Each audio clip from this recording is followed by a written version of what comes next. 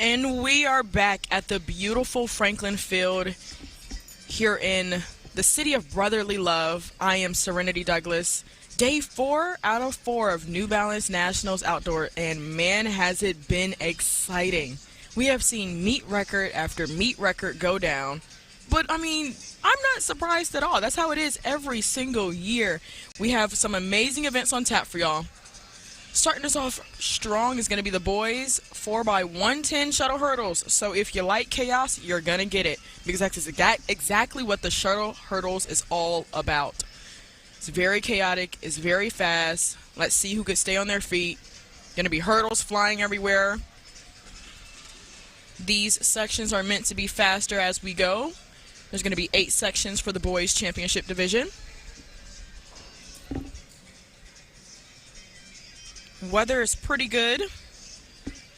We're at 78 degrees right now, but we're going to get a high of 94, 95, which means that it's going to be even hotter down there on the track. So hoping all of these athletes and the parents are just staying hydrated as we go. But right now we have some cloud cover, which is perfect for these guys. 8:30 isn't too early for them, but that means that they would have had to be up here maybe around 6 a.m., meaning that they were getting their breakfast in at 5 a.m. this morning. And if we know anything about high schoolers, we know that is too early. They're getting their final runouts right now. So just something to keep your mind on.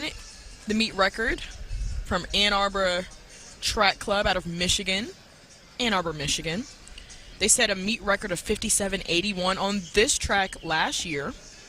We're going to be seeing them go in our final heat, which is heat number 8. They're coached by our very own reporter, who we'll be hearing a lot from today, Candace Price. Now, I already got the inside scoop from Coach Price, and she is excited for them, but she thinks that they are coming for redemption. She knows that they are coming for redemption. They fell in indoors, and North Track was able to take the win right out of the meet record holder's hands. And they set a new meet record on them. So this is redemption for them.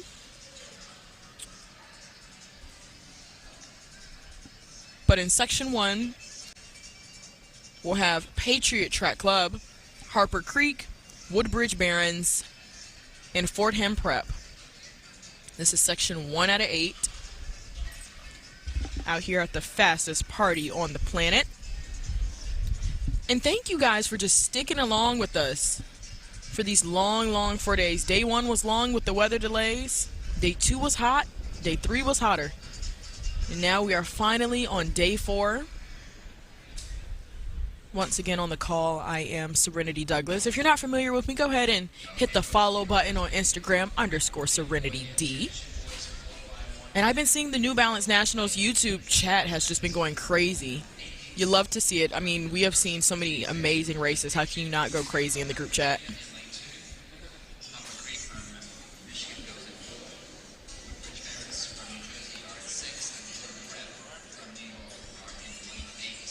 So if you just stumbled upon track this morning, somehow, some way, and you're wondering what the heck is going on, I completely get it.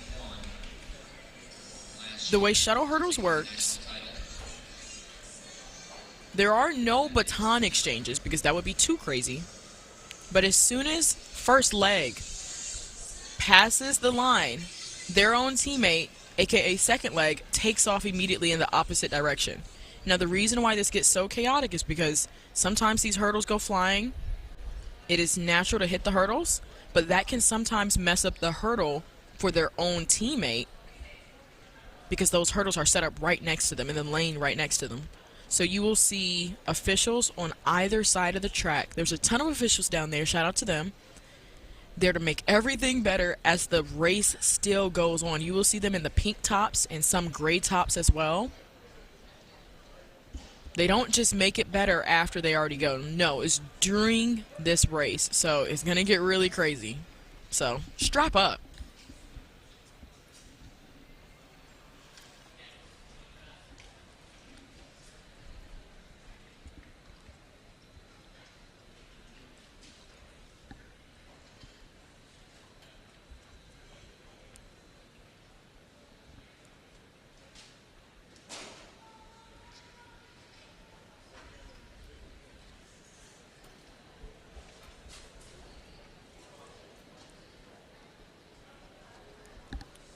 And this is set to go off. Right about now, I see some of the guys walking back right now. Still just making sure everything is perfect with their blocks. From what I've seen this morning, the hurdles are only set up on the far end of the track, so everybody has been getting in their block starts on that side. So I'm sure section number 1 kind of got the short end of the stick there, while everybody else got their runouts out while they could. So they're just putting the finishing touches on their blocks.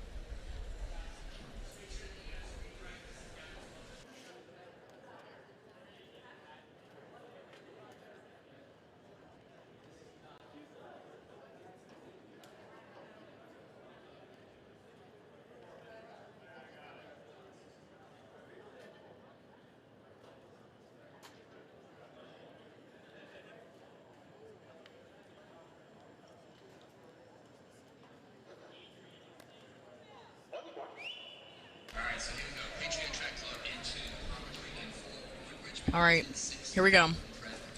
We have Patriot in 2, Harper Creek 4, Woodbridge in 6, and Fordham Prep in 8. These leadoff legs for Patriot is Nathan Boting. For Harper, DJ Wood. For Woodbridge Barons is Jameer Beal. Lane 8, Fordham Prep is Jonathan Bailey.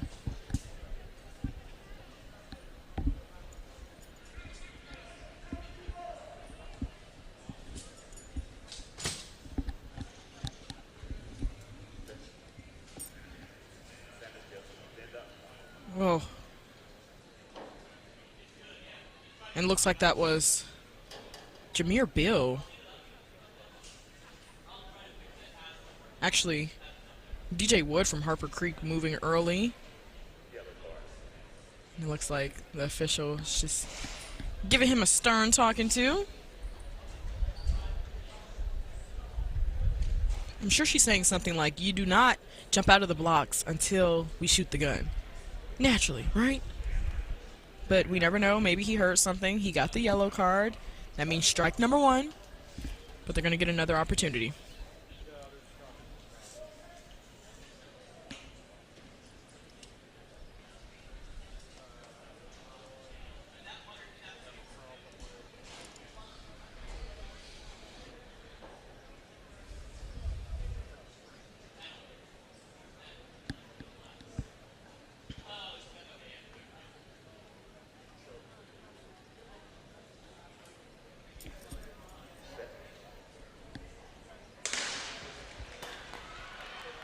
And they're off. Patriot, Harper Creek, Woodbridge, and Fordham. And getting the lead. Oh, and we have had a fall already. But now it looks like Harper Creek is coming up strong. But also to the inside is Patriot Track Club in the red. And it looks like they will cross first. And their second leg is off just like that. That's Nick Daly for Patriot Track Club off already. The Patriots are off.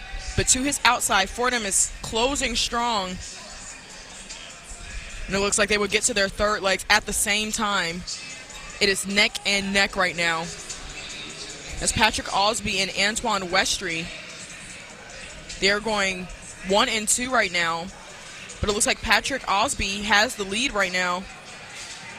And they are crossing at the same time. Harper Creek in the lead. Ethan Harden. Oh, and to the outside, actually, is Fordham Prep.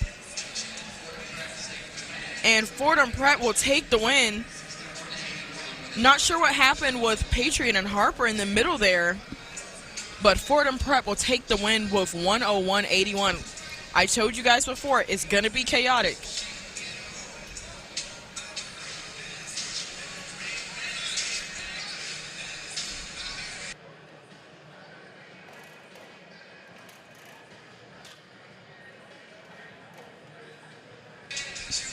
And it will be Fordham Prep who takes the win with 101. We have a do not finish from Patriot, Woodbridge, and Harper Creek. Not sure what's going to happen with them. Not sure if they're going to be able to get a rerun, but we will have to wait and see.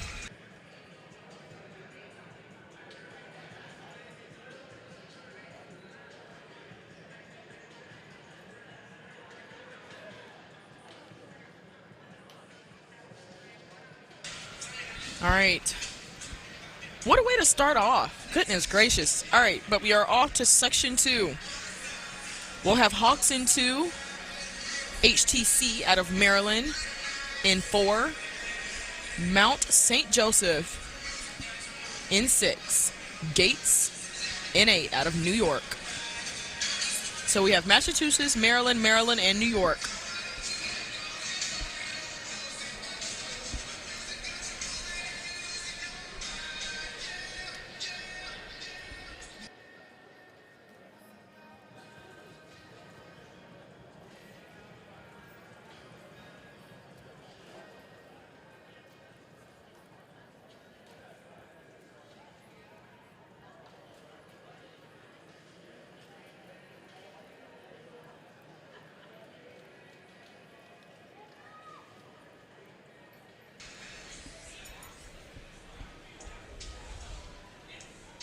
And we're going to get started with section number 2 pretty soon here, but right now there's just a small injury delay.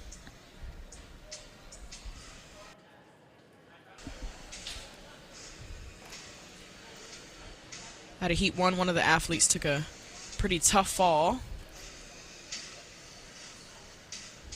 But this is what I mean by chaotic shuttle hurdles. There's a lot going on.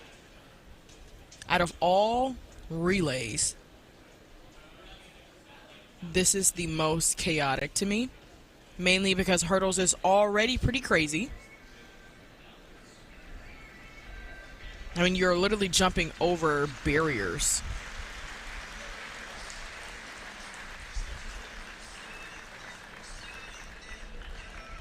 So to do it side by side the way they are, and just a lot going on.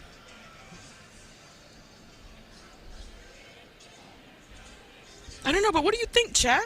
Do you think that they should have this as an Olympic event? Shuttle hurdles? Who could we see? Who could we see? Grant Holloway, Daniel Roberts, Trey Cunningham, Cordell Tinch. Like, that would be kind of, I would like that. Maybe not on an Olympic level. That seems to be pushing it because they continue to add new events. I mean, they just added the 300 hurdles for World Athletics. So it would be kind of crazy, but definitely possible.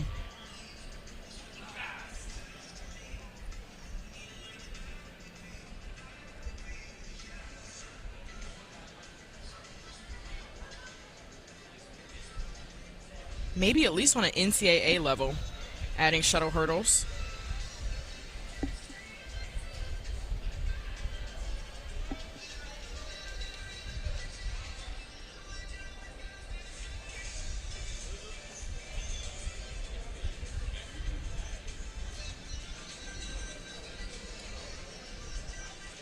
And it looks like they are clearing the track right now. Definitely nothing but prayers for the athlete who took a really tough fall. But he seems to be okay from what I see. He has his teammates behind him. But these athletes are just trying to stay locked in and stay on their feet. It's a really tough event to do.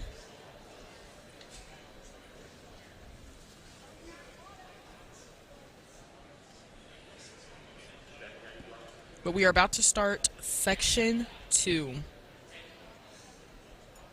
We have a scratch out of lane 6.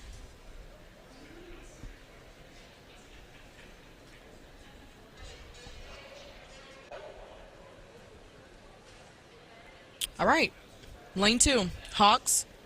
Lane 4, HTC out of Maryland. Lane 8, Gates Track Club out of New York. So 2, 4, and 8 right now. Going for the Hawks is Joseph Cook. Going for HTC is Henry Dimitrov. Going for Gates is Anthony Vasquez. And they are off. They all cleared hurdle 1 pretty much at the same time. Everybody's still on their feet, which is good. Looks like Henry Dimitrov is leading right now in the middle of the track. And they will metaphorically hand off to their teammate in first now. Ooh, pretty rocky start from him. Oh, another stumble. And that is when Hawks Track Club ended up striking, and they now have the lead. It's all the Hawks right now, as they're now on leg number 3.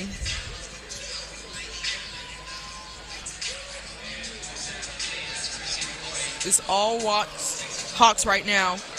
Oh, and the Hawks take a really tough ball, but he gets right back up. That's Christian Roy. And he's trying to recover. But to his outside now is Gates. Hunter Foster will end up taking the win for them. Christian Roy was just trying to pull it out, but he just was not able to do so. And he took a really tough fall and tried to get back up, but it's all Gates out of New York who take section 2 of 102.03. That final leg was Hunter Foster.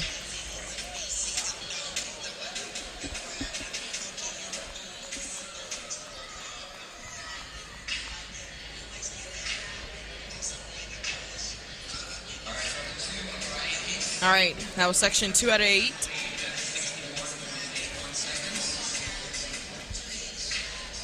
These sections are meant to get faster theoretically as we go. With the fastest section out of section 8, we actually have the returning champions and meet record holders at Ann Arbor Track Club out of Michigan.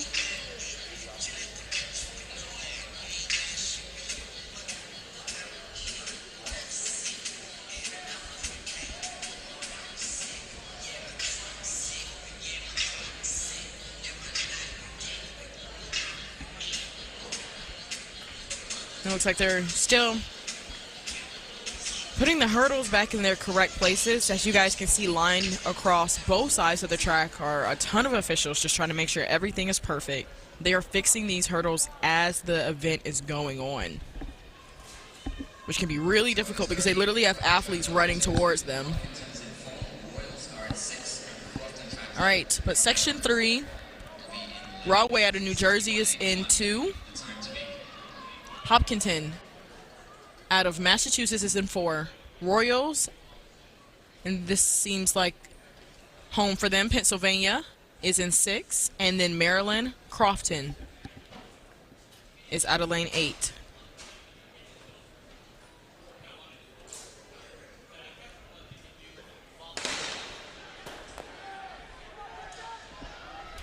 And these guys are off. Taken to the lead early on in that inside lane, that's Tristan Driscoll from Broadway, but to his outside, moving well is Royals,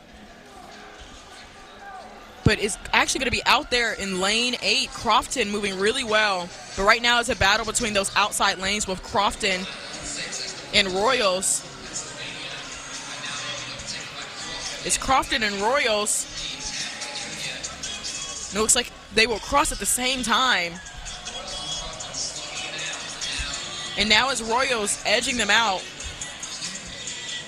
Looks like that's Kenny Virtue. And Royals now has the clear lead as they head into their final leg. That's Gabriel Sazo from Royals. It's all Royals right now, but closing in strong is Hopkinton, but it is all Royals. 101.81 was the time to beat, and they did that with 101.05. Nice clean run from Royals out of Pennsylvania. They're locals. Getting second is Hopkinton with 101.65. There goes those guys who took section 3 out of 8.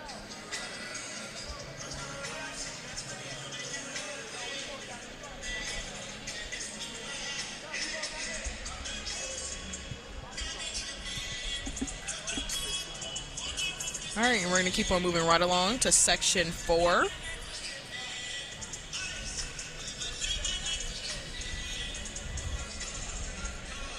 It's been pretty chaotic so far, but I do like the shuttle hurdles. I mean, maybe if they added it at NCAAs, maybe we would see less chaos. You really never know. I think it would be really, really fun to watch, though. I'm tapping into the New Balance Nationals YouTube chat. I want to know what you guys think. Y'all have been going crazy all weekend. Should the shuttle hurdles be an NCAA event now? Maybe even an Olympic event. Chat is not liking it. I will say that. Chat is not liking it. They think it is too much. Alright, but section 4.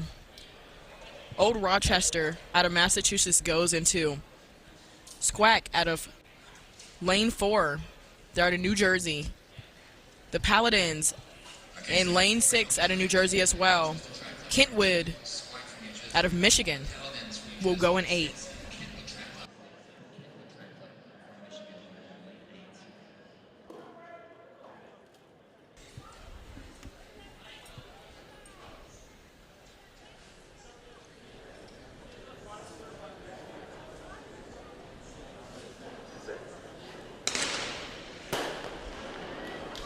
All right, and these guys are off. Getting a pretty good start right now is Paladins, but to the inside is Old Rochester out of Massachusetts. Is Old Rochester leading right now? That's Wesner Archelaus. Old Rochester leading right now. A team out of Massachusetts, they will metaphorically hand off the stick first. And that's Calder Eaton out of Old Rochester. And they have the clear lead right now. That's Sebastian Harrigan. And look at that form. And they have the clear lead right now. If they can just stay on their feet, then they are good. And in second is Kentwood. But it is Old Rochester with no competition right now. That's Malik Washburn. Old Rochester. And it's Old Rochester. The time to beat was 101, and they dipped well below that with 59.88. Old Rochester out of Massachusetts. Love the celebration. Love it, guys. You knocked it out of the park. Beautiful, beautiful. 10s across the board.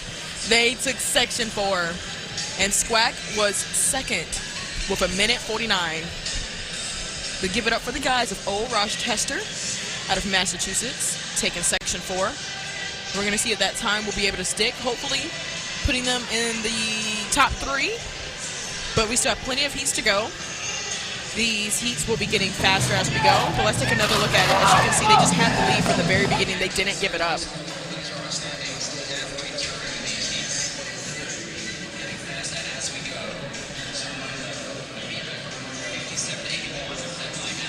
Meet record 57.81 set by Ann Arbor Track Club. They were going to be going in section number 8. So let's keep our eye on that.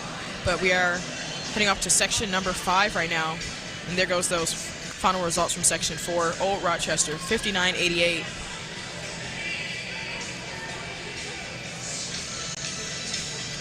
Their celebration was tough. I love seeing the celebration of all the athletes this weekend, especially what they come up with. And then they go out there and execute it. I love it.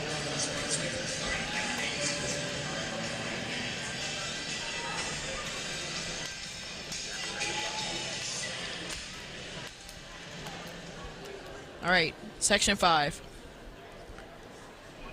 Out of lane 2 is Lexington Elite.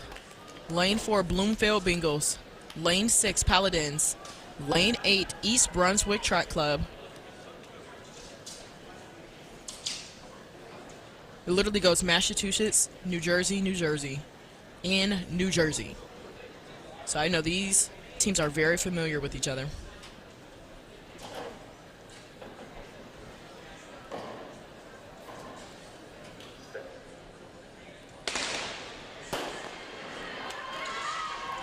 All right, and they are off. What a crazy start so far. That's the Paladins. That's James Deli out of Jersey. All right, the first exchange, they are off. But right on their heel is East Brunswick. But it's still Paladins. That's Austin Barrett. East Brunswick coming up strong, though. But it's all Paladins right now. Austin Barrett crosses first. It's still the Paladins. Isaiah Selby.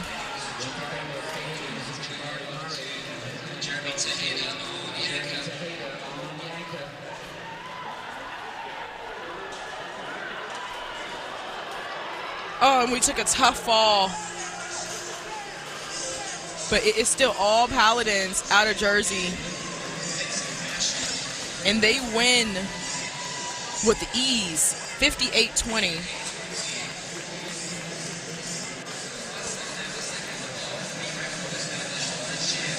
And they put down a very fast time that might be able to stick.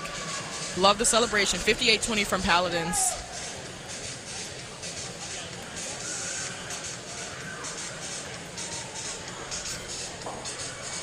Then in second was Lexington Elite. Let's take another look at it. I mean, right away, it was really theirs to win. What a crazy start from James Deli.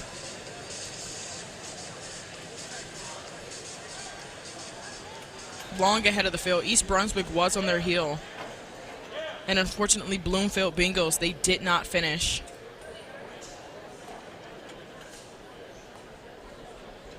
Paladins looking really good. Shout out to Jersey.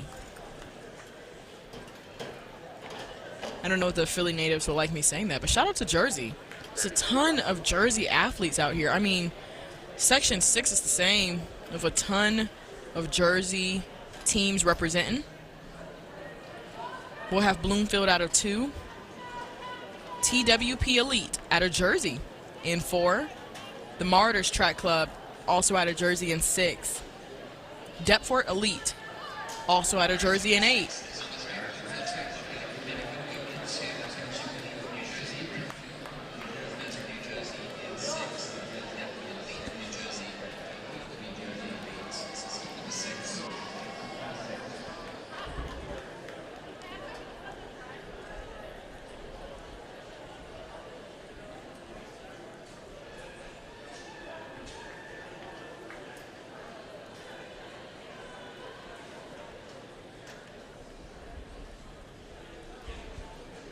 And if the order has not been switched up, it's meant to go Zion Banton out of 2. Then out of 4, Idris Fisher. Out of 6, Jacob Anderson. And then in 8, Ryan Sanchez.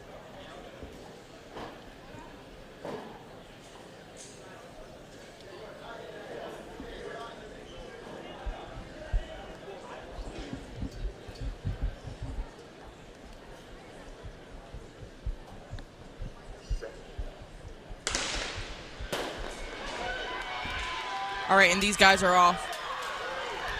Out of the inside, that's Bloomfield, who clears hurdle 1 first. Bloomfield moving really, really well. All Bloomfield right now. That's Zion Banton. And Banton hands it off to Lansby. And Bloomfield out of Connecticut still leading the way. And Bloomfield clearing the field. And they will cross first. That's Jesse Singleton. But in second right now, that's TWP Elite. But it's all Bloomfield Track Club out of Connecticut. And then that's Delonte Sr. for Bloomfield, but he's getting some competition to the outside for Marauders. Corey Greenfield is charging hard. Corey Greenfield for the Marauders is charging hard, but it is all Bloomfield. Delonte Sr. was able to hold on. Good for second overall, 58-36. Marauders get second, 58-49. They were closing strong, but it's all Bloomfield out of Connecticut.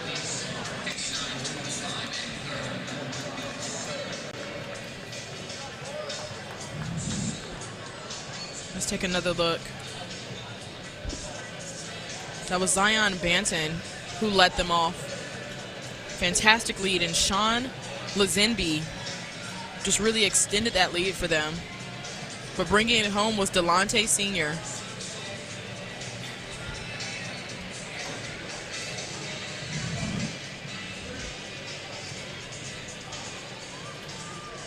Martyrs get second with 58.49, and TWP Elite from Jersey, 59.25.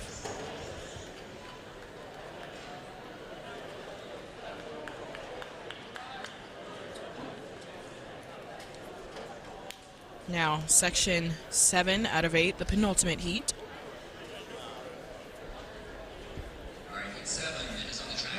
Out of 2, it's the Knights. Out of 4, North Brunswick. Out of 6, the Hornets. And then out of 8, Raiders. The Knights, a local team out of Pennsylvania. North Brunswick is out of Jersey. Hornets out of Connecticut. And Raider Track Club is out of Massachusetts. These sections are meant to get faster as we go, with the fastest section being the final section, which is next. But these guys are gunning for their time to stick for those final results, because you never know what can happen after you.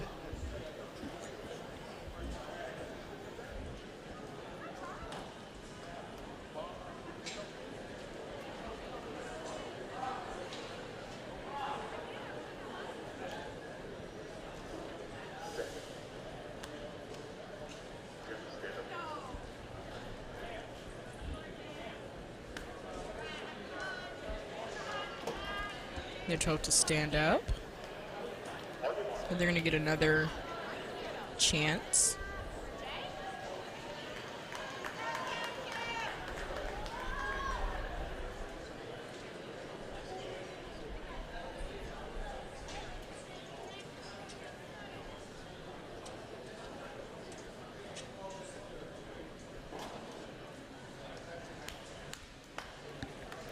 Knights in 2, North Brunswick in 4, Hornets in 6, and Raiders in 8. And they are off. Already getting a great start of the Hornets. That's Davion Johnson. That's the Hornets right now. And that's all the Hornets, Davion Johnson. But now getting a good start is Jeremiah Mateo from Raiders Track Club. It's Mateo, and to the outside, excuse me, to the inside, North Brunswick looks pretty good. North Brunswick leading right now. But coming up strong are the Hornets. But North Brunswick is still in the lead right now, 45. The time to beat is 58-20. Still all North Brunswick. That's Schwan Grimes. And it is North Brunswick who takes section 7 out of 8. 59-25. Good enough to put them in 4th position. Solid run from them. They're happy with it.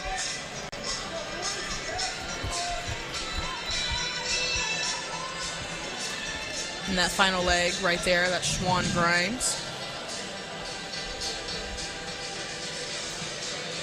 And they weren't leading from the beginning, but their closing legs were absolutely fantastic.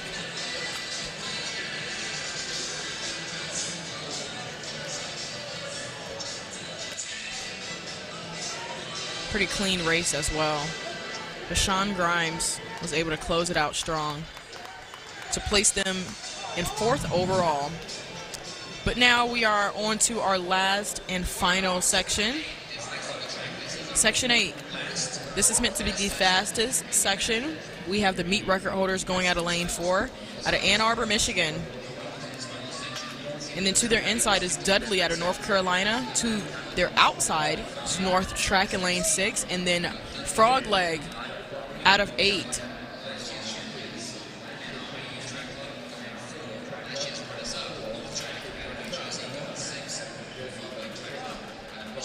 Now Ann Arbor Youth, they're the ones who won last year. They're defending champs, and they had the meet record, 57-81. But in indoors, they fell, and they were not able to win that one. They gave it up to North Track, who was second last year outdoors. So a little bit of a history there. Redemption on their mind. We'll see Will Jaden Smith their anchor leg for Ann Arbor. We'll see him later on in the 110 championship final. He has a PR of 13:55, so he's been running really well. They have a powerful final leg. But don't sleep on North Track as well at Jersey. They're going to be going out of 6.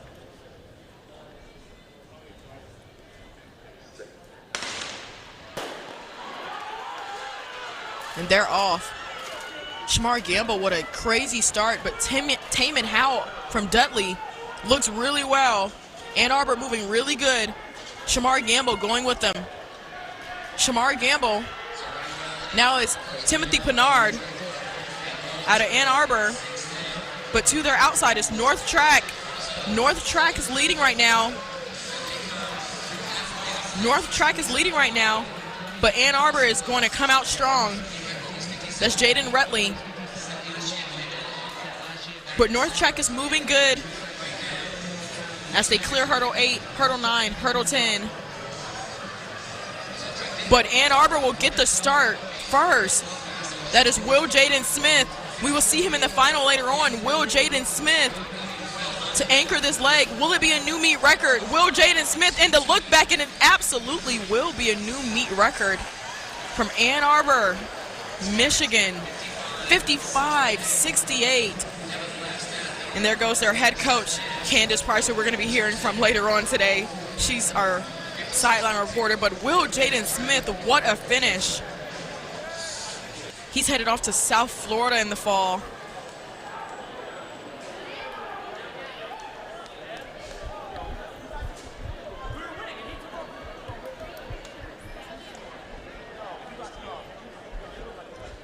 Will Jaden Smith, what a commanding anchor leg. Let's take another look at it. North Track was putting it down, though.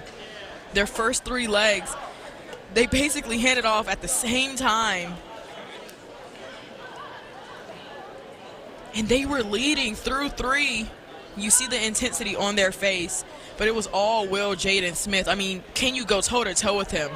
He is a fantastic hurdler. The form is impeccable. And even the look back, too. 55-68. North Track, a fantastic run as well. 56-10. And Frog Leg, 59-34. They set the meet record last year. They set the meet record this year. This was redemption for them. They didn't get to finish their race indoors, but they finished outdoors, and they made it count.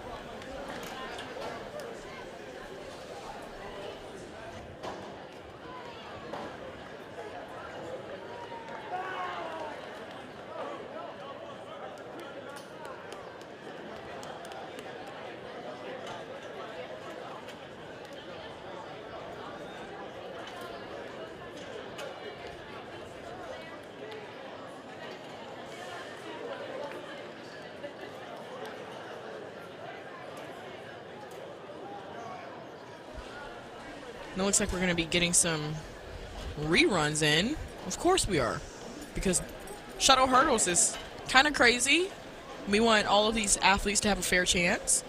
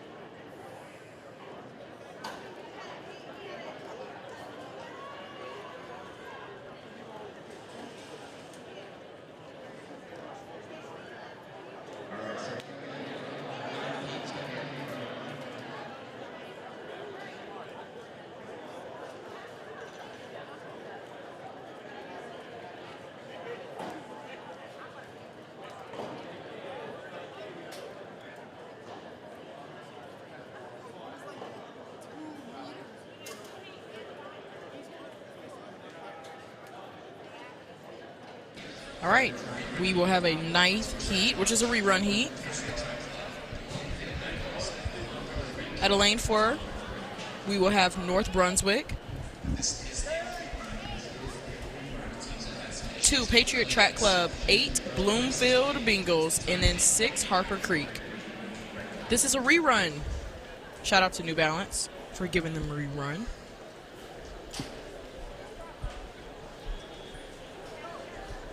You know, things happen. Hurdles go flying. Sometimes the officials can't get out the way quick enough, and that is no fault to their own.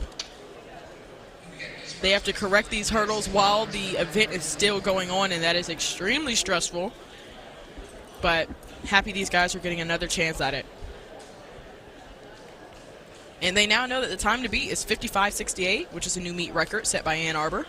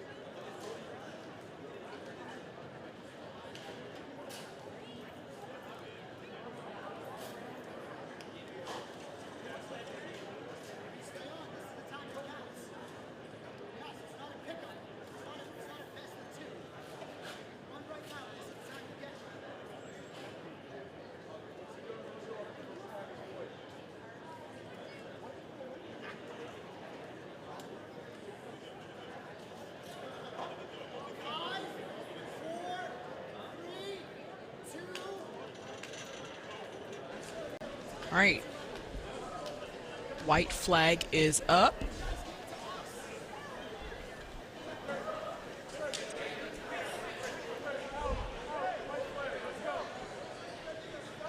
Patriots in 2, North Brunswick in 4, Harper Creek in 6, Bloomfield Bengals in 8.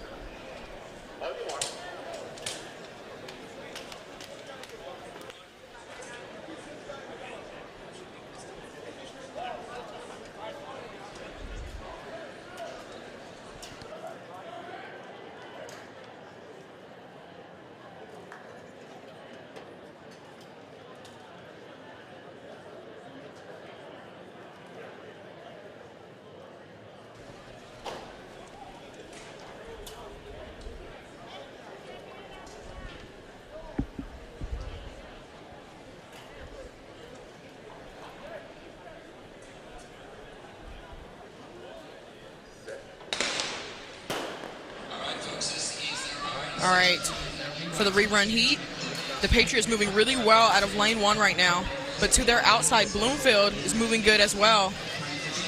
Harper Creek in 3rd right now, but it's all Patriots. Patriots gets to their 2nd leg first.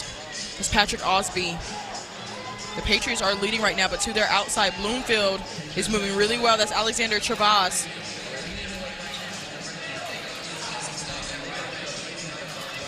All right, Patriots on the 3rd leg now. It's Nathan Bating. To their outside, Bloomfield, Jabari Murray moving really well. And, oh goodness, Nathan Bating just hit a hurdle. but they are still leading. But actually all the way to the outside at a lane 9, Bloomfield. And they just ended up stopping now. So who will it be? Harper Creek has now come up. Harper Creek Patriot Track Club. Harper Creek will take the win with 102.03.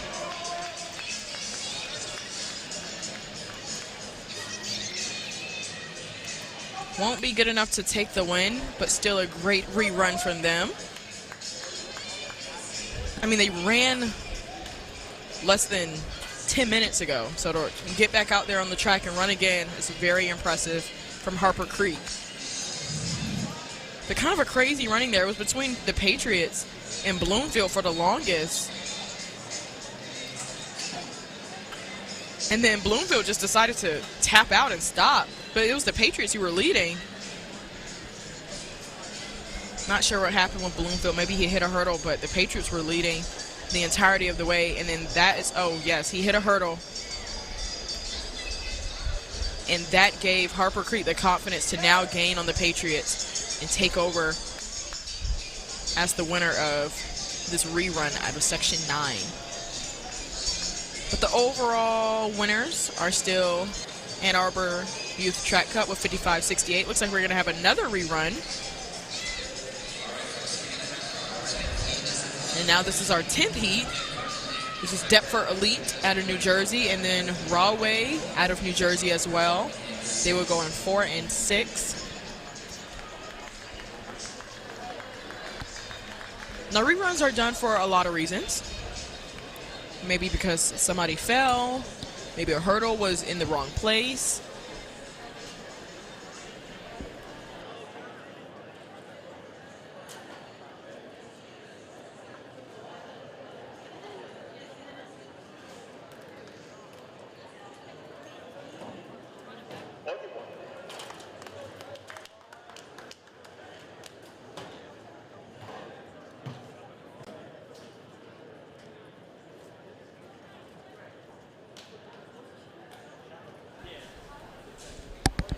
All right, Deptford Elite out of 4, Rahway out of 6.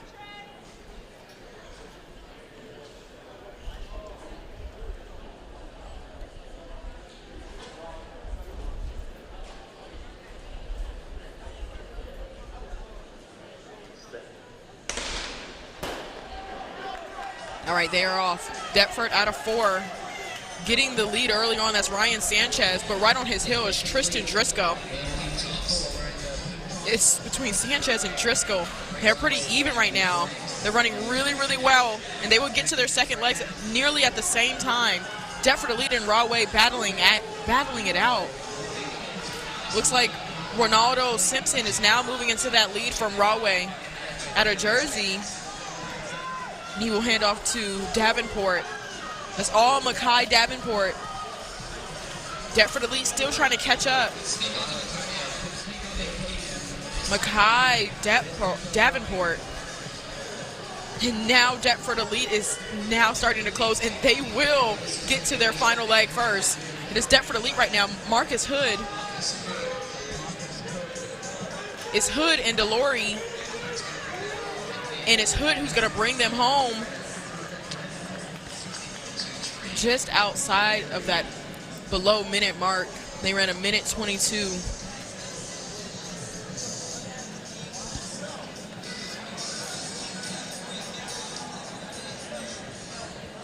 Fantastic rerun from them.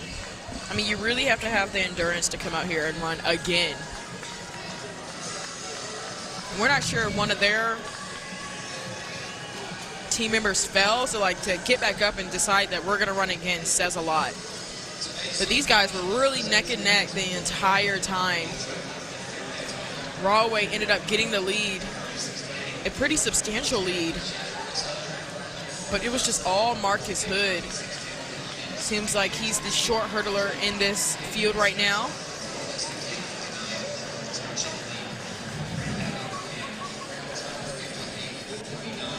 To get section 10, the rerun heat.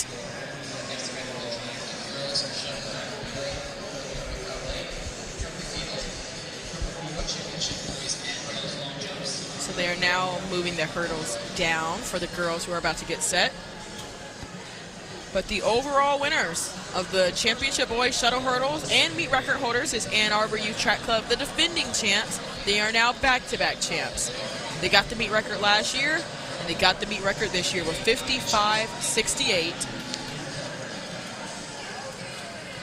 Out of Michigan, and getting second was North Track with 56.10. But now we're going to move on to the girls shuttle hurdles.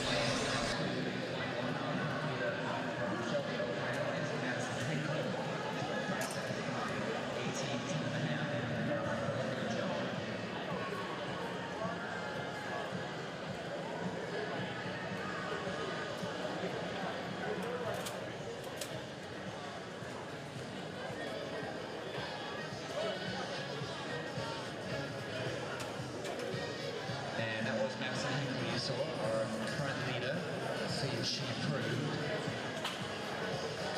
So 18:10 and a half, 5:75 was her first jump. And 5:74, so just shy of her first round jump, 18 feet 10 inches, but she stays in the lead. Early stages though, we're just in the first of 3 flights, actually 4 flights.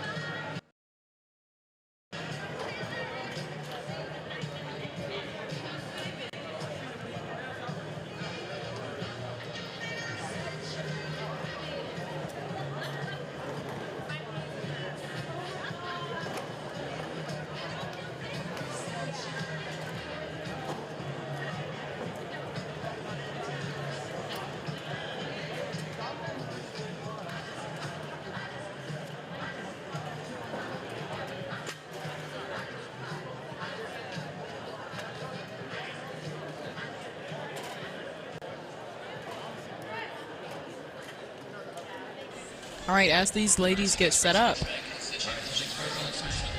Championship Girls Shuttle Hurdle Relay. We will only have 6 heats. And then in the first of those 6 heats is Windsor Track Club out of lane 2. DF3 Stars out of 4. And Treadles Track Club out of New York will go in 6.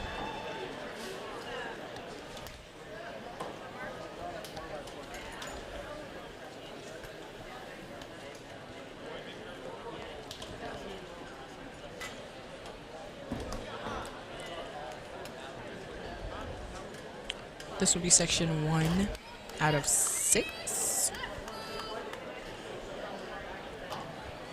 Hopefully no more reruns. No more reruns means everything went well and smooth. We always want that.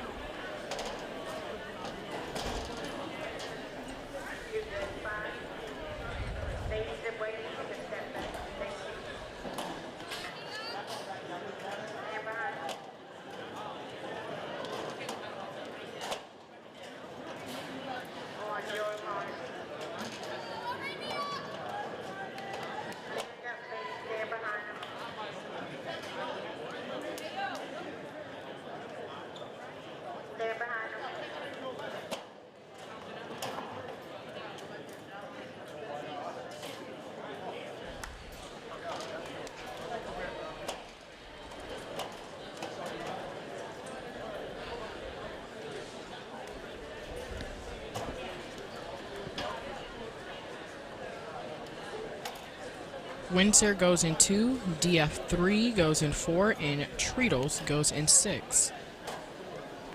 It looks like a little bit of a lane switch, so it's actually Windsor out of Connecticut that will go in lane number 1. Technically, they will go in 1 and 2. First leg in 1, second leg in 2.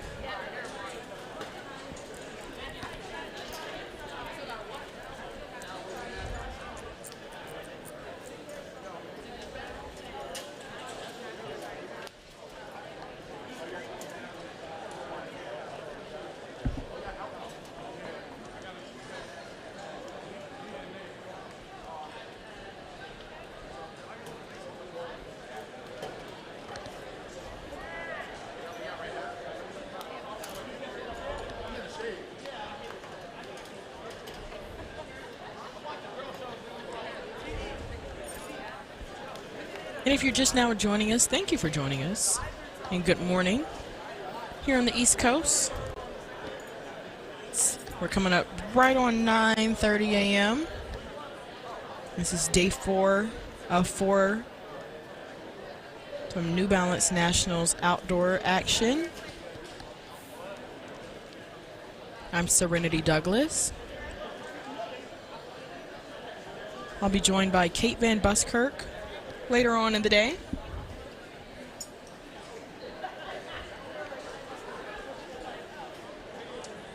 We still have plenty more on tap for you guys. Starting with these Championship Girls Shuttle Hurdles.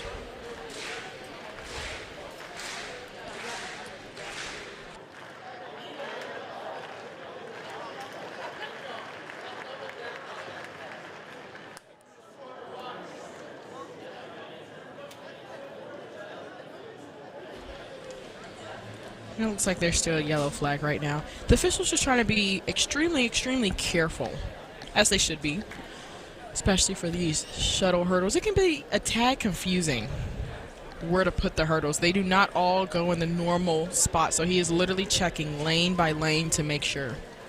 This is all as a preventative measure, you know, to limit the amount of reruns as possible.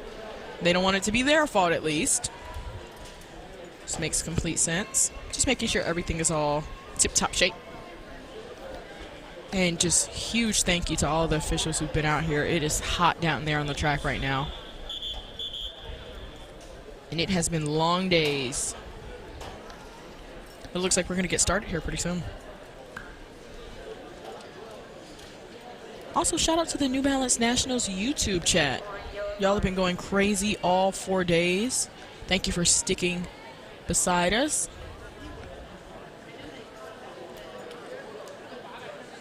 We love all the track geeks out there. I am one of them.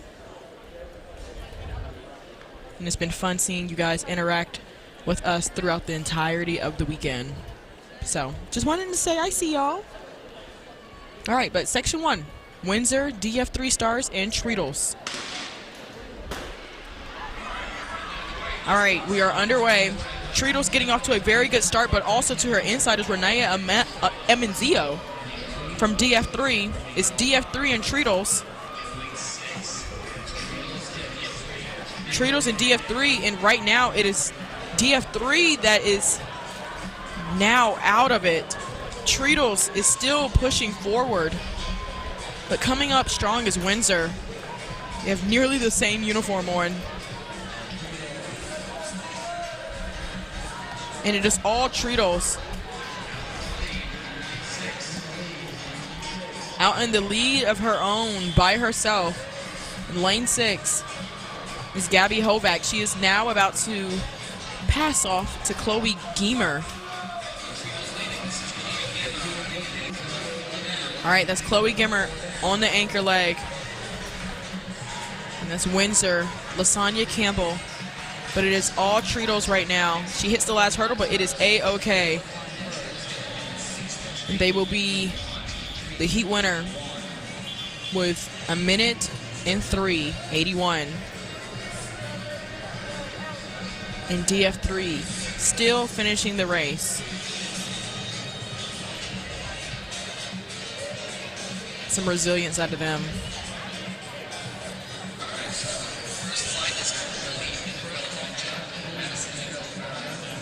Windsor got second with 104. And let's take another look at it. DF3 got a very good start, but unfortunately she ended up hitting a hurdle, and Treadles looked solid from the very beginning, as did Windsor. Got a little choppy there at the end, but finished it out strong. All right, Treadles 103.81, Windsor 104.45, and DF3 did finish that race with 1:25.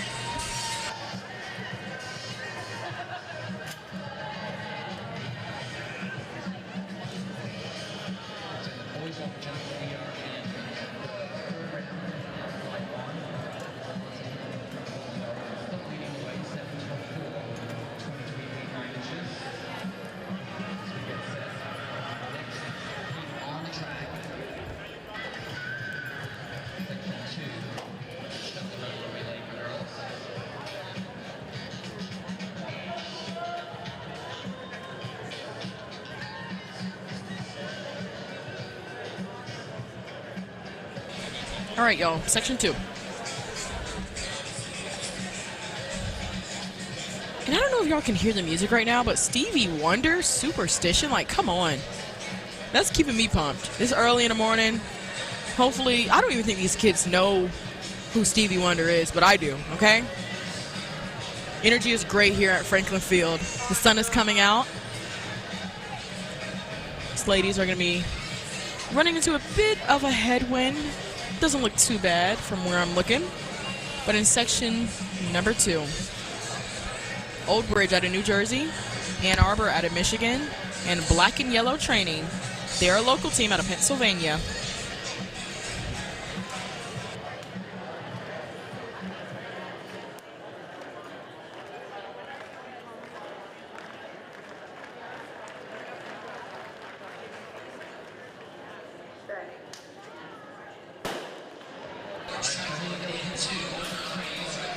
All right, Heat 2, they are getting off to a very strong start. That's Ann Arbor Youth out of the middle of the track, but Black and Yellow Training moving really well right now.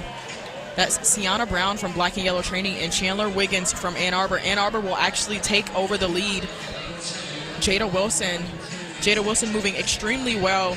You can always tell who the short hurdlers are in the field. Jada Wilson moving beautifully. That's Daniela Taylor. And she shouts for her teammate. Daniela Taylor moving really good now. She's like she's taking the more conservative way. And Black and Yellow takes a fall.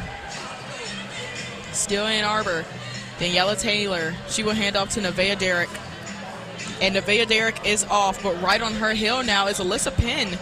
They were not in the mix until now. Alyssa Penn looks fantastic in that inside lane from Old Bridge. Alyssa Penn, it is all Alyssa Penn. All Alyssa Penn, who will now take the win over Ann Arbor, 103.95.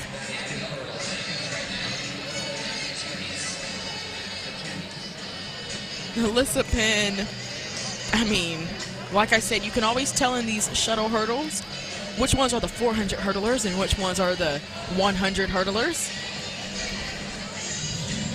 And I have a feeling Alyssa Penn is one of those 100 hurdlers.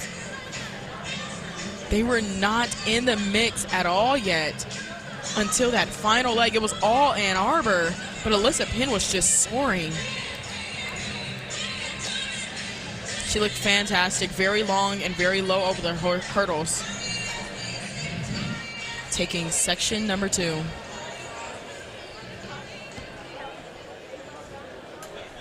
And Old Bridge, that 103.95 will now put them in second overall. These sections are meant to get faster as we go, with the fastest section being in section 6, obviously.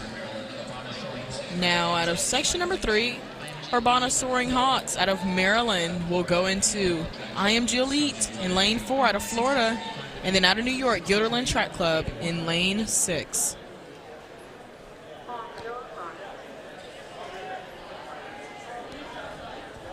This is section 3 out of 6.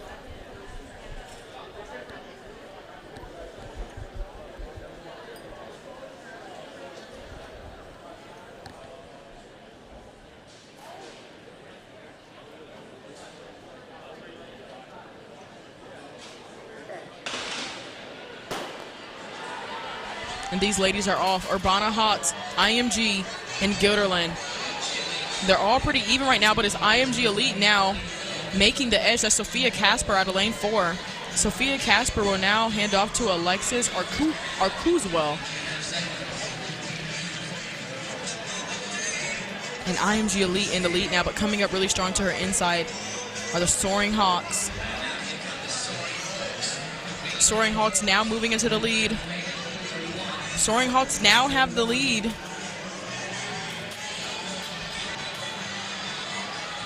But IMG Elite not letting her have it easily at all. That's Alicia Lee coming up really strong. The Hawks now fading. It's IMG.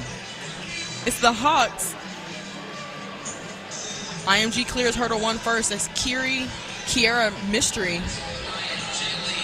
IMG Elite moving really well. The time to beat is 63.81. She hits a hurdle, but she will finish strong. 104.06. She does not get to the top of those final results, but still a very solid run from IMG Elite. She's happy with it. They're happy with it, as they should be.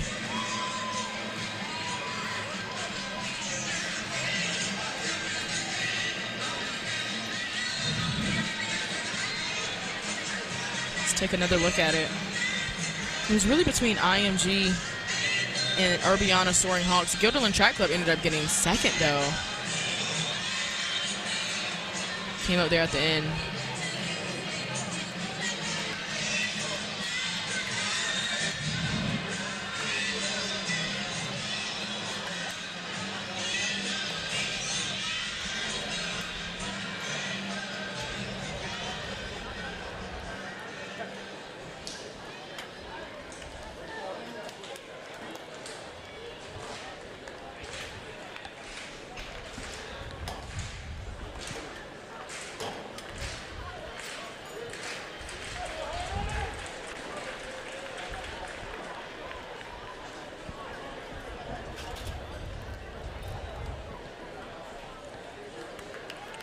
And that was section number 3. We're going to be on to section number 4.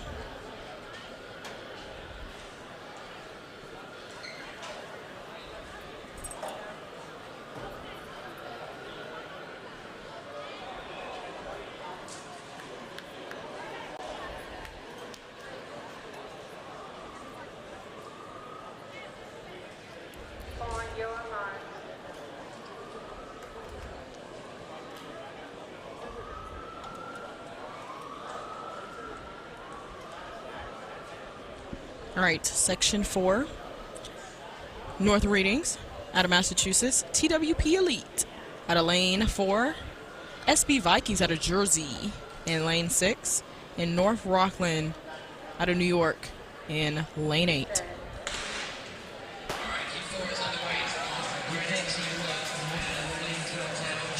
All right, North Reading moving really strong right now out of lane 2, but also to the outside is North Rockland moving well. The fight is between lane 2 and 8, and it'll be North Rockland who gets to her teammate first, but North Reading is moving really well in those inside lanes. It is between Reading and Rockland.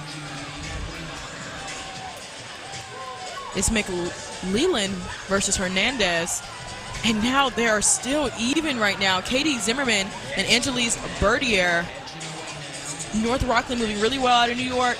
They're on that outside lane out of lane 9 right now. And now it looks like they have taken the clear lead and left the rest of the field behind. And it's all North Rockland. But here come, and North Reading takes a fall, but now in the middle of the track, coming out of nowhere, was TWP Elite, Dakota Jones. You put your best leg last. And she is happy with the time, a minute flat. You should be very happy about that, Dakota Jones. And they now take to the top of these rankings right now. They are now the time to beat with the minute 68 from TWP Elite out of Jersey.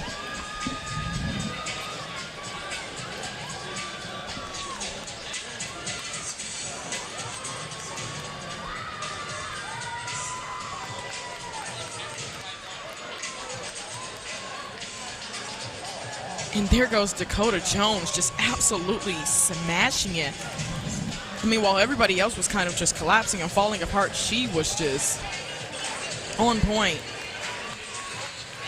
The Vikings get second with 102.96. We're going to see if that time is able to stick for these final results, because the final section, at the end, we will have the meet record holders at the end, and that's Bullis in the final heat. But we are now moving on to section 5 out of 6.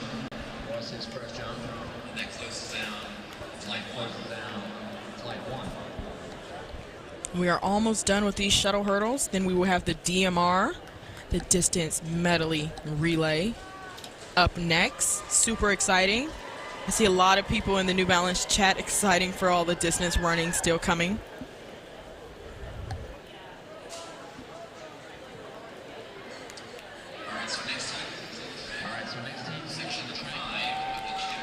All right, section 5. Dudley will go in 2 out of North Carolina. DF3 from New York, they're going to be going in 4. Woodbridge Barons out of New Jersey goes in 6. Kentwood out of Michigan goes in 8.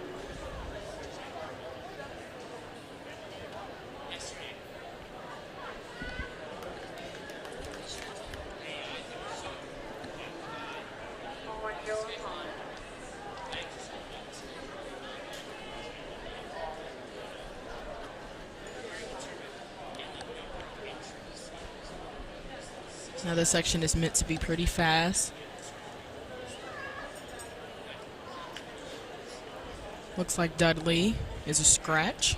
So we just have DF3 in 4, Woodbridge in 6, and Kentwood in 8.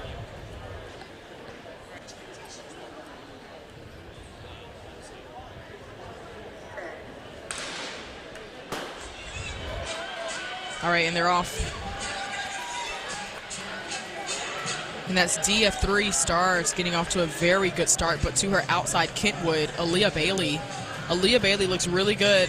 Anna Ellis looks good as well, but it's all Aaliyah Bailey. And Kentwood is still leading out of Michigan. But now to their inside is DF3. It's between DF3 and Kentwood. And it is all DF3. That was a very strong second leg.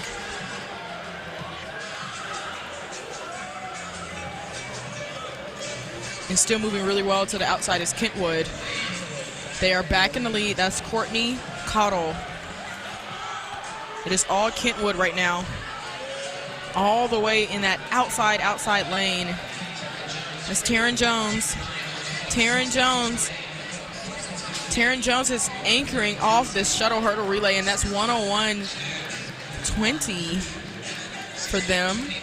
That will put them in second from Kentwood. She's very happy with it, as you should be.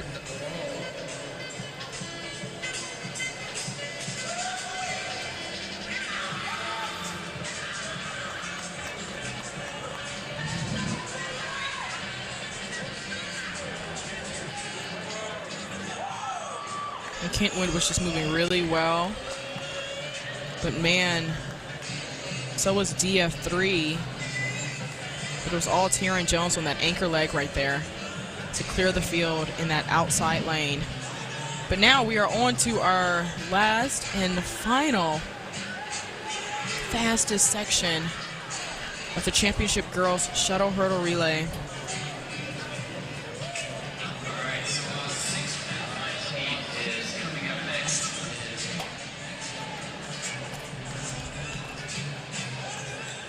And we will have the defending champs go out of lane 4. But out of 2 is Borough Chimeras out of New Jersey. Out of lane 4 is Bullis, those defending champs and record holders. But they will only be returning 2 out of the 4 runners from last year. And then in 6 is Motor City Track out of Michigan.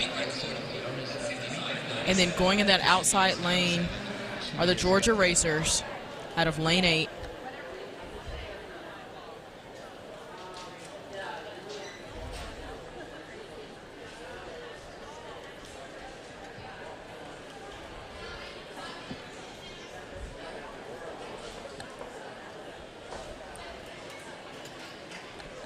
The meet record set back in 2023 from Bullis. And the only one returning, well, there's 2 returning from that meet record team. This is Cassidy Hopkins and Gabby White. But who we will see, which is a surprise, a good surprise, is Soleil Russell, the sister of Olympic champion Masai Russell. You may have heard of her. Both fantastic hurdlers.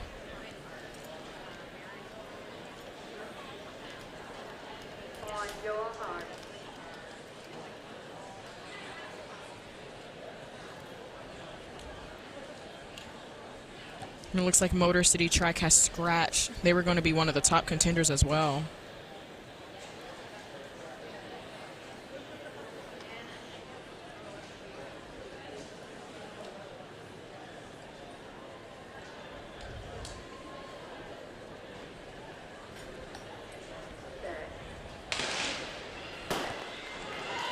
All right, and they are off, and already getting off to a crazy start is Bullis in the middle of the track. That's Cassidy Hopkins. She is a favorite in this. We will see her in hurdles later on.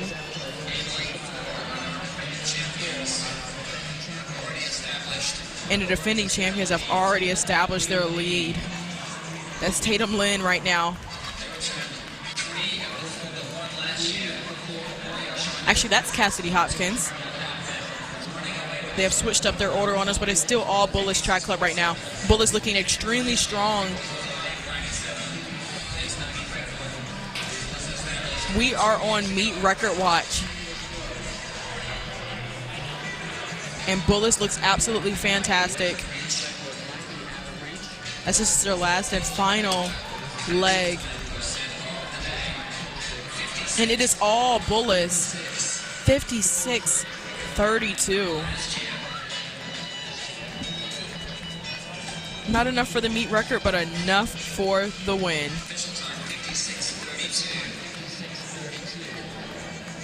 It looks like they not only switched up their order, but switched up some of their ladies who decided to run out here today. But 56-32, what a fantastic run. And on that anchor leg, I want to say was Kennedy Brown. She was not originally meant to run this today, but she looked absolutely fantastic. 56-32 for them. I mean, they just cleared the field. Burrow Chimeras was second with 59-25.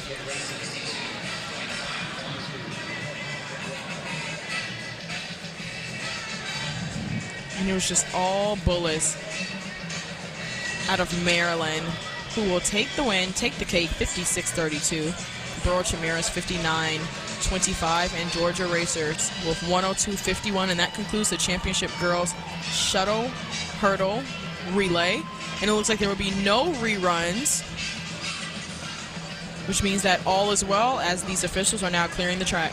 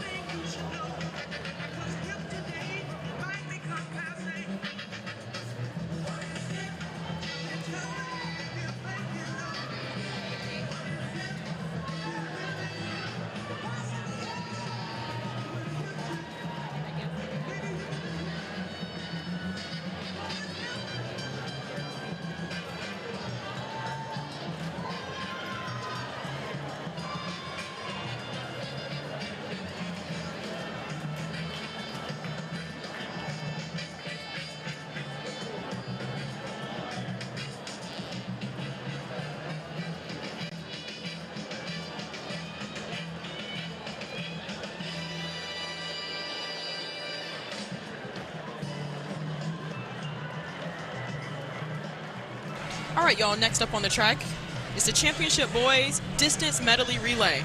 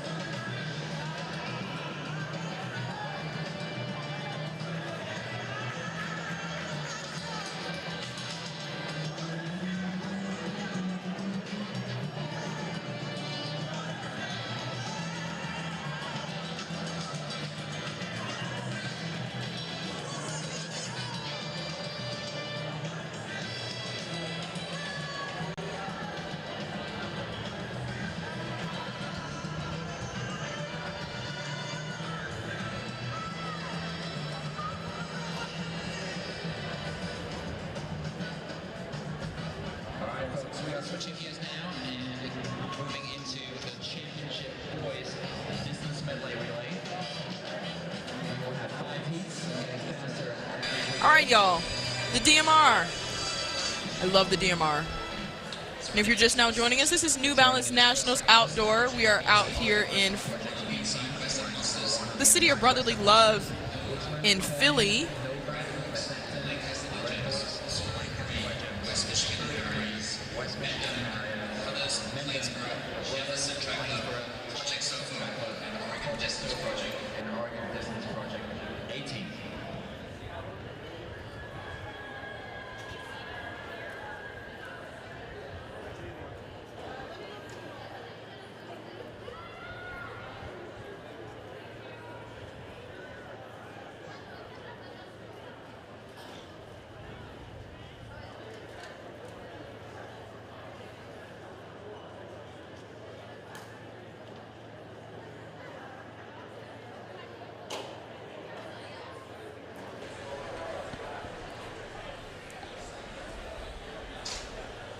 All right, this is section 1 of 5.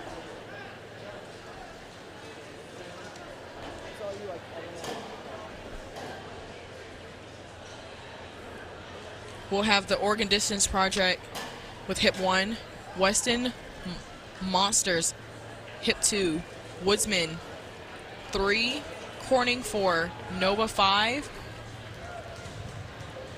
Mystatica 6, Red Hawks 7, Lancaster, Legends 8, Spirit of Pre 9, West Michigan in 10, Minham, 11, Brothers, 12, Plainsboro, 13, Jefferson, 14, Project Sofo in 15, and another Oregon Distance Project in 16. This is Oregon Distance Project A, and then we'll have Oregon Distance Project B with hip number 1. All right, y'all. This is section number 1 of 5. These are meant to get faster as we go. But welcome into New Balance Nationals Outdoors. We still have plenty more on tap for you guys. Serenity Douglas on the call here. And yeah, I say y'all, straight out of Texas. Saw a lot of Jersey people in the chat though.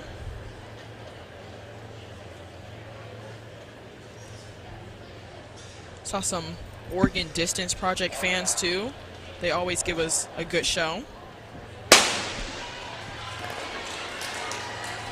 And these guys are off. If you don't know, a DMR goes 1,200, 400, 800, and 1,600. Now, this is the perfect middle distance type of event because the 1,200 is only run on the DMR. It is not an actual event outside of it.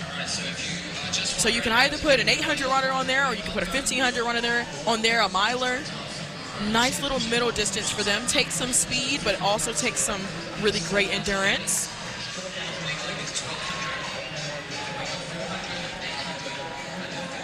And now taking over as the leader, looks like Jefferson Track Club out of Virginia will now take the ranks.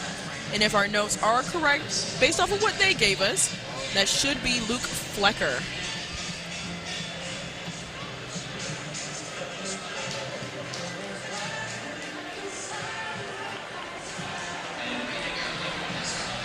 All right, but now taking over as the new leader is Corning Track Club from New York. And right behind him is Brothers from New York as well.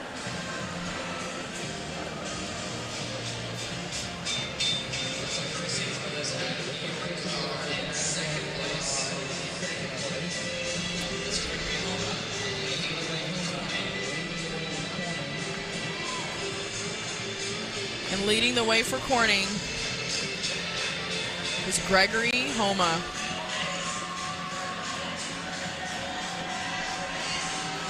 They will hand off to their 400-meter runner. So as soon as they hand off the baton, it would get substantially faster. And now coming up on his outside, looks like Plainsboro.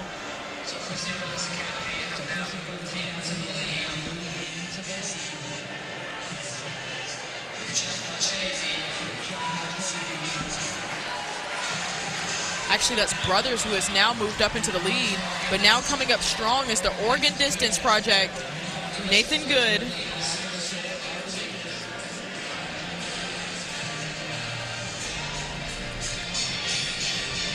It's Nathan Good on that outside there, putting the pressure on Midham. And now deciding to take over as your new leader is Jefferson out of Virginia. But the Oregon Distance Project is right on his heel. That's Nathan Good, right in striking distance. They will now come around the final 150, and they will see their teammate. It is Nathan Good right now, who will hand off to Reese Havel for that 400 leg.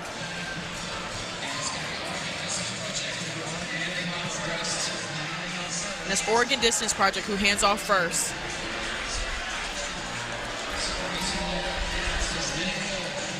That's actually Preston Schmidt for Oregon Distance Project on that first leg.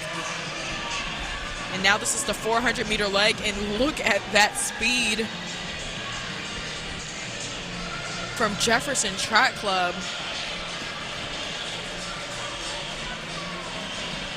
Kamal Elshire. It's all Elshire right now, who has just put the gap on the rest of the field. It's all Elshire.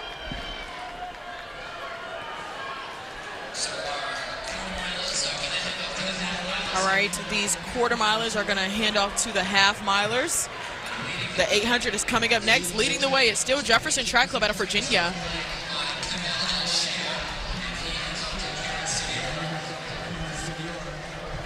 It's Karen Siridora.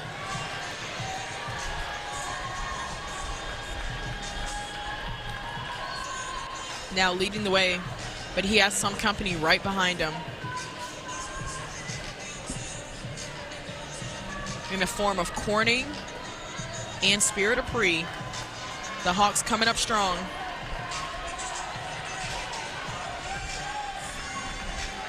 And now the Hawks now take the lead.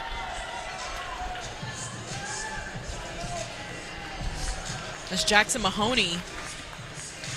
Jackson Mahoney now takes over as your new leader with about 600 left to go.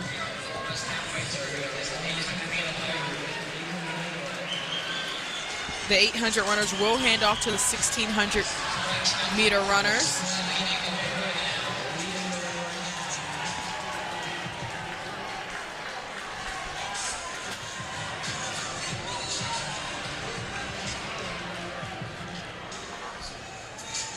It is all Corning out of New York right now.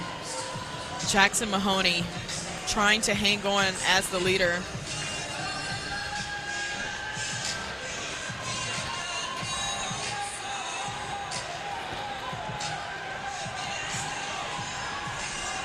He is now passed by Tavares.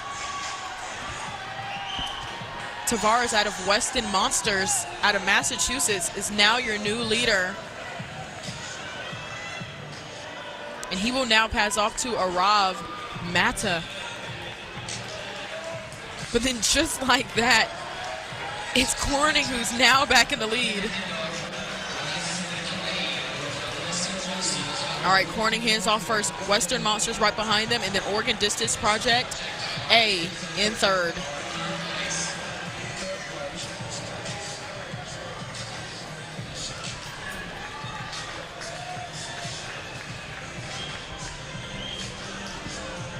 They're now on the 1600 meter leg. That is all Corning right now, the Hawks out of New York.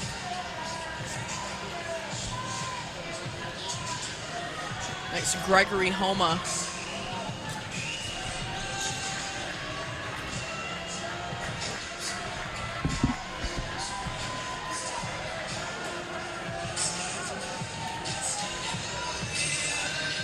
Gregory Homa from Corning trying to hang on.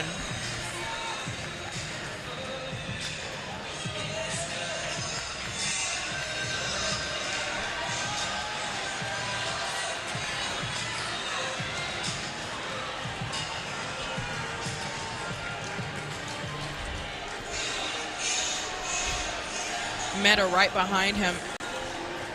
And Oregon Distance Project still in third.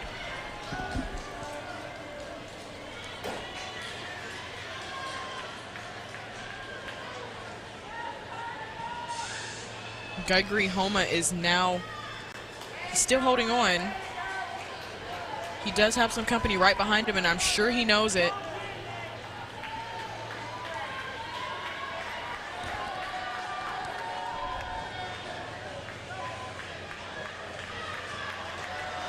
And now the Oregon Distance Project trying to move up into second. And they will be successful at it.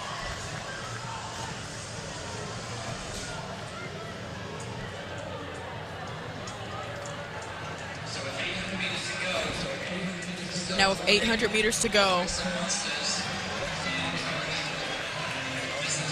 Still Corning in the lead. It's Gregory Homa.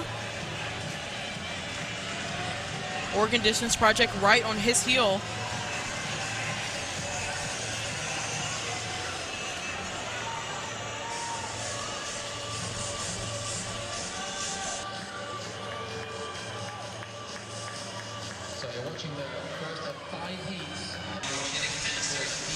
All right, Oregon Distance Project has now moved up as your new leader. Corning fading into third.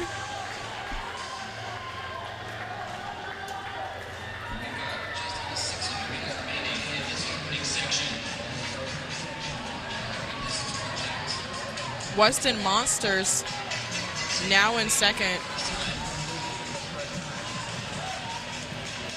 Arav Mata trying to keep him in striking distance, as they are now about to head into the bell lap.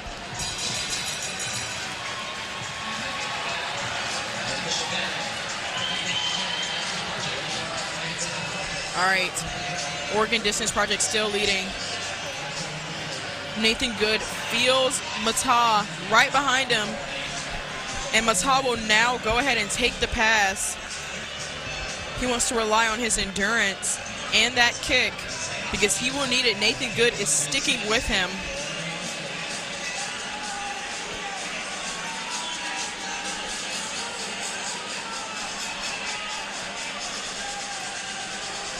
And now Mata is starting to open up his lead.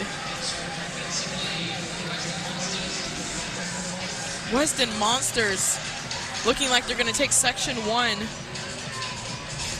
out of Massachusetts. And you can see the grimace on his face. And he's like, come on, guys, I need the hype. He's smiling. It doesn't even hurt for him. He's loving it. And he takes a fall at the end there, but that is okay.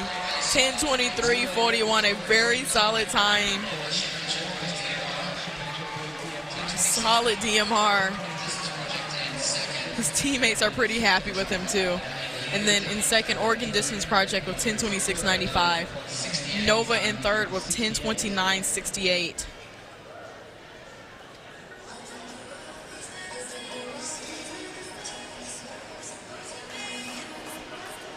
And there they go. The Western Monsters out of Massachusetts. Run a brilliant race.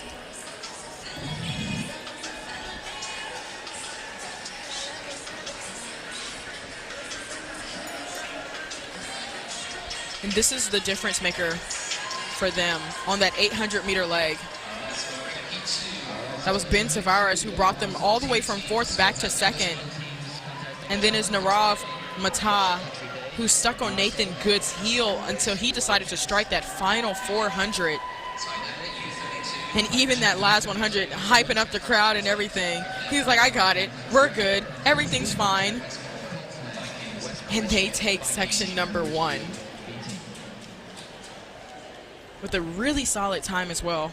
Like I said, these sections will be getting faster as we go. So these earlier sections are hoping that their time can stick because we have some heat in our final section. All right, now section number 2. We have Charlotte Country Day in hip number 1. Hip 2 is Marshall High School. Hip 3 is Rose City Wildcats. Hip 4 is Natick. Hip 5 is Titan Track Club. Hip 6, U32. Hip 7, Winchester. Hip 8, McNamara Mustangs. 9 is Riverdale. Going in 10 is Brooklyn Tech. Colt next will have hip number 11. Westport will be 12. Vikings will have hip number 13. And Ridgefield will have hip number 14. Now once again, it goes 12, 400, 800, 1600. And right now they're just water falling over, cutting in. Looks like the McNamara Mustangs in a pretty good position, hoping not to get boxed in, but taking up to the front now. It's Brooklyn Tech.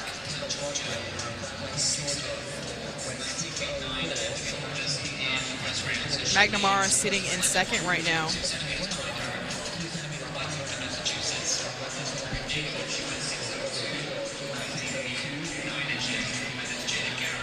Just really wanting to run this one from the front. That's Brooklyn Tech out of New York. Brooklyn Tech taking this one out really strong.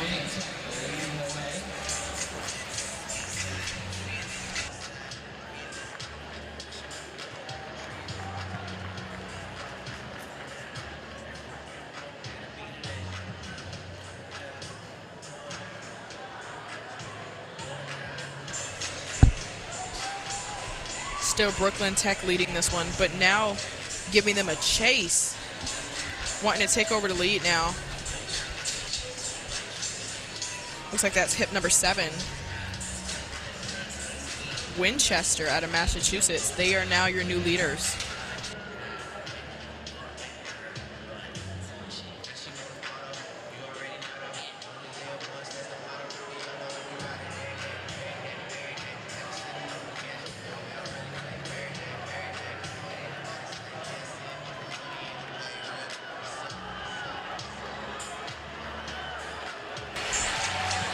Crowd is going crazy. Winchester still leading. McNamara is right behind him.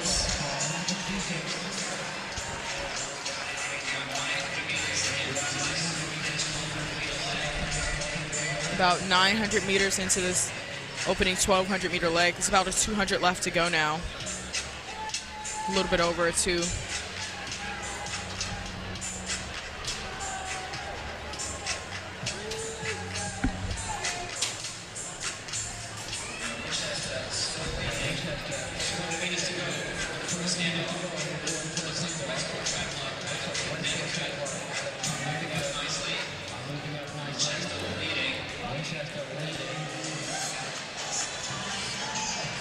McNamara coming up really strong now.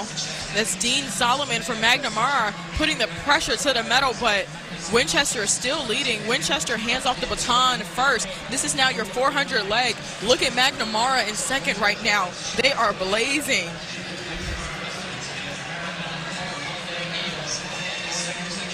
Right on their heels, McNamara. Now he has now made the pass. The Mustangs are now leading with 200 left to go. That's Zachary Law Gabriel. Now about a 5-meter lead over Winchester, but now it's starting to hurt. McNamara will hand off first. They are now about to hand off to the 800-meter leg. And they hand off first. Winchester hands off second. They now have a sizable gap. Will they be able to hold it on this 800-meter leg? Set to be Jaden Smith for the McNamara Mustangs.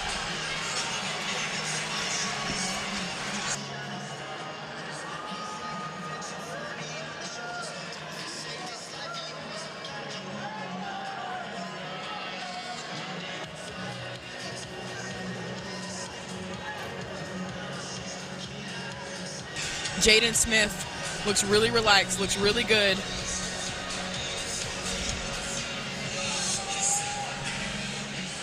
As he's now about to head into that bell lap. He has about 500 left to go. Nobody else even in camera shot right now. But behind him is Marshall High School, but still pretty far behind. There goes Marshall High School in those neon shorts. The Mustangs still leading. Jaden Smith, he only has about 300 left to go now.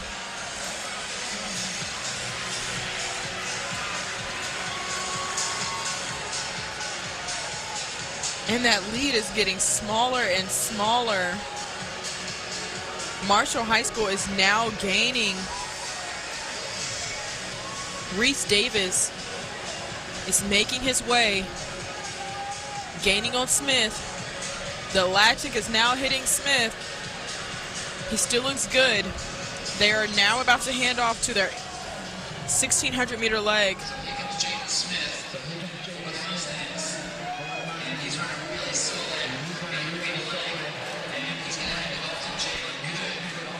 All right. They now hand it off in the lead to Jalen Good.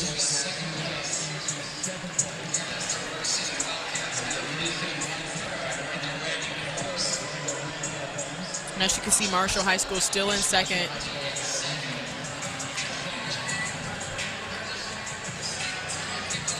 That lead getting shorter and shorter.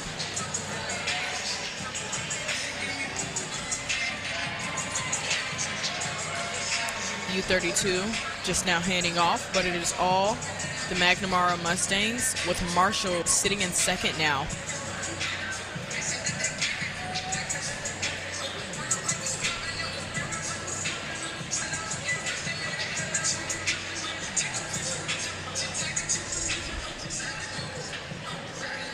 Jalen Good is in trouble.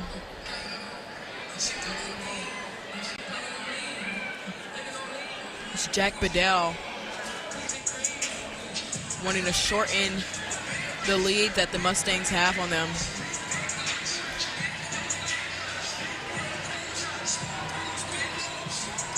But here comes Jack Bedell. Jack Bedell, he wants to go ahead and take over as your new leader with the pass. Very easy from him.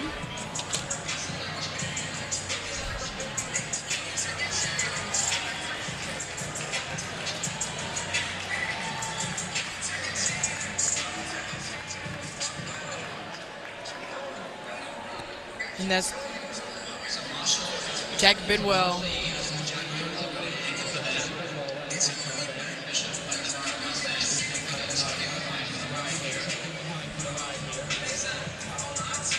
But the Mustangs are not letting them out of their sight.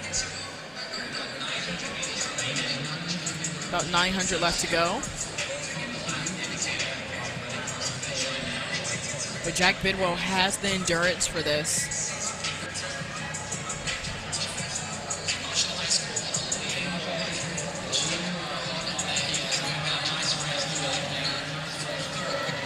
He ran 8:43 in the 3K.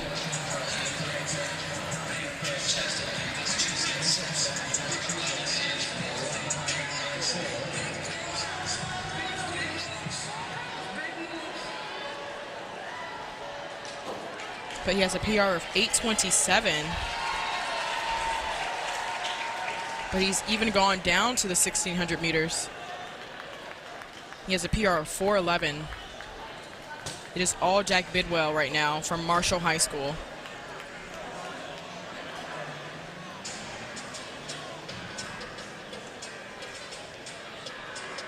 But Jalen Good is sticking on him. I thought he was going to fade a lot more when Jack Bidwell ended up passing him, but no. He stood right there on his heel. He knew exactly what he was doing. He was like, it's okay, you can go ahead and pass me, because I have a kick as well. They're now headed into that bell lap. This is Jack Bidwell from Marshall High School. The McNamara Mustangs in second. And in third is Riverdale Country.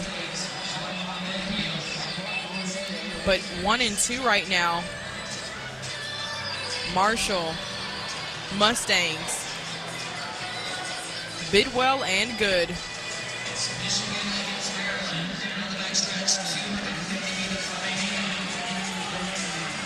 All right, 2:50 left to go. Who has the better kick? Jalen Good is on Bidwell's heel. Jack Bidwell is trying to shake off Good. And here goes Jack Bidwell putting his foot on the gas. He knew exactly what he was doing, and that final 150 is going to be all his. Jack Bidwell, the time to beat is 10:23.41, and they will clear that with 10:21.88. They are now your new leaders.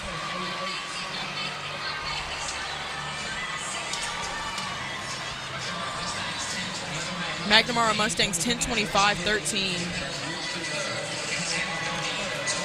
And it will hold on for third is Richfield with 10:30.23 to take section 2.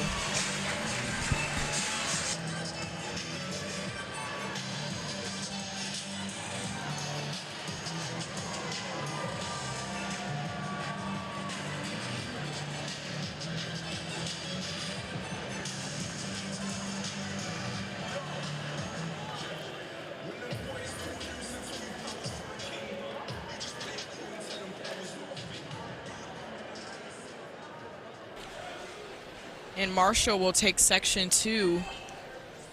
These sections are meant to get faster as we go. We have 5 sections. But what a fantastic run for them. Now the time to beat is 10:21.88, held by Marshall. The Mustangs getting second. And I'm now joined by Olympian Kate Van Buskirk to help call some of these DMRs, who is very familiar with distance running.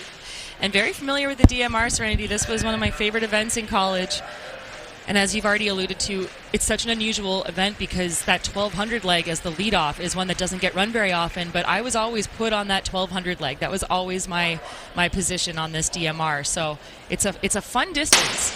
It is. Like we said, we have those, 4, 8 folks moving up. You have the milers, the 2 milers moving down in distance, kind of figuring it all out. But again, a true middle distance relay is the distance medley, and it's so much fun for that reason. I was put on the 400 leg, obviously. Not surprised. Not surprising. And you would have been fabulous at it.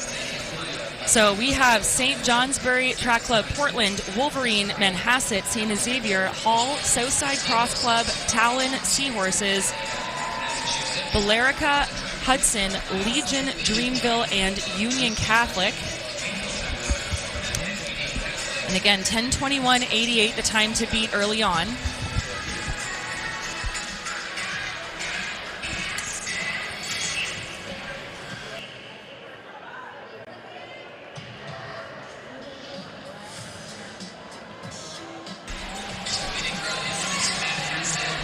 And it is Manhasset with St. Xavier out of Cincinnati. They're side by side right now. So meant to lead off for them is Katsoulis for Manhasset and Nesbitt for St. Xavier.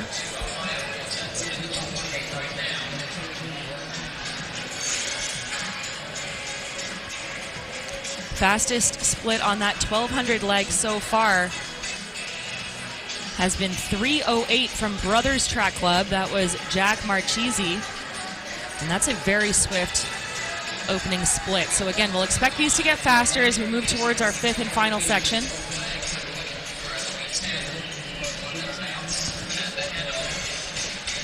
And again, it's difficult sometimes to measure your effort really well on an event that you don't run very often. This 1200 just...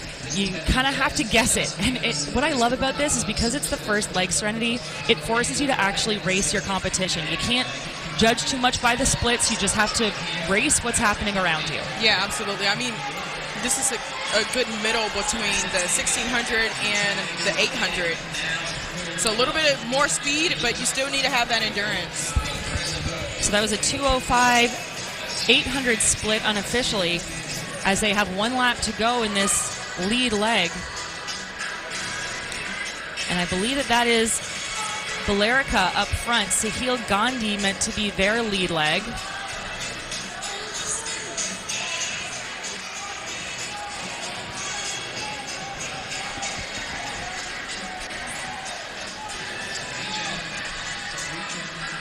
But they are being closed down on very quickly by St. Xavier, who were dropped, partway through this opening leg and now have really launched a comeback.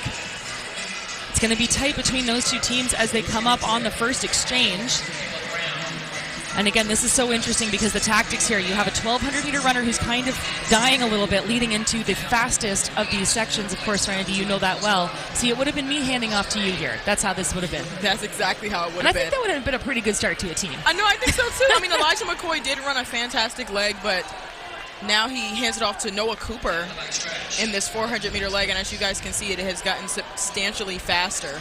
Yeah, that is the fastest 1200 split so far out of Union Catholic. 3:06.76 for that 1200-meter leg, 3:07.50 for Jack Nesbitt of St. Xavier out of Cincinnati. And those two second runners now, it's meant to be Cooper and Strayhorn, are absolutely neck and neck coming around the corner, and it's going to be, looks like Union Catholic with a slight edge coming into the second exchange. Strayhorn tried to pass on the curve, but it got really difficult for him because Cooper was just able to use that curve to his advantage, and it looks like Union Catholic will hand off first now.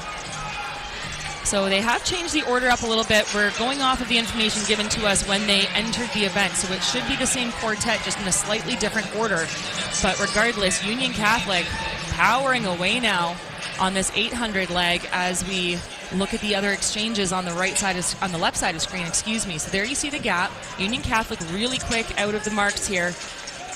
That was a 49.78 split for their 400 leg, so that is swift. It's exactly what they needed to go ahead and open up this gap that they have right now. Especially going into this 800-meter leg.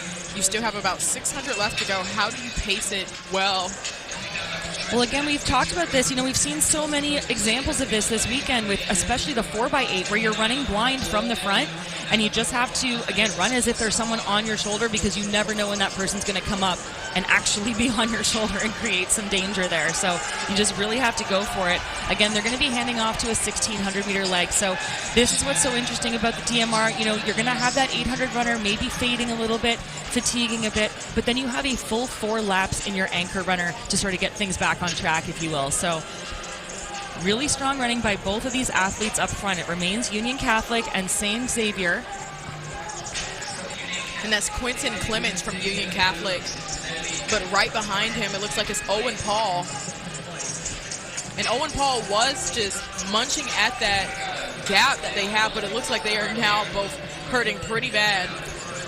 That's the 800 for you. Again, it's going to hurt no matter what. Paul making a little bit of a dig here into the home stretch, but it is going to be Union Catholic. Clemens really holding well to form as he exchanges. And it's 5:52 unofficially on the clock. And that looks to be Danny Curran as the anchor for Union Catholic's team. And it looks like we just got a baton fall now, but they were able to recover pretty well. We've talked about the danger of the exchange zone, especially with all these fatiguing runners. So hoping everyone is able to get that stick around. But again, this is where you have to make sure you don't take off too fast in this opening lap of the 1 mile, or the 1,600 we should say, because there's a sort of impetus for most of these athletes to go out a little bit too hard and then fade because they're coming off, again, that speed of the 800 athlete. But it's a 2-runner race right now up front. It's been these 2 teams the entirety of this race, Union Catholic and St. Xavier, duking it out together, and they are running stride for stride. Looks like it's Danny Curran from Union Catholic and Dom Ellis from St. Xavier. So Cincinnati, Ohio versus New Jersey right now. And he is just planting himself right there on his hill, more so on the inside lane. He's going to have to adjust if he wants to go around. But, I mean, Danny Curran played it pretty perfectly. He placed himself in the middle of that lane. Yeah, and again, that's so true, Serenity. That's exactly where you want to be, kind of taking up as much of the lane with your body as you can and forcing those other runners to go wide around you. And really, they are running stride for stride. And as I say that, interesting, because Curran almost looks like he's moving really far out to the outside of that lane, as if he's creating a space there for Ellis, but now he tightens it up around the corner, again forcing his competitor to his outside. Smart running. No, it absolutely is smart. I think Dom Ellis is just trying to figure out, okay, when I need a pass, how am I going to pass? Am I going to do it from the inside or from the outside? And Danny Curran, maybe intentionally, maybe not, but he's playing it really well because, I mean, he's fine moving all around the lane, but Dom Ellis is just trying to figure out which way to go. And, that's so smart because, again, you said it perfectly. Like, it forces you to make all kinds of decisions. So you're exerting mental energy, which takes away from your physical reserve. So even if it doesn't actually end up making all that much difference in terms of, when the pass gets made, it's going to consume some mental energy, and that's going to count for something in that last lap.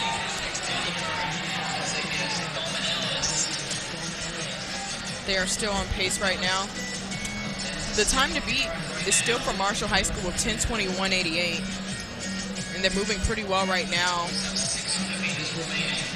About a 600 left to go. But they're going to need to put on the burners if they want to beat that 10:21 time, Kate.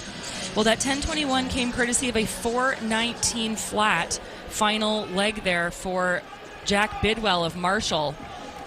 And again, they're going to be coming up on the bell. And as we've seen throughout this weekend, it's not just about beating the competitors on track. It's about keeping in mind that time that you have to run in order to make sure that you put your team at the top of the ranks. So we've had 2 sections already. This is our 3rd, and this is going to be bell lap here for our leaders. It has been Union Catholic and St. Xavier for the duration of this race. And now for the first time, a little bit of separation as you see our chasers there. I was going to say a little bit of separation with Union Catholic, but Dom Ellis is covering every single move, not letting him get away. Danny Curran moving really well in the front here. He's had to lead from the very beginning with Dom Ellis right there on his heel, which is very difficult. But here goes Dom Ellis. But Danny Caron is going right there with him. He tried to kick as well, but Dom Ellis looks like he may have out-kicked Danny. But we're just going to have to wait and see because they now have 200 left to go. This is the injection of pace we expected to see at this point. It came on the back stretch, and to your point, it was Caron who has covered every move, and he is going to the arms, rocking through the shoulders. Union Catholic working really hard to hold off the charge, and now another surge, and it is going to be, St. Xavier coming across for the win in that third section. 10:11:40, and that is a big time for them. That was the fastest 1,600 meter split so far at 4:17:15 for Dom Ellis. And they're just repping St. Xavier out of Ohio.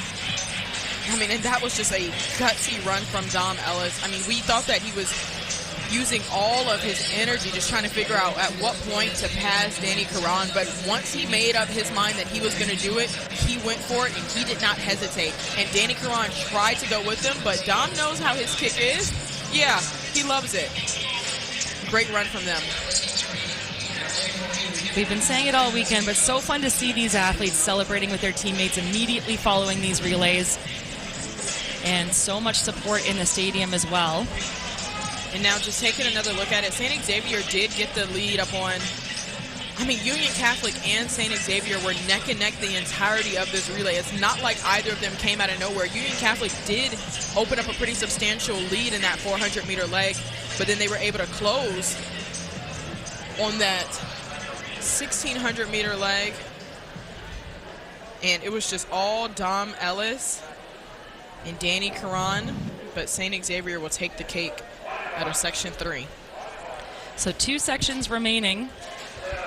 One before our championship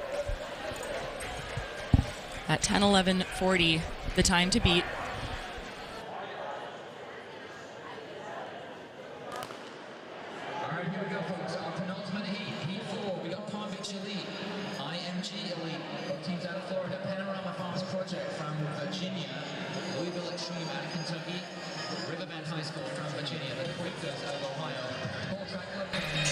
So teams on track are West Palm Elite, IMG Elite, Panorama Farms, Louisville Extreme, Riverbend High School, Quakers, Hall, Western Cary Track Club, Del Mar, Broadway, Tiger Elite, Westfield, and Greenwich. Valley Project is a scratch. Again, time to beat 10:11:40 out of St. Xavier from that third section. And things moving really quickly around the top of the track right now in this opening 1,200-meter leg in section number 4.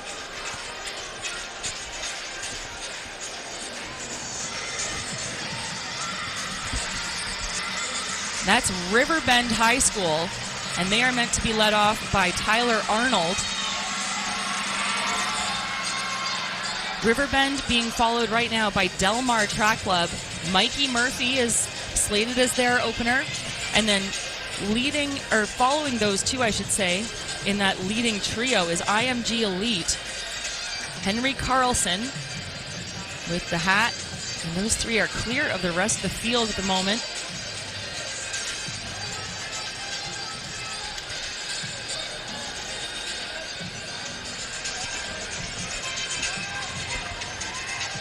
I believe that's Ethan Lapierre out front.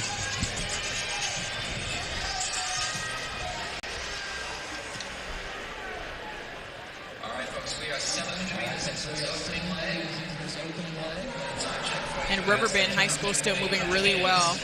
They're a team out of Virginia. We've seen them time and time again over this weekend, but now taking over as your new leader. Yeah, this is Del Mar who's making the big move. And that is Murphy for Del Mar, Mikey Murphy. And a huge move there with 1 lap to go.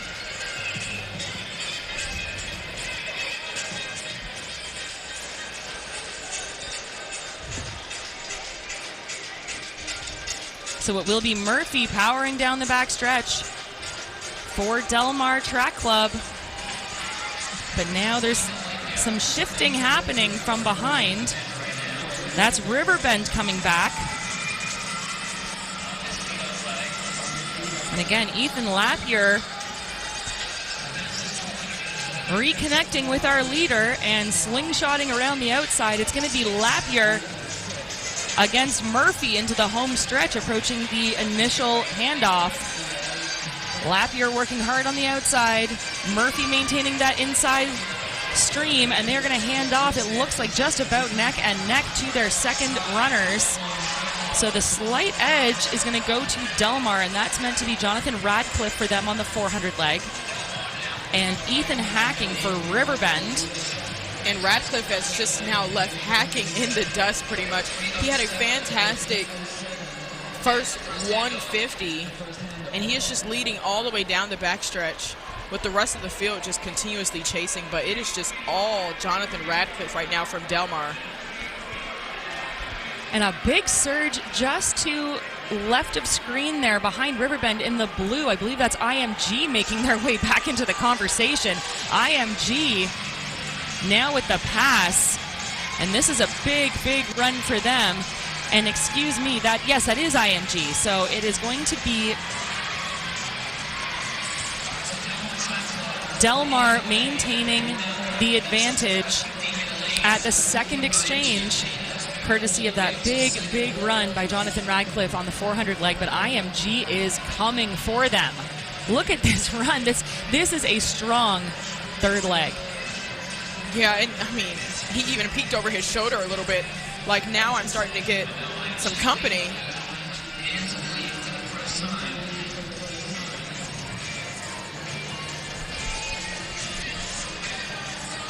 Benjamin Henry now in the lead for IMG Academy, and he still has 600 left to go. Yeah, he's running this like a 400 leg. I hope he knows that it's a full 800 for this leg. This is a full 800, but he may be able to hold it. He's an 800 and 400 meter runner, and he has gone up to the 5K as well, so he has the endurance for this. Good range for our leader at the moment, courtesy of IMG, and he's got quite a distance back, but there are three guys stalking him from behind. That is Delmar, Riverbend, and Hall Track Club getting themselves in the conversation now as well. And this is where a lot of drama can unfold down the backstretch of that 800-meter leg.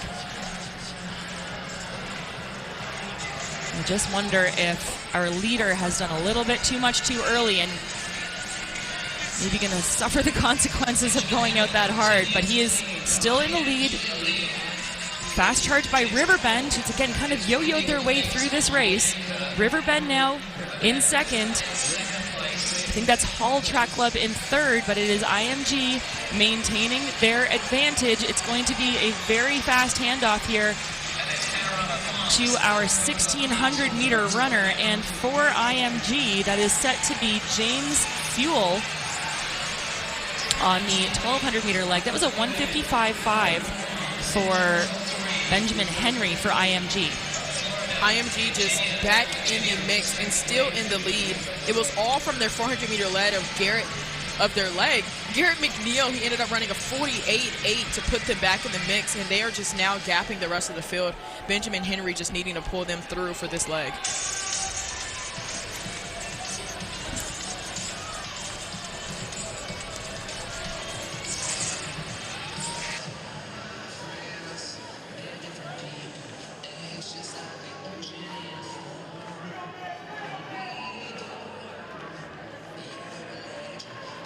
And Riverbend still sitting in second right now, but still a pretty sizable gap. IMG still leading.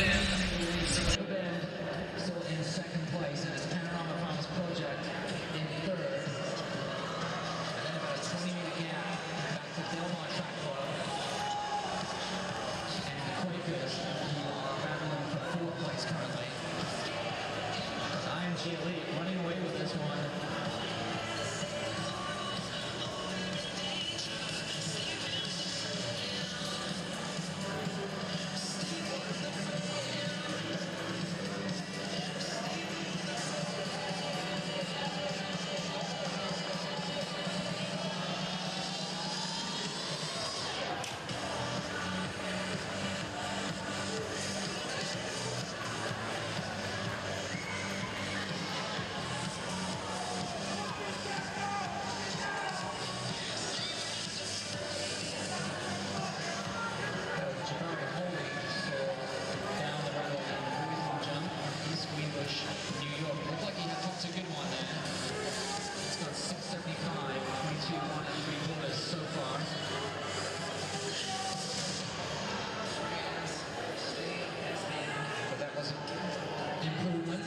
27, 22, 6 and a half. That moves them up to fourth place. Meanwhile, on the track, still IMG lead in front. James Ford for the carry, but then it doesn't look like that gap has changed very much.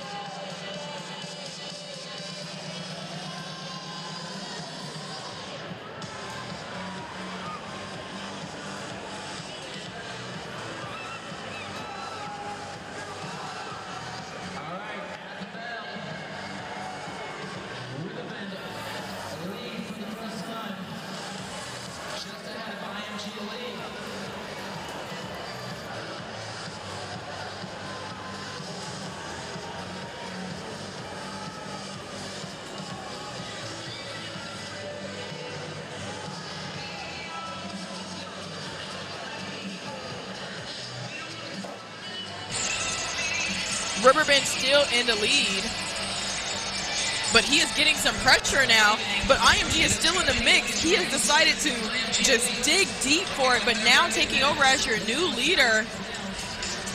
Well, this has been IMG and Riverbend back and forth, and so that's IMG in the blue. But now with hip number 10, that's Broadway out of Virginia.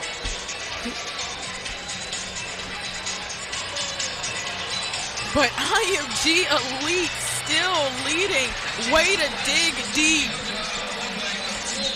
And it's going to be IMG taking the win in section number 4, 10:18.93. That was a 4:22.96 for our anchor Leg McNeil, I believe that was.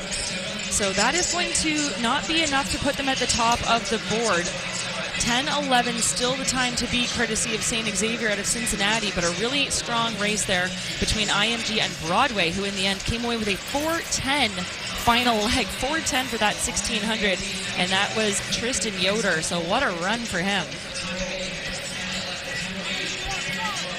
And that's actually Lucas Brighty. I mean, he wasn't even listed to run, Kate. So I wonder how that ended up going for IMG Elite, what the coaches decided to do. Well, again, sometimes, you know, at this point in the weekend, we've had a lot of racing under us. You got to get healthy people on the line, and that's, I'm sure, what the coaches would have done. IMG 10:18.93 and 10:19.27 for Broadway.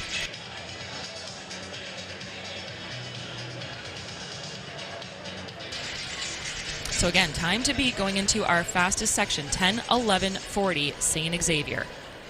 All right, folks, brace yourselves. We got the fast one coming up here. This is going to be... So we are getting set for our fastest seeded section of this Championship Boys DMR.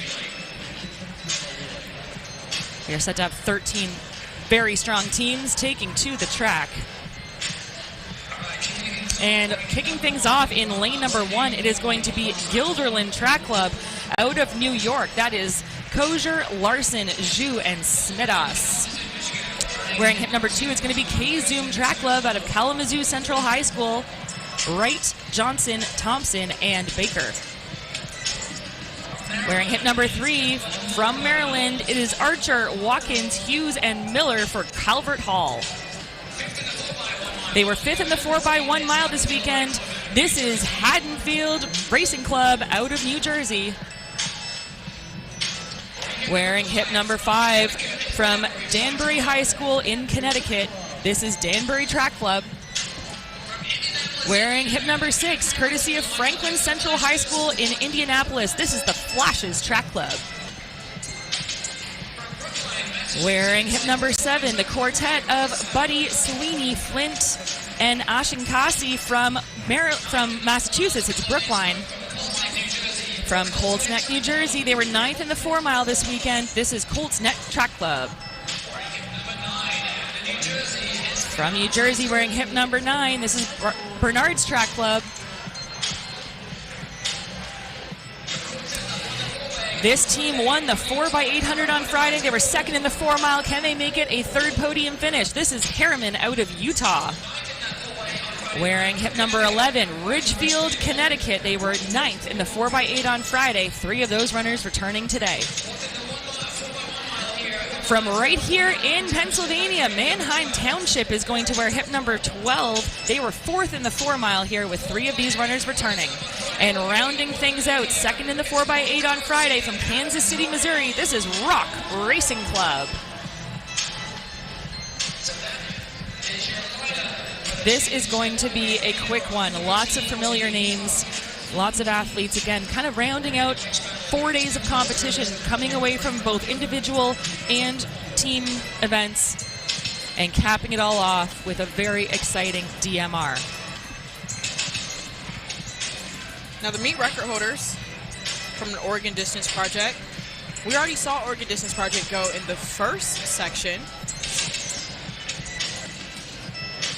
Their A and their B squad, so we will not be seeing them in this final section.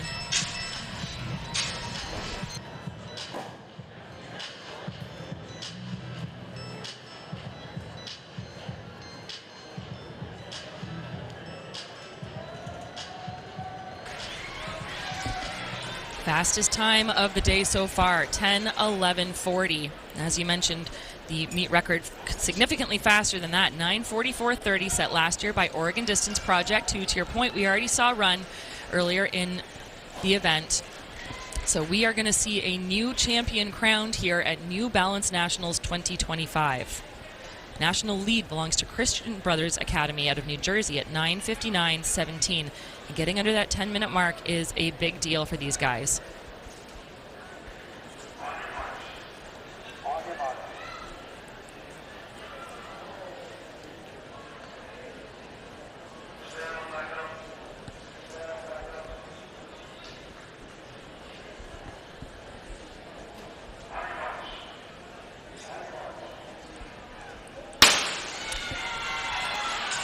We are underway with our fastest seeded section of the Championship Boys Distance Medley Relay on Sunday, day 4 of action here at Franklin Field. And great to see all 13 of these teams taking to the track.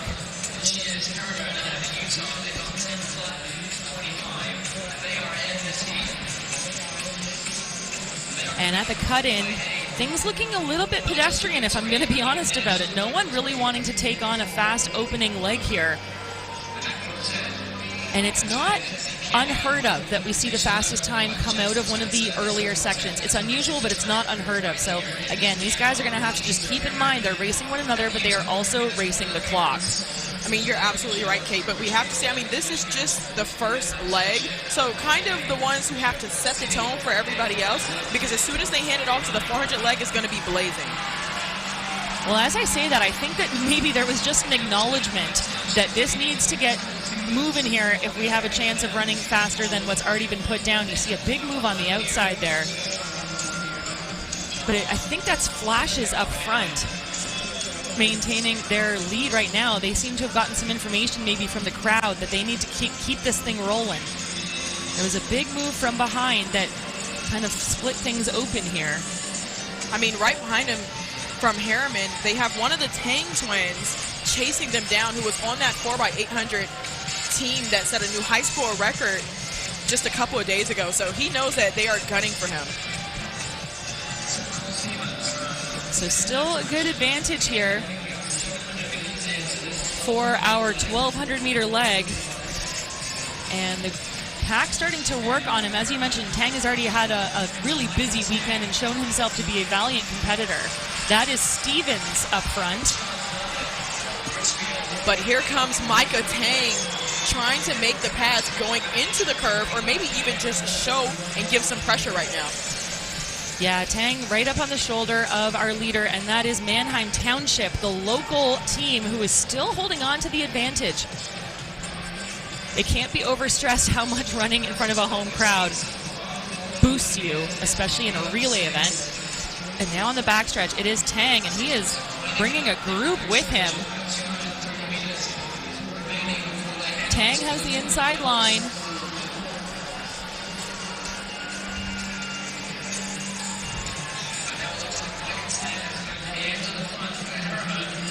and they are coming around that final curve, and they're going to be handing off to the 400-meter leg, who will be run by Zeke Kearney, who has a PR of 49.30, and it is all Michael Tang right now. You can see the grimace on his face, but it is now handed off, and they are in the front. So it's going to be Harriman, Manheim Township in second, and then that's Bernard's Track Club in third. But look at this leg, courtesy of Zeke Kearney for Harriman. This is moving, and on the outside, that's Ridgefield in the orange making the pass now into second. Ridgefield gunning hard, trying to close that gap, but it is still fairly large. Harriman had a pretty close handoff with the rest of the field, but it was a big opening 200 for Zeke Kearney. He's holding on at the moment, driving for home. He's going to hold on to his lead as Harriman hands off in first position. Ridgefield is going to be in second, and that's Bernard's Track Club in third. And some relatively clean handoffs there. This is good to see. Everyone staying on their feet and keeping the baton around the circuit. Definitely are. Into this 800 leg now. That is Tayshawn Agomo. We've seen him on a few of these relays already this weekend. And again, for Harriman, they've had a pretty successful weekend. Second in the 4 mile and winning the 4x8 with this same team. So this is really asking a lot of these guys. And Zeke Kearney, who ended up extending that lead, he spent 49.13 in order to do it. Fantastic pace up front. Again, keep your eye on the clock because the meet record is 9:44.30, and Harriman knows that if they're going to get it done, they're going to have to do it by themselves. 1 lap to go here for our 800-meter leg in the form of Tayshawn Agomo. Tayshawn Agomo already has a high score record on his resume, so I know the effects of it is on his legs, but also the positiveness of it is on his legs as well, the confidence of it, and he's still looking really good. Look at that lead that they have right now, still about 10 meters ahead. Yeah, he's putting his team in an excellent position to, again, vie for the win, but also try to chase that record. He's going to be handing off to Jackson Spencer, who is a 4:02.56 miler. And he's going to have to run pretty close to that if he is going to keep the team on track here. Seen some great performances so far in that 1,600-meter leg, including a 4:10, courtesy of Broadway's anchor leg, but it is Harriman now. And Jackson Spencer is going to take the baton in the lead. And now a battle on right behind him. Brookline part of the conversation. So too Ridgefield. Bernard's Track Club still right there. Manheim Township in the mix. We still have 5 teams working hard together in the opening lap of this 1,600-meter leg. But Harriman's Jackson Spencer all by himself up front. There comes the charge with Brookline's Altamo Ashkenazi leading the chase pack. And Jackson Spencer, like we mentioned, he was also on that national record-holding team for that 4x8. He was 4th leg, and he split 149.94. He's the one who brought it all in for the guys. But this is not the 800, Kate. This is the 1,600-meter leg. So you needed to dig deeper for this one. It's going to hurt a lot more. It will for sure. Now, he's looking pretty relaxed right now. Is Spencer up front? So he's got to run right at his lifetime best in order to get the meet record. He has to run 4:02. He's done that in his life, but again, he's doing it completely solo up front. So this is going to be a lot of encouragement from this crowd trying to egg him on to that time. I mean, running alone is exactly what Harriman is used to doing. They had to do it already when they set that 4x800-meter record. So no issue for that because they have the grit and they have the tenacity to do it. What worries me is the fact that they already do have that racing on their legs. I mean, we are in day 4. So again, you're right. You can kind of fake it a little bit for your second relay. When you come to your 3rd and sometimes even your 4th event of the weekend, that is asking a lot. He's looking great right now. This is maybe the first time we're seeing the turnover slowing a little bit, but still well ahead of the rest of the field. And he is being strongly encouraged by a very supportive crowd here at Franklin Field. He's got less than 2 laps to go, and there comes the charge. That's being led up front now by Bernard's Track Club. Brody Watts is sitting in the lead of that chase pack for Bernard's.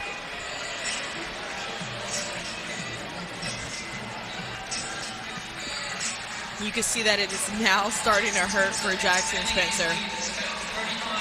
But he is still extending that lead. And you see his coach cheering him on there, especially when he needs it, when it gets pretty quiet over there on the far end of the track. Well, in this sort of close-up shot, he still looks relaxed, but he doesn't look like he's running quite as fast as I think he is. He's just got a really comfortable stride pattern, so I don't think he shows how fast he's running. He is, there you go, he's extended the lead significantly. It's the better part of a full straightaway as he enters the home stretch. He is going to hear the bell, and we'll give you an update. 8:49 on the clock. Again, that meet record, 9:44. So he has to run a 56 final lap. It's going to be a tall ask, but again, he is picking it up with every stride. I mean, when you have an experienced anchor-like runner like Jackson Spitzer, it is definitely possible, but it is going to be tough. And as you guys can see, the fatigue on his face right now. The Oregon Distance Project set a pretty high bar when they set that meet record, but Harriman looks absolutely fantastic. And here's where you can finally start to see that kick in full action. It has been a strong push from the front, a totally solo effort here on behalf of Jackson Spencer for his Harriman, Utah quartet, and he is powering for home. The meet record is going to be, I think, just outside of their reach. It was always going to be close, but they're going to just miss it. It's going to be a huge time, though. 9:50.19.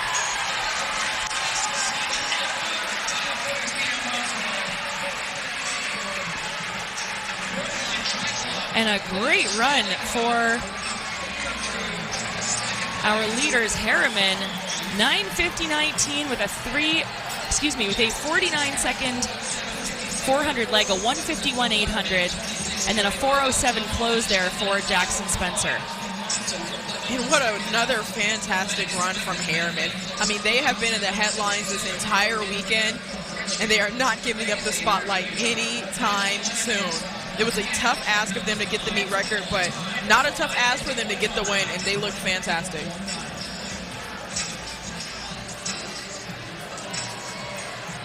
Again, looking annoyingly relaxed for how hard they just ran, but good for them, and what a way to cap off the relay portion of their New Balance National Outdoors 2025. Stellar performances by each of these runners, and again, they've got that chemistry that's so important because they've been on so many teams together. They really trust each other and know how to get the job done. Absolutely. Micah Tang on that relay is heading off to Utah State in the fall. And there you see he's handing off the baton to Zeke Kearney, who ran a fantastic 49-13 split in the 400-meter leg, who then handed off to Sean Ogomo, who then finally handed off to Jackson Spencer, who anchored that national record-holding time back in the 4x8 a couple days ago. And here he was anchoring that relay yet again. They are back on top yet again. Excellent pieces of work being put together here at historic Franklin Field. And we are at the conclusion of our boys distance medley relay. Confirmation of the times there. 5 teams under 10 minutes. That is excellent running as we get set now for the first of our girls for, DMR. Again, progressing in time with each successive race.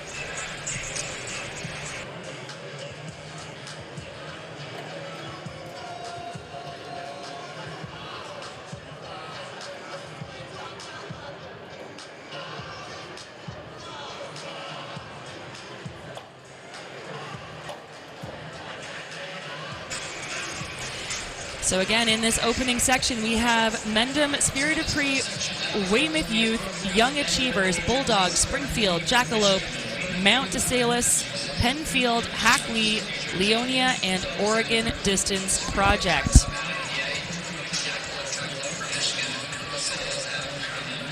Winners last year, the Carolina Cavaliers, an 11:20:44. That was a phenomenal team of Persano, Blake, Kermes, and Bell.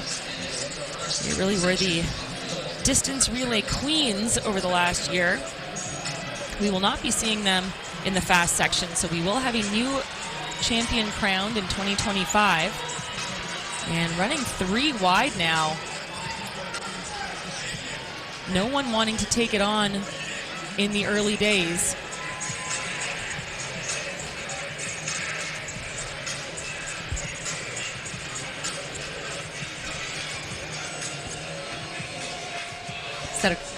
So again, running 4 wide, a wall of runners. And a group of about 7 with some separation back to the rest of the pack.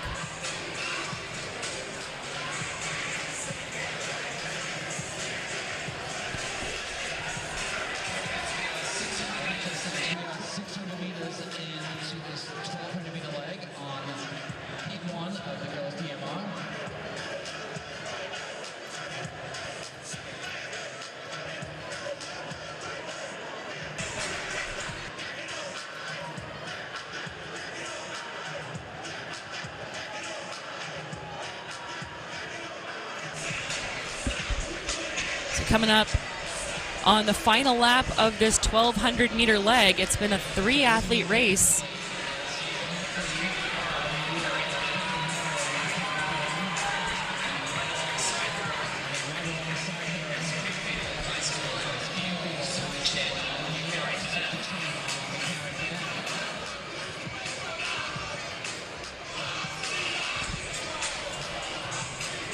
Good push from behind now in 4th, trying to get back up to our leading trio.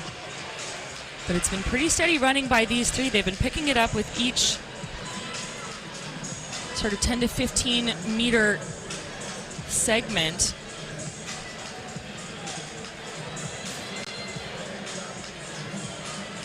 So 200 meters remain in this opening 1,200 meter leg. That's Springfield Track Club, and that's set to be Michaela Corcoran leading things off for them. In 2nd right now is Hackley. Caitlin Morrow meant to be their leader. And Penfield, that's actually Penfield in the lead.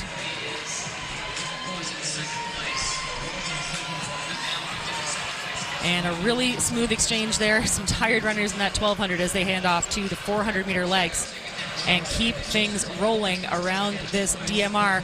We're going to throw things down here to Candace on the infield with the winners of our boys championship DMR, Harriman out of Utah. Did win the 4x8, and for us to think 4x8 and come back for the DMR, it was light work. But there are some special people that sacrificed for you to win today. You know, shout out to the parents and the coaches. They didn't need to be here. Our coach took off cross season to come here and cheer us on. You know, they've been holding our bags for us, watching our stuff. So they're really the true heroes here. They did all that so we could come out here and shine. And you know, we joked around a little bit. Standing next to these guys, you look like true sprinters. And these guys look like they take their breath of the distance. So today, you told me you knew. Why did you know? I know, because the expectation is to win. Like, even if we won last night, that doesn't matter. We're winning today, too. And were there any personal goals that were set today, or this was a team effort? It was a team effort. We knew if we all did our part, then we would come out with a good day. All right, and then everyone's dying to know, how do you run a 4x8 and come back and become national champions in the DMR? Oh, wait, me? Doug Soul's training, you know, he preps us this. All right, so Doug, you got your shot out. All right, give it up for our national champions, 2-time 4x8 in the DMR. Give it up! These guys must be tired, but they're all smiles. Thanks so much for that, Candace, as we return to action on track and a lead change up front now. That's Hackley taking things over in this 800-meter leg. First couple of splits here, 3:42 and 3:44 respectively on the 1200 for Penfield and Hackley. And then a 57.5 for Penfield, but a 55 400 leg for Mount DeSalis. Pulling away now, heading into 1 lap to go. This is Hackley. Emma Curran on the 800-meter leg for them.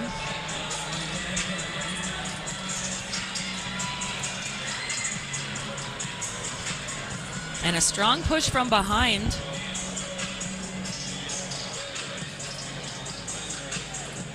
And that gap that was very sizable with 1 lap to go has narrowed significantly, but now it looks like Curran might have just sensed that there was some pressure and is responding to it. Both of these ladies running really well with 200 meters to go here. Curran in the green, maintaining the advantage over the Bulldogs. That's meant to be Madeline Harris for the Bulldogs in the blue. It's been an excellent race for her.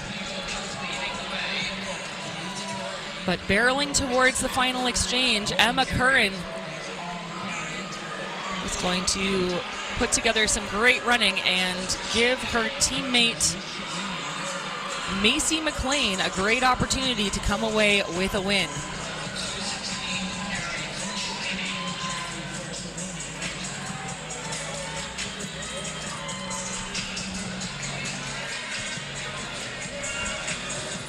So it was a 59.9 400-meter leg for Emma Curran.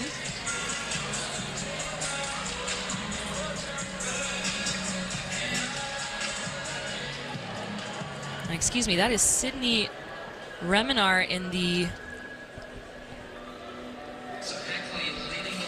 blue for the Bulldogs in second, and they've really made up that gap.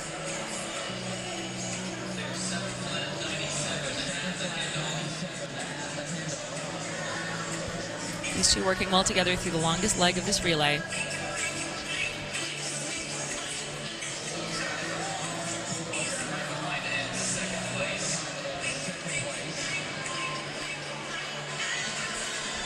So the Bulldogs out of Vermont, they are courtesy of Burr and Burton Academy in Manchester.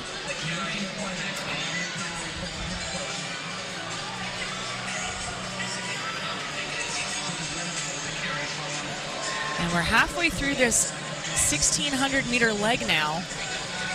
There you see the chasing duo. That's Weymouth and Mount DeSalis.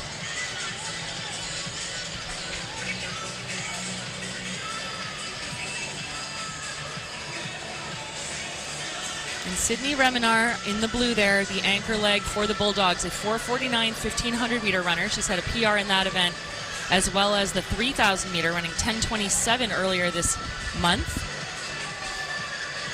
She was 6th and 8th, respectively, in those events at the Vermont State Championships.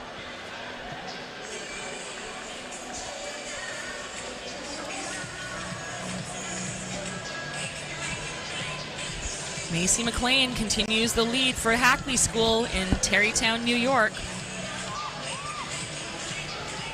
She's got a 5:02 1,500 to her name. So again, on paper, it is going to be a slight advantage to our Bulldogs anchor.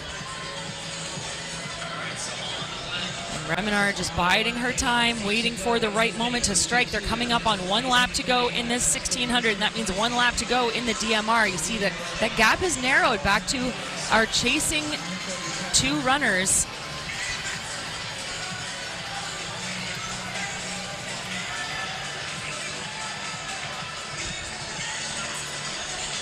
That is Weymouth Youth Track Club, and I believe that's Emma Daly, who was slated to be their lead leg.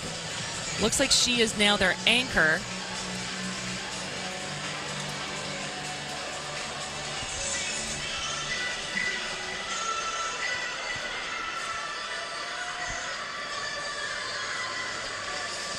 Good piece of information there with that gap narrowing, but they are going to run out of space to catch our leaders.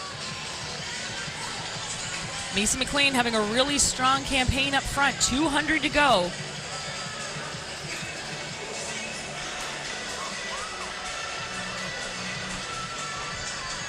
It's Hackley leading the Bulldogs. It's been this way the entirety of this race, and it looks as though it's going to be that way coming into the final stretch.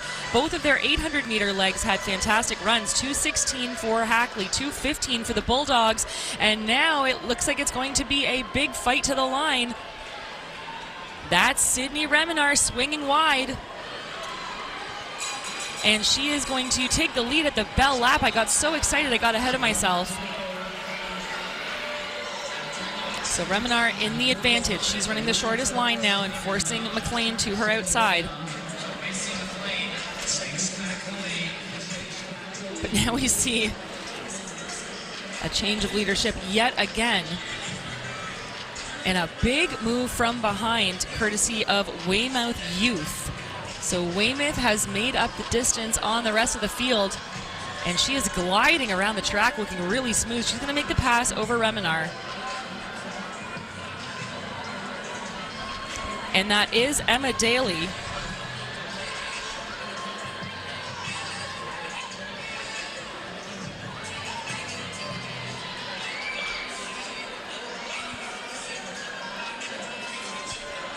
Daly in charge now, having timed that beautifully.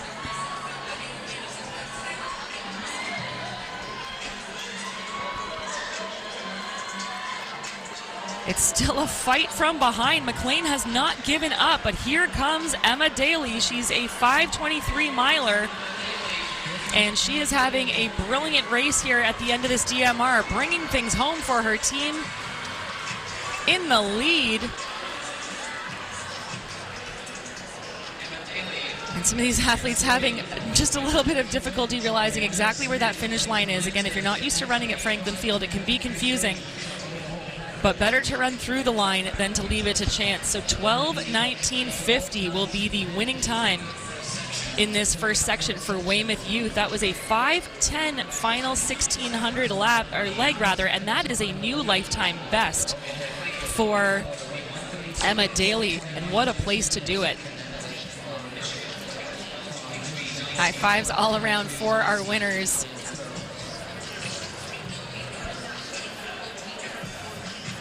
Just dipping under 12:20.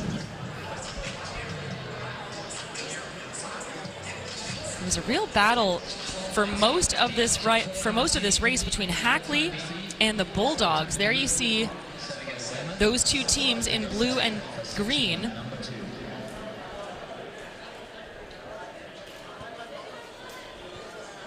But at the end, it was Weymouth Youth cruising for home, and they will set down the time to beat.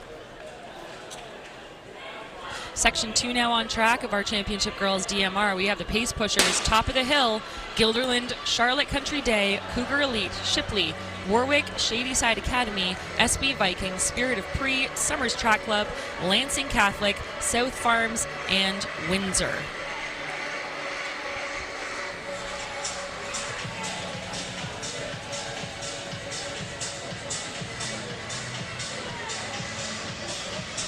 Faster start here in this 1200 leg in section number 2.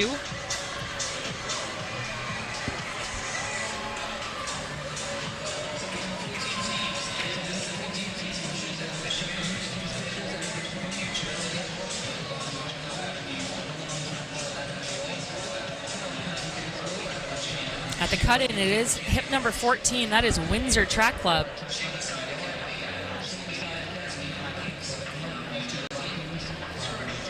Now moved by Cougar Elite. They're slated to have Sophie Lewis as their lead.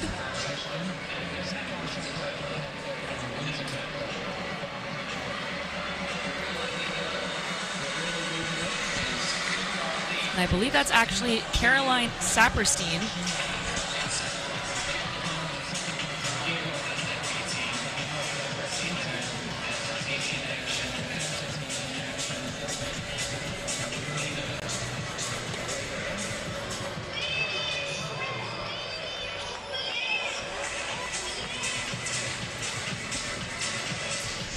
Caroline Saperstein not leaving it to chance. Cougar Elite out of Virginia. They're from Vienna. And this is a 5-minute 1600 meter runner. Of course, running this 1200 leg here at the DMR. Halfway through now and 1:54 on the clock. In second, that is Guilderland. We've seen them all over the track this weekend and throughout New Balance Nationals indoors and outdoors.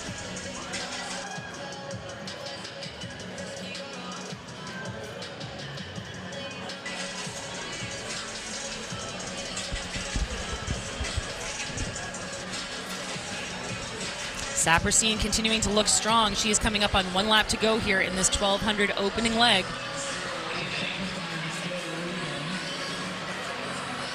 .230 unofficially on the clock. And for Guilderland, that is Julia Bayer.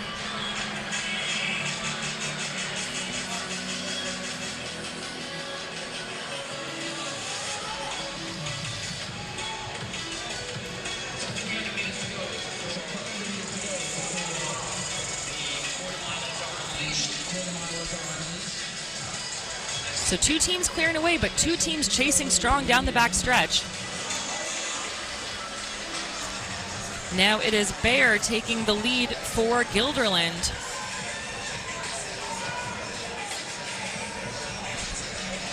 But a big charge from behind now. And the pace pushers are doing exactly what their name indicates. They are moving very strong around the top of the track. Into the final 100, it's going to be the pace pushers challenging Guilderland.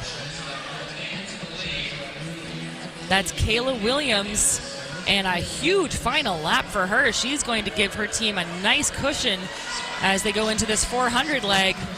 Guilderland will hand off in second, and then it will be Cougar Elite in third. 3:42 for that opening 1200 for Williams. And that is a 2-second lead over Guilderland, but 4 teams working very strong together. Pace pushers at the front, Guilderland, Cougar Elite.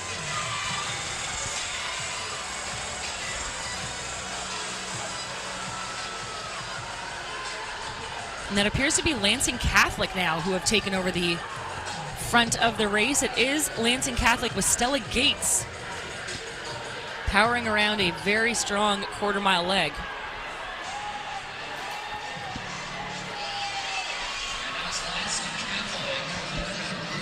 Lansing Catholic.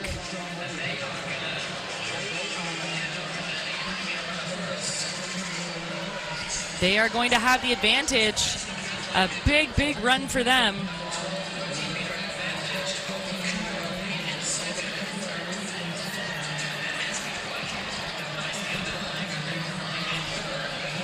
And that was a 58.73 for Stella Gates. A huge 400-meter leg for the Lansing Catholic, and that made a big difference, putting the team well into the lead here.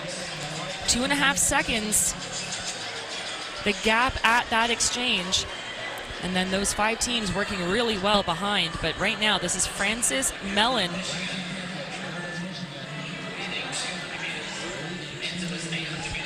She's looking strong, and she's got company about 20 meters back.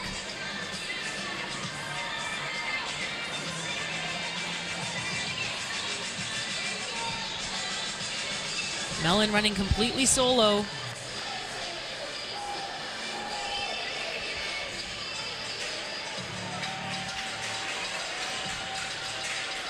Frances Mellon, she's a hurdler. That's where some of that strength comes from. She's had a great season in both the 100-meter hurdles and the 300 hurdles.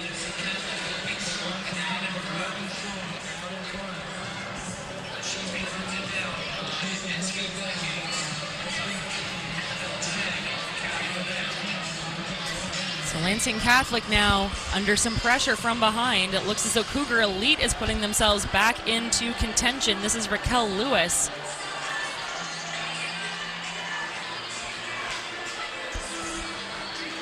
Lewis all but closing the gap on Frances Mellon. And a big charge from behind as well.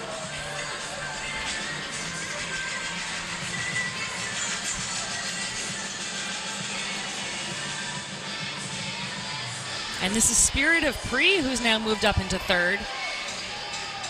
They've got Grace Oberski on this 800 leg, and Spirit of Pre summoning that spirit well around the top of the track. Beautifully timed kick here. And she is powering for home. It's going to be a very fast run for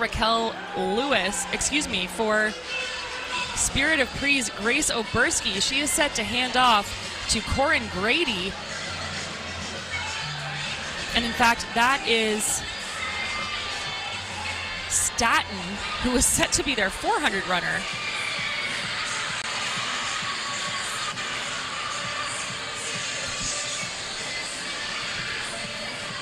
So Mahalia Staten running hard for Spirit of Pre, but now they've been overtaken. So this has been a really interesting back and forth race. There's 7:08, 7:09 on the clock into that final exchange.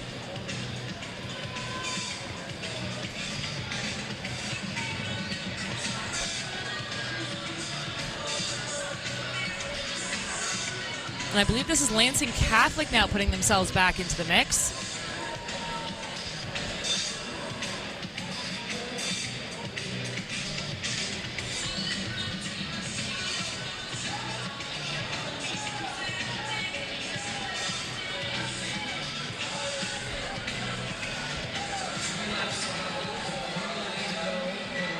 This is Abby Mefson for Cougar Elite.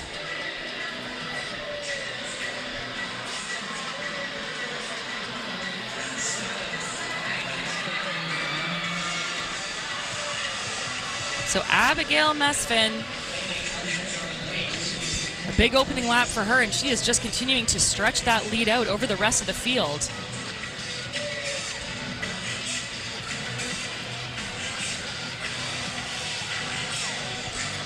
Abby Mesfin with a big, big lead here, approaching 600 meters of this 1600 leg. Again, this team from Oakton High School in Vienna, Virginia.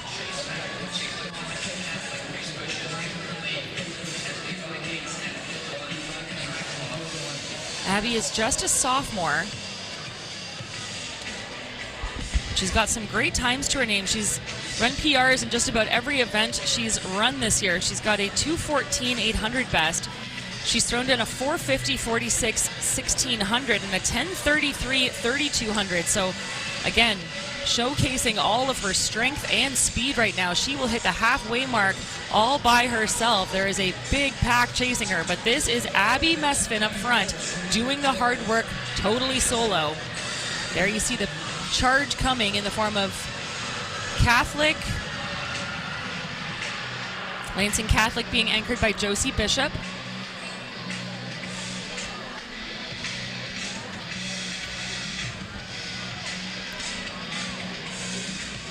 .224 through 800 meters for Mesfin.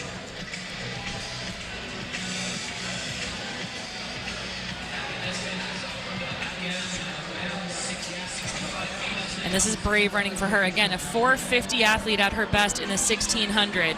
So that is right, that is actually on PB pace in this 1600 leg.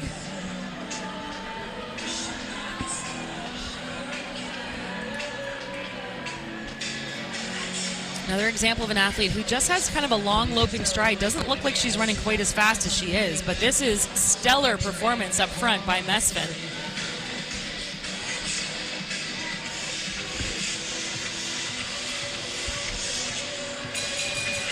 So Cougar Elite out of Virginia is going to hit the bell with 1 lap to go here and a huge lead over the field.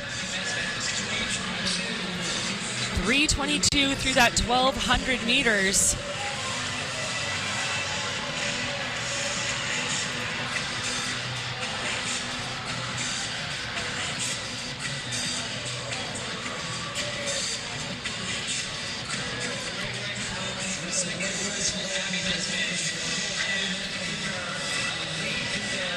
Excuse me, that's 3:42. So she is still running really well all by herself down the back stretch, turning through the gears. She'll have 200 to go here, and she is just having the race of her life all by herself. Again, 4:50 her PB in this 1600 meter event. She's on track to not just break that, but also bring home a huge win and a big time for her team. Time to beat out of the first section, 12:19.50. That was courtesy of a 5:10 final 1600. This is going to eclipse that, surely. A big run for Abby Mesfin, going to the arms and getting the job done. And it's going to be 12:06 unofficially for the win, 4:56 for that final 1,600-meter leg. And that is just a bit outside of her lifetime best, but a fabulous performance there by Mesfin, Lewis, and Saperstein for Cougar Elite. 12:06.22. And they win by 8 full seconds over the pace pushers, and you can see just what that means. Lewis supporting her teammate Mesfin. Each of these girls did fantastic work, getting close to their lifetime bests. And now Mesfin can celebrate a little bit. Great support by this foursome, and a huge time. 12:06.22, our only sub 12:10 clocking on the day so far, with 2 sections remaining.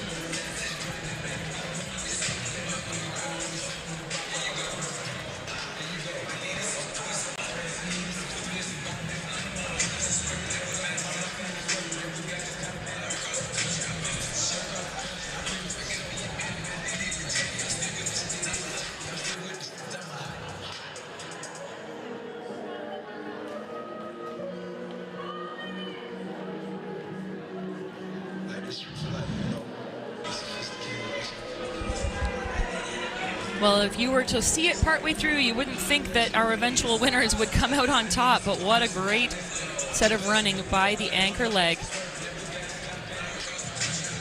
Abby Mesfin never breaking focus or form, treating it like any other race where she's shoulder to shoulder, and of course she was only doing that with herself and the clock, but again, gets the job done in brilliant fashion. And we have 4 teams under 12:20 now heading into section number 3. Our teams include Princeton Cranberry, First Capital, Winchester, East Meadow, Cow Harbor, Abington Heights, Valley Project, Cardinal Track Club, Union Catholic, Guilderland, Flashes, Manalapan Braves, Tub Gator, and Lakota East.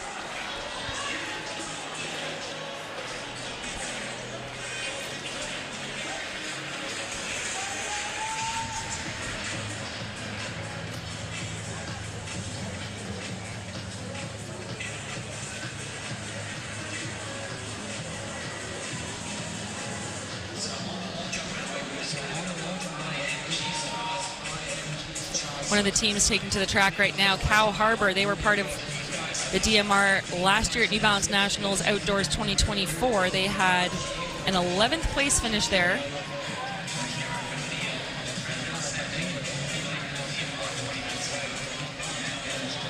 And they are returning the 2 sisters, Mia and Finley Wickard, from that 11th place performance last year. A year older, a year more experienced, and the 2 other runners on the team this year in the forms of Madison Duffy and Fiona King.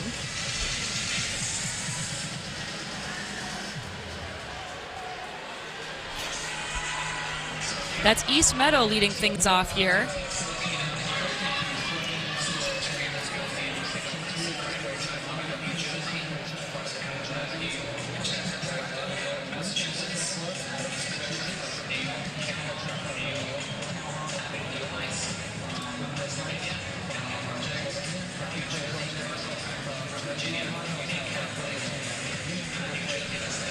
East Meadow.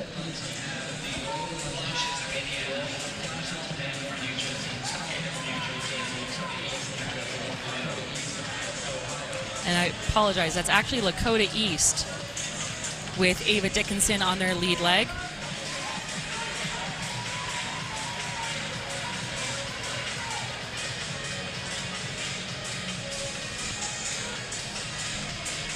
Now those distinctive kids of Union Catholic take things over and really stretch this field out.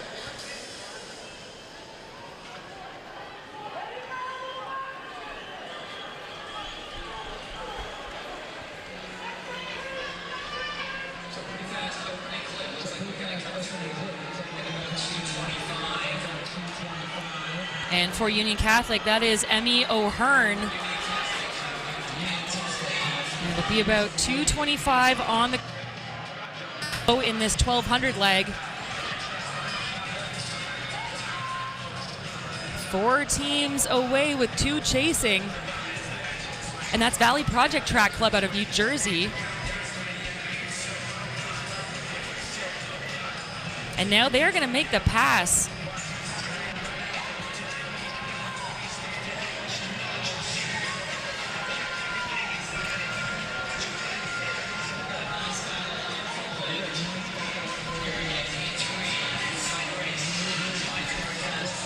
So that is Beaudry for Valley Project.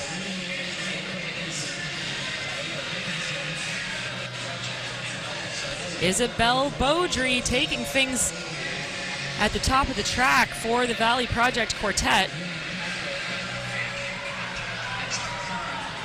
But now a big push from behind. This is going to be a fast kick to the line.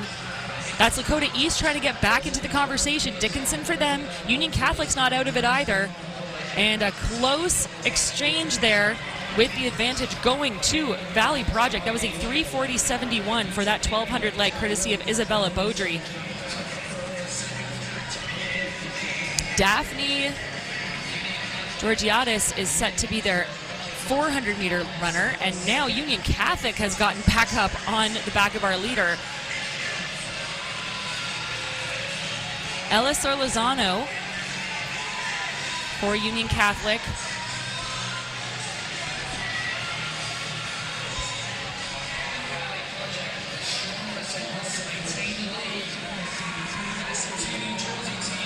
So she felt the pressure and responded very strongly. Valley Project opening up a big lead into their third leg. That was a 55.60 for Daphne Georgiadis.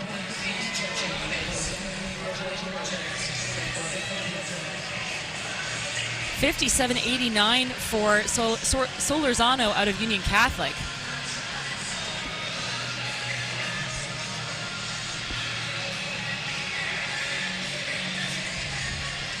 And this is Ireland, Ryan Ireland for Valley Project, continuing to lead things around the back of the track.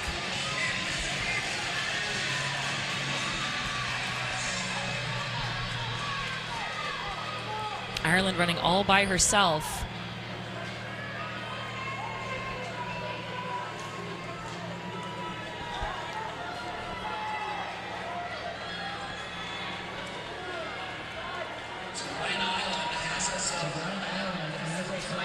Union Catholic giving good chase, and then there's a duo racing fast behind them as well.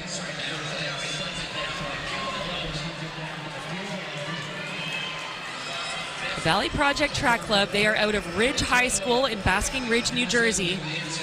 There you see a good battle on for second at the moment, but it is Ireland up front.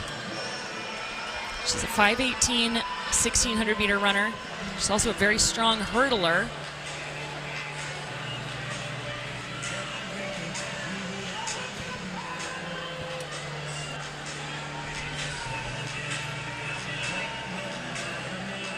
At that last exchange, it was our leader, Valley Project, and then it was Union Catholic, Tub Gator, and Lakota East, the 4 teams very tightly bunched at that handoff.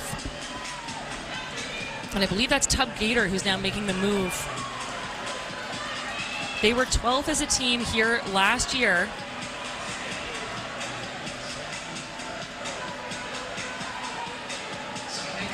And they're returning 2 of their runners this year in the form of Megan Niglio and Madeline Nadir. And a strong exchange there, keeping our leaders, Valley Project, in that position. That was a 2:16.8 for Ryan Ireland.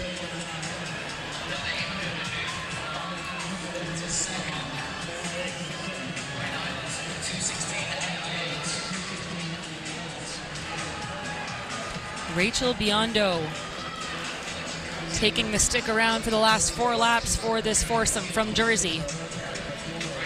Guilderland Track Club was the team that had moved themselves into second. That was a 2:17 run for Alexa Kozier. It was a 2:20 800 leg for Alyssa Suriano of Tub Gator. So those are your chasers, but all eyes on our leaders. And Rachel Biondo in a great position to get the job done for her team. Again, this is the third of 4 sections of this championship girls DMR.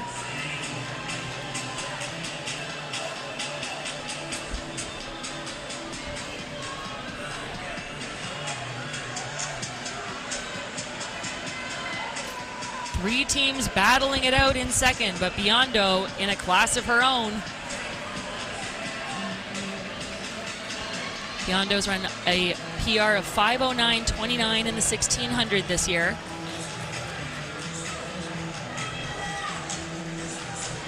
There are our chasers, so Union Catholic tucked in third.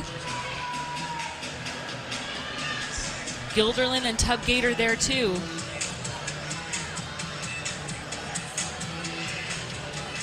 And a really fast move there now through the middle of this race. That is Guilderland and Tub Gator in the pink, those two teams. That's set to be Braylon Cornell and Madeline Madeir. And Madeir was part of that team that placed 12th here last year.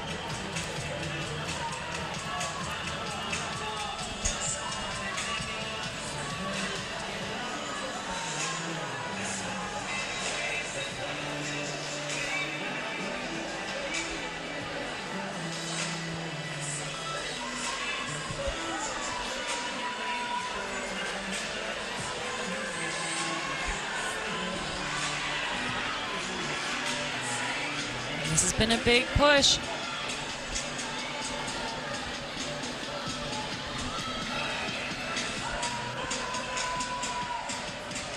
Just have to wonder if Biondo knows that there is trouble behind her, because that gap has narrowed significantly.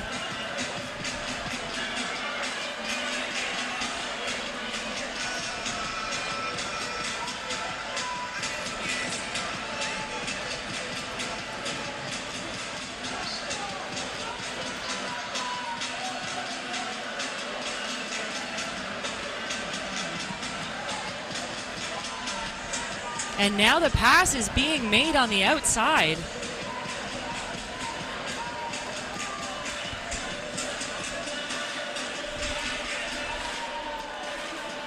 And that is East Meadow Track Club.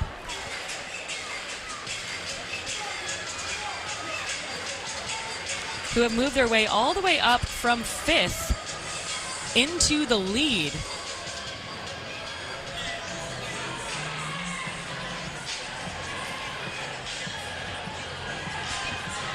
So East Meadow on the inside now. A response at the bell from Biondo. It is Biondo versus Hall.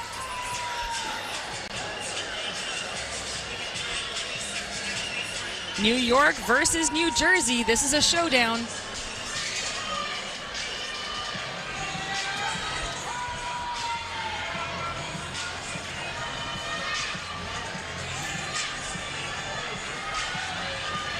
It's the sisters Anaya and Zaria Hall who have bookended this team for East Meadow Track Club. And they're going to have about a 2-meter lead with 200 meters to go. Hard fight by Biondo behind, who had to run completely solo for the first 3 laps of this race, but it is all Hall up front, opening up that lead and striding for home for her team. Again, time to beat 12:06.22. That came out of our previous section.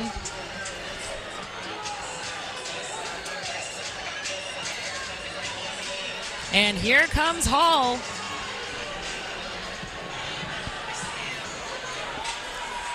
Hall powering for home, and she is going to take it out of section number 3 for East Meadow Track Club. And we have our first sub-12 clocking of the day. A big close there, 4:50.68 for Zaria Hall.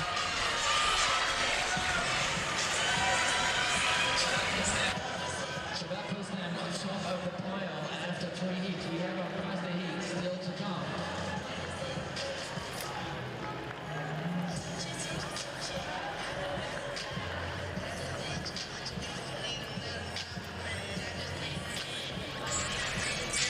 smiles all around for the foursome from New York.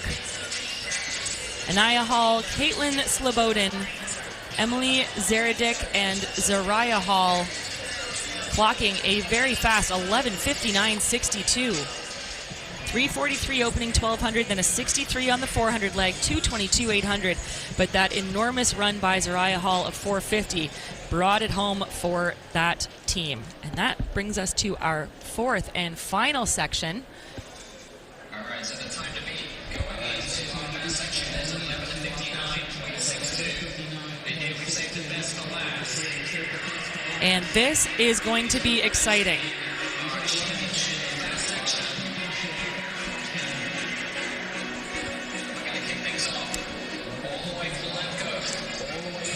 Wearing hip number 1 in this fast section of the DMR is Oregon Distance Project. This is Garnica, Johnson, Barsalu, and Davenport. From New Jersey, wearing hip 2, this is Plainsboro Track Club.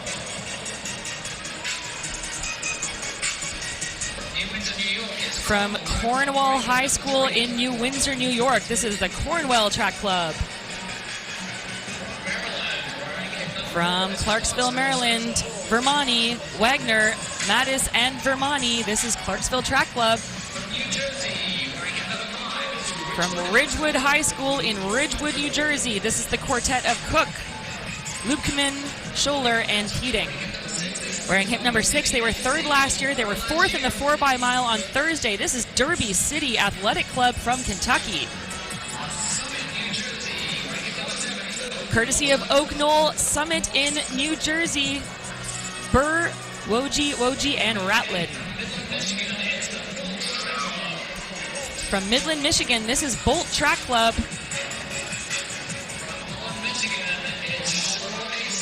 Wearing hip number 9, this is going to be Shore Athletic Club. They were 4th last year, 2nd in the 4x8 this weekend.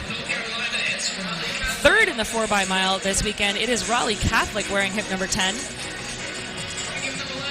From Maryland, wearing hip number 11, this is going to be Cub Athletics. Wearing hip number 12 from Connecticut, this is Glastonbury Track Club. Wearing hip 13, it is the champions of the 4x-mile on Thursday from New York. This is Legacy.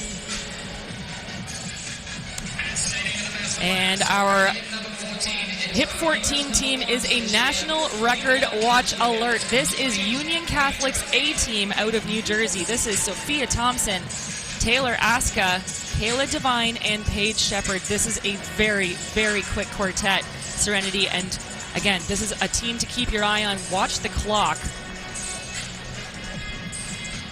Your anchor, Paige Shepard, won the mile last night in 4:33.67.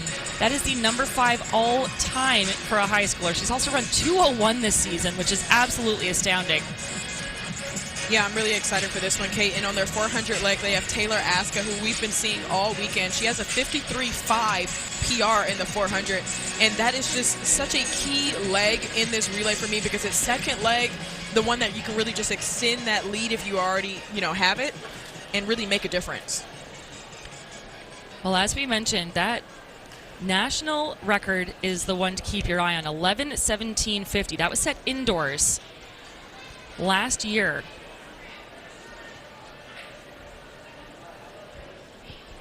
In order to get the job done, the Cuthberts and foursome ran the following splits: 3:29.3, 58.5, 2:12.1, and 4:37.4. And again, if you just go by what's on paper, this team has the ability to eclipse that. And we got to make sure they get a baton in their hand first. So there we see Union Catholic's A team. We already saw them in action in their B squad. Shows the depth and the strength of that program. But again, this is going to be Union Catholic's Sophia Thompson taking charge of that foursome in the 1,200-meter leg.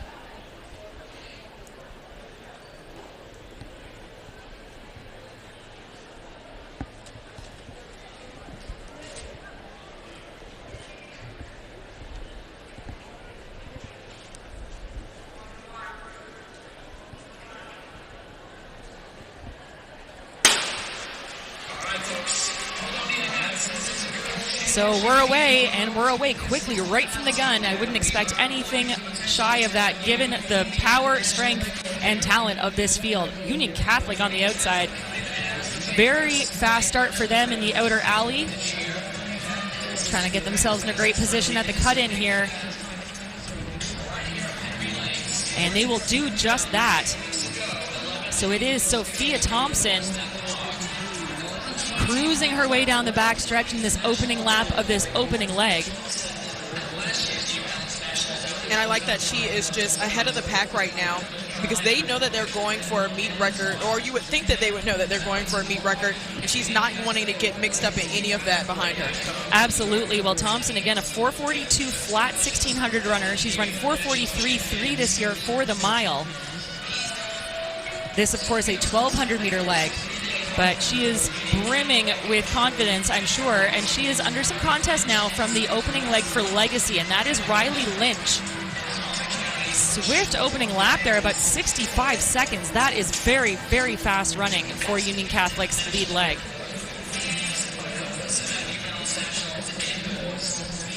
These two clear from the field.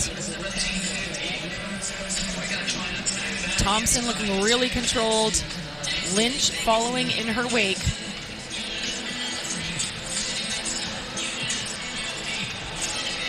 And I think this is actually really good for Sophia Thompson to have somebody to run with her.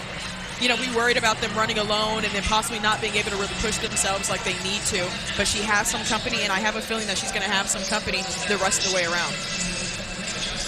Riley Lynch in second there. She's a 2:14 800 runner. She ran a new PB of 4:27.8 in the 1500 this season. And she is taking charge of things in second place there for the group from Clifton Park, New York. But Sophia Thompson just cruising her way towards the end of 2 laps. So again, she was about 65 on that opening lap. She slowed a little bit, but still moving really strong. 2:16 unofficially through 800 meters.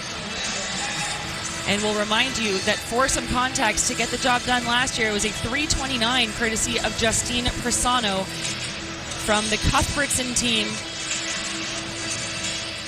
We are on pace for that in this opening leg, and Thompson now pulling away from Lynch.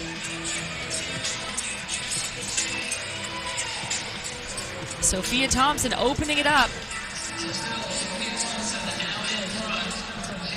She's got 200 meters to go and 2:54 on the clock.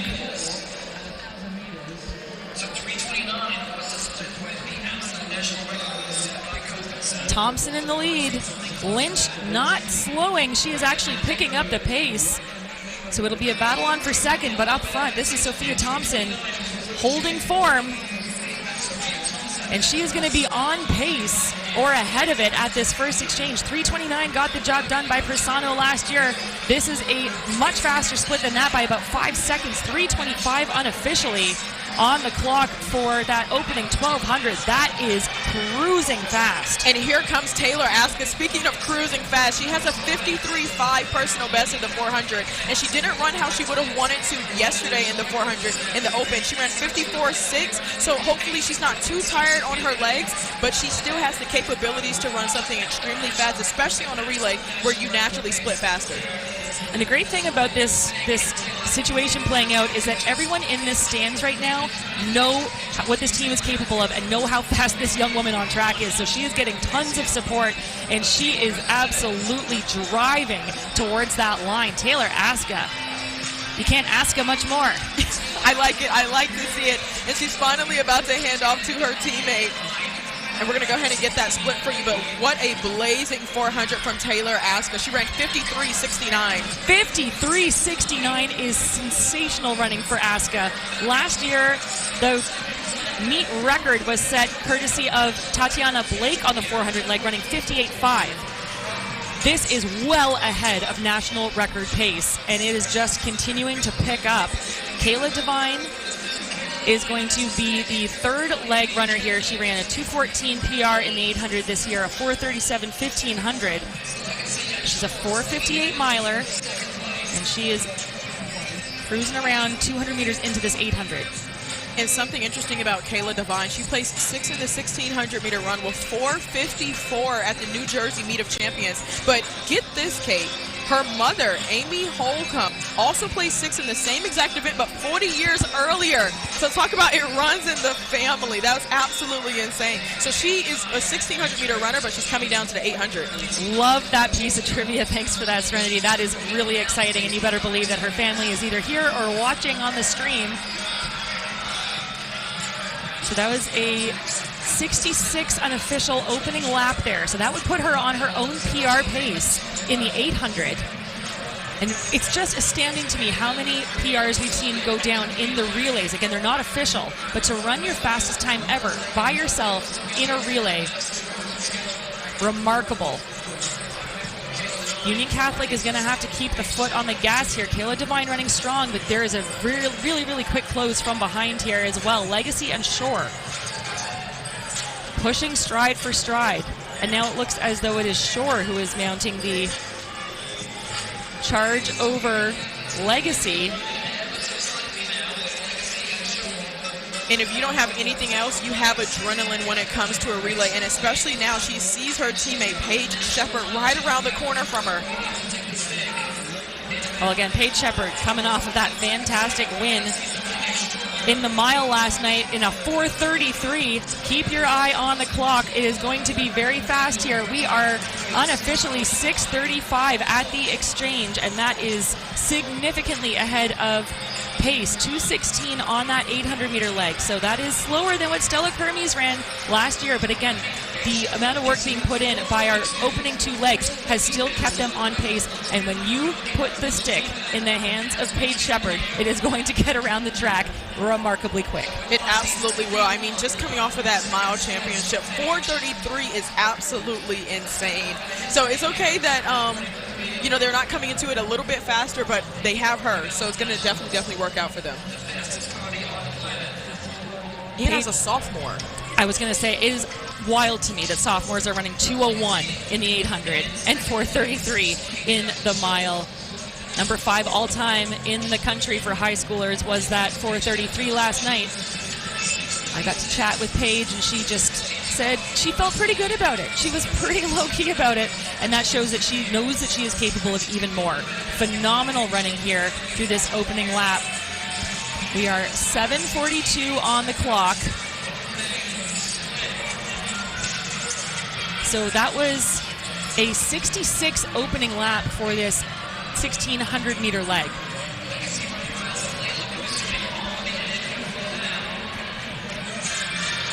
And Union Catholic is just doing what Union Catholic does. If you don't know, Union Catholic is home to Sydney McLaughlin-Lavroni. I'm not sure if you know her, the world record holder. I mean that's all we can really say, Kate.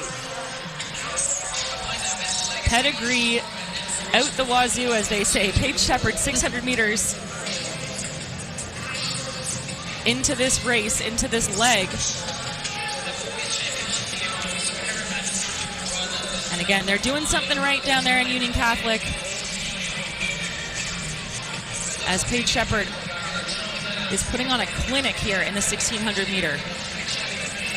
And something that Paige has is that kick that we will see pretty soon here. She's got lots of support from her teammates, and 8:55 on the clock there puts her at about 2:19 through 800 meters of this 1,600. So a sub 4:40 mile on deck yet again, if she can keep this pace rolling, and that puts them, like I said, well ahead of national record pace. It's going to be very fast. And I must say, Kate, she really has the crowd on her side out here. It's still morning time out here at Franklin Field, but everybody is out to see records getting broken. Conditions just about perfect on the track. There's hardly any wind. It is hot but not sunny, and you couldn't ask for more here. Paige Shepard, such a pleasure to watch. She's a tall athlete, she's powerful, and she's got such a steady stride. She is dialed in, she is focused on that line, and she's going to come around knowing that she is going to hear the bell. And she'll kick it into high gear. Again, that record to keep an eye on. 11:17:50. Well, we are unofficially 10:07 on the clock, so she just needs a 70-second final lap to break this national record. And as you said, kick it into high gear. She is starting to churn through the gears, and in fact, she's so fast, she's lapping other runners in this fastest section of this championship race. And look at her go. Here goes Paige Shepard. Like I said, she has the kick, and she has shown it just last night. I mean, taking down Sadie Engelhardt in an epic battle. It was absolutely insane, but look at Paige Shepard go. Coming up on 200 meters to go. She was 10:07 on the clock with a lap to go, 10:43 unofficially. It is surely going to be a national record here in the fastest section of the fastest party on the planet. Here comes Paige Shepard, a new national record about to go down. She was the mile winner last night, and she is going to be the 1,600-meter winner for her team of this DMR. Here comes Paige Shepard. Keep your eye on the clock. It is going to be unofficially 11:12:21 for Paige Shepard. And that was a 63 final lap, an enormous performance by this quartet. 4:35.9 for that 1,600-meter split. That's absolutely insane. What a run there. Again, those splits for the record, 3:25, 53.6, 2:16, and 4:35.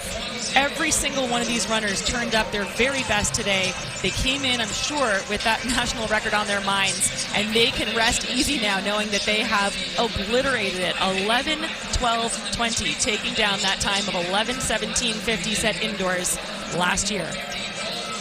I mean, just from Sophia Thompson, who really just set the pace for them, gave them the lead. Taylor Aska with a fantastic run of 53.6. I know she hasn't been competing the way she would have wanted to compete this weekend, but she made up for it on this record-holding relay now. And then into Kayla Devine, and then Paige Shepard just really chef's kiss to top it off. And they will get a lap of glory now. You see Cooper Knowlton there trying to get the crowd involved. They are already with them. They do not need any help to get excited. This was a thrilling performance. Again, brilliant run by each of these runners. Put some respect on the names of Sophia Thompson, Taylor Aska, Kayla Devine, and Paige Shepard coming away with a new record, a championship win. And they're going to have to find a way to split up that finish tape, I think. Each person gets a little piece. They absolutely are, but look at these girls. They came in with their mind on a mission. You really couldn't have chosen a better field. And there goes Sophia Thompson to really top it off. She got herself out of that crowd early on, and then Taylor Aska just pretty much busted wide open for that 400-meter leg, splitting 53.6 into Kayla Devine, who's been having a really good run so far. She's a 1,600-meter runner, but she was on the 800-meter leg. And then Paige Shepard, we saw her winning the mile with 4:33, and here she is coming back once again, getting a chance to break that red tape, which is oh so familiar to her. What a way to close out their campaign here. Union Catholic, 11:12:20. Legacy through in second in a very respectable time of 11:33:10, and Shore will round out your top three.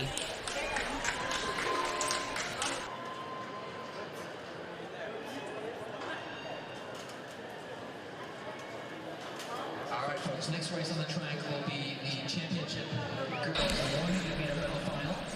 So hurdles being set out now for our next championship final. That is going to be the girls' 100-meter hurdles. They are set to go in just about 5 minutes' time. Stay with us here at the fastest party on the planet.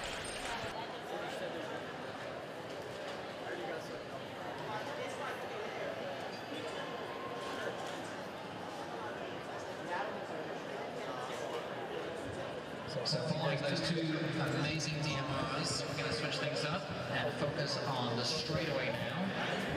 The hurdles are set up. Next event on the track is a championship. Well, we have our girls' championship 100-meter hurdles final coming up on track. It's going to be another blazing race.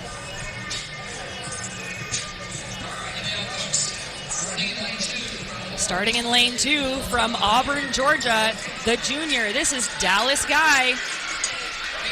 In lane 3 from Humble, Texas, fastest time in the semifinals. This is Naomi Booker. In lane number 4 from Potomac, Maryland, she was 6th in the 60-meter hurdles indoors this year, Cassidy Hopkins from Bullis. In lane 5, the defending champion and meet record holder Taylor Cox from Union Catholic. She'll get a boost from seeing her team just take down that national record. Look at where she's counting. She's like, how many championships will I get? Wearing hip number 6 from St. Louis, Missouri, this is Kendall Spain. Wearing lane 7 from Fort Lauderdale, Florida, Alexia Reed for the Panthers. In lane number 8 from Lawrenceville, New Jersey, she's headed right here in the fall. This is Sophia Swindle. And rounding out our field, running in lane number 9 from Detroit, Michigan, this is Carrie Van Noy, courtesy of Motor City Track. Your lineup for the Championship Girls 100-meter hurdles final. So we have our returning champion from last year running in lane 5 in the form of Taylor Cox, the pride of Scotch Plains, New Jersey. Meet record was set 2 years ago by Camden Bentley of Ohio Speed, 13:36. And Kate, I don't want to jinx anything, but we might just see it go down. Well, we are going to, before we get to this race, hear from that record-setting team out of Union Catholic. Candace has our championship DMR. And they succeeded. What did you just tell me about that race yesterday? I mean, it wasn't the best race individually, so I knew coming in today, as I said, being a senior, I wanted to finish off my season on a high, and that's exactly what we did. So you wanted to, go ahead, give them their flowers. So you wanted to secure the bag, and you did it. Yes, that's exactly what I wanted to do. Slay, my girl. All right, girl, you just ran the last lap of a 1600 like it was 200 meters. Where do we go in our mind to do that? Yeah, it's the end of the day. It's the last race for all of us, and we want to finish strong and send Taylor off, and we all ran the mile yesterday, and we knew that that was going to be okay, and that we were going to dominate today. And it showed when I'm standing here watching you. You guys were so matter of fact, like professionals. Why was that? Because that's what we do. We come here to support each other, and the individuals are great, but the relays are what we come here for. That's what we look forward to. And I'm so happy that we were able to put on a show and just show everybody what Union Catholic's got. Hey, you put on a show and you got a blue box next to your name. Hey, let's give it up for Union Catholic!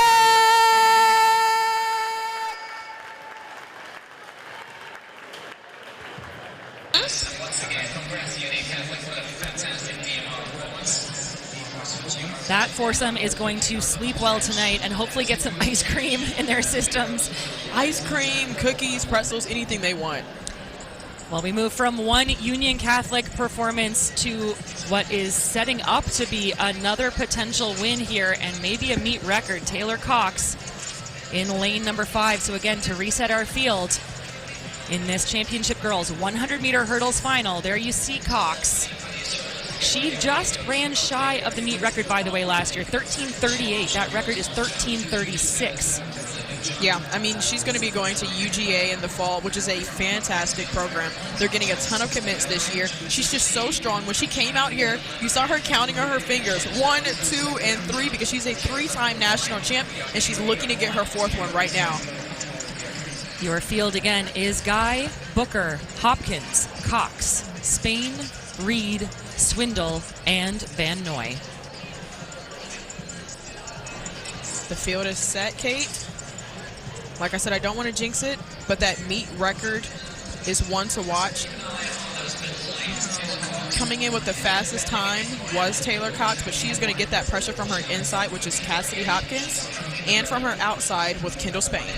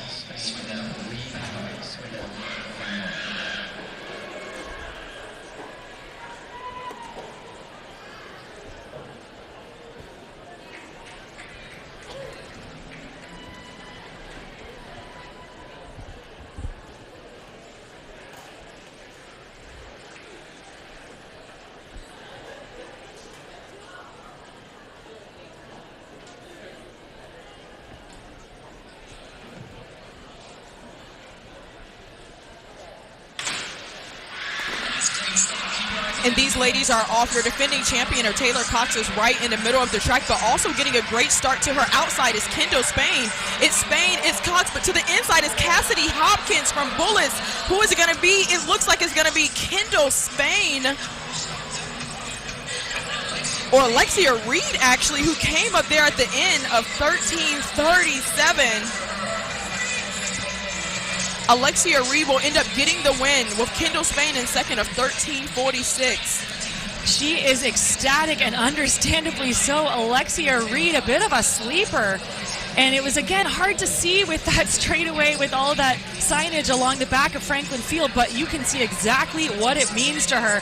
This is a big national championship title for her. 13:37 for Reed. She is a senior out of Florida, and she is absolutely out of picture here. Yeah, she is. She really just snuck up on Cassidy Hopkins and Kendall Spain. Taylor Cox fading towards hurdle 9 and 10, but it was just all Alexia Reed. She's a UCF commit out of Fort Lauderdale, so she was just moving so well. She was, and this shot really gives you a better sense of that, because again, hard to see from that previous angle. A hard fall there by Kendall Spain, but she had a great start, and she had such a clean performance over those barriers. She was dialed in, and beautiful run by Reed. Again, a little bit of a sleeper. She's a very accomplished athlete, not to take anything away, but certainly not where our focus was. It was thrilling.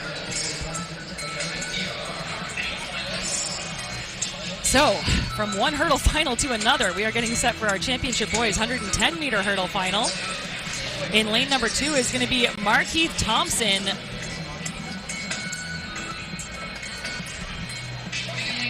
Wearing hip number 3 from right here in Pennsylvania, Pottstown zone, Trevor Foster representing the hill. Wearing hip number 4. This is going to be Will Jaden Smith. Wearing hip number 5 from Plant City, Florida. Fastest time in the semifinals. This is Kahim Carby. Wearing hip number 6, Texas Tech is going to be awfully glad to have him next year from Greensboro, North Carolina. This is Taman Howell. Tied for number 3 in the nation at 13:28. Wearing hip number 7 is Tyler Burgess. The Monmouth commit in lane 8. This is Gabriel Murray. And wearing hip number 9, the other athlete tied for number 3 in the country with 13:28. This is Rylan Hangy. So again, 2 of the fastest times in the country being represented in lanes 9 and 7 in the forms of Hangy and Burgess. It's worth noting, Burgess ran that 13:28 into a negative 1.2 meter per second headwind. So that puts them 2 of several athletes who have already eclipsed in their best the meet record. We could definitely see that go down. That meet record, 13:42, set last year in the semifinals by Bradley Franklin from Alabama. And it's drizzling just a little bit, very, very slightly now.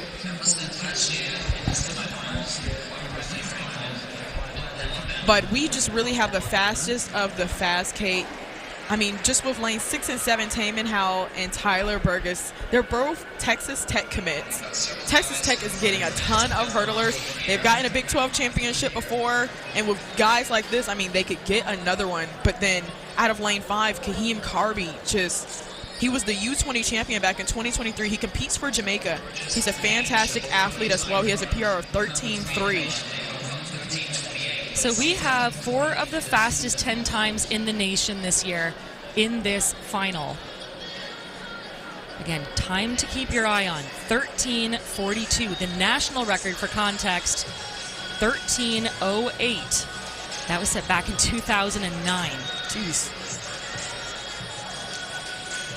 And a slight advantage, I will say, from Will Jaden Smith. He anchored the shuttle hurdle relay earlier today to a victory at that and a new meet record, 56:10. So he's hurdled already today, and he looked extremely strong. It's kind of like with the sprinters. When they get to do the 4x1 before their main event, there's always like a little bit of an advantage getting to warm up a little bit. So I kind of feel that way about Will Jaden Smith.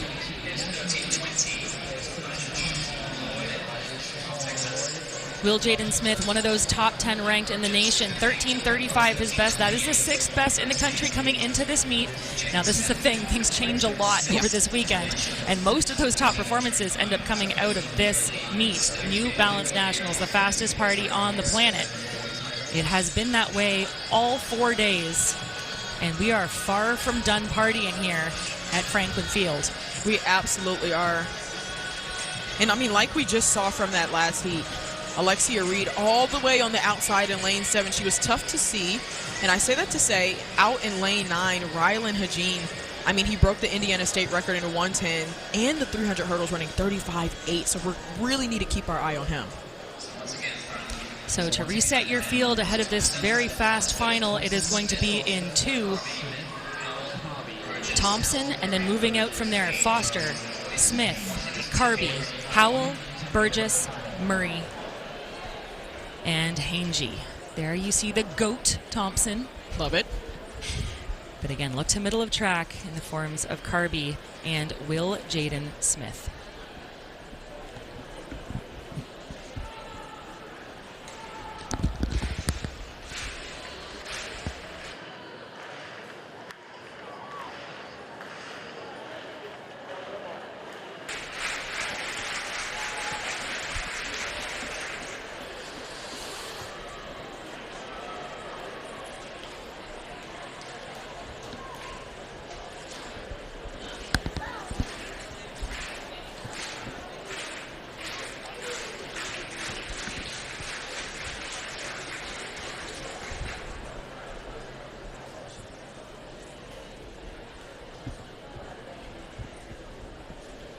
Athletes have been asked to stand up.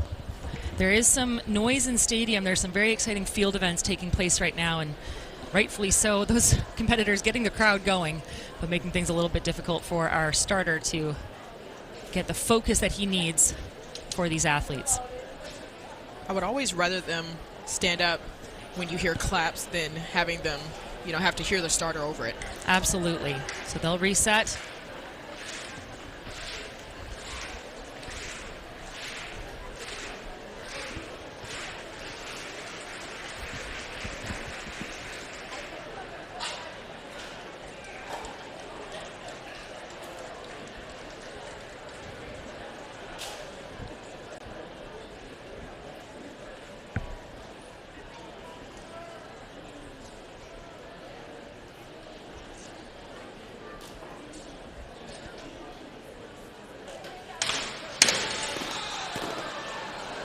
Oh, and these athletes will be called back to the start. Hopefully we can take another look at it. There was still a little bit of noise in the stadium, like we were mentioning, from those field events going on right now. So we're going to wait to see what happens.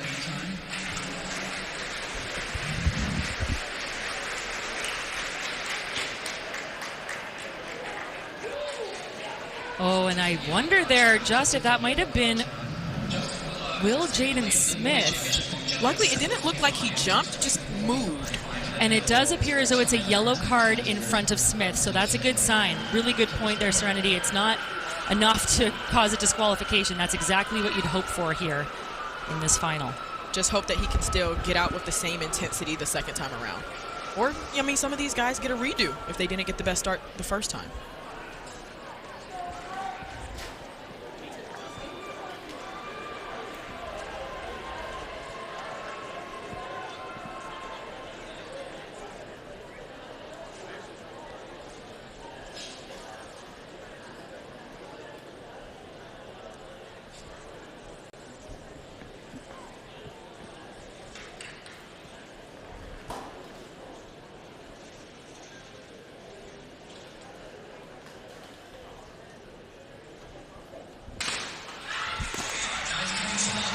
And these guys are off over the first hurdle. First is Carby in the middle of the lane, but it's Howell, it's Carby, and it's Smith. And here comes Smith edging on. Is it going to be Carby? Is it going to be Smith? And it looks like it will be Kaheem Carby at the end there. And that is true. 13:44 from Kaheem Carby. Will Jaden Smith was right behind him with 13:45. 100th of the second, and he is now your champion. Kahim Carby, a Jamaican athlete. Well, it doesn't get much closer than that. It came down to 100th of a second. He had such a flying start out of the blocks, did Carby. He's really powerful and smooth over them. Not running quite as smooth is Smith, but he pours it on in the end. Smith hitting the hurdle there, Carby returning. And I think it was just that second to last hurdle that might have put things in peril for Carby, but he manages to get it back together. Look at his advantage at this point in the race. That's where Smith hit the first hurdle, has a hard time regaining composure. On the outside, that was a fantastic close as well by Hangy, and that's what we would expect from those leading times coming in. But he is full of swagger, and he has earned it. Kahim Carby, and only 0.02 of a second outside of the meet record. He won't get it, but he is awfully close. He will come away with a 2025 New Balance Nationals win. What a fantastic run from Kahim Carby. And I want to say that Will Jana Smith sat a little bit more than he would have wanted to right in the start, and that could be obviously courtesy to the fact that he had to get the yellow card right before. But what a fantastic run from these athletes. Kahim Carby has not committed anywhere yet, but... Well, we're going to hear from him in a moment, but first we're going to hear from Candace and our women's winner. Tough job you've given me. Yet another national champion and a magnificent performance. You said you wanted to thank those that uplifted you and gave you that cherry on the top today. First and foremost, I want to thank God. God has been with me throughout everything. Jeremiah 29 verse 11. I also want to thank my coaches, Coach Davidson. I want to thank Coach Emerson, champion. I want to thank my mom, my dad, all my siblings, all my people that have been here supporting me, all my friends. I just want to thank everybody. Thank you. You can, and guess what, my girl? You look like you could have ran another 10 hurdles. So congratulations. Where are you going to college? I'm going to UCF. Go Knights! You were so excited about that. All right, give it up for our national champion in 100-meter hurdles.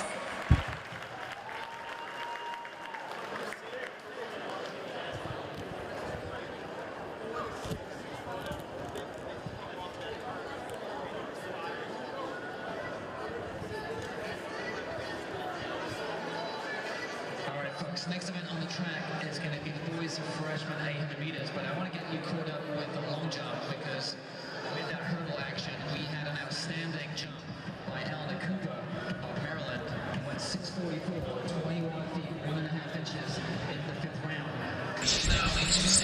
After some sensational sprint action in the form of the hurdles, we are going to move to some more mid-distance drama here at Franklin Field. We're coming up on our freshman boys timed 800-meter finals. We are going to have 8 sections. That is set to start in just about a minute's time. We'll have 8 sections running on paper, slowest to fastest, as always. And following that, we will have 9 sections of the freshman girls.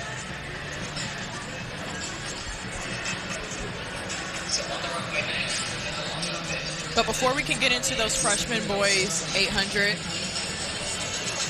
Kate, we're going to be hearing from the winner of the boys 110 hurdles here pretty soon.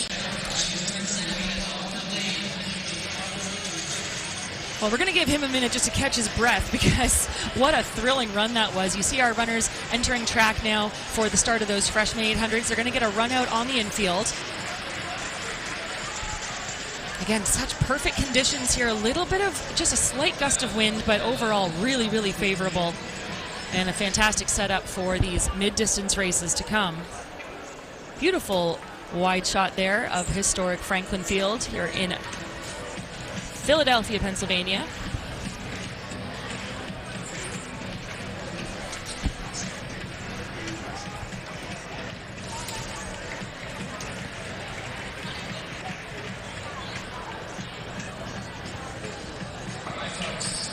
National champion Eleanor Cooper is on the runway.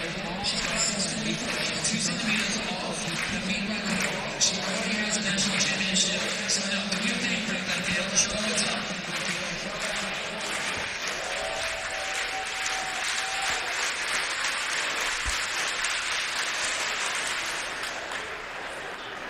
Clean on the board. No, that was never. That's 644. So different jump.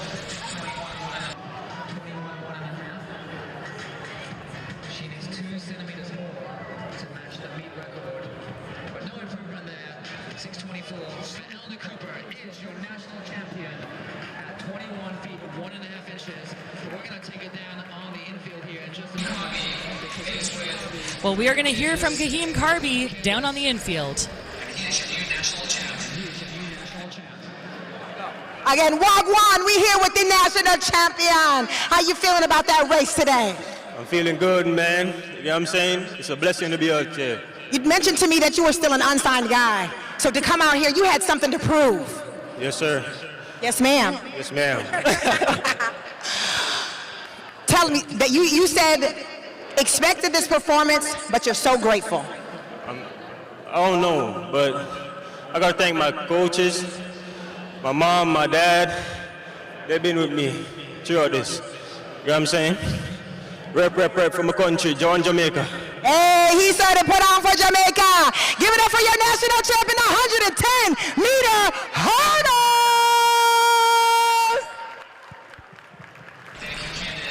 Just shy of that meet record, Kahim Karbi takes away a win in the 110 hurdle finals. And we'll move now to our first of 8 sections of the freshman boys 800-meter timed finals. All right, these sections meant to be faster as we go.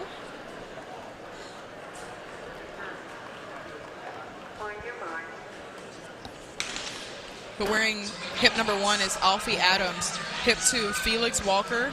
3, Max Armad, actually. Cole Galuski for hip 4. Peyton Woodworth, hip 6. Then hip 7 is Trevor Elber. 8 is Ryan McDonough. Bryson Anderson in 9. Jack Coogan in 10. Wyatt Gramillion in 11. Amar Wilkes, 12.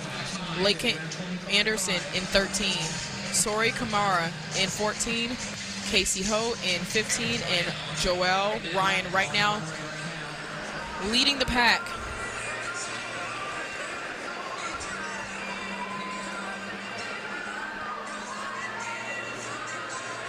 Looks like it's Bryson Anderson from Vitesse out of New York. He goes through that first 400 at 56.6. And then right behind him is Alfie Anderson with 56.9.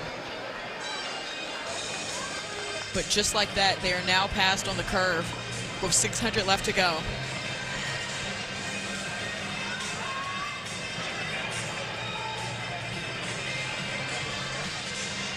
Looks like that's Peyton Woodworth. Peyton Woodworth and Alfie Adams going toe-to-toe, and it's Adams who now takes to the lead.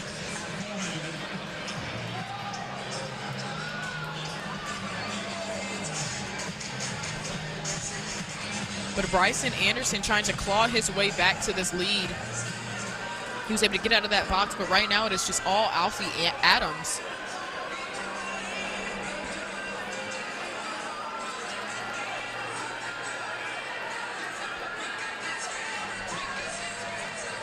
But taking heat 1 with the late push out of Ohio was Casey Ho, 159.33. He's like, okay, where's my teammate? But I'm happy with it. 153.33, and then in second was Alfie Adams, 159.56 from these freshman boys 800.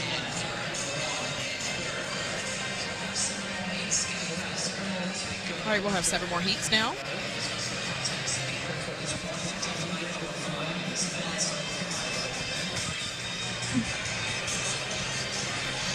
All right, meet record is 155 from Bobby Franklin, set last year.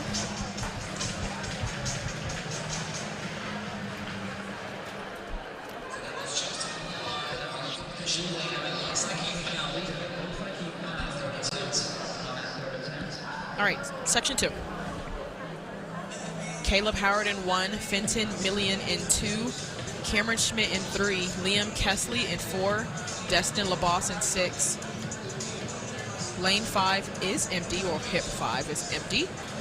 Channing Ruiz in 7, Owen Hackworth in 8, Maximum McDonald in 9, Leo Haxton 10, Bryce Yang 11, Auster Schlanger in 12, Cole Walters in 13, Jeremiah Moon 14, and then Jaden Diaz in 15. This is section 2 of the boys freshman 800 meters, and taking to the front really early here. That's Cameron Schmidt out of Illinois. And he wants to run this race from the very beginning.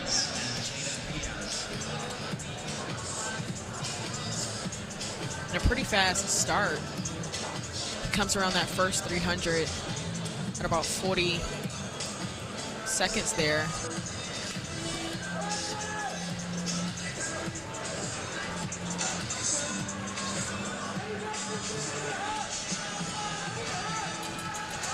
So faster as these heats are meant to go on. His first lap, I think about 58.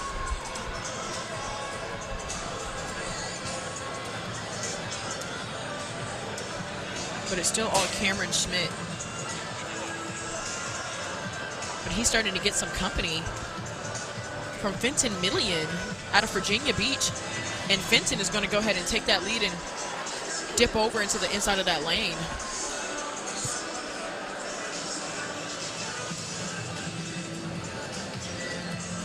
And right now it is all Fenton Millian. But now Fenton Millian has now hit a wall, and Schmidt has come back on him, but also Caleb Howard. And now Caleb Howard is going to take the win out of section number 2. Just outside of that top mark, he ran 2 flat 01. And then Cameron Schmidt with 2 flat 79.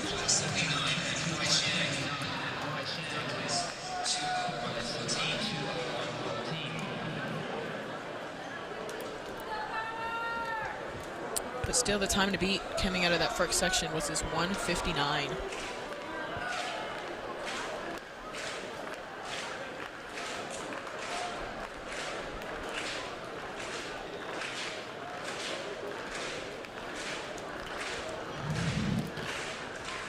Now let's take another look at it. He really had a late charge. With about 300 left to go, he just decided to put the burners on and take this section.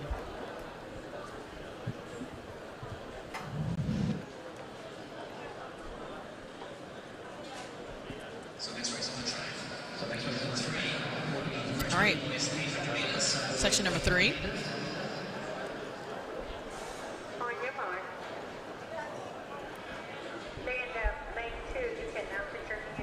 All right, well, while they have a chance to stand up again.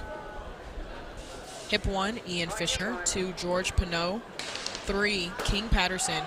5, Forrest Empty, Owen Hellman. Then Carter Cook in 6. Camden Florio in 7. Jareed Pierre in 8. Alexander Workman in 9. Max Tabar in 10. Wyatt Wilbur in 11. But we're going to take a little break, and we're going to go down track side with Candace Price, where she has the long jump national champion, Elena Cooper.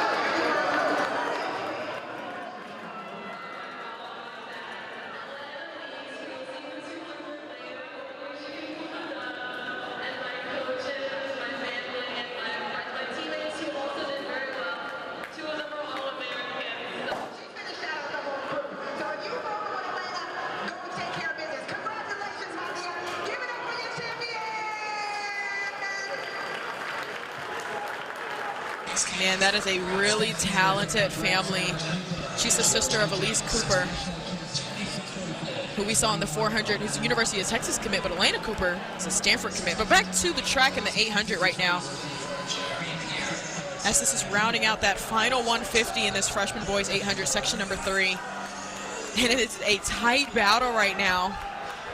Ian Fisher trying to hold on to the lead that he has, but now making the really late charge, and he will be, no, it looks like it'll actually be Ian Fisher who hangs on for the win with 2 minutes flat. That will not be enough to put him in the top of the leaderboard, but a fantastic and gutsy run from him. Miles Bruner, who you saw inching there, 2:01.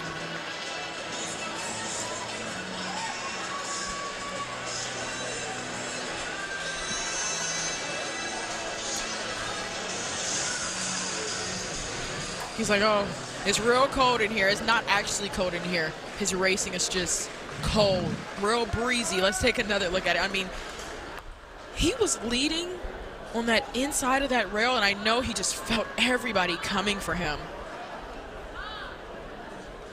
Specifically, Max Tobar, who really tried to go for it early, but then he just burnt out. Ian Fisher was able to stay on his feet, and that's why he was able to get this win.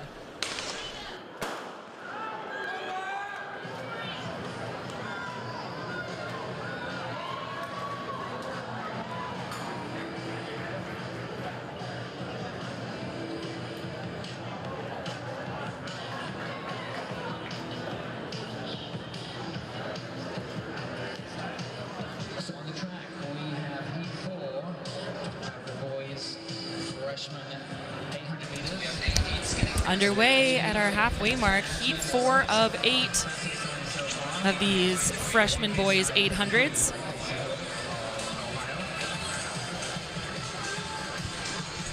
This field includes Jack Wilburn, Owen Traggart, Charles Stone, Isaac Richardson, Nicholas Curtin, Zion Kintari, Ethan Kirkland, Caden Mowry, Cameron Lawrence, Jobiah Jarvis, Archer Rolfe, Colton Orr, and Axel Asaro.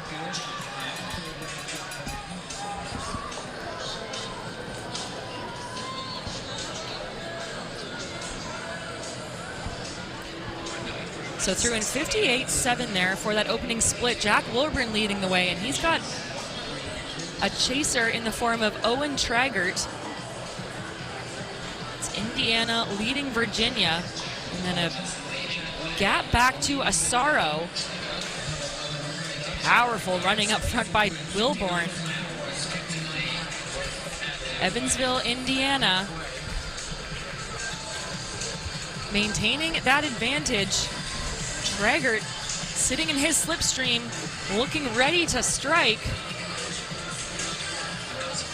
And a big push on the outside now by Traggart. Traggart trying to move ahead, and he will. Powering for home now. Traggart is going to continue pulling away, and he is going to cross the line first in 157.4 unofficially.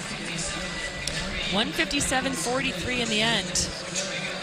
So he went 59 flat, 58.4. So the unusual negative split in the 800. A big final run for him, and he ends up winning by about 3/4 of a second. Get some congratulations there from fellow New Balance athlete Wilburn, who finishes second. It was all in the powerful last 80 meters that Traggart gapped Wilburn, who crossed the line second in 158.27. So 2 athletes under 2 minutes in that section. We have 4 athletes total sub 2. Moving right along to our 5th of 8 freshman boys 800s.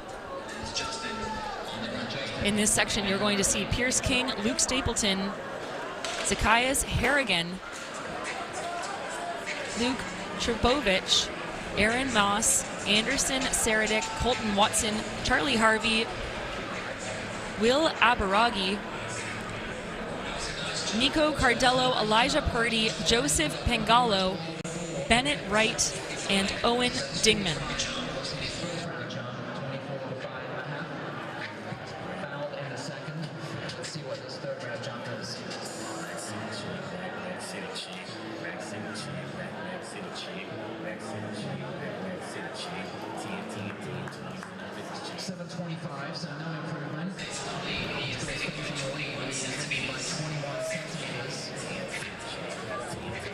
So again, time to beat 157.43. That's the only sub 158 clocking so far on the day.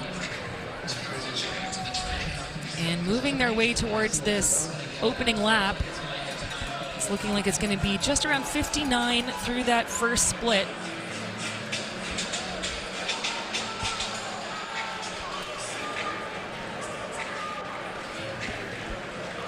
And a big move on the outside now. Huge push here from 400 to 500 meters. That's Colton Watson who's decided to take on the charge. But coming up on Watson is Pangalo. Pangalo moving well from New Jersey. And now another huge move on the outside.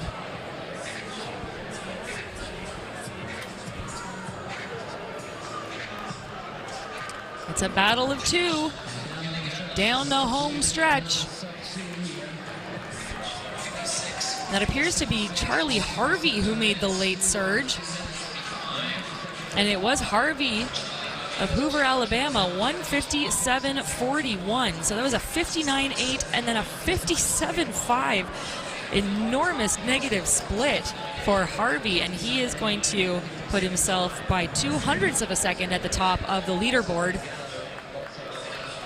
Absolutely gunning for home here.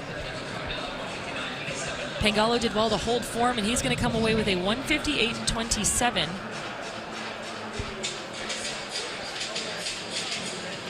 But Harvey taking top marks at the completion of section number 5 of 8.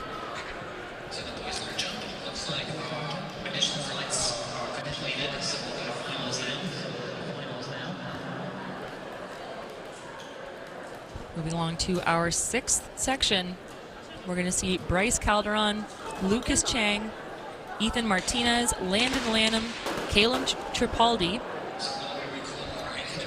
Jeremiah Shepard, Oscar MacArthur, Carson Kaiser, Carson Deuce, Shane Malloy, Dante Strangis, Luke Janke, Oliver Redman, and Jesse Jarinka. And there's been a callback here by our starter.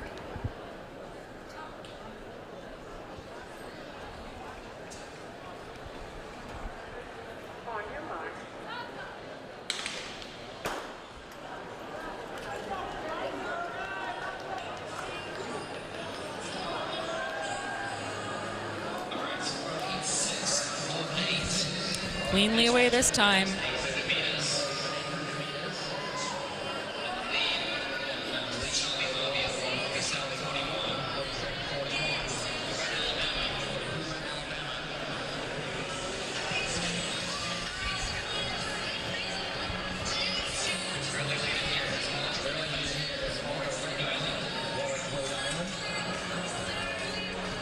And this is Oliver Redman of Warwick, Rhode Island, in the green, leading the charge up front.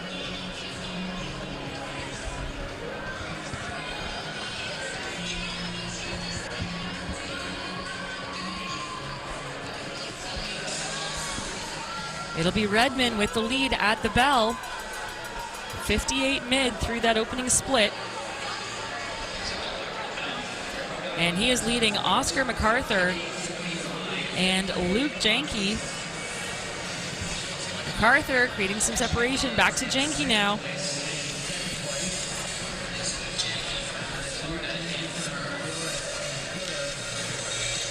It's been Redmond every step of this section. And he'll remain in the lead with 200 to go. He has not shaken MacArthur, though. MacArthur out of Ann Arbor, Michigan now. Pulling away on the outside. And a huge charge from behind as well. I believe that's Janke getting himself back in contention. In fact, that might be Strangis from Amherst. And he came out of nowhere. A fabulous final 200, but it will be MacArthur holding on for the win. 157.91. 157.97. Back to Strangis.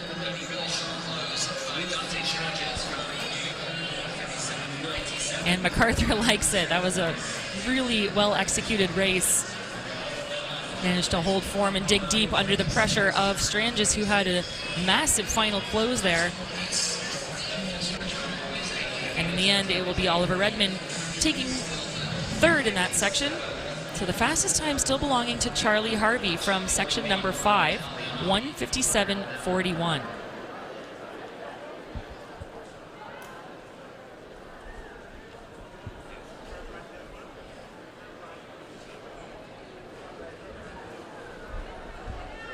Athletes in our penultimate section include Lucas Mullen, William Loreen, Jaden Brubaker, Dylan Sigmund, Liam Grimmard, Cameron Martin, Warnick Beatty Jr., Camden Shields, Caden Mobley, John Lindstrom, Jamal Wama, Jackson Gould, and Mateo Sanchez de Rojas.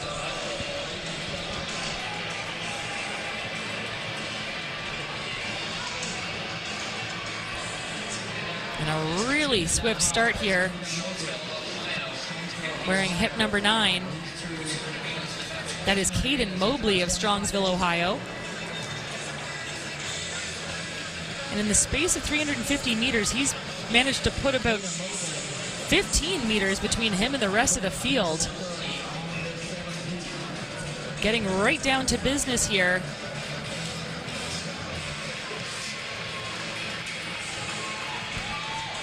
It's going to be a really quick opening lap for Mobley. 54 mid through that 400 split.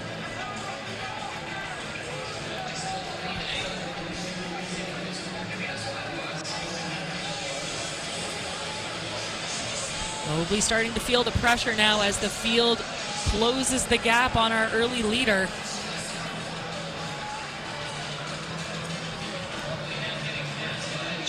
This is Brubaker making a move. Jaden Brubaker from right here in Pennsylvania.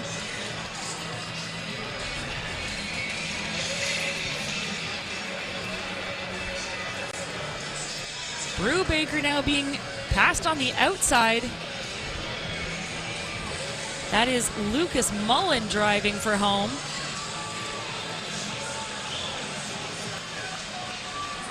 And shoulder checks on both sides for Mullen.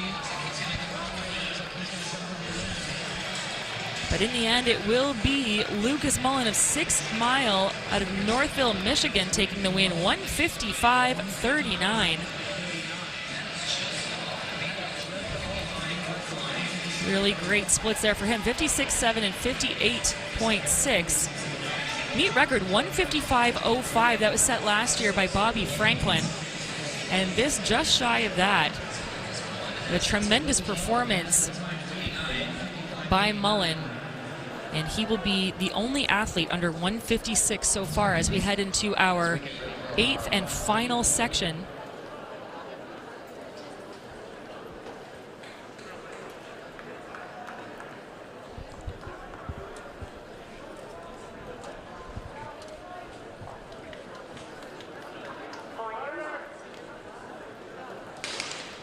And keep your eye on the clock. That record has great potential to go down here. Athletes in this final section are Ben Schendel, Caleb Young, Liam Angley, Donald Wright, Eli Aitken, Duncan Palmer, Leo Brazel. Brazel was third in the freshman boys mile. James Ransom, Owen Sampson, Lane Jessup, Graham Goggins, Mitchell Pylan, and Wes Rogan.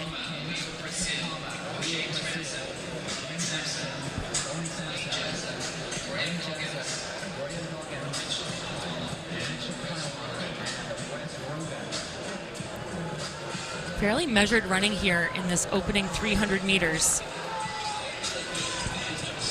These athletes are going to have to remember that they've got a 1:55.3 to contest with here, courtesy of Lucas Mullen in section number 7.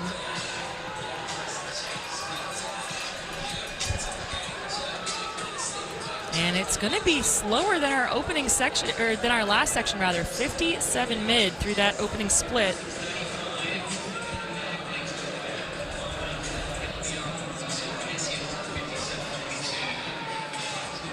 56.95 for Duncan Palmer, who continues to lead. Caleb Young tucked in second, and Leo Brazil, who we saw in that mile take third place. He's still fighting hard. Duncan Palmer, 200 meters to go. And Palmer was 4th in that mile. He is on a mission to put himself higher in the overall ranks in this 800. But swinging wide with a big push now. This is going to be a fast second lap.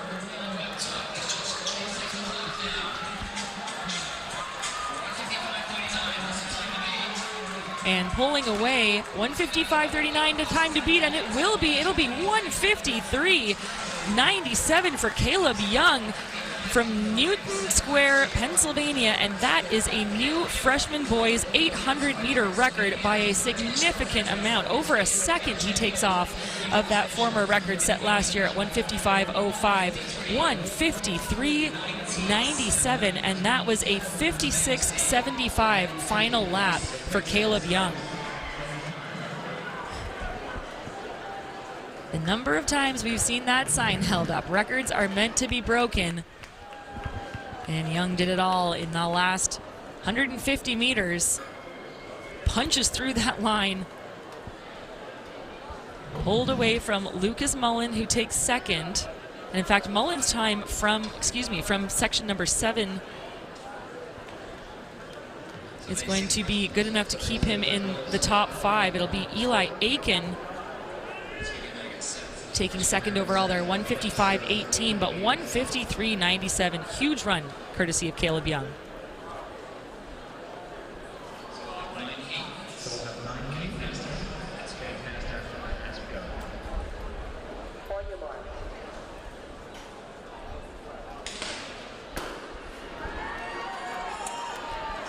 The first of 9 sections in our freshman girls timed finals of 800s.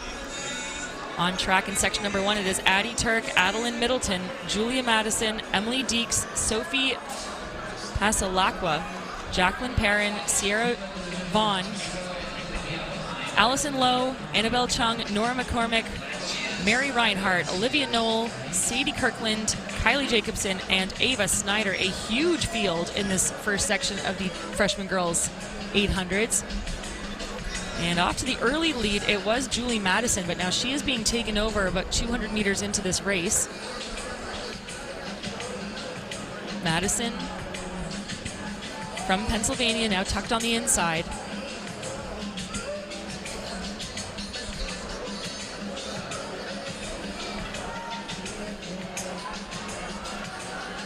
And she is still in contest, and to her inside is Annabelle Chung. From all the way in San Francisco at the bell. 67 unofficially for Ava Snyder of Maryland.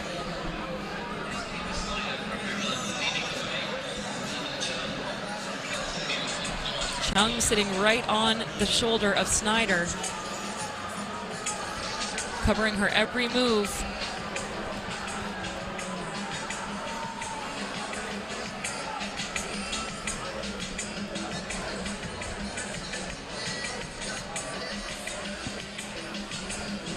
Snyder maintaining the advantage, 200 meters to go. She's been holding off Chung.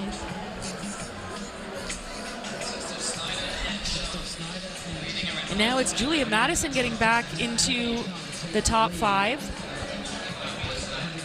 Chung making the pass, but Snyder is not going to let it go. Snyder and Chung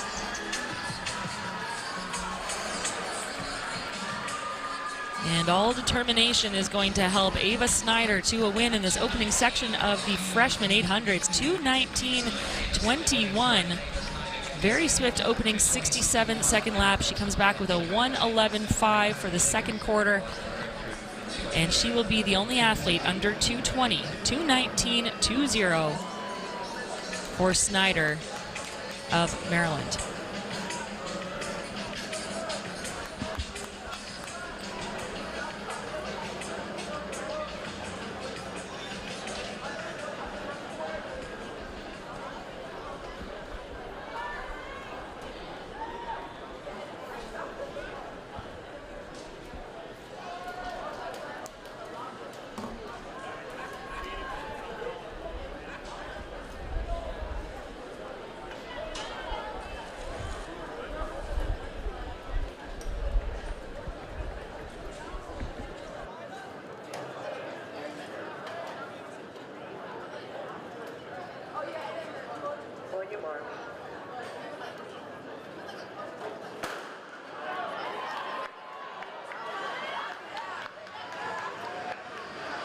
Section 2 on track.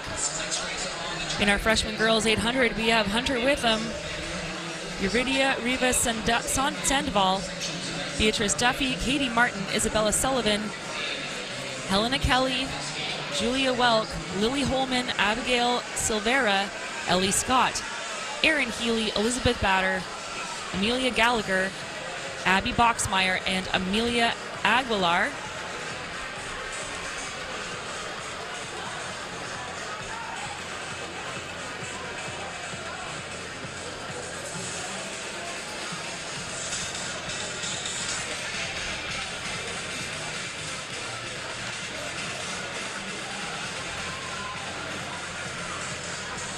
It's a race of two up front.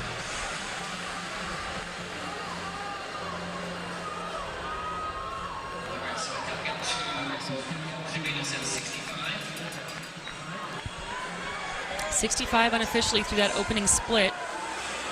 And that is Katie Martin of Liverpool, New York, leading Ellie Scott from San Antonio, Texas. 65.7 for the opening lap there. Katie Martin continuing to lead.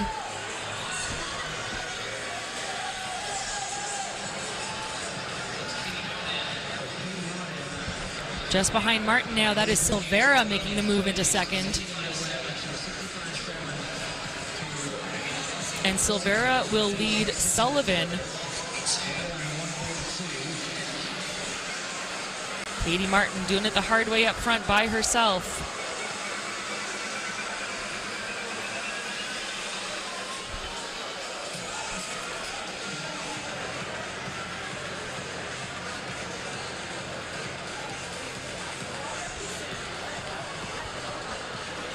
And a big challenge now as Isabella Sullivan comes up on the outside. Isabella Sullivan swinging into the lead, and she is going to drive to the line for a win of 2:17.54. Marbleton, Georgia, just out kicking Liverpool, New York. Sullivan takes it over Martin. And we now have 3 athletes under 2:20. Sullivan liking it. That's the time to beat now after 2 sections, 2:17.54. I think she may have just caught Martin off guard there. Martin doing everything she can to keep herself in a spot for the win, but it was Sullivan with a big push to the line, taking the victory.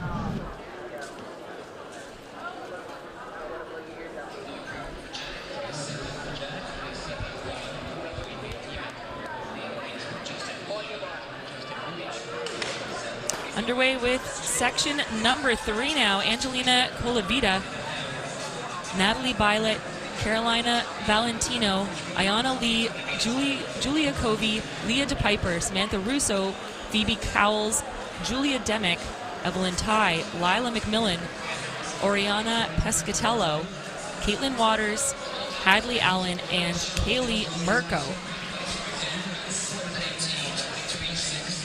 That is Pescatello of Canterbury, Connecticut, controlling the race up front through this opening 200.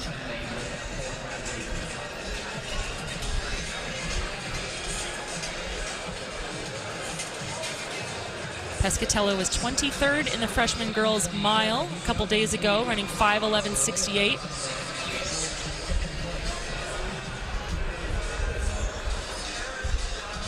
And she has a fairly sizable lead over this field as she comes up on the halfway mark. It's going to be a quick opening lap. 66 mid for Pescatello.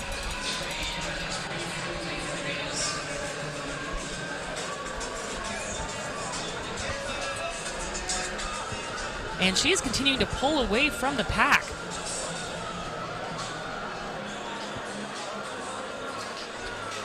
Quick shoulder check there, but Pescatello looks really good coming into the back stretch.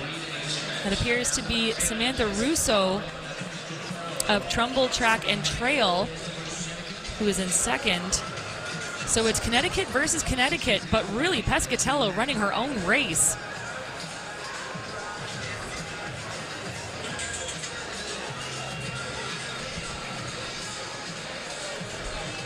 Pescatello with a wide margin of advantage. She runs for Rose City Wildcats. Starting to fatigue now, but she's done enough work to surely hold off the charge from behind. It's Colavita and Lee trying to chase her down, but this is going to be a phenomenal run there from Pescatello. She will take the win in 2:17.18 unofficially. That is corrected to 2:17.16. So by about a half a second, that is the fastest time of the day at the completion of 3 sections of these freshman 800s.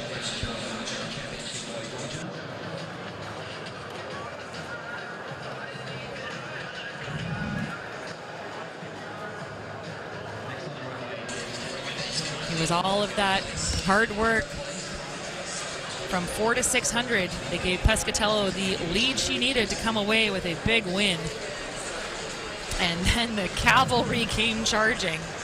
Close finishes behind, but Pescatello puts herself at the top of the leaderboard.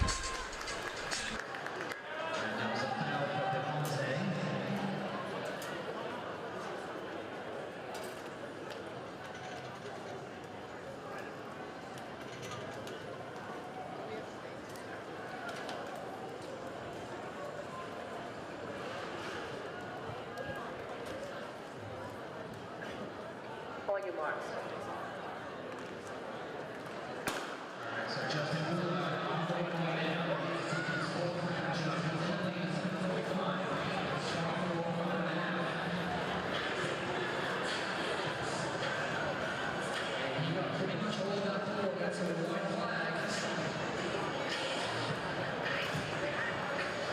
Let's see if he improves. 7:45 in the first round. He's currently leading by 18 centimeters. 24.5.5. And no improvement, 7:27. But he's putting together a solid series. So everybody has 2 more jumps, but Woolard is in pole position right now.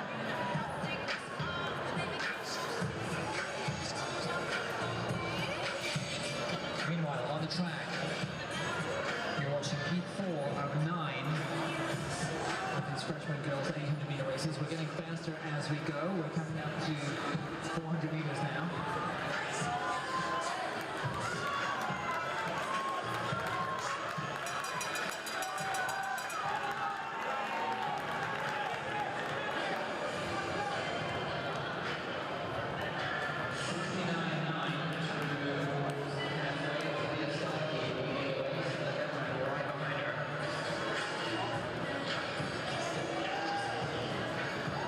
Starkey out of Ocean, New Jersey, making the big move, knowing that she has to keep things clicking along here to get anywhere close to that 2:17. And Starkey is going for it.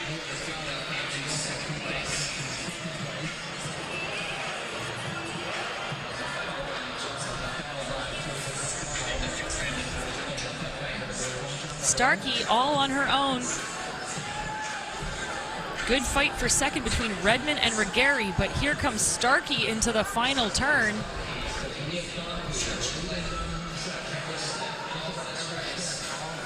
And after a relatively slow first 250, she has really taken on a fast charge.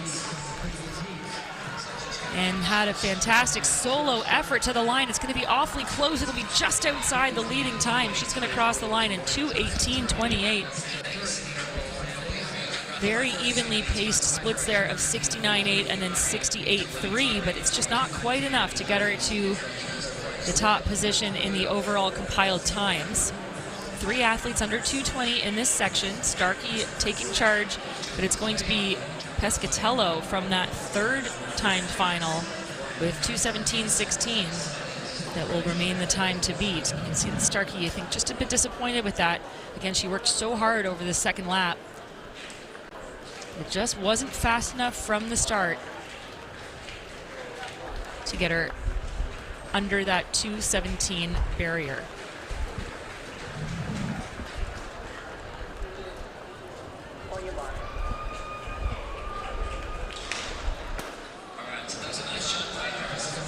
Section 5 on track now. Victoria Wilbeck, Madeline Gargillo.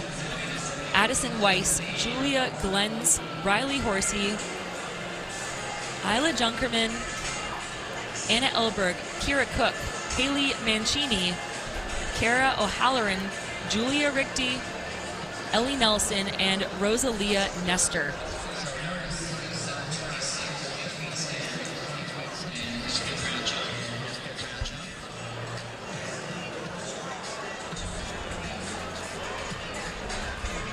So that's Kara O'Halloran.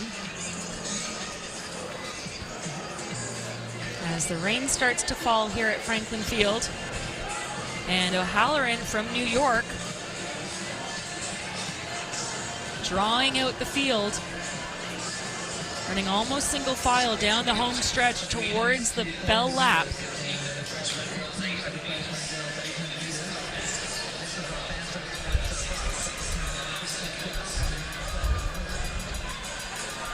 And O'Halloran will hit the bell in 66.57.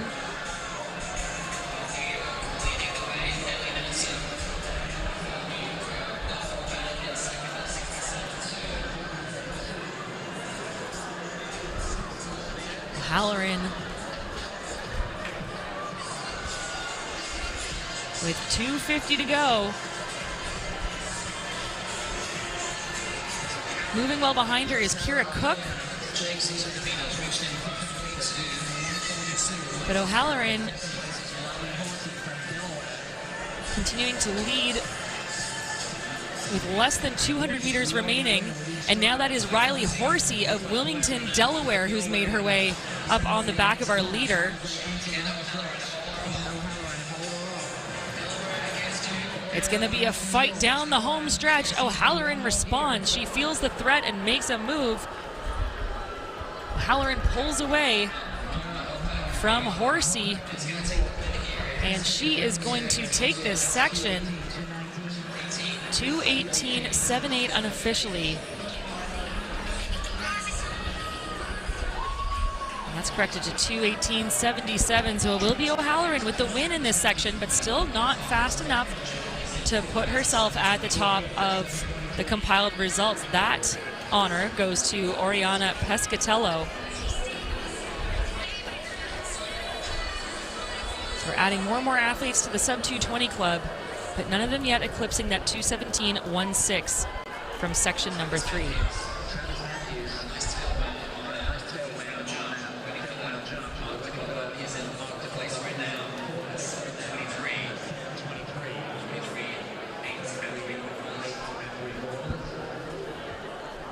Section number 6 taken to the track now with Summer Muxlow, Anna Johnson, Ren Gable, Audrey Lynn, Peyton Rice, Frankie Knox, Savannah Schmidt, Kate Michael, Ella Banning, Yasmin Wiley, Madison Munguia, Anna Guerra, Kendall Taylor, and Mercy McGann.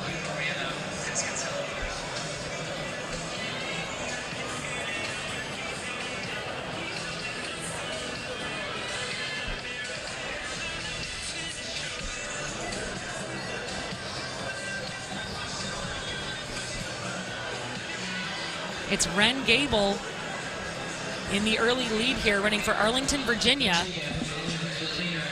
She's being hunted by Summer Muxlow of Georgia, so it is Muxlow chasing Gable.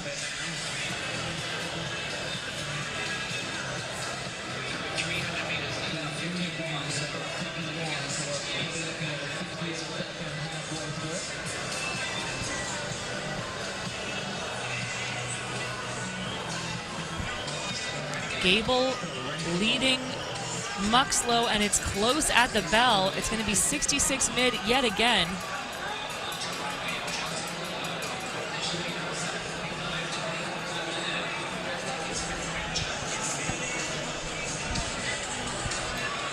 That's Yasmin Wiley of the Lawrenceville School in New Jersey in third.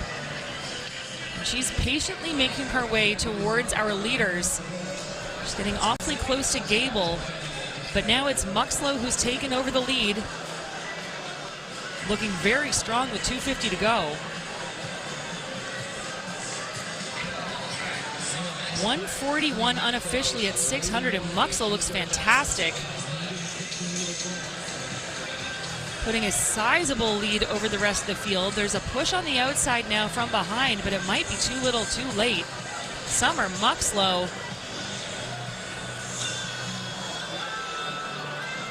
continuing to pick up the pace. Really good knee drive. And she is almost certainly going to take the win here in section number 6. Again, the time to beat, 2:17.16. It's going to be close to that, 2:16.69 unofficially. And the freshman from Georgia likes it. Here comes the rest of the field. Fast finishes all around, but top prize to Muxlow, 2:16.70. That will put her in the top position at the completion of 6 sections. She made a really smart decision here to move around Gable, who ends up finishing 5th in this section, and she never looked back. Her arms go up, and she is rewarded with a top spot with 3 sections to go.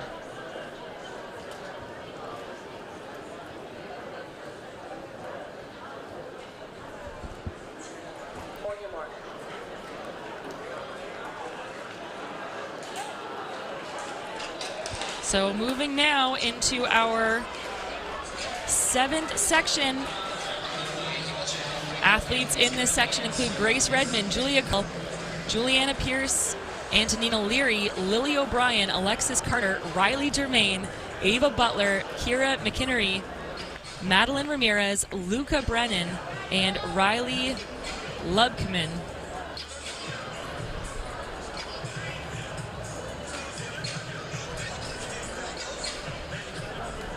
And that is Riley Germain off to the early lead. Oh, and a little bit of a trip there. Germain doing a good job to stay out of trouble. Germain, the daughter of famed Duke distance coach Kevin Germain.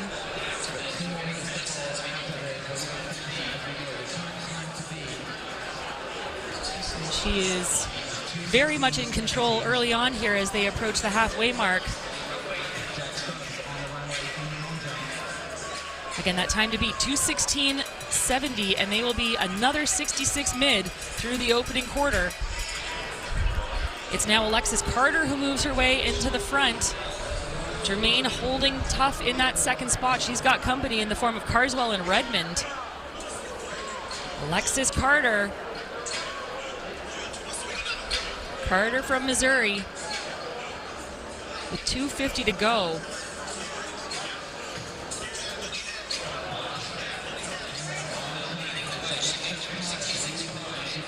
So Carter at 1:40 unofficially at 600 meters. And she looks very strong.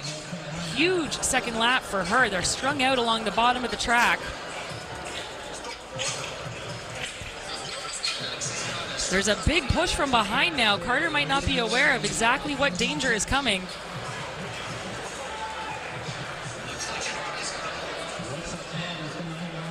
Fantastic close there in second, but it's going to be Carter taking the win in section number 7, and it's going to be a very fast time, 2:14.97.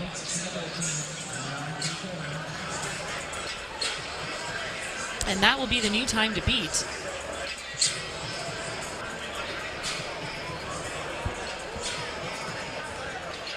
Brilliant run there by Alexis Carter. 66 opening lap. That was quite quick, but she comes back with a 68 low to win it in 2:14.96.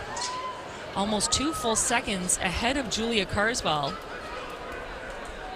Carswell from Windsor, Ontario, Canada, part of that Border City Athletic Club crew. And that 2:16.71 by Carswell will be enough to put her in 3rd overall. Carter is in the top position at the moment, and splitting those two is Summer Muxwell out of section number 6. So we move on now to our 8th of 9 timed finals in this freshman girls 800 meter. We'll have Addison Hansen, Francesca Mora, Elena Sabo, Kira Tomlinson, Avery Grant, Mary Grace Rowe, Allison Crow, Kayla Schellenbarger, Molly Hardwick, Jana Alexander, Evelyn Youngkin, Pauline Milletz, Griffin Stoughton and Naomi Sheasley.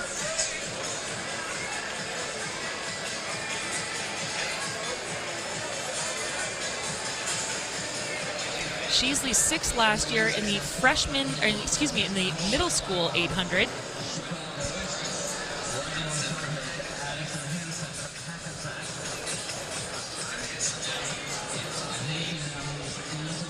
And that is Addison Hansen from Hackensack, New Jersey, barreling around the bottom of the track.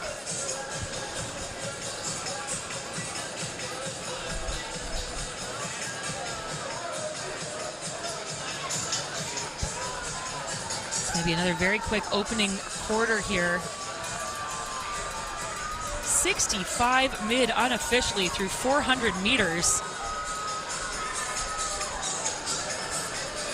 Naomi Sheasley just behind her. And now Kayla Schellenberger. We saw Schellenberger with a fantastic performance in the freshman girls mile on Thursday, running 4:58.08. And Schellenberger keeping herself very much in the contest here, but it continues to be Addison Hansen out front. Hansen trying to maintain composure. Here comes Schellenberger. Schellenberger, a sub 5-minute miler, thanks to that freshman girls mile 3 days ago, and now she is putting herself in contention to take home top marks in this 800.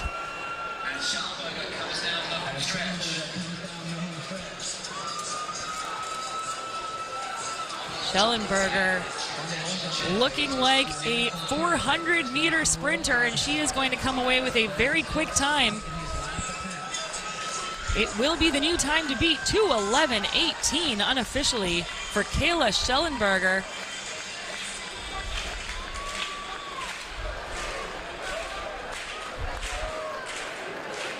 .64.61 that final lap for her, and that is going to seal the deal. She puts herself well at the top of the leaderboard in a new meet record. A former meet record set last year at 2:12.12 by Olivia Heim. And this will be almost a full second improvement on that.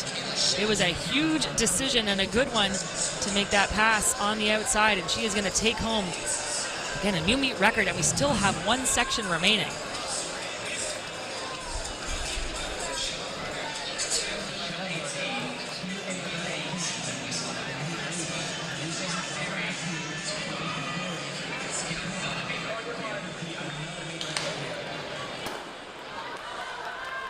So we are into our final section here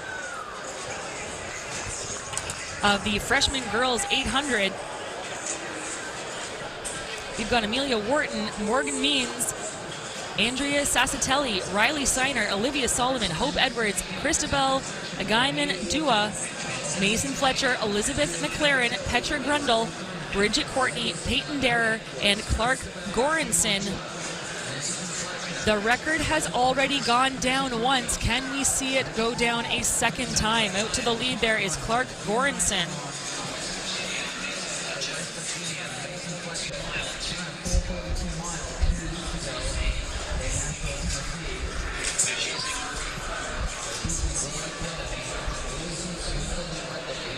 No one wanting to take it on here.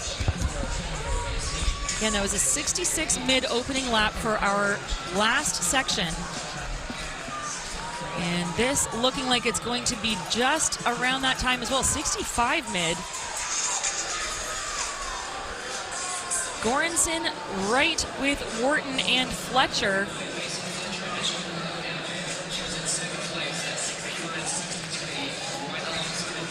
So 65.59 for Goranson, 65.63 for Fletcher.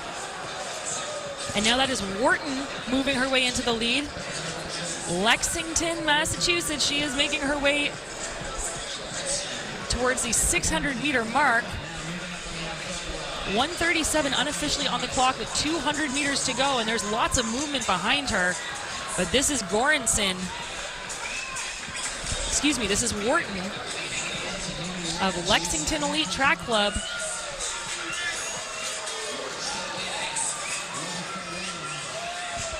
Wharton's going to have to keep working here. Again, time to beat 2:11.18. It's going to be close. Wharton is going to just miss that record and top time. Excellent set of laps, I should say. 65.63 for both of her laps. So she ran exactly even pace. It doesn't get any closer than that. 2:11.25 is going to be the time. It is under the previous meet record, but it is not going to eclipse Kayla Schellenberger's 2:11.18, and that is going to be the fastest time of the day. New meet record and a win for Schellenberger out of section number 8. In the end, Wharton did everything she could over that final lap. It just wasn't quite enough. So that will conclude our freshman girls 800 meters.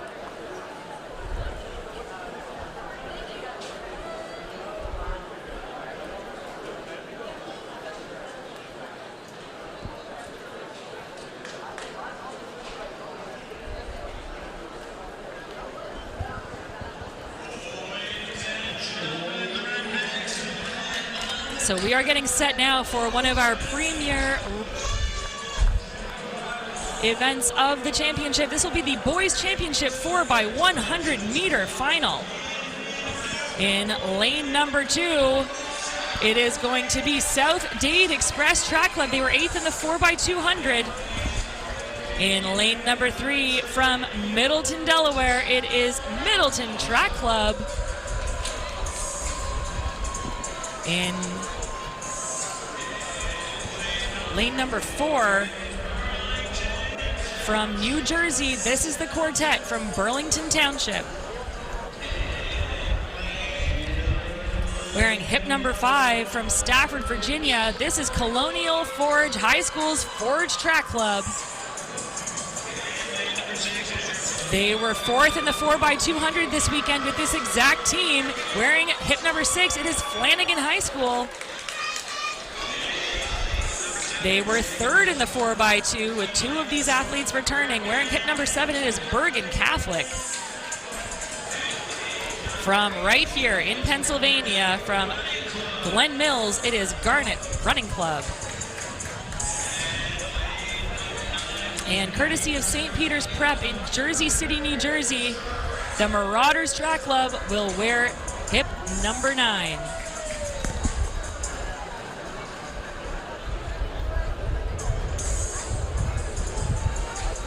So the meet record in this event, 40.47. That was set last year by Mustang Track Club. They did not advance to the final.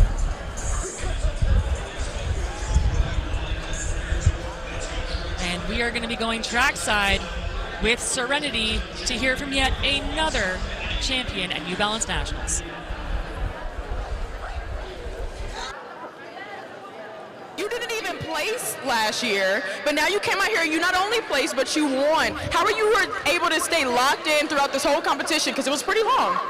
Yes, man, I just been praying this whole time, trusting the process and knowing that my time gonna come. So yeah, that's it right there. And you're off to Florida State in the fall. How did this give you some confidence going there? I just like the feeling that I'm coming into the program to compete and to contribute to the team. So. And who do you want to shout out, Justin? Who's out here for you? Man, shout out my mom, my dad, all my siblings, Coach Jones, Coach Carly, and God, first and foremost, of course. Shout out, God. Congratulations, Justin. Let's hear it for Justin Willard, your long jump champion.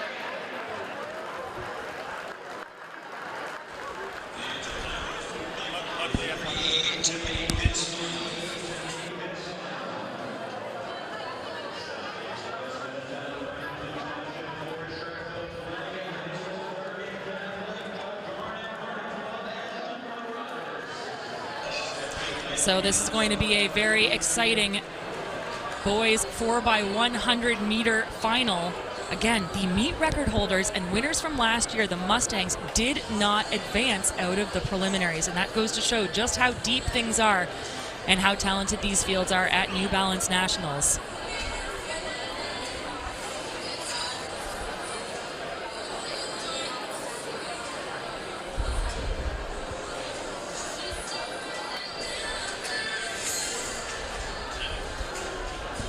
Several of these teams returning from the 4x2, from the SMR, and a couple of individual standouts as well. The Marauders Track Club is going to start in lane 9. Their team includes Javon Legister, who's the New Jersey State champ in the 100.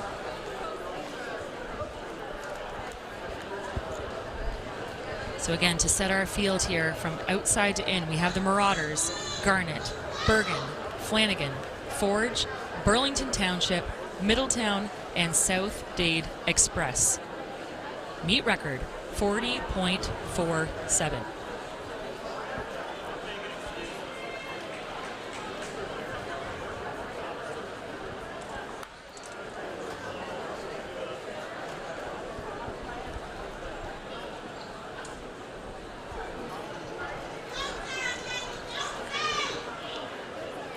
Winds have picked up a little bit here in Stadium at Franklin Field. Light rain, but things are going to be hot on the track.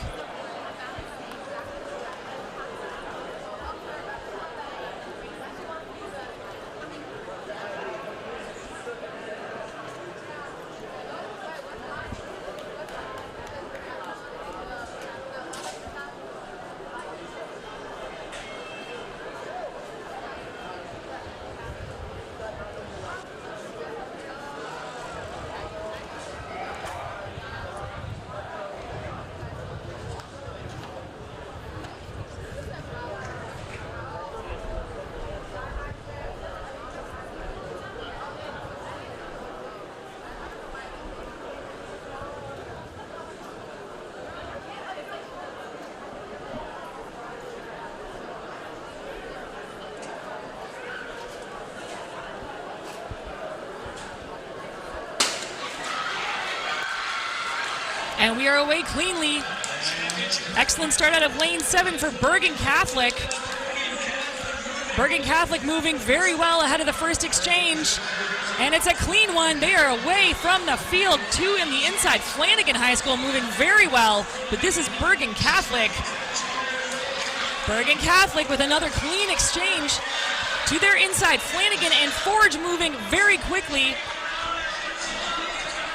It's going to be a blazing fast time. The exchanges have been good. In lane 5, that is Forge. And a hard fall there for Bergen Catholic. That opens things up. Right to the line in lane 6. That is going to be Flanagan under pressure from Forge. High drama here, and at the end they are separated by 0.03 of a second. Forge Track Club is going to take the win. Malik Dark, Brian Harris, Matt Fisher, and Owen Charlo, 40.69. They are ecstatic. What a run. It is not a meet record, but it is a big victory for this quartet from Forge Track Club. They win it from lane 5. The foursome from Stafford, Virginia could not be more excited. Colonial Forge High School showing up.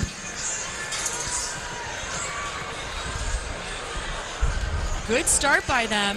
Excellent start on the outside by Bergen Catholic, and that was really the team to watch throughout this race. Clean exchange there for Forge in the middle of the track, and unfortunately, it was that fall by Bergen Catholic opened things up in a fight right to the end.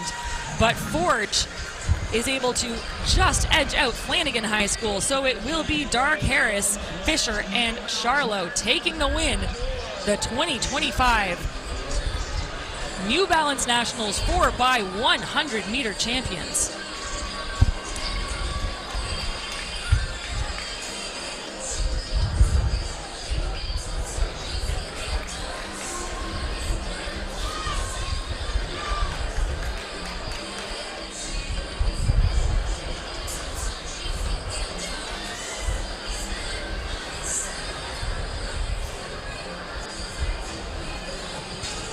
What a run there by Forge.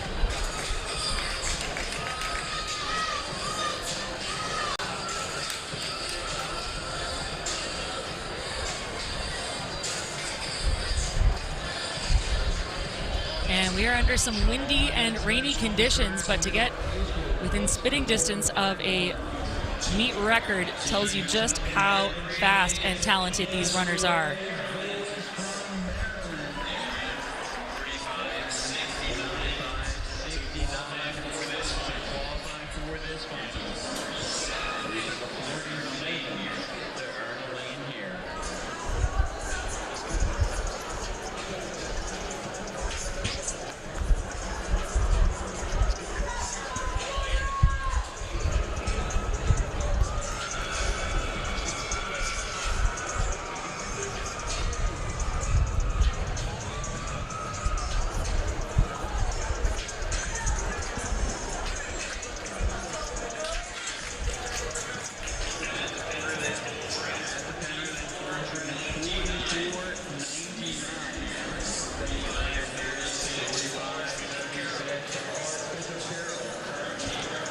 We are getting set next for the girls championship 4x100 meter relay. Again, the rain is falling, the wind is picked up, but the excitement in Franklin Field is palpable.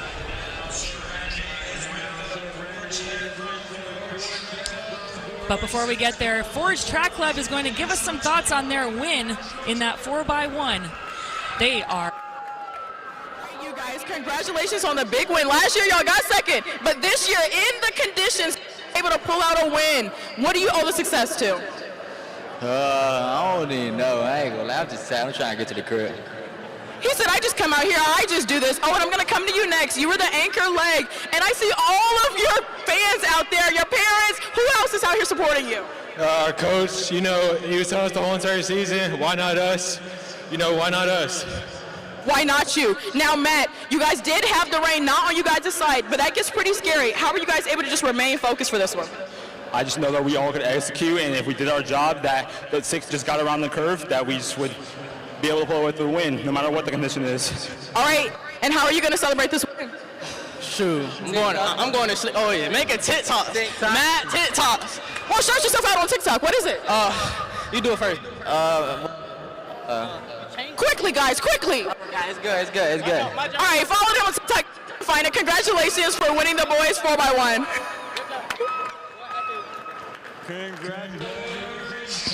It's all fun for that 4x1 team out of Forge. They're going to celebrate that for a long time to come. But we are going to meet the competitors in our girls 4x100 meter championship. Meet record set by Archbishop Carroll at 45:36. They are going to be part of this final, and they're going to be joined with a fantastic set of competitors.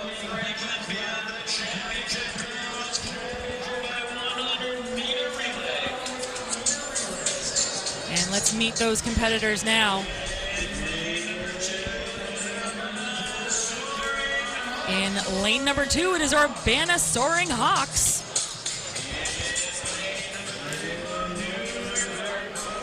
In lane number 3, it is Liverpool Track and Field from New York. In lane number 4, it is Boro Chimeras.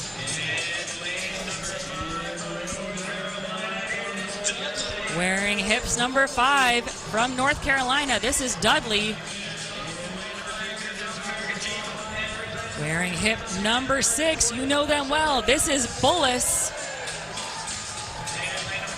In lane number 7, it is going to be the defending champions and meet record holders, Archbishop Carroll.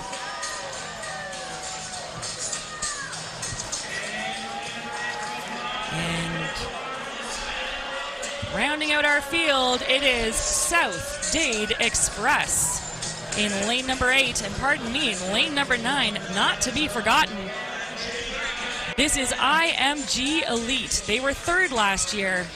They are looking to bump that up to a victory here in 2025. Again, that meet record, 45:36. That was set by Archbishop Carroll last year. They were led by Cook and included Sharps, Bulligan, and Solomon. Solomon returning and looking to take her team to another top spot.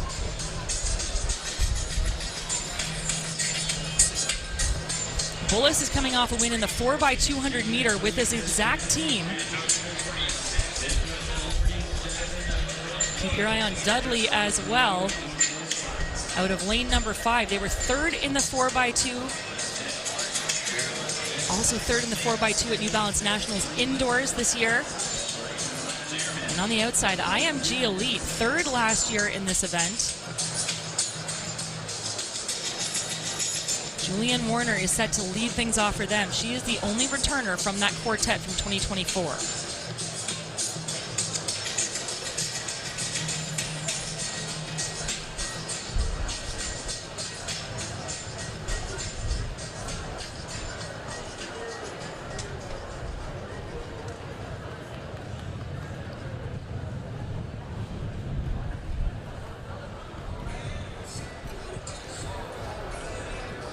So conditions not necessarily ideal for a meet record, but again, we came awfully close to it on the boys' side. And you could not ask for a more capable field here.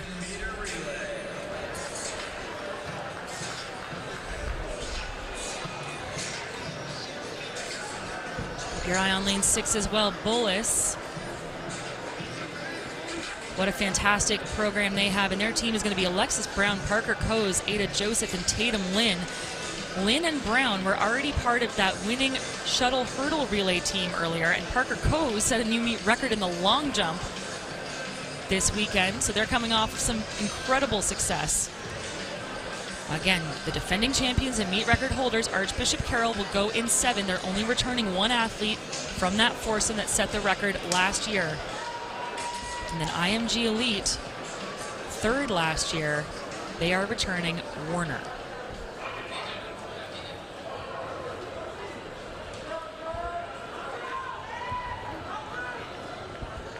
So again, from outside to in, it is IMG, Southgate Express, Archbishop Carroll, Bullis, Dudley, Barrow Chimeras, Liverpool, and Urbana Soaring Hawks.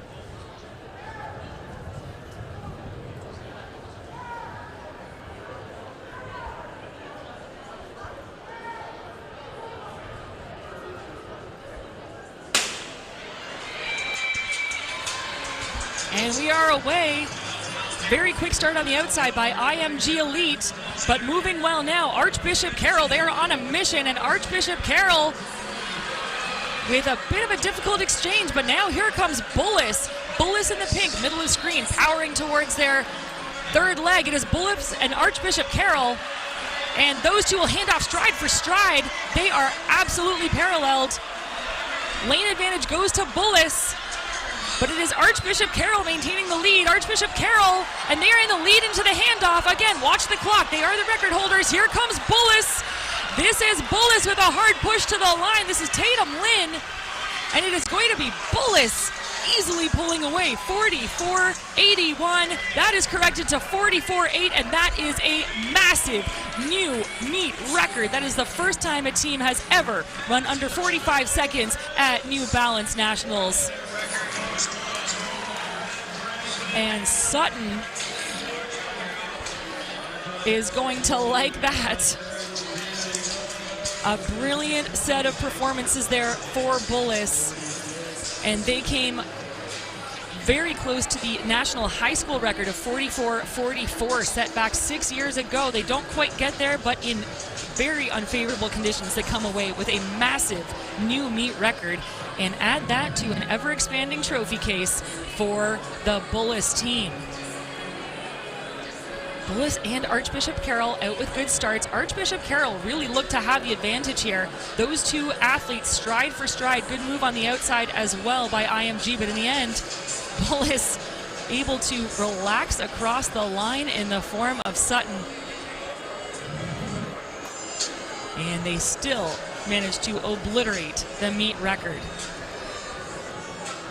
Archbishop Carroll second in 45.32. Well, that would have eclipsed their old meet record from last year. And then Barrow Chimeras comes across for third in 46.20, but it was all Bullis taking the win.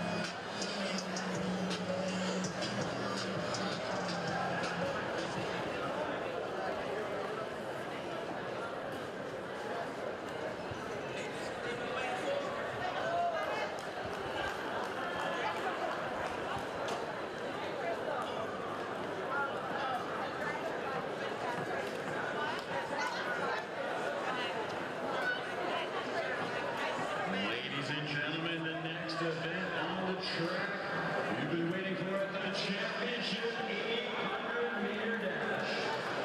Coming up first, we will have 13 sections on the road. Second pass, 2 fastest or top seeded sections will run last.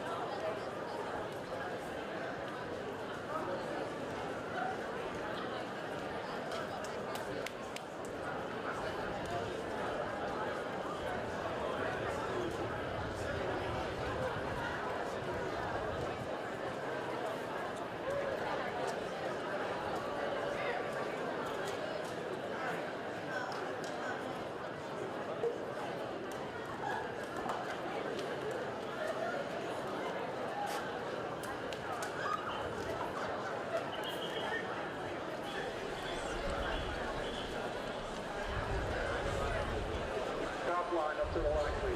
Up to the line. On your mark. The start of the boys championship 800 here on Championship Sunday from New Balance Nationals Outdoor. Keenan Gray here, soon to be joined by Dave Milner on the call for the rest of this 2025 New Balance Nationals Outdoor.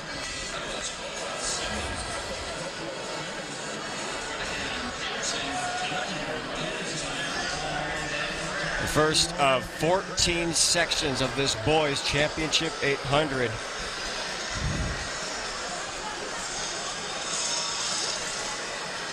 As they're all together here through 250 meters.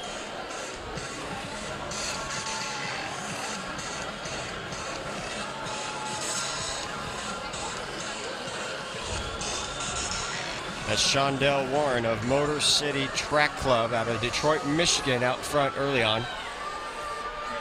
So he goes through that first lap.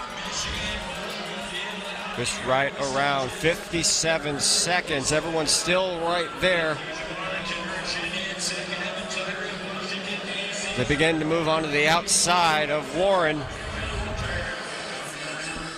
and make the turn into the backstretch one last time. Warren continuing to hold his position. Outside of him now, though, is Cunahan out of Illinois, and Cunahan goes out front here with less than 200 to go.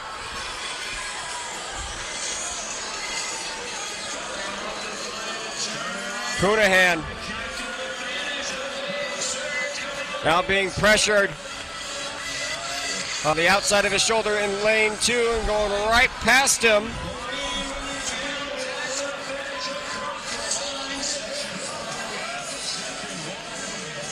And that will be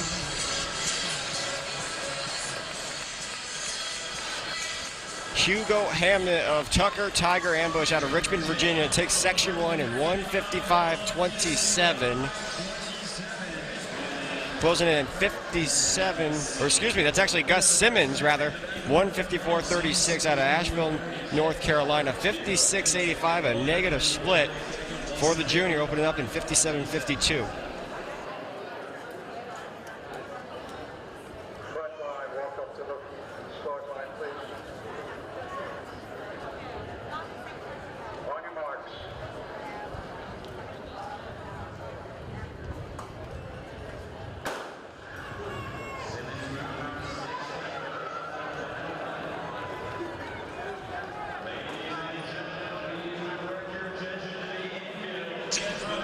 Now joined by Dave Miller now. So here, section 2, and off to a really good start so far. About 1:54 really gets the job done here in that first race. So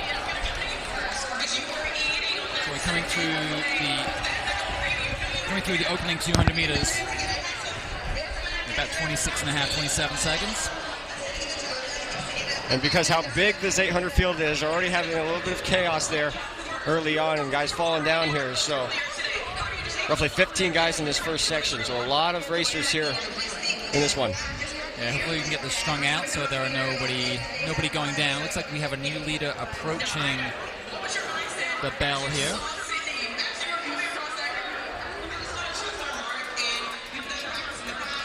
So through in just around 56 seconds, 55.86, and it was Austin Fox from north of the border, Sunbury, Ontario, leading the way.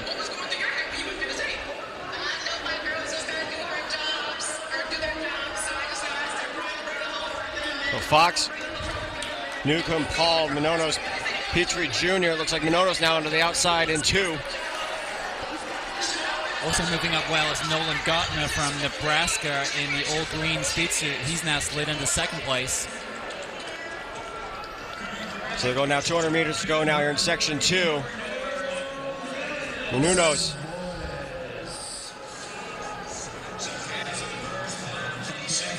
Manonos trying to hang on here, and now is getting passed by on the outside in 2 into the home straightaway. 2 go right by him. Gartner in the green are just getting overhauled at the end. And it'll be Samuel Blake, 153.68, 56.94 on that closing lap.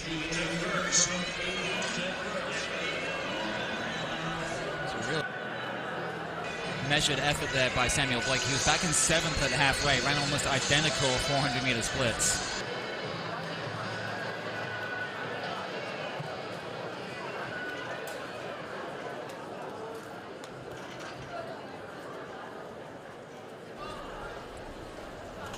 Top line. Up to the line, please. Relax, relax, relax. So that 153.68 is now the time to beat, set by Samuel Blake from Severna Park, Maryland. So we get set for section number 3 now. If you're a fan of the 800 meters, get comfy because we've got 14 heats of this boys championship 800 meters, getting faster as we go. And the rain's starting to lighten up a little bit too. We had a little bit of a downpour during those boys and girls 4x1, so now it's nice that, seeing it uplifting a little bit, although to be honest, a young man like Cooper Luchtenhaus ran 1:45.45 in the Oregon rain yesterday. Yeah, and the rain didn't seem to slow down the 4x100 runners very much. We got a meet record in that girls 4x8 you just saw, if you were tuning in 10-15 minutes ago.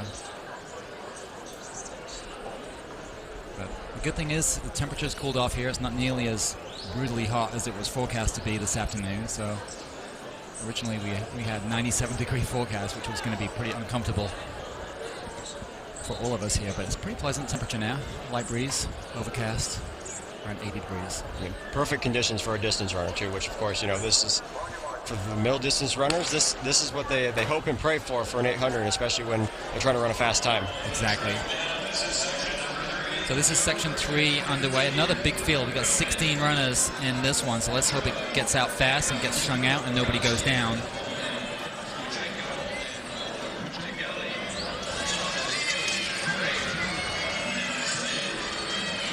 And the nice thing about running these 800s, even with large fields, they do alleyways rather than having just everybody start right on the exact starting line. So you find a way to put yourself out there early on and then find that position too. Yeah. It's Bodie Miller that got out fast from Oak Harbor, Ohio. He's wearing hip number 16. I think right behind him it was Ayadela Joe Griffith from New Jersey in second. It looks like it's Miller that's going to tow the field through. You can see the pace has actually slowed a little bit, and now they're bunching up again as they approach 400 meters.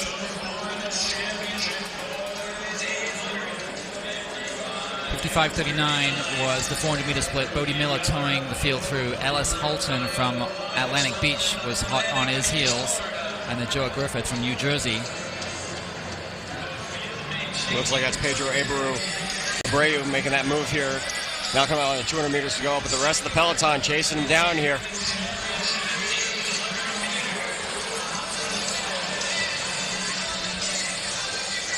think that might have been Ellis Holton that just took a tumble.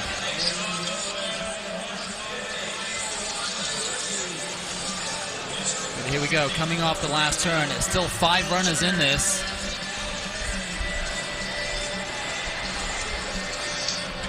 And swinging wide on the outside as Ayodele Joa Griffith, wearing the red singlet from New Jersey.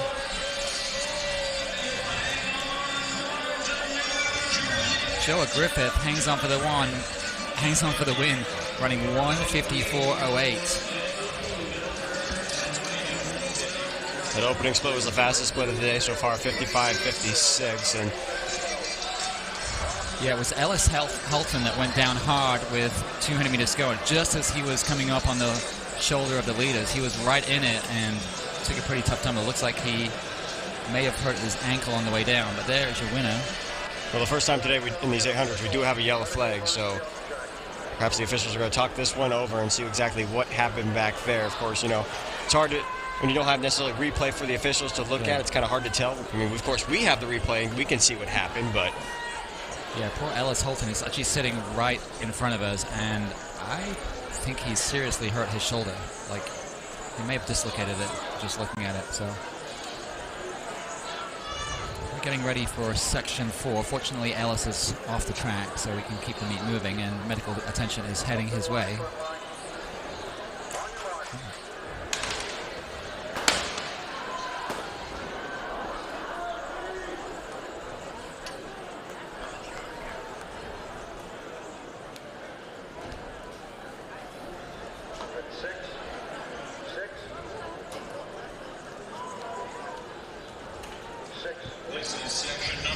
So section 4 is on the track. They get recalled. They're going to try and go again here. Once again, it's a big field. We've got, it's like 15 runners lined up for this one. The time to beat from section number 2, 1:53.68.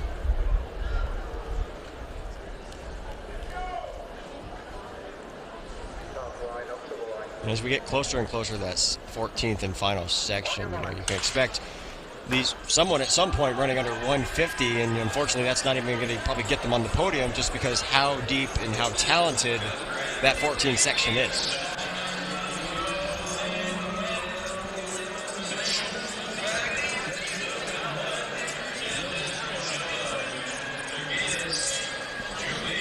So out to an early lead in this one. It looks like hip number 6, Abraham Went from New Jersey, in the lead. 26.8 eyeball split at 200 meters. And Abraham Went from the Marauders Track Club in Jersey City, New Jersey, is leading 300 meters in now.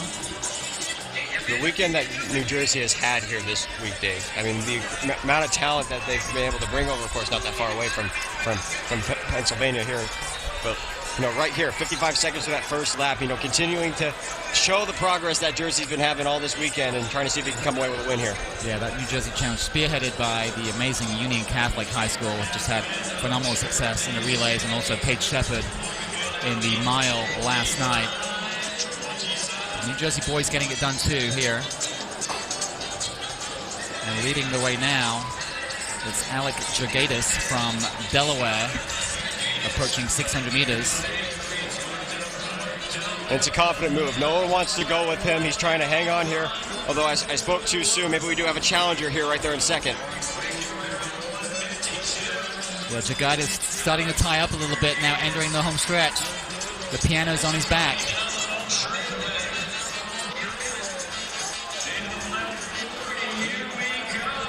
Let's keep an eye on the clock. The time to beat was 1:53.68. And they are just under that. It was Nathaniel Wright from Missouri that came through for the win. Matthew Twyman from Delaware came through for second, 1:53.83. And Alex Jurgatis from Delaware hung on for third place, 1:53.85. But there you see Nathaniel Wright, the winner of section 4, 1:53.52.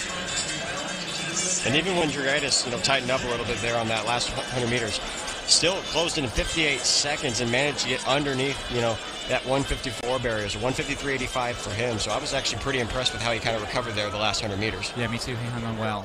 Grim determination. And we're only in heat 4 of 14, so we're just going to keep getting faster and faster and faster and hopefully be well under that 150 barrier by the time we get to our last couple of heats.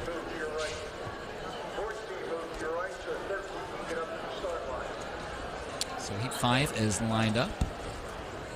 Got a few scratches in this one, so just 14 runners. Slightly smaller field for this 5th section.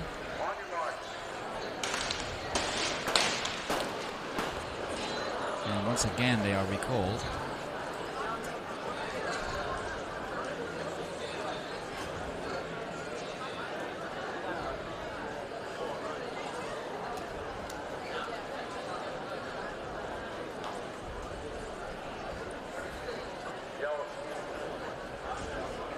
So again, part of the challenge is when you have this many guys is, you could potentially have some hesitation and some guys, kind of maybe pushing each other a little bit on towards that start line, and then of course that's the reaction to step forward, and that's why it caused that false start.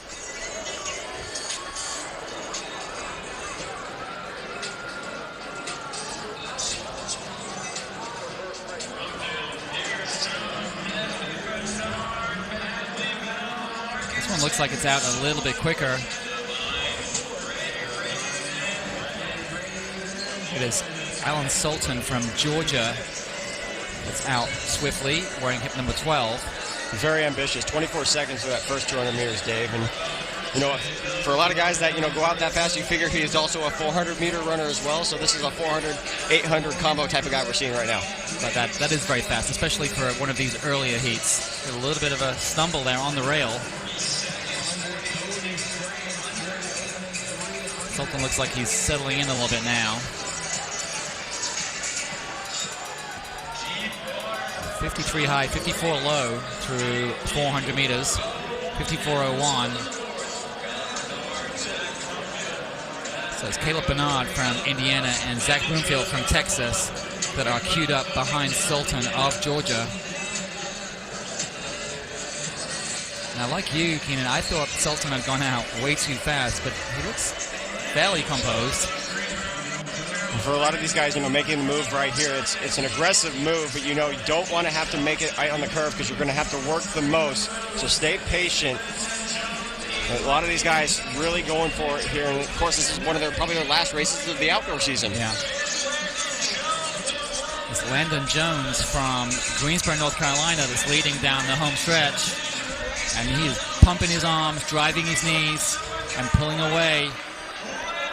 1:53.52 was the time to beat, and he's well under that.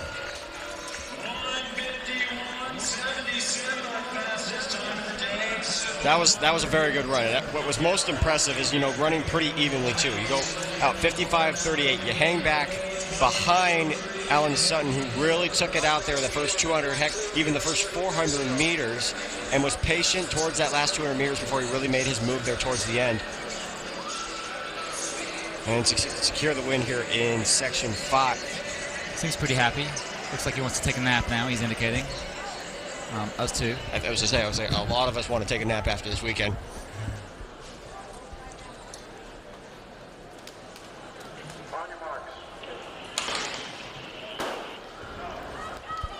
All right, Heat 6 is underway. Full boat in this one. We have 15 run, actually just one late scratch. 2 late scratches. Looks like we have 13 runners lined up for this one.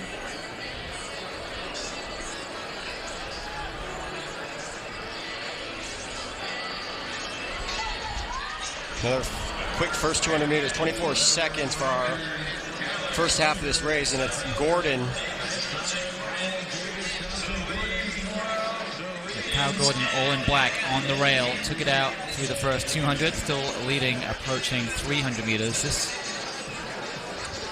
41.5 seconds through 300, so they're probably going to click off 55, 56 here at halfway.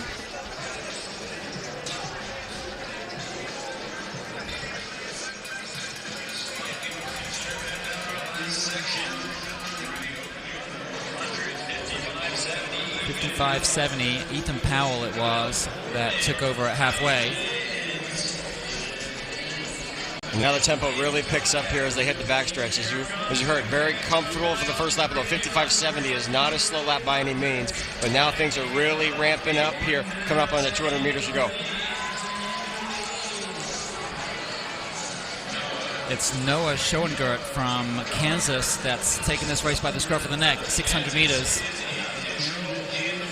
Noah Schoengert leading off the turn.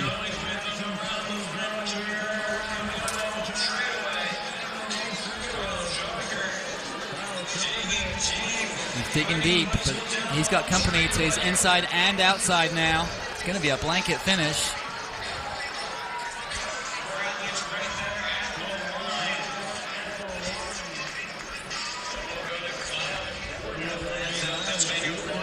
So Kyle Gordon gets the win, 152.21. Not quite as fast as our previous heat, but that one had a little more depth.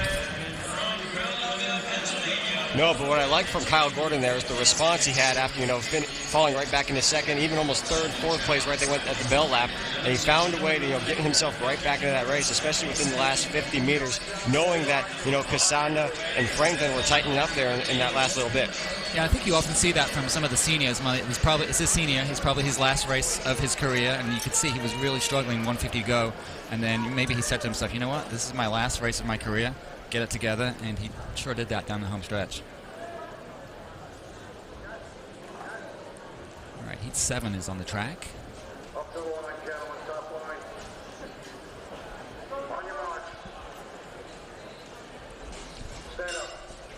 16 runners in this one. Seat times in this one, high 151s, low 152s. Seen a few of these guys before. Kenneth Alonso from Alabama was in action last night. Michael Gomes from New York should be right in the mix. And Dave, what I'm amazed by with so many of these kids that, go back to back, even back to back days in these events. Some of these kids, were racing the 2 mile, they come back, run the mile yesterday, and then back for the 800. It's a rarity you would see that, but if your body tells you can handle something like that, why not go for it? Exactly. As Cameron Williams is your early leader, a senior from Kennesaw, Georgia. And this one is out a little faster than the previous heat. Looks like they're right around 40 seconds through 300. So this might be our fastest intermediate split to date.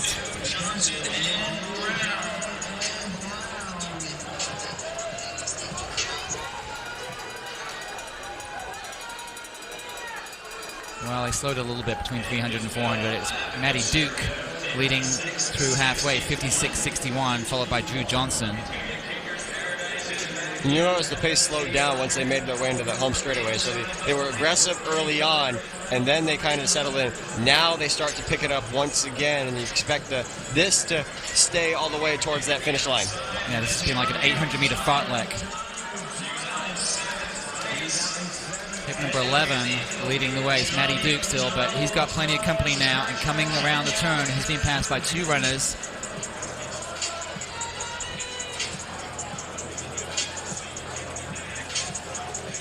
Now 139, 140 off the turn, so it's not going to be the fastest time so far.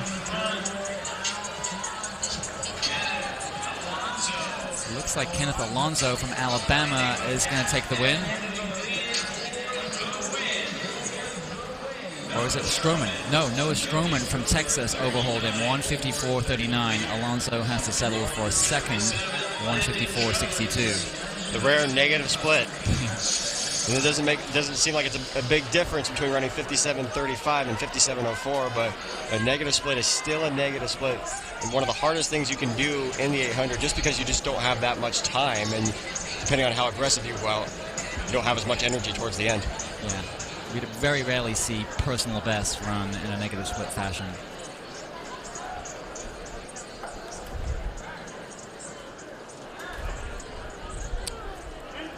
So the time to beat remains at 151.77 by Landon Jones from North Carolina out of heat 5. As we get set for section number 8 of 14. Theoretically, we're getting faster as we go and creeping towards and below that 150 barrier.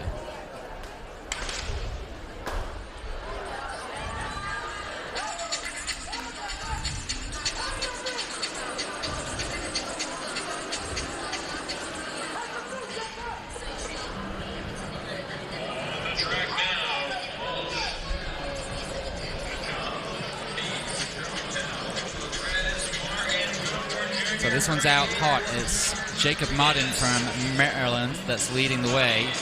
And right behind him in second place, Raylan Greer from Georgia. But you can see, Keenan, this one's already pretty well strung out, indicating the pace is a little harder than the couple of heats that preceded it. 25 seconds, 24 seconds for that first 200, and you know, starting to slow down a little bit, realizing, you know, they're looking at the clock right now. It's like, it's a little bit quicker than I wanted to, but now the real racing begins here and really testing the gritness and toughness too. So that was our fastest split to date, I think, 53.6. And it's Jacob Martin, the senior from Maryland, all in white, leading the way. Franklin Perez from Texas is in second. And look how strong he is. This has been an impressive run here through 600 meters. It's be able to maintain the speed, especially going out 53.6. 53.6 is even a respectable time for pro athletes to go through. Yeah, he came through 122 through 600, and he still looks full of running. His cadence has slowed a little bit. Let's see if he can respond to this challenge coming off the last turn. Let's see if he has one more gear. He senses the danger. Look at the response, though, Dave. And Jacob Martin is going to lead every step of this race all the way to the win. That was impressive. That was really, really impressive and gutsy too. Yeah, you don't often see a response like that at the end of an 800 meters when your legs just feel like they have battery acid running through them. To be able to quickly shift gears and respond to that challenge like that was really, really impressive. Personally, if I was his coach and I saw him run 53 seconds, I'd be shaking my head for that first lap. But then you show that type of response, and especially, you know, he was slowing down. They started to reel him in, and then just the ability to surge.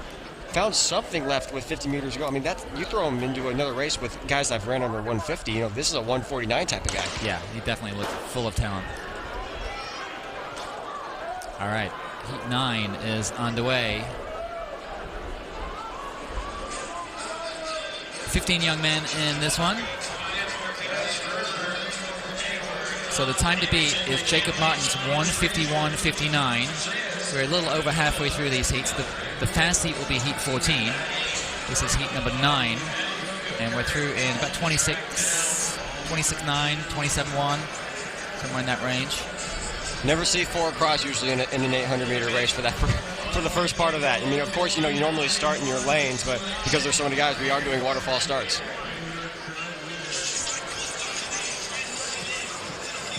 So this one doesn't seem quite as fast as a few heats before it. Looks like they're going to come through in about 55, 56. 56 and change. Actually, 55.85 is what's coming up on our monitors, and it's Dylan Bathrick from Connecticut leading the way. Evan O'Brien from Rhode Island right behind him, and then Aaron Peterson from Minnesota. But everybody's still in this, coming down the back stretch. And everybody's still in it because they went out relatively, you know, comfortable pace. 55, 56 seconds for a lot of these guys should feel pretty nice and easy. And now it really begins, and now we have another fall. Again, many guys in this race are going to have something happen there towards the end of this race. But clear of that traffic was Rowan Gazula, and he took the lead going into the turn, but now it looks like he's going to get overhauled. It's Gazula in the blue. Can't tell who that is in the red, but Gazula's trying to come back. And then we got a challenge on the outside.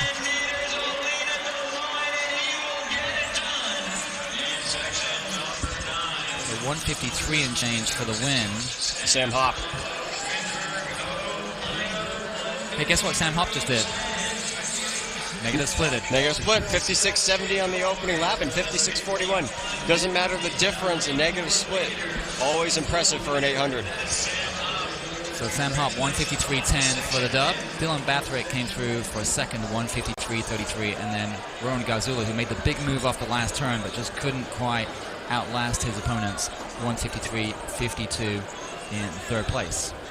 Time to beat is still at 151.59. You saw by Jacob Martin. I'm still impressed by that. I mean, yeah. We're of course one race away from it, but like I mean, that might have been the best thing we have other than the national record from Union Catholic, but that was probably one of the best performances so far today. That guy just looks full of raw talent. If I'm a college coach, I'm following that guy, tracking him down if he's not already signed.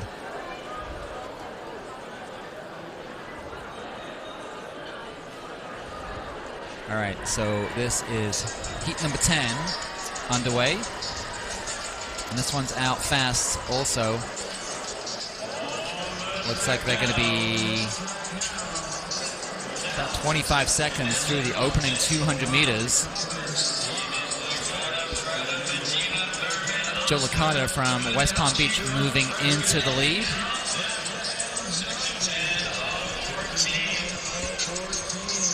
A little bit of elbow contact there at 300 meters. Another quick pace here. This one's fastest yet. They were 52-53, Keenan. It was Grant Stevens and Joe Licata. Well, Grant Stevens still looks really good here as they hit the backstretch. Look on the outside though, Kay Brownell out of Colbert, Washington, and Spokane is sitting in third. And of course, as well as Frasca, I should say, right there in second. Frasca now right by. Looks like Stevens there. Now he moves into second. Henry Frasca looking really strong. I don't know if Stevens is done yet. Henry Frasca leading into the turn.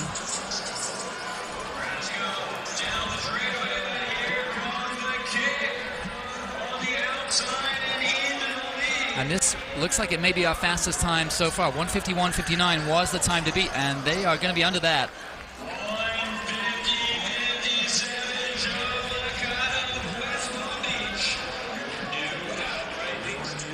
No, it was Matthew Schroff wearing the orange that overhauled Licata and Frasca. So Matthew Schroff from Ohio, 1:50.57. Henry Frasca, 1:51.20. Those two runners go first and second in the overall standings thus far. As we get ready for heat 11 next on the track.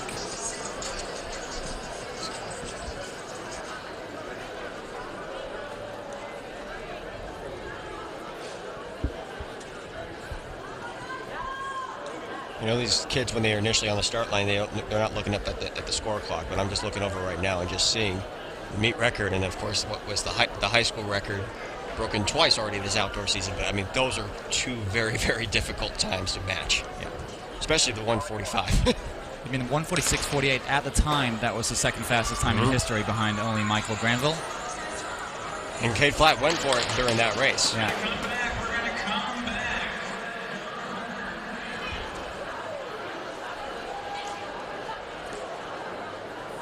Looks like our first fall. These 800s. Yeah, these guys are not going to be in any hurry to get back to the start line. Nope, just another extra stride, Dave.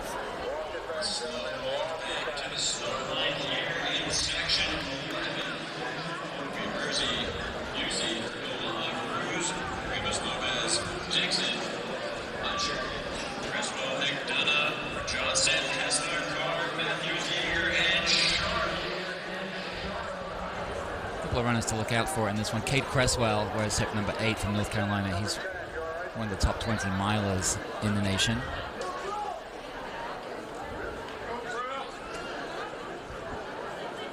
And that's what I like about, the longer distance guys. They wanted to challenge themselves in the 800 because, having a couple conversations with guys that run the mile, 2 mile, they don't necessarily like the 800 for a couple of reasons. One, it's not an easy race to run. 2, it hurts. 3, if you're not confident in your speed, that doesn't bode well for your confidence going into this race. Exactly.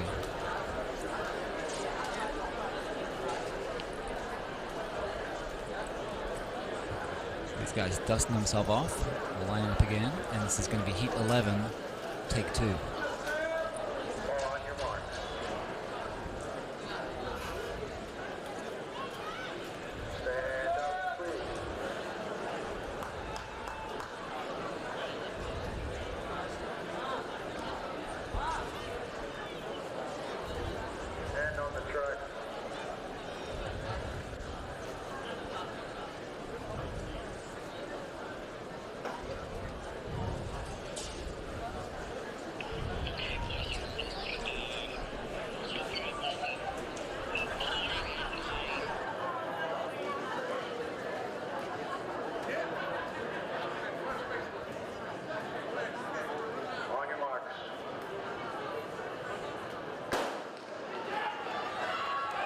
So here we go. Heat 11 is underway. Let's see if they can get a little further around the turn than they did the last time.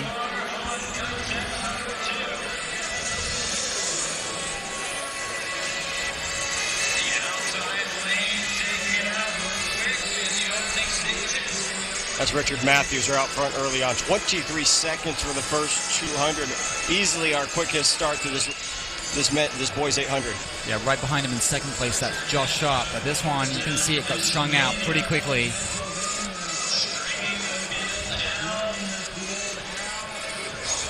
Richard Matthews from right here in Pennsylvania leading the way right now.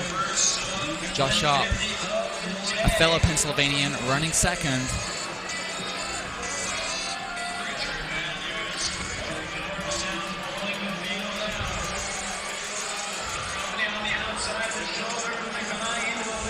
Let's see what the split was on that one. 54.07. Michael Card from New Jersey moving up nicely. Card has miler strength. He's a 4:10 miler in addition to being a pretty handy 800-meter runner.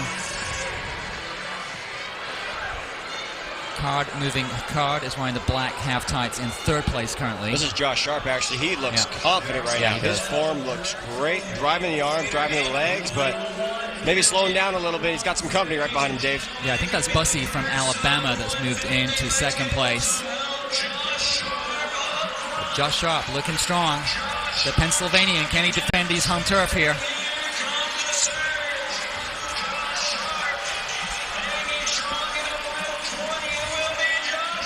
This is fast. Is he going to get under 150? Not quite.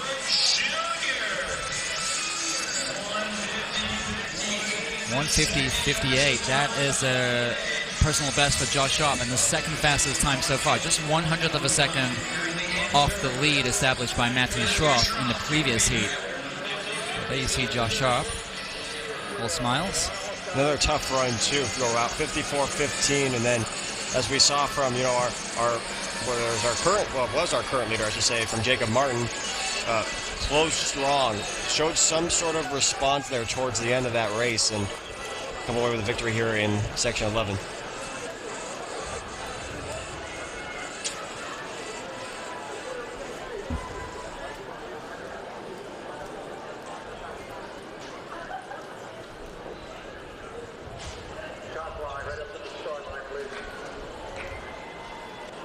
So if you are just tuning in, you are watching the Championship Boys 800 meters. You're about to see Heat 12 of 14. We're getting faster as we go, as we build up to the climax of our fastest heat.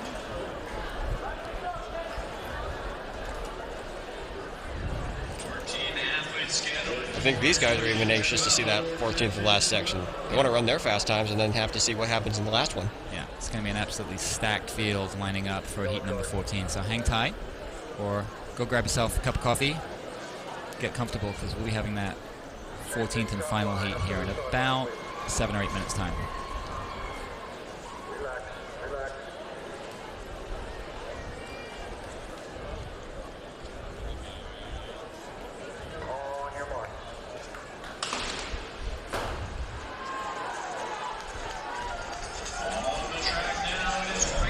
So heat 12 is underway. 13 runners in this one, so slightly smaller field.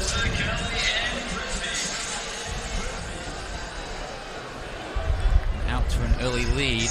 That's Kofi Rossi from Brooklyn.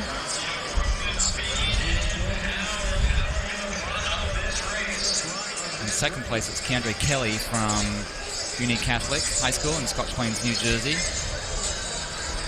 Omnipresent force here at New Balance Nationals.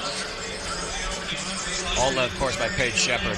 She's had a phenomenal weekend, Dave. Absolutely. If you get a chance to watch the girls' mile from yesterday, do so. It was one of the best races we've ever seen here at New Balance Nationals. And watch that on demand. 53.84 Keenan for that one. So pretty swift opening clip, and it's Tally and Bailey. And decisions have been made here, hitting the backstretch one last time.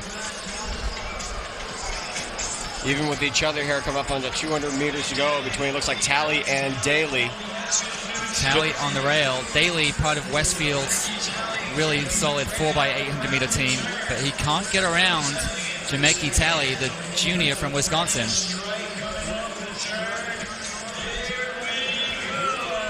Who you got, Keenan? It's Tally and Daly coming down the home stretch.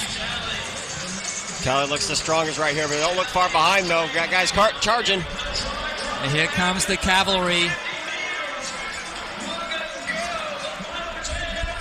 Is that Caden Leitner from Pennsylvania?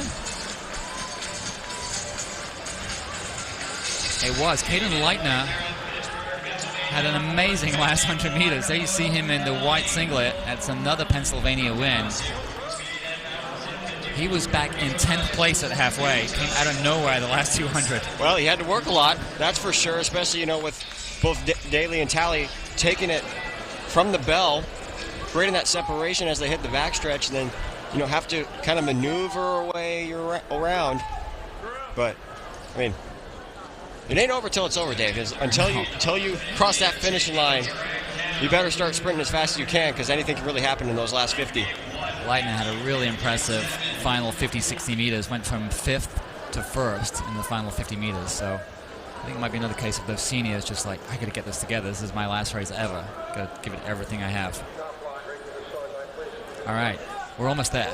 This is the penultimate championship boys 800 meter heat. And we've got some studs in this one. Keep your eye on Brian Burns and Sadeki Jakovic.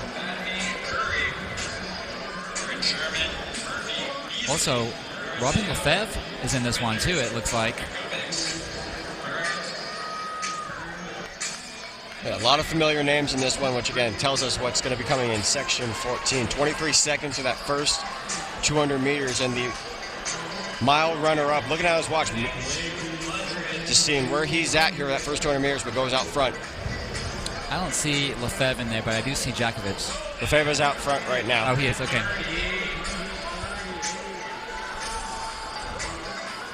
And then second is Latrell Hughes from Ohio.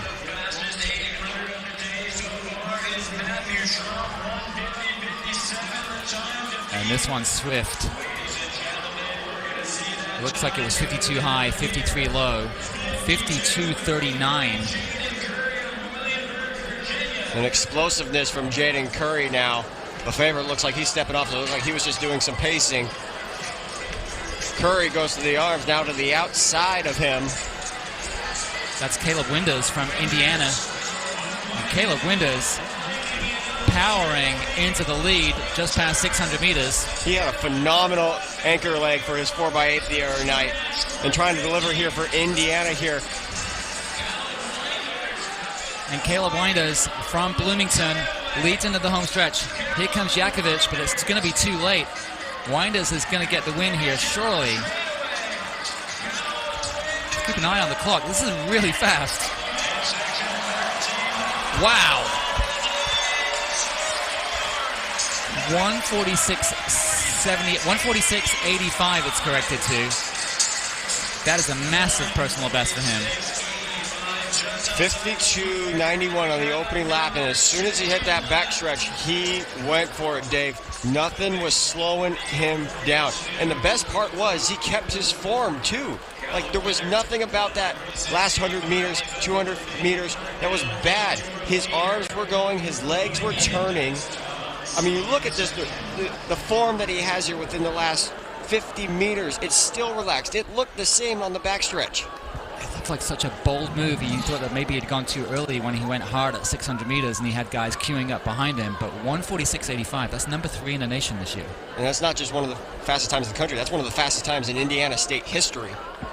And more remarkably, that's not even the fast section. We've got that still to come.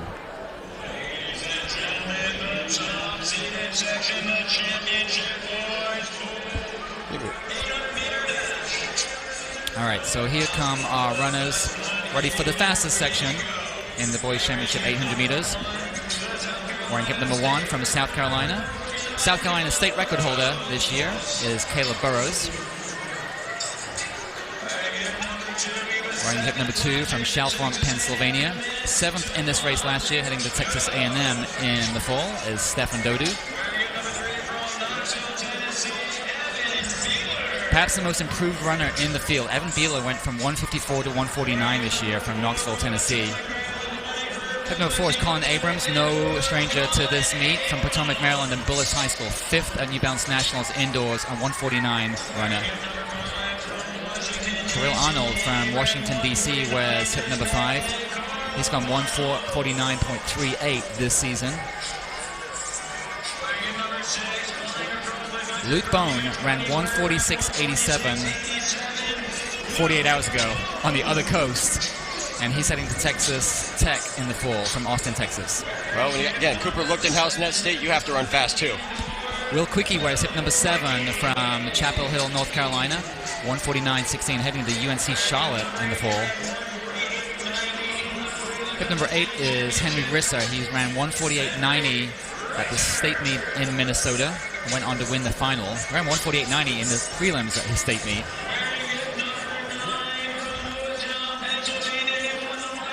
And it looks like Carter Smith is there.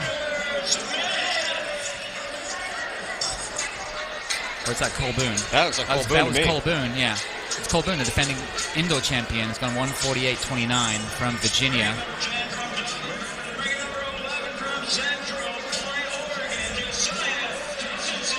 Josiah Tosenson will wear hip number 11 on the outside from Central Point, Oregon, a University of Washington commit. An outstanding miler and 2 miler. He's gone 151 at this distance, so very versatile runner. I'll tell you this, Dave, though. There was a workout he did the other day, and it was a video by Track All Access. Mid through the workout, 147 for an 800. So expect something quick from him today. Yeah. He's certainly going to shatter his personal best, and he's going to contend for the win for sure. But this is an absolutely stacked field. Probably the strongest field we've ever assembled here at New Balance Nationals outdoors for the 800 meters. So 2 laps around historic Franklin Field. And in about 145, 146, or 147 seconds, we're going to know who our national champion is. Now the big question is, will our national champion come from this heat? Now the pressure's really on, especially what Caleb Winders just did in that penultimate section. So these guys know what they have to do. They know they have to get out hard. They do not want to be dethroned by Winders from the previous heat.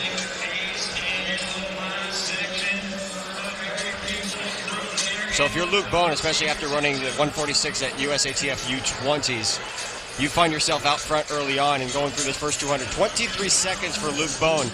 Looks like the travel has not tired him out here so far. Luke Bone looking really good. Colin Abrams from Bullis is hot on his heels in second place. He's wearing the pink-colored speed suit. But Bone leading. We'll see if the travel has taken anything out of him, and that's a tough ask to fly from coast to coast and bounce back. And now here comes our defending indoor champion, Cole Boone, for the very first time. Ran under 148 this outdoors season in a meet where it was against college athletes. 52-16, Luke Bone back out front, but Cole Boone right on his heels too. That's our fastest split so far. That was faster than the previous heat, which yielded a 146. Tosenson moving up to third now. Look at Colin Abrams, though, on the inside, trying to move up to him. And how about this? Henry Risser from Montana. Perhaps a surprise package here. And the Oregonian going right with them, too, Tostenson. And here comes Tostenson. He's got the miler strength. Surely he's going to overhaul them here. Now down the home Cole stretch. Boone. Oh, my word. Anybody's race here down the home stretch. Risser and Boone. Boone. Was it? Winders your champion. Was it Winders? Winders is your champion. Look at the clock. Oh, my word.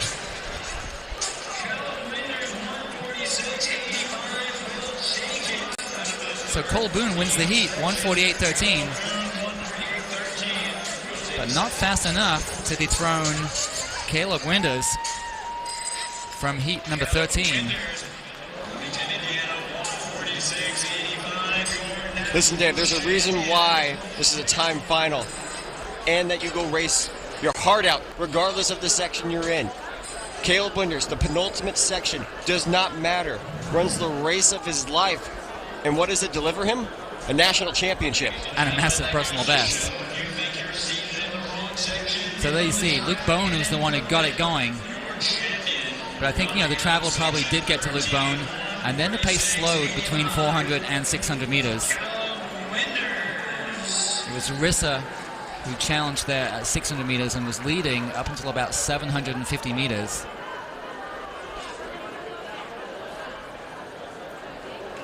That boy's 800 meters full of surprises. So, they went out for the pace. They figured that, running 52 seconds would try to get them to go right around what, Winders did in that last section. So they did the right thing. It's just you got to be able to finish towards the end. And Winders certainly did that. He was running with immense strength and confidence and composure down the home stretch. He's probably as surprised as we are that he is a national champion, though, out of the 13th section. Anyway, we are going to switch gears and go to the Girls' Championship 800 meters next, and we have 9 heats. Getting faster as we go.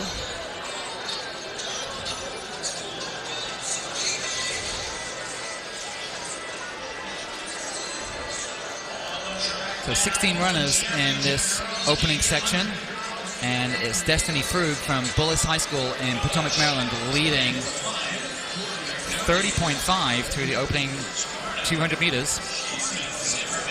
So for Winders in that race, number 7 all-time in high school history for the U.S. We've seen some amazing performances here today, and there's some real surprise packages, and that was definitely one of the surprises in my book. Well, and the crazier thing this year, Dave, 3 of those times have been the 3 top 7 times in the all-time have been ran this outdoor season. Cooper Lichtenhouse, number 1. Owen Powell ran 146 in Renton just a couple weeks ago. And now you have Caleb Winders running also another 146. Yeah. Well, of course, Lichtenhouse ran what was the previous national record before that in Renton. So we've had, 3 of the best marks in the history in the space of the last week and a half. Well, and he did it in rain, too. He did that in rain, and I'm not saying there's any excuse for any of these guys, but what Cooper Lichtenhouse did is generational and is phenomenal. Absolutely.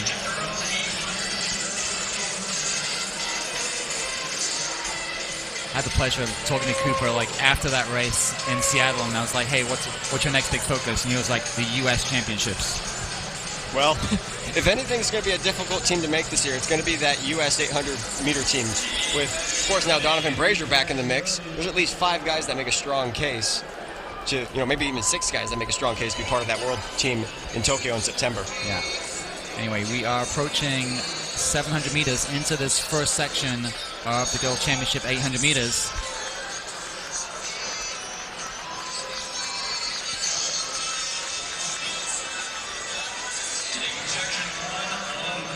And that's a pretty fast opening section, 2:13.35. It looks like Lane Isom from Michigan was your winner. Caitlin Copilla from Rochester Hills was second, and then Alexandra Klein was third. Winning time, 2:13.35 for Lane Isom, just a sophomore from Michigan. And Caitlin Coppola makes it a 1-2. There you see Lane.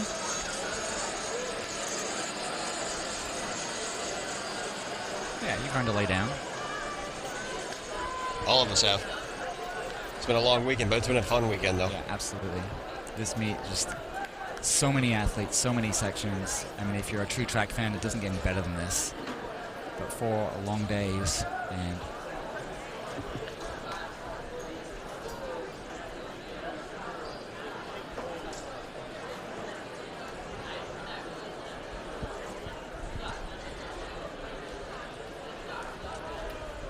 all right, so we're getting set for our second section of the Championship Girls 800.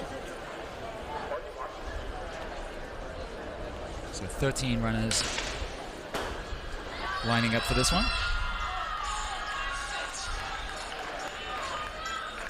Ladies and gentlemen, direct your attention to trackside. So as this girl race gets going, let's head on down to the infield with Serenity Douglas in here from the 7th fastest high schooler in history in the 800 meters in Caleb Winters out of the state of Indiana. All right, at a section 13, not even the fastest heat, Kayla Winters, you are now a national champion. How did it feel for you to just be able to finally dip under 149? I mean, it's crazy. It was very unexpected, but I just want to thank all my coaches and my teammates pushing me every day. I mean, this is unbelievable. Now, you wanted to give a special somebody a shout out. Your girlfriend actually won another meet, a very important meet, went 203. How does that feel? I mean, she won yesterday, so I knew I just had to be up there with her and also try to win. It's unbelievable. Well, what does that say about you that you weren't even in the fastest section, but you just absolutely went for it? What was your mindset coming into that first 400? I mean, I was a little disappointed I was in the fast seat, but at the same time, it was going to be like nice having a race of my own. I have a pacer. It was just perfectly set up, and it was an awesome race. So what do you have to say to anybody who might not be in the quote-unquote fastest heat? Give them some advice. I mean, just believe in yourself and have the confidence to do it. Period. That's it. That's all. Let's hear it for Caleb Winters, your 800-meter champion.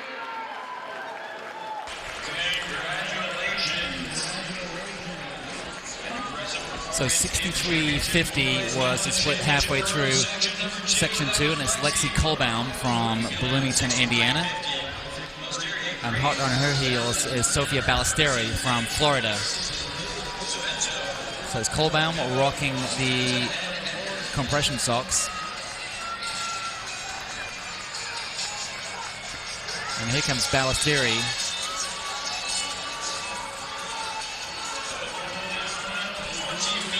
And Sophia Ballesteri, the junior from Jupiter, and then Kohlbaum fights back.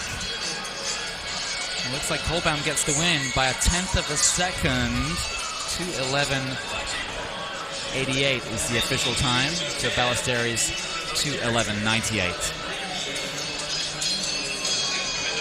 Well, that's a wire-to-wire type of run. Strong for the front, strong to the finish. 63.50, as you said, the opening lap, and then closing in 68.39. And yeah, had a little bit of a presence there towards the end, but you know, it's a nice battle between Kohlbaum and Ballesteri. There's you see the results there from section 2.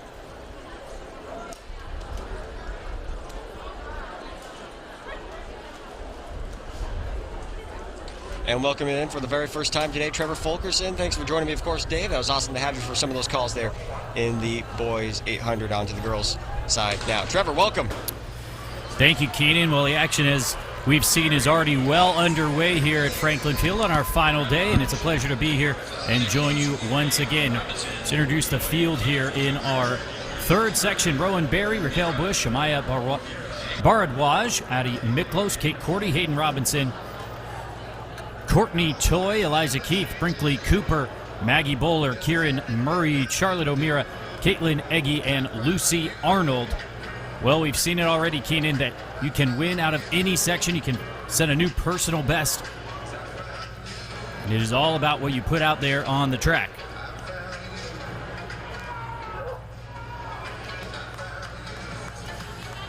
As we see, still pretty bunched up here in our third section. Remember, Lexi Kohlbaum has set the standard 2:11.88. Sophia Ballesteri also under 2:12, 2:11.98.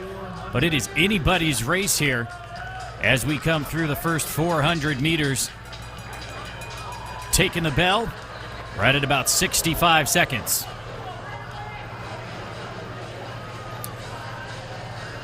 So out in front, now starting to string out.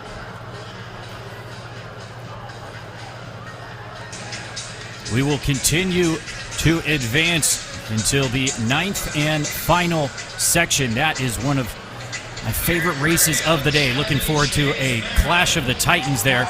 Ongoing storylines, of course, with Sadie Engelhart, Natalie Dumas, Tosin Awole as well. But here now, it's heat section number 3. Coming around the bend for the final time. Keep an eye on that clock. Seeing if we can go sub 2:10. Maybe a tall order, but It is a close battle still. This one is not decided. Look on the outside, going wide into what here at Franklin Field is lane number 6, in fact, coming all the way through. It's going to be a touch slower than the previous sections, but after a 65-second first lap, closing strong. There, Trevor. O'Meara gets the victory, and there's confirmation of the result, 2:12.78 for the New York senior. Hard-fought battle down the home stretch, getting it done and taking section number 3. Part of a strong Del Mar Track Club team, better known as Bethlehem Central out of the state of New York. Had a phenomenal cross-country season that program did, qualifying for the national championships and, continuing on that success here in the outdoor scene.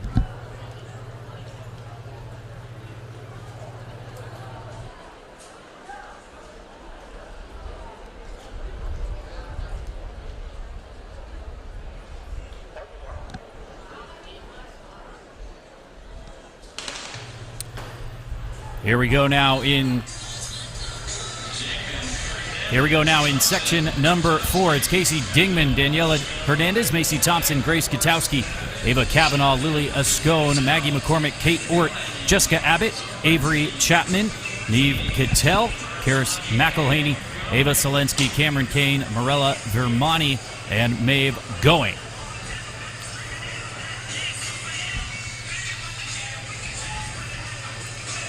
Going 3 lanes wide here once again, 200 meters in. Remember, 2:11.88, still the fastest time of the day. That came out of section number 2. Now we start to string out just a little bit.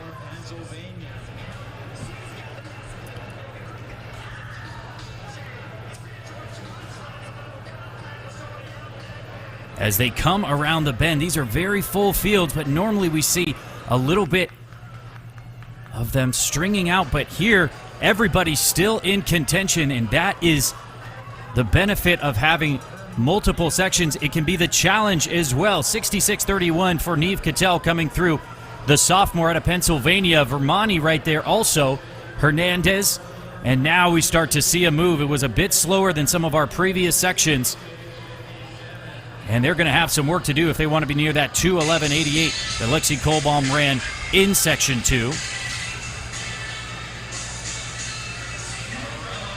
Morella Vermani making a move here on the back stretch.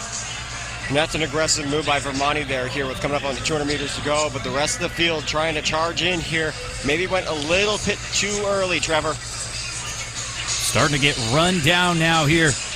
Did Vermani go too early? She went just after the bell. Vermani was right with our leaders early on, but Vermani trying to hang on into the final stretches here. It won't be 3 or 4 wide out in front like we saw in the previous section. Vermani just trying to hang on now, but this one is going to be quick. Coming all the way through the line will be just outside, no, just slightly quicker than our previous fastest time. Ava Kavanaugh gets the win, the sophomore out of Newton Square, Pennsylvania. That was a hard-fought battle. Macy Thompson second, Morella Vermani in third. And she did it the hard way too, Trevor. 66 on that opening split, and then you close in 65.06. Made up 4 spots there. Came through around 5th place on the opening lap, and then, again, running down Vermani there, who was aggressive on the backstretch. And, you can be aggressive on the backstretch, but, if you're going to go for it, you better be really confident that you can hang on there towards the end of the race. We say it time and again, if you're going to make that move or go out in front with such an audacious option there, you better build up a pretty big lead if you don't want to get run down. So drama continues to abound as we progress now to our 5th section. Gwendolyn Neal, Taylor Riley, Elizabeth Healy, Serafina Scavo, Carly Godfrey, Sasha Lamakina, Alana Williams, Savannah Neutzel, Julia Grant, Callie Bucksbaum, Kira Milan, Olivia Heim, Olivia Fenn, Lauren McCalla, and Marley Klein. And now we start to see somebody pushing the pace early on. We've been missing that the last couple of sections. I think Milan wants that to go quick. And you expect that as these sections go by, Trevor. You know, the pace begins to ramp up because these girls are so used to, you know, starting out quick. They're so used to being out front, you know, in their respective states. Well, this is the best of the best here at New Balance Nationals, and now we see our leaders starting to be run down just a little bit. Keep an eye on that clock. That is going to be much quicker than the last couple of sections. Remember, our previous section came through in 66, so they are well ahead of that pace, and this is confident running out in front from Lauren McCullough. Kira Milan still there as well, but 62 high for Lauren McCullough. Without a doubt, our fastest split of the day so far, and you get a sense the fatigue starting to set in for some of these girls. Their heads are bobbing back and forth, their arms are crossing over. But even doing so, you know, McCullough still looks strong here. Got that lead, but the rest of the field starting to hunt here. She owns a 2:12.04 personal best, does McCullough. She would love to improve upon that here, but she has company behind her. Lauren McCullough, the junior, trying to hang on to this lead. Don't count out a strong surge from the back of the pack now. Look around the bend coming into the home stretch. And into this final stretch, McCullough trying to hang on. I believe that's Carly Godfrey making a move. But such a strong finish. And will we see our first sub 2:10? Yes, 2:09.88. Alana Williams, in fact, the Ohio junior, is the one who gets the nod. Taylor Riley comes up for second to take us under 2:10 for the first time today.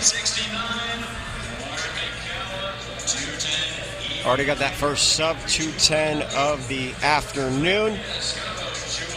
Very good close there from Williams, and you'll go out 63.95, sit in 7th place, move up 6 spots over that last lap, 65.94, and the results from that section 5. A lot of close times there. That was the most competitive section so far. Huge run from her. First time dipping under 2:10. And even her personal best of 2:11 earlier this year was a bit of an outlier. So she is on a great trajectory, is Alana Williams. Keep in mind our meet record 2:04.59 from Sophia Gorierin. A couple of years ago, had such a great high school career. We're going to see a number of athletes that could challenge that later on as we continue to march ahead. Section number 6, Sydney Stevenson, Layla Jordan, Olivia Kapala, Caroline Betting, Annika Swan, Anna Laurent, Danya Spoor, Emma Stephenson, Cameron Barton, Kinga Tchaikovska, Vivian Osfield, Savannah Moya, Emily Frawley, Makita Berry, and Carly Lamott.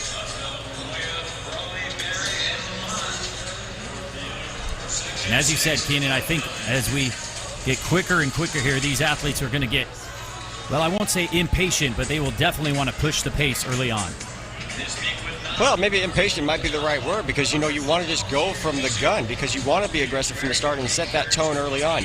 And especially because there's how many girls there are in this race, you want to be able to string out the field so, you know, you're not having to, you know, trip or fall. I mean, at least in the boys section, there was a handful of falls. Maybe at least 3 races I saw.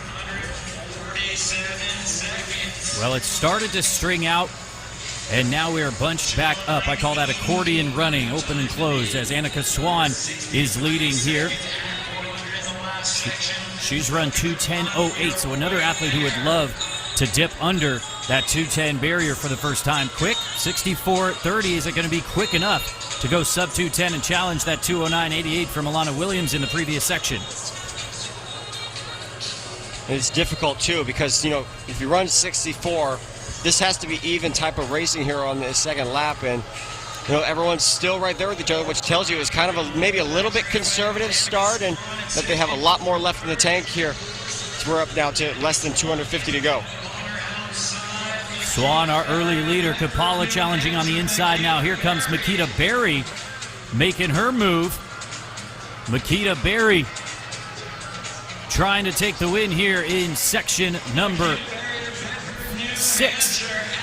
As Makita Berry out of New Hampshire. Thought she might be challenged there in second, but Makita Berry looking very strong, bringing it home, and it is going to be Makita Berry taking charge with about 200 meters to go. And coming through to take victory, she will also dip under 2:10 for what looks to be the first time in her career. 2:09.27, our quickest time of the day. Look at the splits, Trevor. They're exactly the same. 64-64 for both of her laps. And well, the funny thing is it's 64-64. Like I feel like I'm saying that number 4 times when I say 64-64. Oh, then it's 64-64. It doesn't get any more even than that, Keenan. 64.64 for each of her laps. So you called it. Said it was going to have to be pretty even running, and that was a bit of Nostradamus there from you. I think Makita Berry heard you all the way down there on the track. She did exactly that. Gets the win, 2:09.27, our quickest time of the day. We move now to section number 7. Hannah Thompson, Addison Velacoop, Haley Johnson, Kylie DeFusco, Emily Stecky, Lindsay Cairns, Hannah Phillips, Mabel George, Carolina Arhart, Cameron Meriden, Macy Schreiner, Sarah Roberts, Bridget Cannon, and Caitlin Cleach.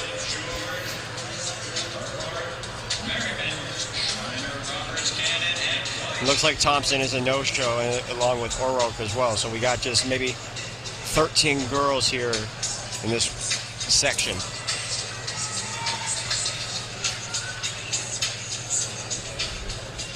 And once again, going 3 lanes wide. I keep wanting to say out into lane 3, but of course the Pure 400 is in lane 4 here in Franklin Field. So it's a bit of a unique setup for those who are familiar with Franklin Field here at UPenn, which you've been watching with us, of course you are now.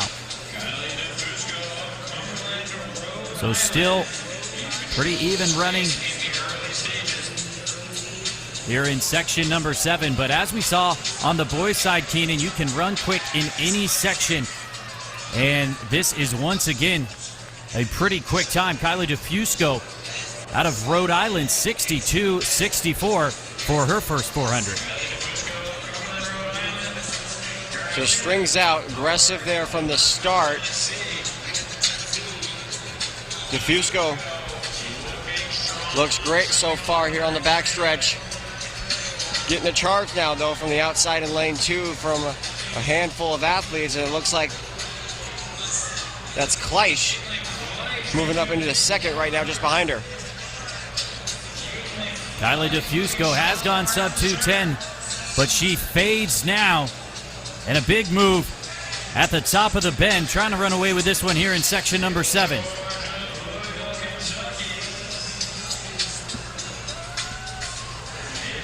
I believe that's Mabel George, and it is coming through. She came through in 63.41, but finishing so strong. A late surge from the chase pack, but I don't think it's going to be enough. Mabel George is going to hang on.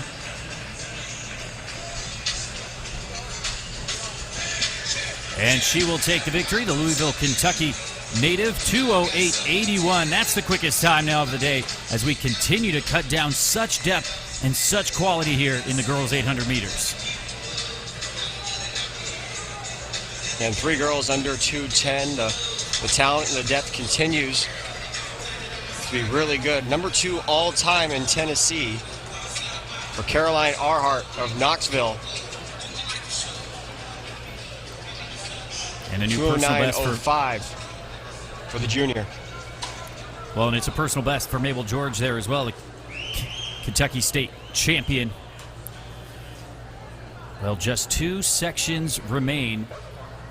This is going to be Aggie Monis, Maggie McCabe, Abigail Downen, Zoe Dorsey, Nina Trusty, Kiara Daly coming back from the mile, Abigail Hennessy, Aurora Bertelson, Del Solar, Gwen Hamilton, Sydney Kuhn, and Malia Kupchanko, along with Sophia McInnes. You want to talk about somebody else other than Paige Shepard that had a breakout race last night in that girls' mile?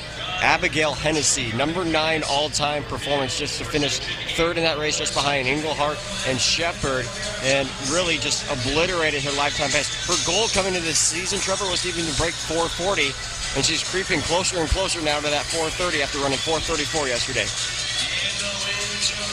Iron sharpens iron here on day number 4 of the New Balance Nationals. Keep an eye on Sydney Kuhn. She's run 2:06 as her personal best. But a number of these athletes capable of challenging. We'll remind you once again, The meet record 2:04.59 set by Sofia Gorierin. And we expect to see that challenged in the next section, but lest we remind you once again that the boys were able to get the win out of the penultimate section. 62-17 for Sydney Kuhn out of Saginaw, Michigan. The senior leads. Look at the aggression, though, from Kiara Daly on the outside and two right next to McInnes. She sits in fourth, now third. Continues to go to the arms. That's the one thing Daly has tried to work on this year, is to have a strong finish towards the end of the race. And, you know, going this early could potentially hurt her at the end, but she still looks good. Now McInnes strikes back here, and McInnes is going to go into the lead here with 200 to go. Sydney Kuhn was trying to hold that inside rail, the Michigan commit. But McInnes taking charge. Keep an eye on that clock as well. She's not alone. Sophia McInnes out of Bayport, New York. The senior working hard here in our penultimate section of this girls' 800 meters. She's headed to Villanova. Also has a 2:06 PB. Could that go down today? Sophia McInnes, keep an eye on the clock. She'll be just outside her personal best, but she will give us our fastest time of the day. Running for Phantoms Track Club, 2:07.49. It was Gwen Hamilton who was charging hard there at the end, 2:07.70 for second. And the response by McInnes there over the last 250 meters was really good, especially, you know, kind of falling back into the third and fourth position there, right at the bell lap. And, you know, at this point, maybe maintaining her speed, maintaining her position, but to find a way to close out. And honestly, she was like the freshest of all those athletes this weekend. She hasn't ran a ton this weekend. I don't think she's actually ran at all, for that matter, this weekend. So for her, that was her one and only race this weekend.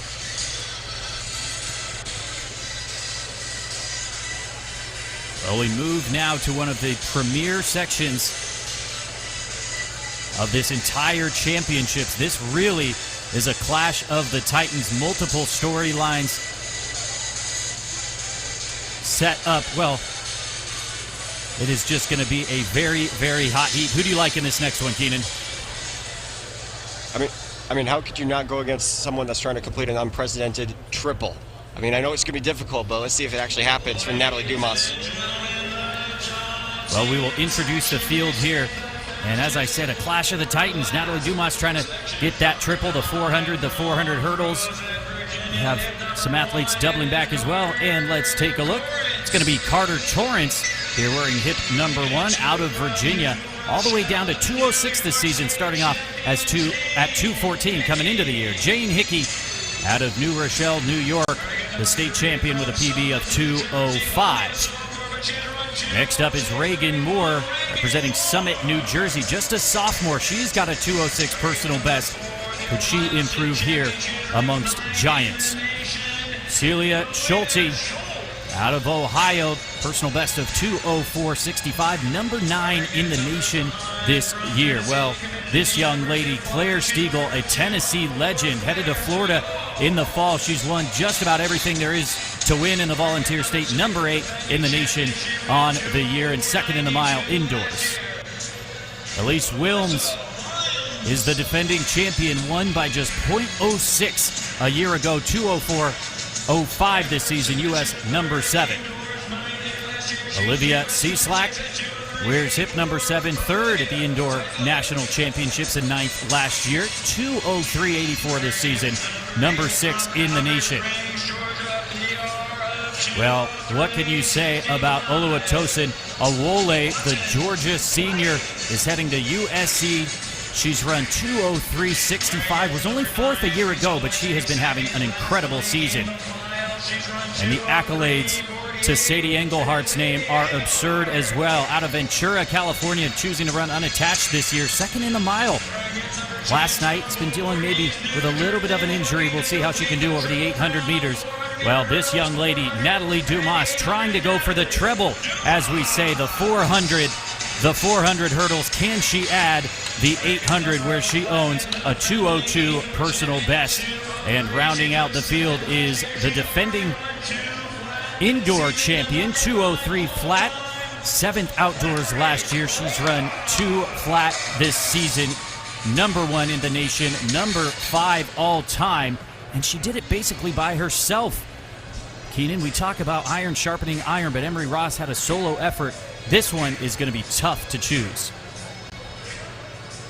Emery Ross, of course, lost one of her first races of the 800 this outdoor season back in Renton to Paige Shepard, who's had a phenomenal weekend. So you got to think Emery Ross has put that race in the back of her mind and focusing on this one, and for one last time trying to see if she can break that 2-minute barrier and become another high school athlete to get under that barrier. Well, the stars abound here in the ninth and final section.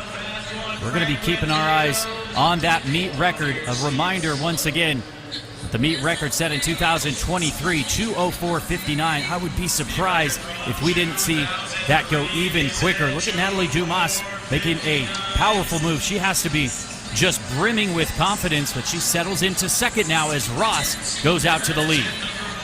Well, and Dumas was aggressive from the start, too, and Ross did not like that at all. She wanted to position herself out front because that's what Emery Ross does. She's a front runner. She wants to be in command. But here's what I'm most impressed with. After 3 races, Dumas looks phenomenal right now. She looks strong and confident. We are going to witness something special right here in the last lap.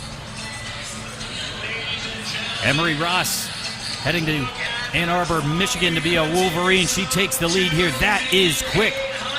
58.85. This could be uncharted territory. Natalie Dumas right there as well. Don't count out Awole back there out of Georgia. Oh my goodness, Trevor, look at her go. Natalie Look at Dumas go right now. No hesitation. She's going for it. She knows what's at stake, Trevor. She really wants this 800 really, really bad, and she looks great. Natalie Dumas is having an unbelievable weekend, an incredible season. As she comes around here, could we see something special? Natalie Dumas. Emery Ross still in the mix. Natalie Dumas has run some of the fastest times over 400 this weekend, over the 400 hurdles, but she has a battle on her hands. Can Emery Ross take the sweep? Look at Dumas. She made a powerful move. Keep an eye on that clock. This is going to be incredibly quick all the way to the line. Dumas turns away every challenge and runs just over 2 flat. 1, 2, 3 for Natalie Dumas. One of the best weekends you'll ever see in high school track and field. Give her her flowers and give her the banner one more time. The Triple Crown belongs to Natalie Dumas. Can you believe it? She's done it all. Listen, this is not a surprise to her by any means. If anybody knows Natalie Dumas, I should say, she did this exact triple at her New Jersey Meet of Champions. Now, granted, that's a state meet, Trevor. That wasn't the national championships. This is by far the best thing we've seen all season long. And I've seen Quentin Nauman win, those 4 state titles back in the state of Iowa. That was a really good quadruple that he had as well. But something like this, you'll never see anything like this. I mean, just look at the start here, just how confident she was to go to the lead. Like, there was no hesitation. Yesterday she said she was feeling a little bit tired after that 400 hurdles race. I don't think she looked tired at all. She went right with Ross there.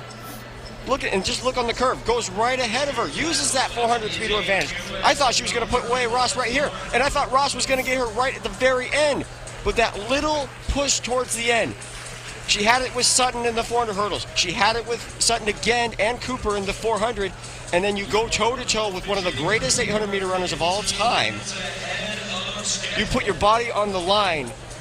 You were rewarded with one of the greatest triples of all time. Well, and one of the greatest high school girls 800s ever as well, by my count. That makes her the number 5 performer of all time at the high school level for Natalie Dumas. Emery Ross, 2 flat as well. How about Sadie Engelhart? 2:02.50, showing a little bit of speed. That's going to be very encouraging for her. But those two duking it out, unbelievable. Believe that Emery Ross is right behind her there at, well, she was already on that list was Ross, so she improves, I think, number 6 now all time. But what can you say about Dumas? She is just a junior. Can you imagine recruiting somebody with 51-second speed who just ran 55.9 in the 4 hurdles and now drops a 2 flat? Yeah, take a load off, young lady. You've absolutely earned it this weekend. We're witnessing, the next rising star. So, she really got her first national attention when she tied Sydney McLaughlin-Ravoti's open 400 record when she ran 51.87. It's like, okay, we have something here in Natalie Dumas. Not to mention the fact, she could also do the 400 hurdles, and oh, by the way, the 800 too.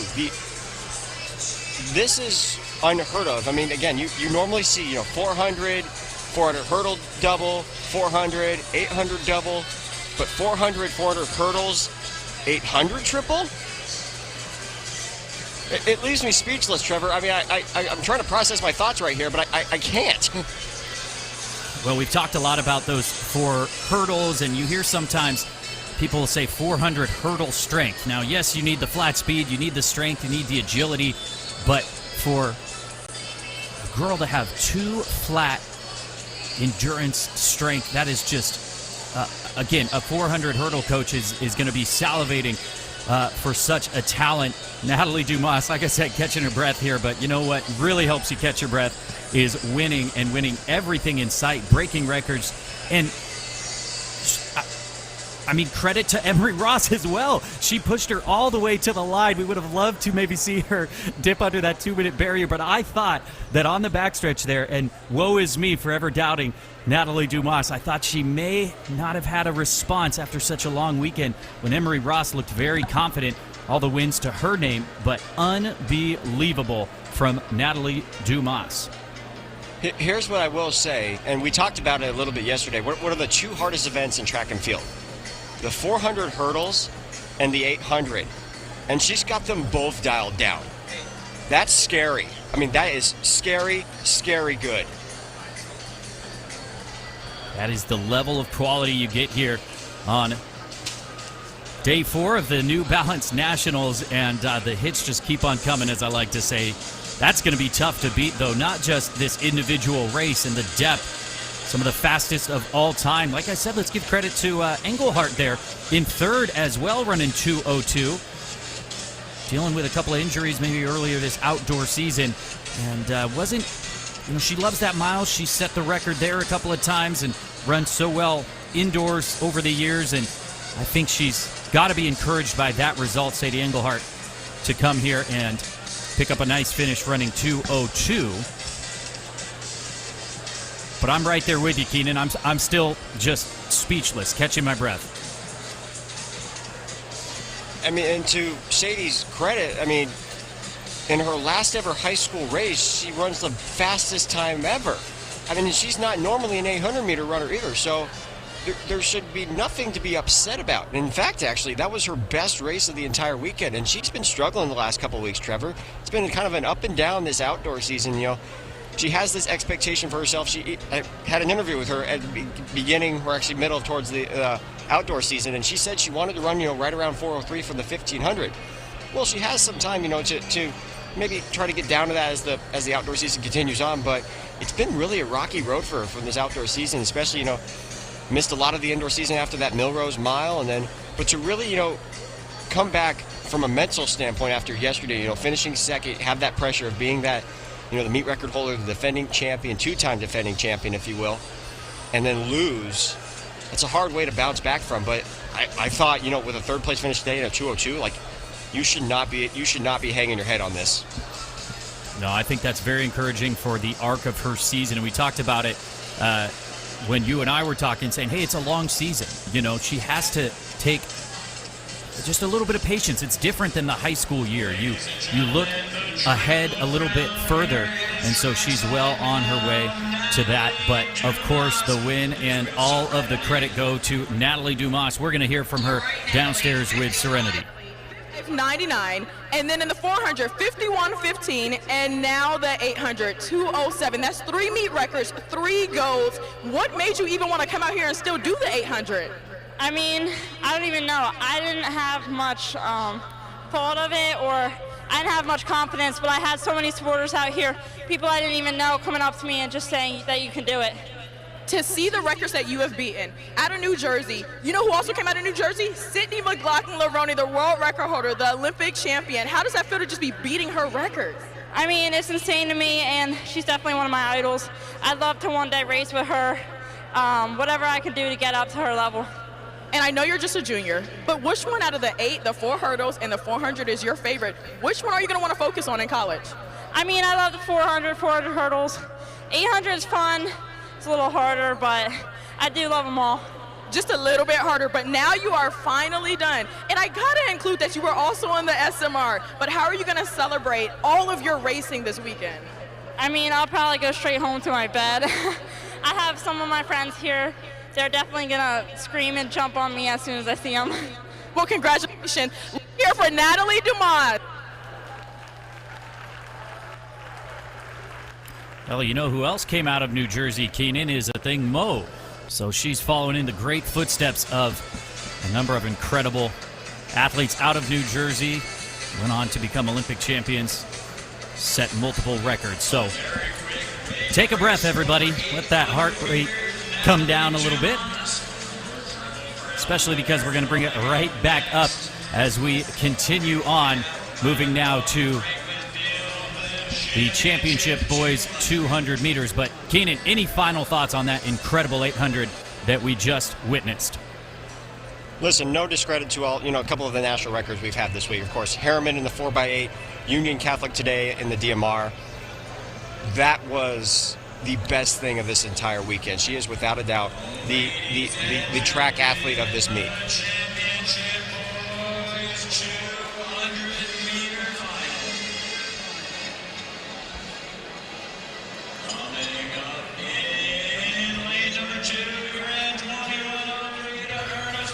So here we go now for the 200 meters, the introductions.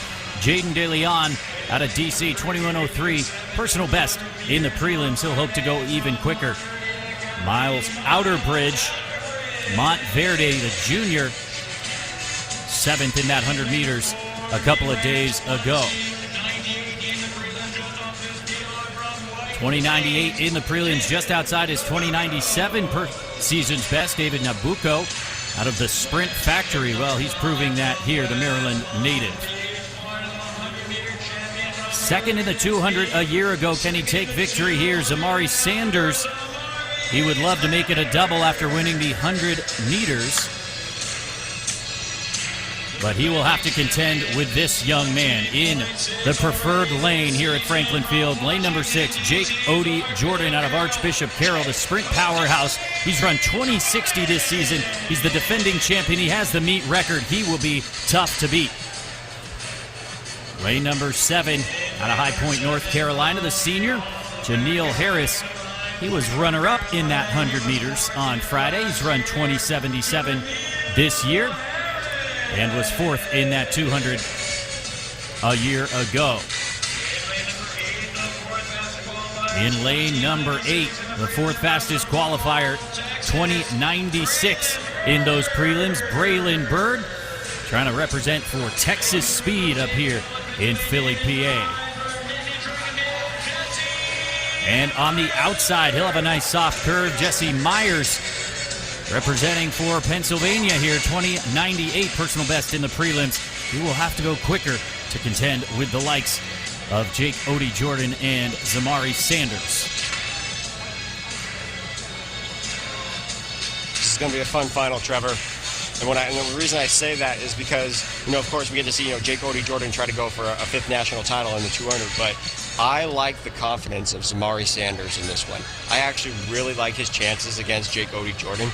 Just having a conversation with him after the 100 and, watching him during the prelims, he is locked in, he is focused, he knows what's at stake to try to complete the sweep, which is not an easy thing to do. And there's a lot of energy in this building, so if he can kind of feed off that can go a long ways in getting this national title. Well, that's a young man who trains with some of the best in the country just in his own backyard there. They set the 4x2 national record earlier indoors. They've done it all, and he would love to take yet another New Balance title. But just as we saw in that 800, this is not going to be easy. They will certainly have to work. And a reminder of that meet record as well. It belongs to Jake Odie Jordan, 20:55, in winning here a year ago.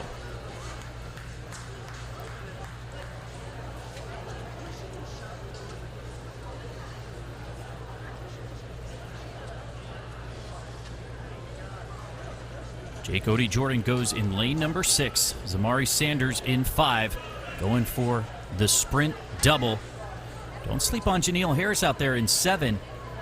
He's run 20:77 this year, and he's been there before, finishing 4th here in the half lapper a year ago. Keenan, who's your pick? Put me on the spot here. I'll go Jake Odie Jordan. I mean, again, you're confident in yourself. This is your event. You own this event, and you're proving it year after year here at New Balance Nationals. Go out with a bang here before you head off to Gainesville.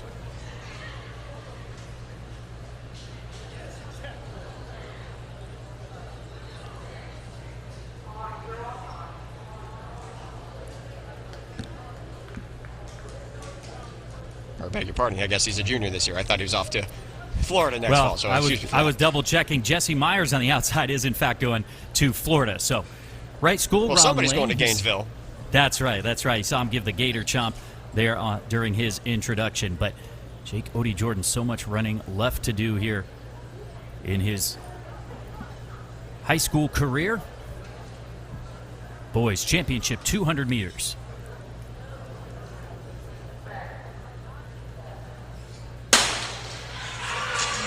De Leon, Outerbridge, Nabucco, Sanders, Odie Jordan in 6. Janelle Harris, Bird, and Myers on the outside. Quick start here from Janelle Harris. He could contend, but Jake Odie Jordan is trying to turn back the challenge and retain his title. Look at his inside. Zamari Sanders is pulling away. Janelle Harris with a late surge, but it won't be enough. Give him his double. That is quick. 20:61. He's just a junior as well. Give him the 100. Give him the 200 meters. Zamari Sanders, this is your weekend. I told you he carries that confidence with him, Trevor. After that 100, he told me, I'm winning this 200. I'm going to get this 200. I'm going to beat Jake Odie Jordan. And he delivered. Just the aggression that he had off the turn and heading into the home straightaway, because once he hit that home straightaway, that's his baby right there. He loves the 100. Anything like that, he's going to go for it right there. It was all about, on the execution of that curve at the start of this race. We get a chance to look back here and see what happened there in this 200 race. It was Janelle Harris who came up for second, another Florida commit. So Jake Odie Jordan was actually slow out of the blocks, and this is where the acceleration was from Sanders, right into that home straightaway. He's done it so many different times, whether it's just in the 100 alone. Look at him, the night, the Steph Curry right there towards the end. 20:61, you see confirmation of those results there as Janelle Harris also dips under 21 seconds. And we talked about all the titles that Jake Odie Jordan has accumulated. Well, Zamari Sanders getting a pretty nice collection of his own. As once again, we take just a quick breather. And then we will have our championship girls 200 meters now. And the drama continues to abound. Should have been wearing my watch here to watch the heart rate, Keenan. Might be getting more of a workout than if I was down on the track. Jaylee Brown out of Greensboro, North Carolina, heading to the University of South Carolina. First New Balance Nationals final. Multiple-time semifinalist. She'll try to work hard down there in lane 2. Naima Robinson, another Archbishop Carroll product. Second at the state champs in both the 100 and the 200. Ariana Griggs goes in lane 4, 5th in that 100-meter final earlier this weekend out of West Park, Florida. Skylar Brazel out of Fort Worth, Texas, the AP Ranch, heading to the University of Georgia. She's run 22:78 if there's anybody who can beat Elise Cooper, she may be the one to do it. But Elise Cooper, such a great career. We'll talk more about her. 22.77 earlier this year. She's heading to Texas. Siani Wynn. Well, we just saw the boys' 100-meter winner take the double. Could Siani Wynn up in the apple cart and do the same after taking the Century title in 11.29? Maya Love goes in lane 8, fourth in that 100 final. Another one headed to that great Gamecock program. South Carolina commit goes in 8. Deja Reed out of Montverde Academy, just a sophomore, 6th last year in this race. She's the top returner from a year ago. She was 7th in that 100 final and 3rd indoors over 200.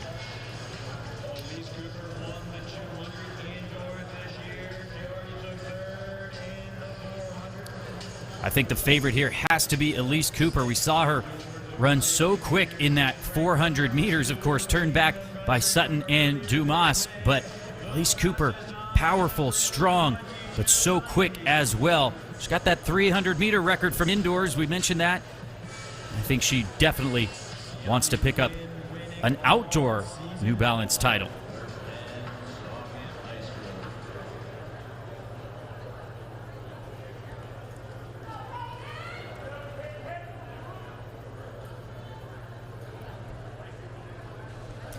So Elise Cooper probably the one to beat here. Keenan, do you agree?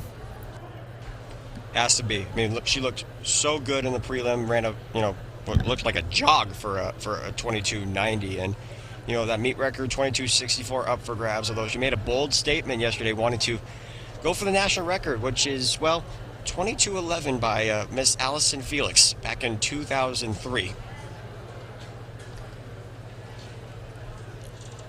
People talk about that. It came at altitude as well, but Adeja Hodge is one of the fastest all-time as well. We saw her over the last couple of years. Shanti Jackson had such a great high school career as well. Names like Candace Hill, Mia Brahe Pedersen. So she could put her name among the upper echelon of sprinters. We've seen multiple athletes do it already this weekend, joining the top 10 list or setting national records. So Elise Cooper, just an incredible talent.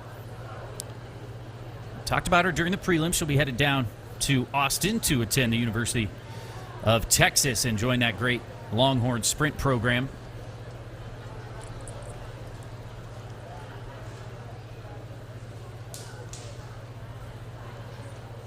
She's ready, Trevor. She's ready for this. The moment's now for her to get that elusive outdoor title she's been chasing for the last 4 years.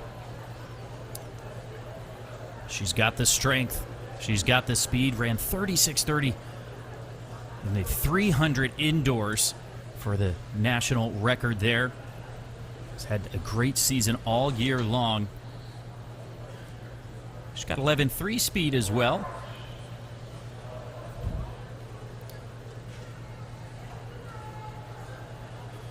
So just for reference, to join the top 10 all-time, 22.58 would knock off one Marion Jones, in fact, all the way back in 1992. So let's not get too greedy here. But as you said, Elise Cooper, in her own words, says that this could be something special. Girls Championship 200 meters.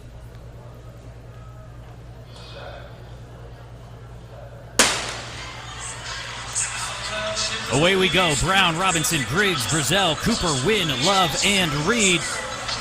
And Cooper already with a great start. Skylar Brazel on her inside is going to have some work to do, but it's going to be a tall order to track down Elise Cooper out of McDonough in Maryland, trying to close out her high school career in style. She's going to take the win. How quick?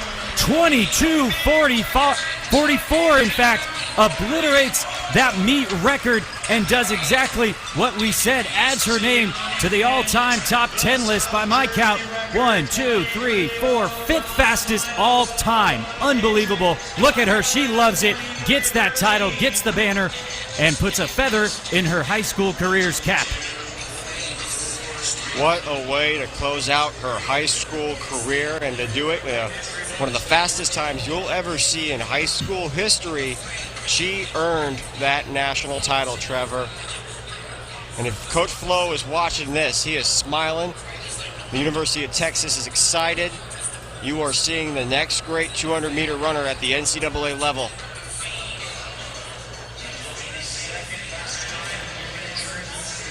She follows in the footsteps of a number of incredible 400-meter runners, 200 runners. Of course, recently, Julian Alfred, Olympic gold medalist over 100. Rashida Adeleke, going back to Sonia Richards-Ross as well. But here's how she did it. Well, and the best part of this race was, not even at this point. Like, it was right in that straightaway where she just slingshots herself and just goes well out front from the rest of the field. The strength, the speed, everything that she had with her in the last 100 meters is what propelled her to that 5th fastest all-time performance in high school history. And it was a little bit of a bold statement trying to chase down Allison Felix, which, Allison Felix, rightfully out of high school, went professionally. But for Elise Cooper, going to the University of Texas, she's going to see the growth and the maturity she'll get there when she's even training alongside Julian Alfred, because she still trains with Coach Flo there in Austin. Well, we'll get a word with some of our winners here shortly, but we will continue marching on. This is our final individual event here on day number 4 before the 4x4s. This will be the freshman boys 200-meter final. You see the start lists there.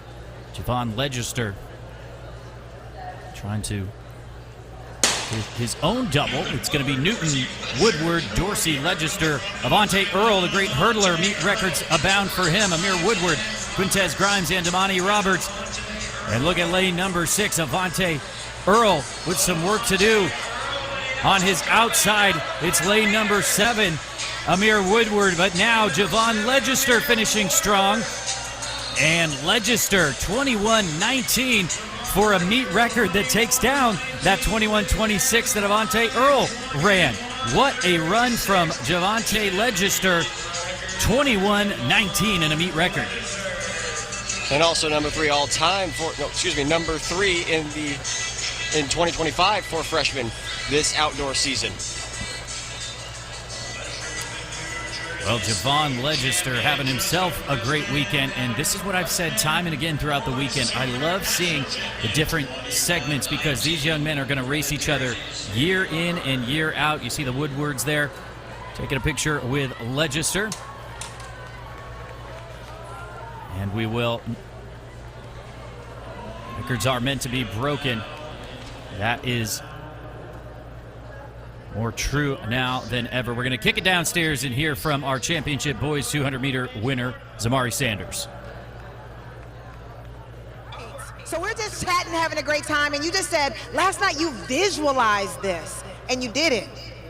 Yes, I did. I visualized it all night. I dreamed about it, woke up, thought about it, and I just did exactly what my vision said. I don't know if you're into Naruto, but you literally look like you hit Super Saiyan mode right here on the backstretch. Nah, I just felt another gear. I hit my gear, and I just got going, picked up my knees, and finished. Let's just keep it real. That's not what you told me. What you told me is, wait, I think I can go faster. Yeah, that's exactly what I said. That's exactly what I said in mid-race. Coming off the cover, like, wait, hold on, I can go faster. So that's what I did. You did, and I need you to say something to my football players. Every football player watching that, they gonna run the 200 like you now. Do it. Football players can't only run 100. Run the 200, get that speed endurance. You want to run down 80 yards, need the speed endurance. So go do it. Stop playing 7-on-7. 7-on-7 ain't it. That's not real football. All right, well, congratulations you. Super Saiyan mode! Give it up for your national champ! The double national champ there. In fact, after a meet record 10:60 in the 100 as well. He saw the meet record set earlier in the prelims and said, I want that back. As we move now to the freshman girls 200 meters. It's going to be Caden Flowers, Sydney Sherrod, Elise Brediger, Savannah Clark, Vanessa Waite, Sarah Marshall, Maya Weish, and Destiny Harrison. National lead so far in 2025 by freshman Ava Ellaby, 23:20 out of the state of Texas. But the fastest ever by a freshman, 22:48, Tamari Davis. Zoe Orlando, our 100 champion, wasn't able to advance. So Maya Weish, who was second in that 100, might be one to watch. Elise Brediger was third as well. Meet record here, 23:58 from Lisa Ray. As we are away, Flowers, Sherrod, Brediger, Clark, Waite, Marshall, Weish, and Harrison. And a very good start on the outside coming into the home stretch here. That preferred lane 6 once again. Vanessa Waite just cruises through 23:28. That is a meet record, taking down a record from Lisa Ray. Very impressive. Savannah Clark second in 24:22, but that was all Vanessa Waite taking victory here in yet another meet record. That was fast. That was fast. I mean, there's really nothing else you can say about that. Meet record, of course, number 2 time this season for freshmen, number 4 all time for freshmen. Of course, taking down a record held by Lisa Ray, one of the great sprinters in the sport right now at the high school level. And star is born right here with our winner in Vanessa Waite. Freshman girls knocking on the door. 23 seconds. Incredible. We're going to kick it downstairs and hear from our winner in the 200. This one just means more. All right, after placing third in that 400 just yesterday, what was your mindset coming into this 200 today? I was a little sore from the 400, my hips, my arms, everything. But, I just did my stretch and my warm-up, and I was able to get around that, and, yeah, I executed. Well, of course you were sore. 51.9 yesterday and 22.45 today. But what was your warm-up like going into today, especially with the rain that was coming down? It didn't really affect my warm-up too much. I just kept doing the same thing I was doing, and yeah. All right, now you're going to Texas in the fall now. How do you feel about that? You ready to be a Longhorn? You ready to represent? How does this propel you into your time at college? Of course, I'm so excited. Hook'em, everyone come to Texas. I'm really excited to work with Coach Flo and see what I could do as a collegiate athlete. Well, you know what they say. Flo knows. Hook'em, let's hear it for Elise Cooper.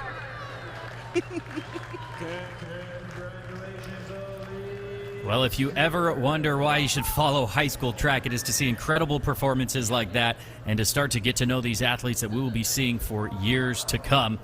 And she certainly falls in that category. I know Serenity enjoyed that interview. I know she did as a former Longhorn herself.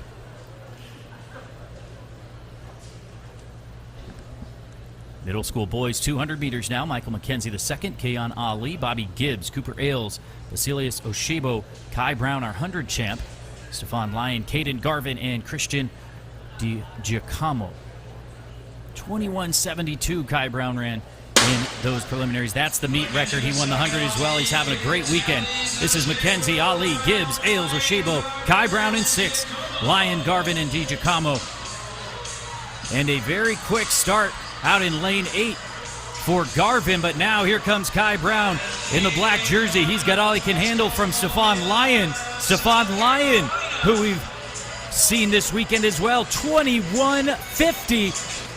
An 8th grader, 21:50. He is in 8th grade. He shatters that meet record. Kai Brown, 21:82. Another great performance from him. But Stefan Lyon, holy smokes. That's the best way to describe it. I mean, again, you're left speechless when you watch these kids do what they're doing. And as we said many, many times, trackflation is a real thing. And at this point, by the end of the season, might become a word in the Oxford Dictionary. Personal best for him. Keep an eye on him there in lane 7. Very good, solid first couple of steps, but he had to contend with Kai Brown down the home stretch. Pulls away in the final 50 and gives a definitive victory.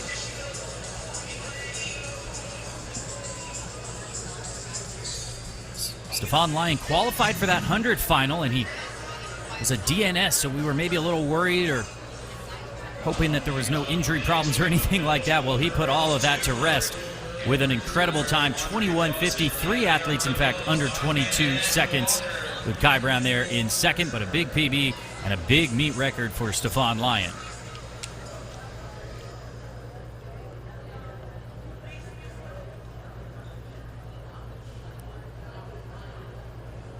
like to take this moment to remind everybody to take a breath. I'm reminding myself as well.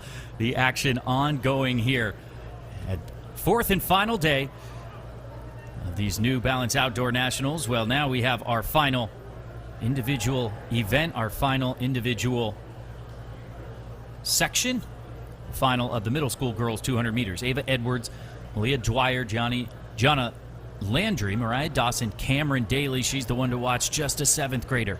Maya Arundel, Olivia Akpan, and Anaya Walker. She already ran a meet record in the preliminary round and is looking to see if she can go under 23 seconds again for the 2nd time this season. 23:25 in those prelims for Daly. Track explosion out of Raleigh, North Carolina.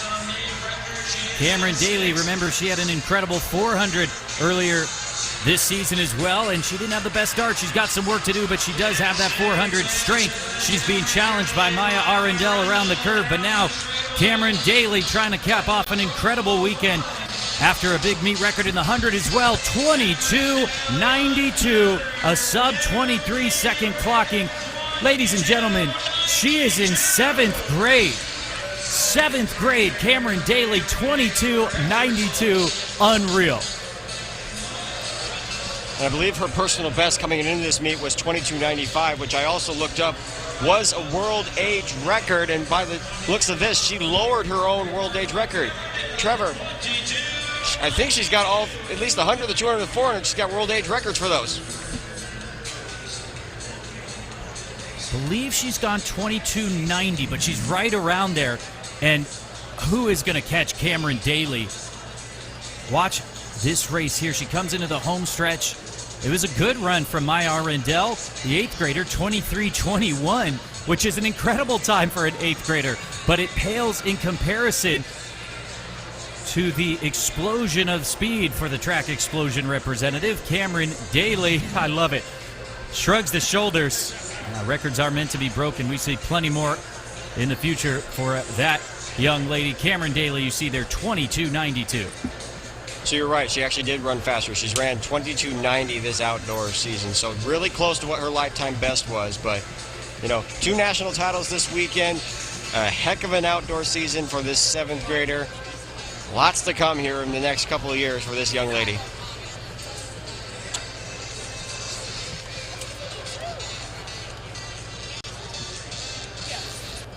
Of course, that 51.6 in the 400 as well. I don't know which is more unfathomable.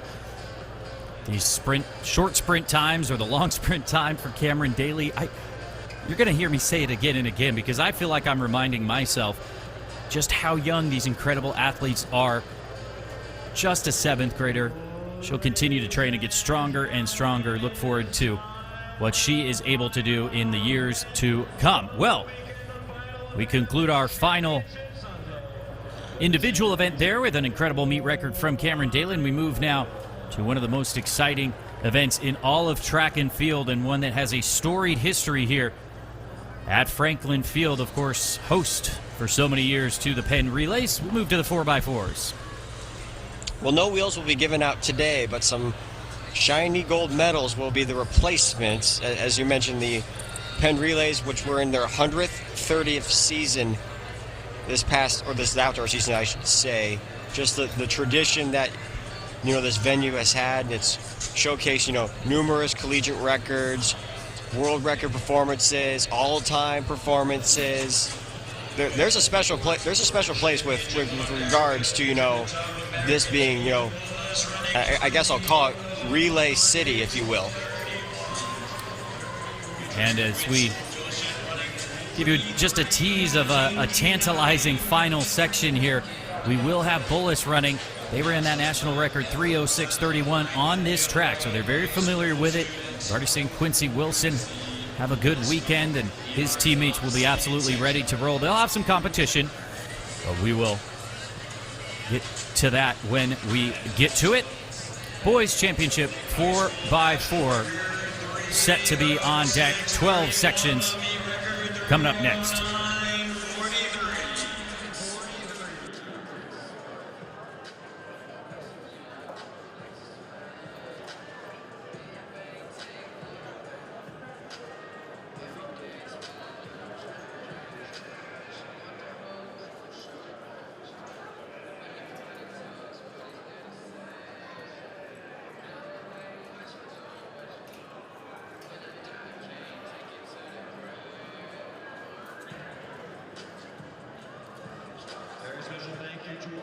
officiating crew, we are ahead of schedule. The earliest we will start is 3:51.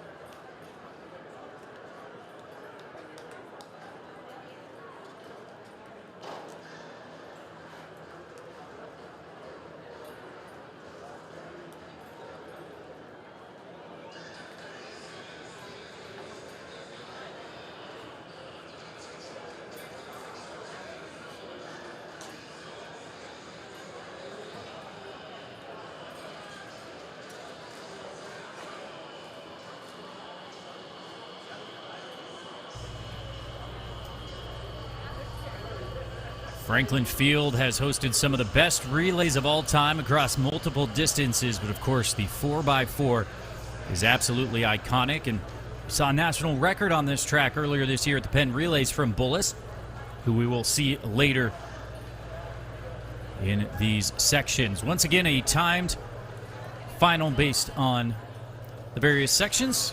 We see it rarely. We'll see overall winner come out of earlier sections. That'll be a tall order, though, as we have some great competitors all the way through these 12 sections. And again, we'll see Bullis there in lane 6 in section number 12. They'll have to take on IMG Elite and others. But for now, we'll start off with our first section. Union Catholic goes in lane number 4. McNamara Mustangs in 5. Scrambled Legs in 6. Ha ha ha. Boro Chimeras in 7. Windsor TC in 8. Oxon Hill TC in 9.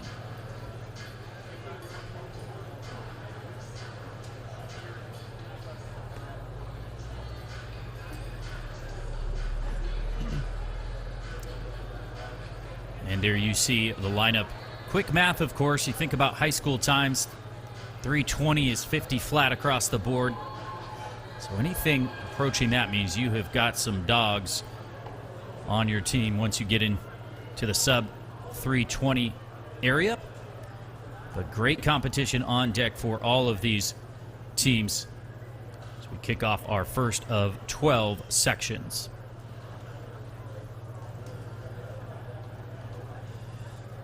And we'll do our best to identify all of the runners based on the information provided from coaches and relay cards. Away we go. Union Catholic on the inside. McNamara Mustangs, Scrambled Legs, Boro Chimeras, Windsor TC, and Oxon Hill. Big long curves here at Franklin Field. And on the outside, holding their own in lane 8, Windsor TC, perhaps with a slight advantage up on the shoulder of Oxon Hill here. I believe that's Jaden Langford on the carry for Windsor TC. And you can see the gap starting to build now. Windsor TC out of Connecticut. But now clawing back some of that distance. Oxon Hill, Kyrie Jones with the stick and finishing very strong. They will hand off just about even to the second leg. And remember, they will cut in after the next 100 meters. Those two going step for step. But on the inside there, Union Catholic, always so good on the girls' side. So too on the boys. The New Jersey school represented well here at the Penn Relays and at the New Balance Nationals. Now on the outside, Oxon Hill in the white, trying to take the pole, and they do. A very nice run straight down to that pole position. Kyrie Grays, I believe, on the carry here. Top three starting to pull away. Oxon Hill, that's Union Catholic there in third. But Oxon Hill leading the way. They will hand off with about a 5 or 6 meter lead. Correction, Windsor TC. It was Windsor TC out of lane 8, my mistake. McNamara Mustangs there as well. Union Catholic now battling back in that blue with the lead. Windsor TC. Jalen Wesley on the carry, trying to keep that lead.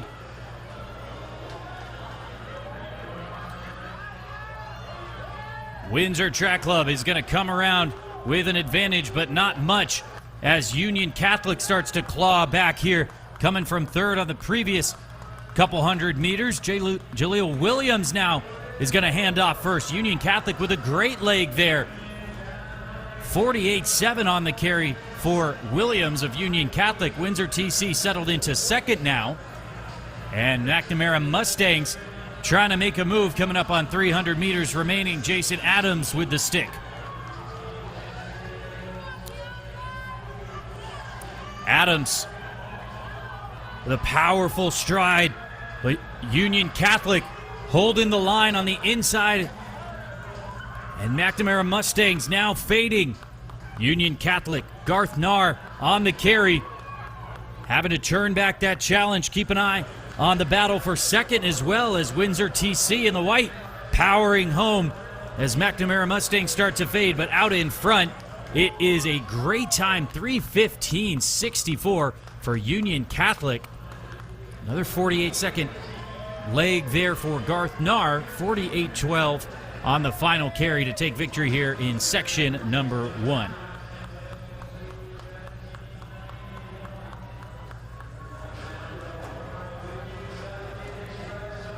And to give a bit more perspective, the top 25 times in the nation, number 25, 3:13.56. So as I said, you get under 3:20, that's 50 flat across the board on average. You get in that 3:15 or lower range, you're really starting to cook. Confirmation there, Union Catholic 3:15.64 for the win in section 1. Well, Trevor, and I don't even remember from last year's NCAA championship with the Arkansas women and what those ladies did and just how impressive. I mean, I'm looking at your face right now making that reaction. I mean, it's truly, running 3:17 is a really good high school time. And, that was the best ever performance you may have ever seen probably at the collegiate level in 2024. Listen, when you go 1 through 4 in the open 400 meters, yeah, you're going to have a squad. But, no, that was absolutely unreal. And you've heard me say it a couple times, but track is all about framing and trying to put it in perspective. Someone says, hey, what's a good 100-meter time? And you say, for who? It depends, right?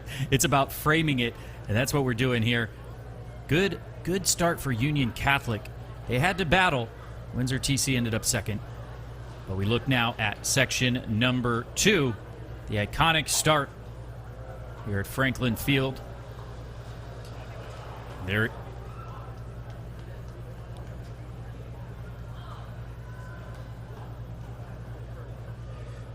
So from the inside out, we'll have the Harbor Elite B team, South Dade Express. We've seen a number of their athletes come up from Florida over the years and have great high school careers. Tiger TC goes in 3. We'll have Greenwich TC, Green Wave, the Gladiator TC, and Westfield High School out of Virginia.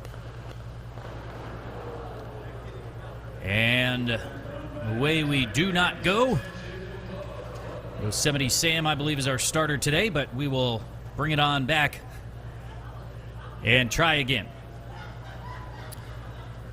I'm always amazed I'm always amazed how many blanks the officials actually carry on them when they have to go through so many of those blanks. We'll see if we catch any movement here. Hope that it was nothing that's going to get somebody tossed. Well, we'll see. It looks like a little flinch from lane 6, I see. I know a starter who will tell you at the end of a long 2, 3, 4 day meet, he'll tell you, I shot X number of bullets this weekend. He keeps count of the shells because he knows, well, he has to buy them first of all, but I think he takes pride in knowing we start a lot of races and we get it all done. That's certainly true of the officials here, not just at the Penn Relays, but also at these nationals. So just a warning for lane number 6. Green Wave, that would be loss if we were to have them be tossed out. So it's good we still have all of our starters here. You see a couple empty lanes there. 2 non-starters, unfortunately, but still a very high-quality field. And we've talked about national records. We've talked about high school top 10 number ones, national, various state records. But as I said, put it in perspective. You're at the national championships, really shaking up the top 10, 15, 20, 25, whatever it is, of the national list. This is where some of the fastest times of the entire season are run.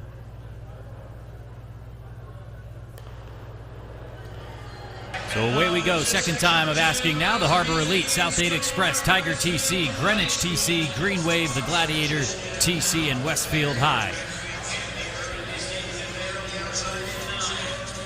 A really good start on the outside in lane 9 by Westfield High School Virgin. That's Elijah Cofield on the opening leg. And again, we saw it yesterday in some of the hurdle races, some of the 400 races. Lane 9 seems to be that lane that, no matter what, if you race it against yourself, it doesn't matter. It's still a good lane, it looks like, to be in.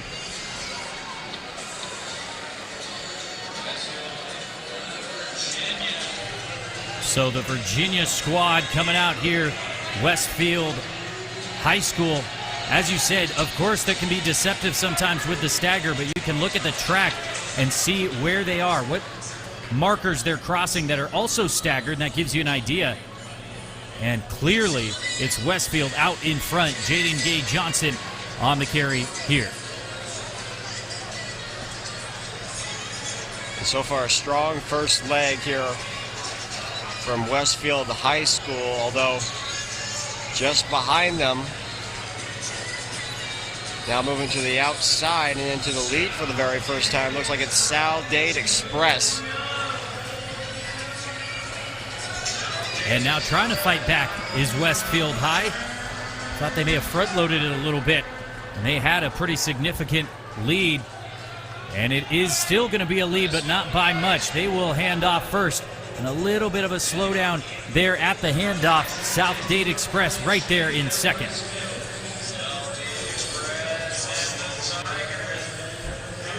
Spencer Kaiser on the right carry. Back to them. South Dade Express coming up on the heels of Westfield. This is Jeremiah Marshall, who tries to go past now. A smart move from him strategically to pass in the straightaway and now make Westfield try to respond and work harder.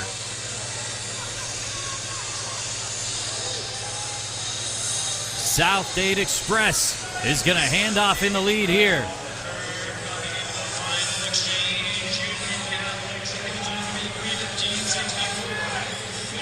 Keep an eye on that clock.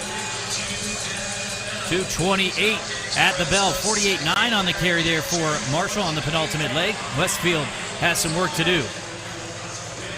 Marshall actually set up Opressa very well there after that third leg, I should say. 48.91, as you said, and now really creating separation on Westfield. The Gladiator Track Club trying to hunt down Westfield as well. Well, Westfield not giving up here. They're starting to close the gap in on Express. Oropesa on the final carry. Florida always so fast. And South Dade Express, well known for these sprints and the relays as well. They will be a couple ticks slower than our first section, but that just puts in perspective how quick that 3:15.64 was from Union Catholic. South Dade Express 3:17.73 for the victory.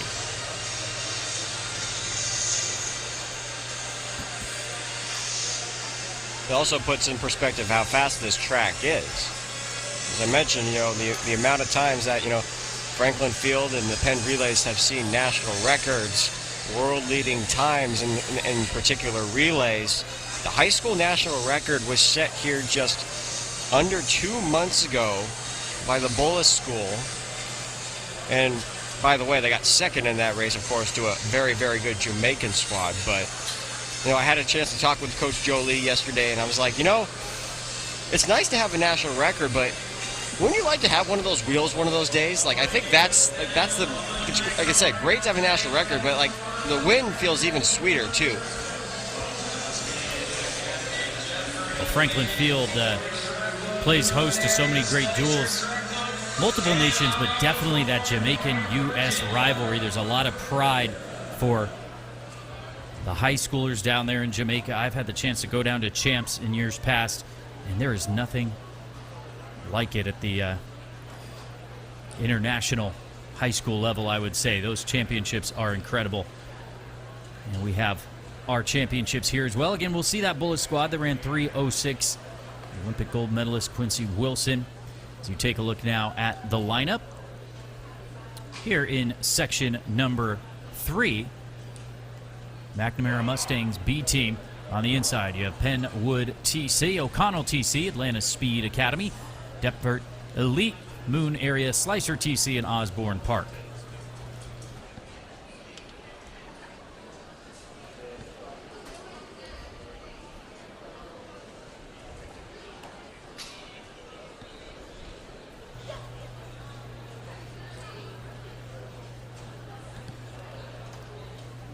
Is there anything more iconic than getting into the blocks at Franklin Field with a baton in your hand?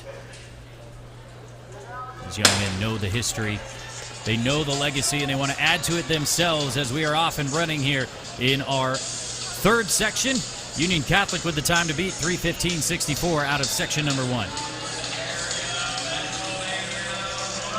Very good start from Moon Area there on the outside in 7, and already making up that stagger well into the first 200 meters. Deptford Elite Track Club also in lane 5 has had a good start, trying to close in on the outsides in 8 and 9. A very aggressive start from Moon Area here on the first leg.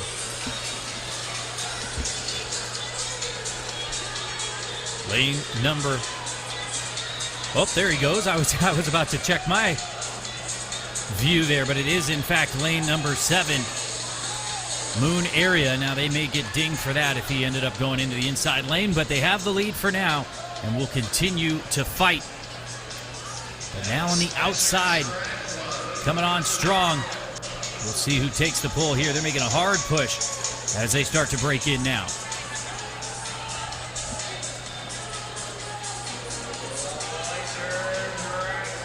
Slicer Track Club sliced into the lead there on this second carry.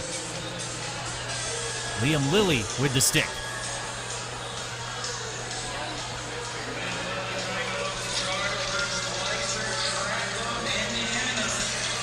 And now he's being challenged. 4 teams still well in contention. They will hand off within mere meters of each other. Right at 139 or so.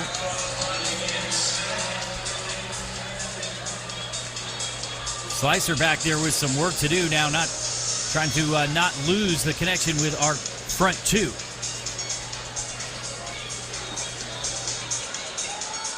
The Moon Area continues to be out front, just ahead of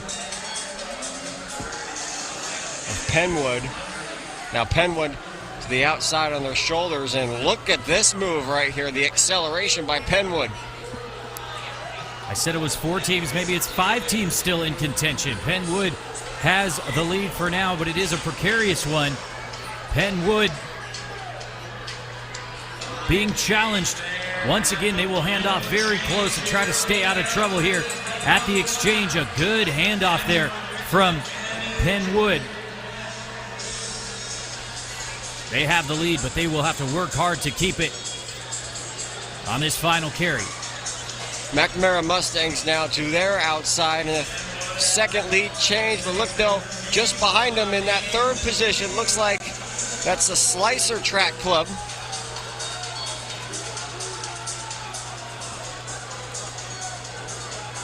I believe it, Deptford Elite now making a move.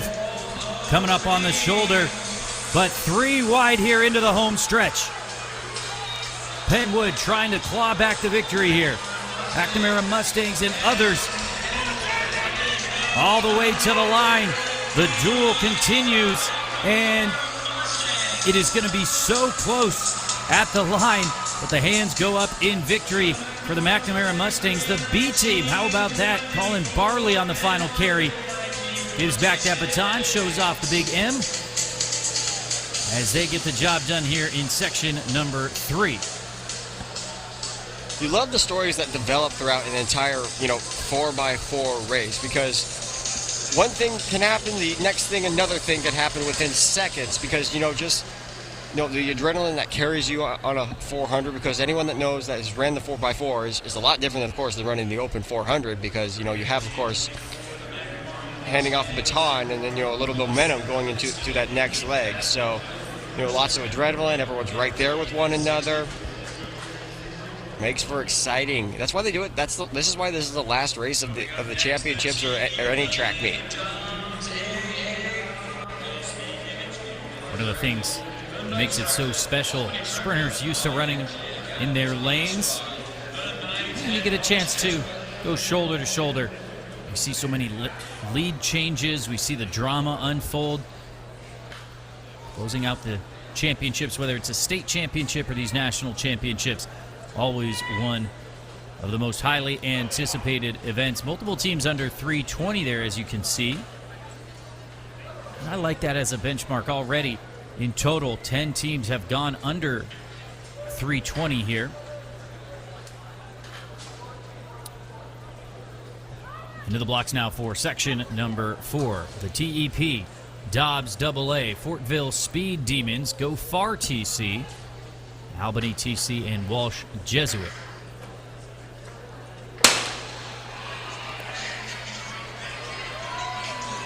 And away we go. Boy, it can feel like you're out on an island by yourself. Walsh Jesuit out there in lane number 9, and with non-starters in 7 and 8, you are absolutely running blind. But the goal is to not see anybody for the entirety of your 400 meters. And again, as you said, they're all by themselves out there, and that's a hard position to be, but at least there's 2 of them out there. If you were just by yourself, that's one thing, but you have the competition with you there, so there's no excuse not to run a fast opening leg. Well, Albany TC is making up that stagger a little bit. Basically even there with Walsh Jesuit on the outside, which means, in fact, they are a bit ahead. You'll see them hand off first, and they do there in lane number 6. So quite the advantage has Albany TC. This one will continue to shake out.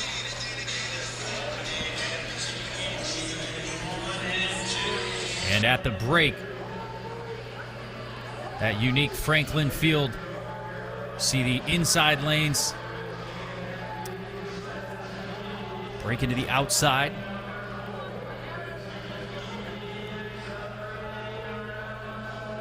Albany TC still in control, but now being challenged. They've got company. They had the early lead with a strong opening first leg. Albany is going to turn back the challengers here on the second leg, and they'll have a slight advantage. Ooh, a bit of a step inside there. Shouldn't be too bad, but Albany got some work to do to hold on to this lead.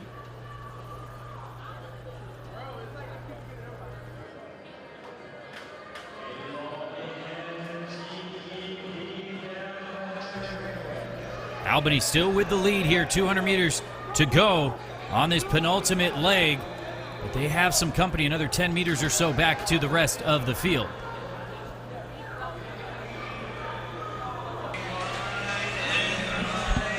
And this is a good aggression right here from our second team that's now, of course, now in first. Big move to move into that lead. And there at the bell, Walsh Jesuit now slides into second.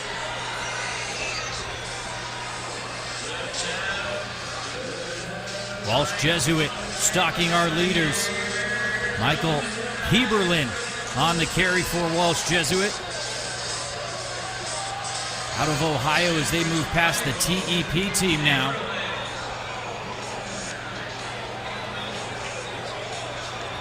And a little bit of a dust up there. Walsh Jesuit trying to recover.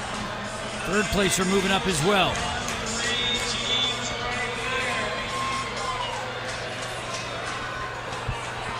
The TEP into the home stretch. Walsh Jesuit fading now. But it is going to be the TEP leading another couple teams under 320. Brian Colmer getting the job done on the final carry. 3:18.17 for the win here in section number 4. Well, that was an interesting last 200 meters for the TEP because you saw the bump that you kind of threw off the anchor leg and kind of pushed him off the lane a little bit into the inside portion of the track, which you again normally would not say on other tracks other than Franklin Field. But again, the way to react, they didn't panic or anything. They just kept going and kind of just ignore the fact what just happened there. Maybe we'll be able to get a chance to see where that bump was at. There, of course, TEP gets the lead for the very first time on the anchor. And then this is where the bump's at, right there. Wow. So it throws you off a little bit, but yeah, so Jesuit gets the bump, which who knows what the officials will decide on that. But again, did not throw off the TEP there to get the win here in section 4. Fortville Speed Demons come up to take second. 4 teams dipping under 320. 4x4 is a contact sport. Continue to march right along. Don't go anywhere. These heats will be quicker and quicker. That time from Union Catholic, 3:15.64, still holding up from section number 1. This takes us now to section number 5. Panthers TC on the inside. We have Chiefs in 2, Revolution TC, Longwood TC, Calvert Hall Cardinals in 5, Bergen Catholic, MVT Supreme Team, and Crofton TC.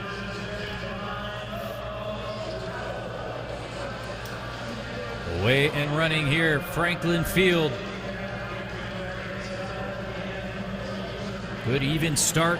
1 non-starter is in lane 7 there. As you can see, pretty even running so far. Good start in lane 6 for Bergen Catholic. In the red, easily identified. On the outside, Crofton TC in the all-white with a solid first 3 quarters or so of this opening leg as well. Well, no one showed the advantage so far here, Trevor. As you said, everyone's pretty even here through the stagger, and they're pretty even now here coming up to that first exchange. Maybe that's lane 6. Yeah, lane 6. Bergen Catholic now taking over out front. Adrian Woodward on the carry. We'll see Amir Woodward on the anchor leg. So familiar names coming back to do relay duty for their squads.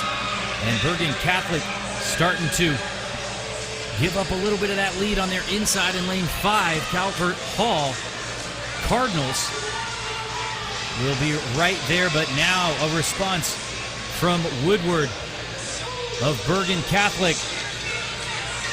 Bergen Catholic. MVT Supreme Team in the black there with the blue and yellow making a move.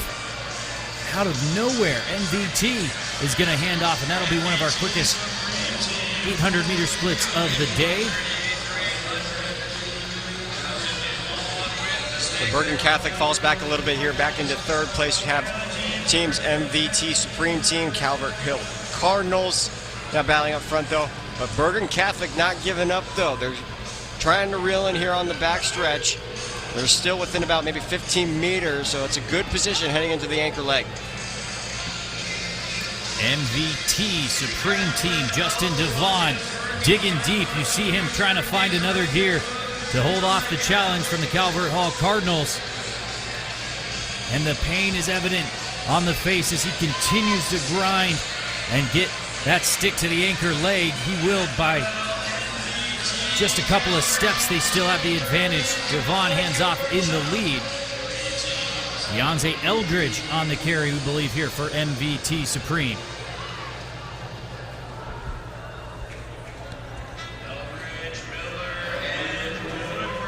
And look at Bergen Catholic now. They're coming back into this race. They had to move on to the outside, though, in lane 2.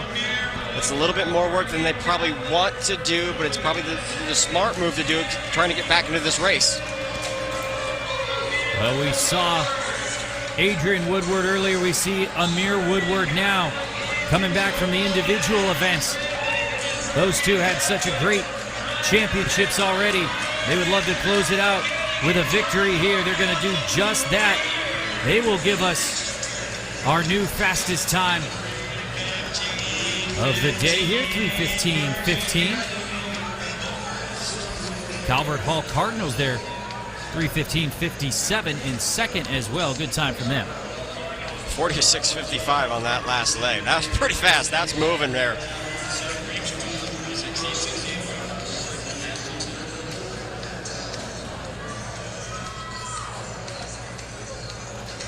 Credit where it's due, Amir Woodward. As we see a quick recap here. Very, very quick final leg for them. And those twins, the Woodward twins have had themselves a busy weekend too. They've been in a couple of individual races and have done really well too. But gosh, the Woodward twin that was on the anchor leg, I believe that was Amir. It was Amir Woodward, 46.55. Worked a lot to get back in this race for Bergen Catholic, and especially having to go wide out in lane 2 on the backstretch and then have to work that curve to get into the home straightaway in first.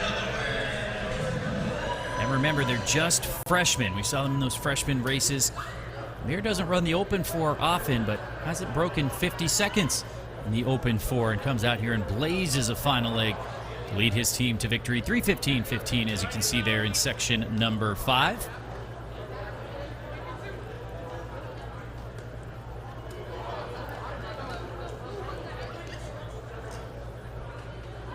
Into the blocks now for section number 6. Brothers TC, Cedar Cliff High School, Ponax Panthers, Unity, Running Garage TC, Spartans 427, Tigers, Dover Track. That is your lineup. Lane 7 will be vacant.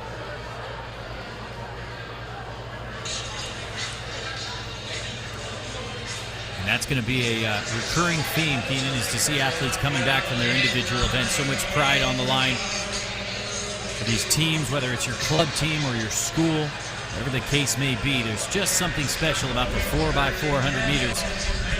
And even if you're in for a lot of these schools, earlier section, for a lot of these schools too, they've already seen each other this outdoor season because we're here on the East Coast. A lot of New Jersey schools, Pennsylvania, New York, Massachusetts. They're really familiar with their teams as they've seen them throughout the entire outdoor season. So, it sucks sometimes to, see another school that you've seen over and over again, but it's also, one last chance to see if you can get them at the end of the season. Good first leg from Dover Track there. Good run on the inside from Unity as well. And now Running Garage TC, I believe, in the red there.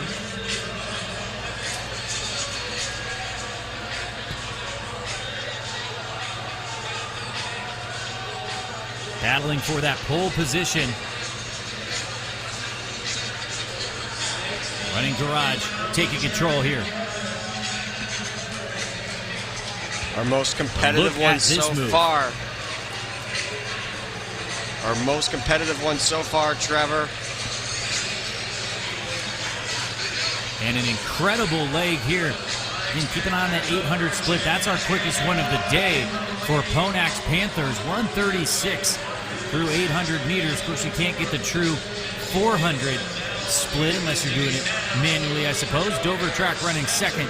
The Ponax Panthers with a great leg from Davian Booker, and no surprise as he is an incredible athlete. Puts him well in control, but now... Yeah, a little bit of a hot start here for Ponax Panthers, starting to slow up, and now he's going to get eaten up by 3 other teams here in the last 150 meters and try to show some response here to set up his team here on the anchor leg. Donovan Gamble for Running Garage TC with a great leg. He will hand off to Corey Grant Jr.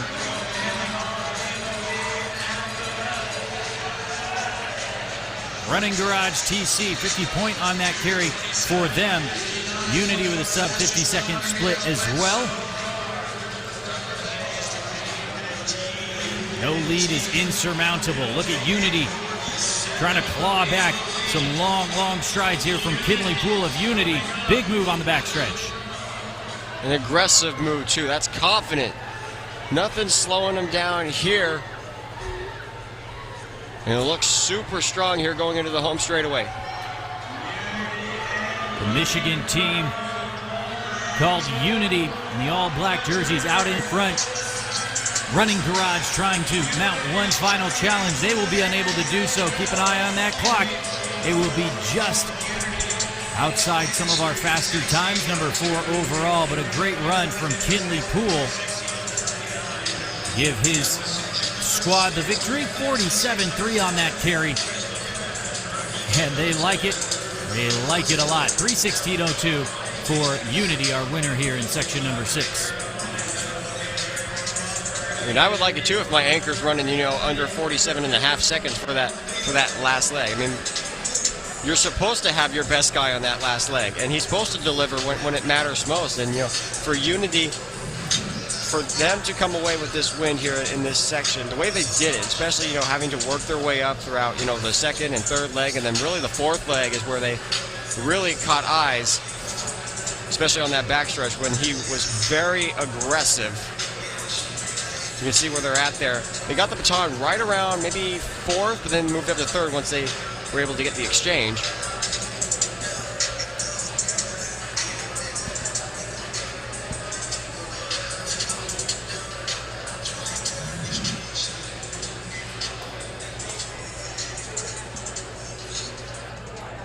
So confirmation there of those results. 3:16.02 for Unity. Running Garage, a good final leg as well.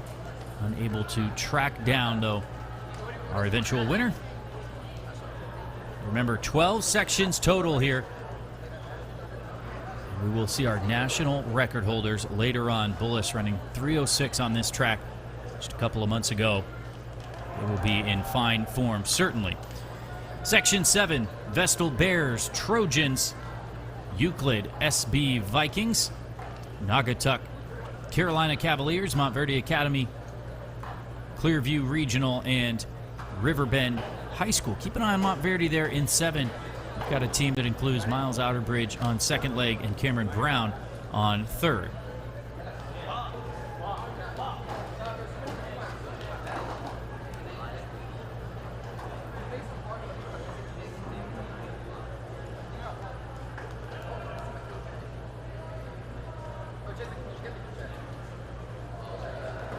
Fastest time of the day belongs to Bergen Catholic, 3:15.15.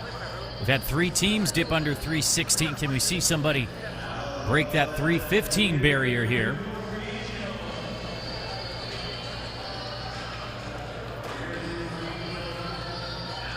Pretty measured start. Perhaps a slight advantage on the outside. Means 8 and 9, Clearview and Riverbend moving very well. It's pretty even through the first part of this one. Warmer weather provides fast times. It's starting to get really warm here in Franklin Field. Temperatures reaching 90 degrees right now.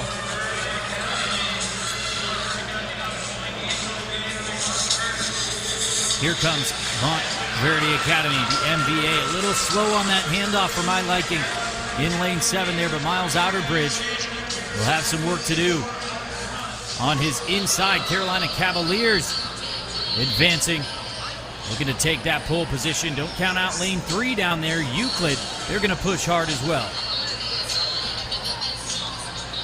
And they are, and the Carolina Cavaliers and Montverde also pushing here on this bend before they head into the home straightaway for their second exchange for that penultimate lap. And Montverde with a little bit of room now to work with here before that exchange.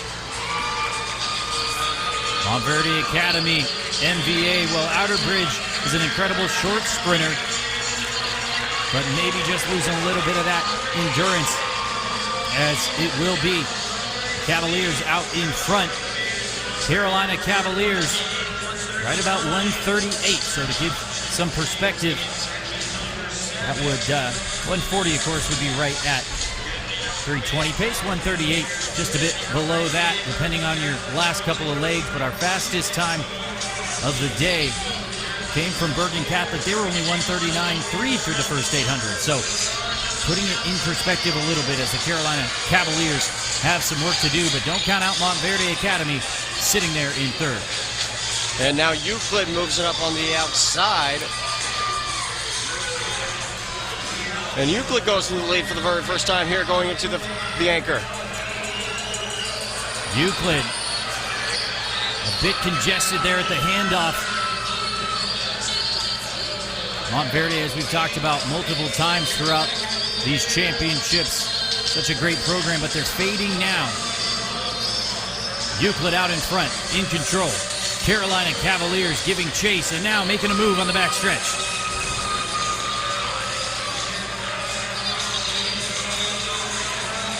Mari Barrow on the carry for the Carolina Cavaliers, representing North Carolina, the Cuthbertson High student, the junior coming around for the club team here. He's run 48 seconds multiple times this season, and you see that quality now as they will be just under 3:17, 47.4 on that carry for Amari Barrow. Great response back from the Carolina Cavaliers. You know, Euclid, with that lead, they figured they had the momentum going at the bell lap, or the final exchange, I should say, and they did. But then you never count out this group in particular. You know, of course, you know, they pride themselves on the relays, one of the best in the state of North Carolina. And an excellent last leg for Carolina Cavaliers. Mari Barrow was fourth in the state finals there in North Carolina, the 4A division. And you can see why. Sub 48 second clocking on the final split. So you see Carolina Cavaliers with the lead, and then Euclid rips it away from them here on the anchor leg, and then this is the move right here that pretty much turned it around for Carolina Cavaliers and delivered them the win here in Section 7.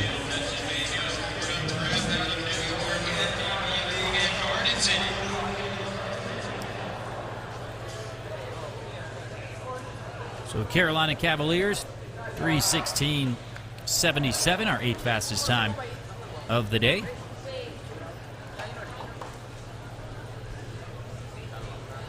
All based on time, as we know. We talk about Bolus coming up, but the other spots are up for grabs as well, and it's so important, as you've said time and again, Keenan, to get on that podium and be an All-American here at these national championships. Start list now, the Sprint Factory from the inside out, West Springfield TC, Eagles TC, New Britain High School, Springfield Township High School, Fordham Prep Track Club, Garden City Track Club.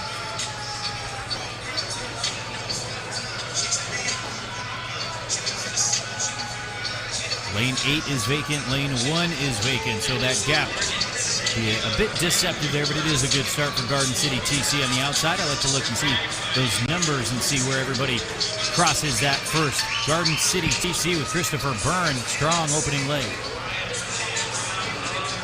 I'm also looking in the middle in lanes 4 and 5. I believe that's Eagles Track Club and New Britain High School. They're pushing each other too, and now coming up on the inside in lane 2, the Sprint Factory.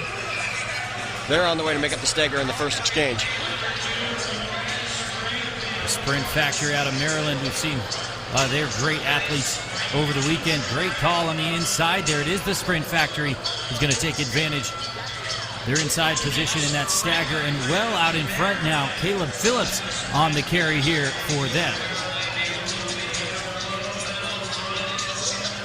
It's just so interesting to see that cut in, Trevor. I mean, anytime I see it here at Franklin Field, just, you know, they have to bring out their personal rails to you know, for those athletes that are on the inside of the track, they have to cut in on the outside. And when we see that head-on shot on the backstretch, you can see them adjusting it so that it can cut not outside in, but inside out, which is such a unique thing here at Franklin Field. The Sprint Factory showing exactly what it is they produce. 138 flat through 800 meters. With Dewan Proctor now on the carry, looking very smooth. And you can see not being challenged, no one even in the shot as of now. Call it 15 meters or so back to West Springfield TC giving chase. And unless they can close the gap in right now, I see no one catching our leaders here in this section. And, looking at the clock too, probably put together another solid performance and even get closer to maybe 3:13, 3:14. James Francis scheduled for the final carry, 2:26 at the bell. 50-point would put him right at 3:16, but what can James Francis produce? We've seen some great 400-meter splits already thus far, a number under 48 seconds. It's tough to do it when you're being challenged, but it's also tough to do it when you're all alone, and the Sprint Factory knows they're racing the clock. We've already had 3 teams go under 3:16. Can the Sprint Factory be one to join them? It was 48-4 on the previous carry. But the Sprint Factory trying to bring it home, racing the clock here. West Springfield PC there in second as well. James Francis powering home all the way through the line here. He will be just over 3:16, 3:16.48, and our 6th fastest time thus far. They controlled that from almost the very beginning, but once they took the lead, they did not give it up. Once they got that first exchange off on their second leg, it was pretty much game over from there, Trevor. Jersey's reminiscent of the Matrix there. I like those. The Sprint Factory here in Maryland.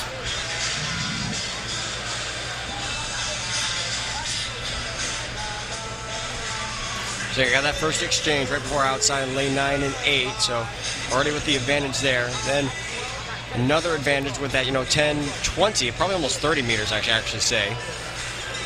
And then they just maintained it throughout the last 3 legs.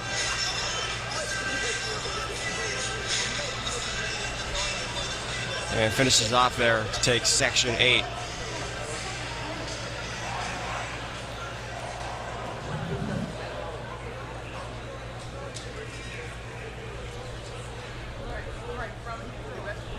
Confirmation of Section 8 results.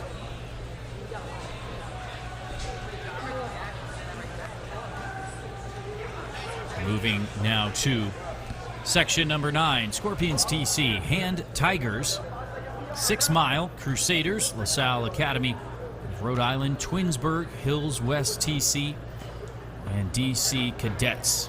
Lane 9 will be vacant.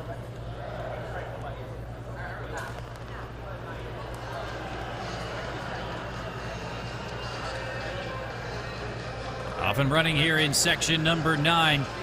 We've seen battles to the line. We've seen big leads like the Sprint Factory just had in the previous section. But every race has its own drama here at Franklin Field. In our final event of these 4-day championships that have been absolutely incredible. Of course, we'll have the girls 4x4 to follow after our 12 sections here of the boys.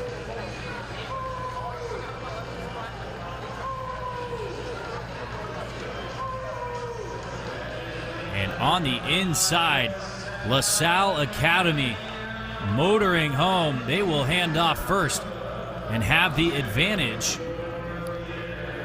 LaSalle with a comfortable lead here early. They will clearly take the pole position.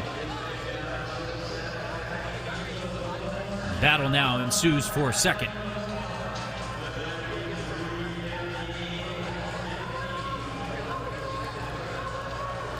LaSalle Academy out of Rhode Island settling in. This is scheduled to be Thaden Leo Mensah on the carry. He looks very controlled, very composed, and he is all by himself. And there's no surprise, the DC Cadets right there in position to try to, run them down here. A little bit room to work with here, though, for LaSalle. So they make that second exchange now for their third leg.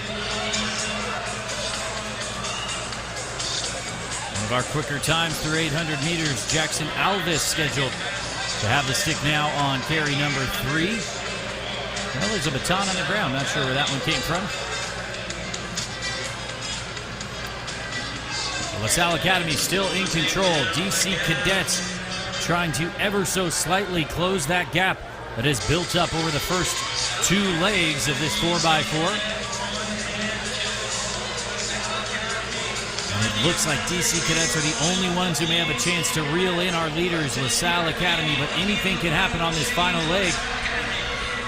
Strong run in third there as well. LaSalle, once again, will hand off in first. Good position for DC Cadets right now, even though LaSalle has the advantage, but DC Cadets with a strong anchor leg. And again, I mentioned we saw their mixed relay team win that national title last night, so the depth has shown throughout that entire program. This is scheduled to be Garrett Giroux Pizzulo of LaSalle Academy here. He's a sub 50-second performer in the Open 4 at his best, running for his life out there. Knowing how much this means, not just racing his opponents in this section, but racing against the clock. And those 3:15s from the early heats looking more and more impressive. But LaSalle is going to power home and take victory in section number 9. That now will be our quickest time of the day. 47.72 on the anchor leg for Garrett Giroux Pizzulo. That's an incredible run to bring them to victory. 3:14.56. And that was such a strong anchor leg, too. You know, as I said, DC Cadets figured they might be able to get back into it, but really it was LaSalle that just kept going, and nothing could stop them. What a last leg. What a run. They are now first here with 3 more races to go.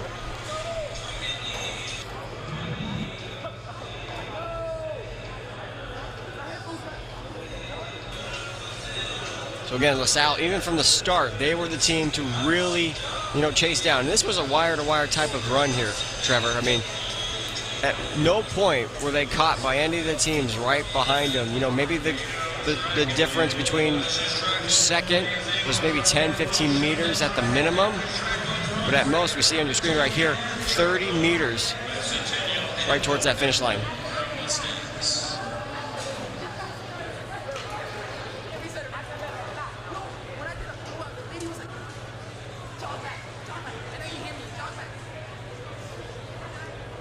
So 3:14.56 now the standard. And these young men will try to attack that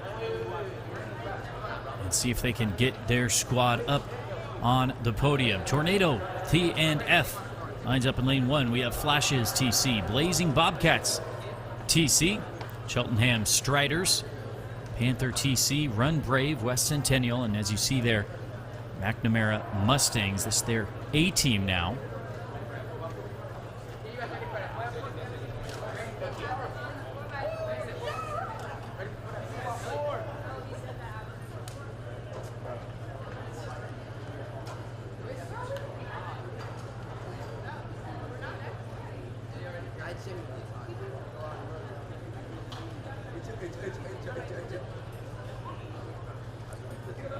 Just 3 heats total remaining, 3 sections, I should say.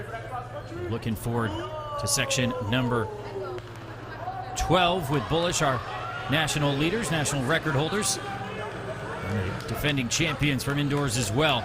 But for now, section number 10, off to the races.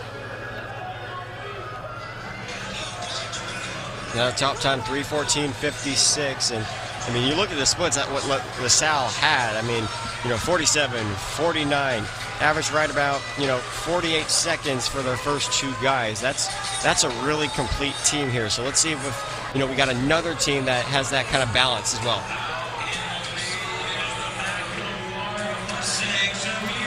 Lane number 7 is vacant, but still out in front there. Watch who hands off first. A good run from lane 5. Panther TC, but so too lane 9, McNamara Mustangs. They'll have some pride on the line after seeing their B team take their section win. McNamara Mustangs on the outside, but lane 5 scheduled to be Jacob Martin on the carry for Panthers TC.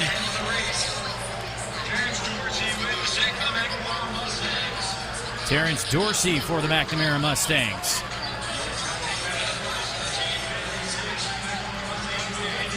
Got 3, maybe 4 teams still in this one, coming up onto the penultimate leg.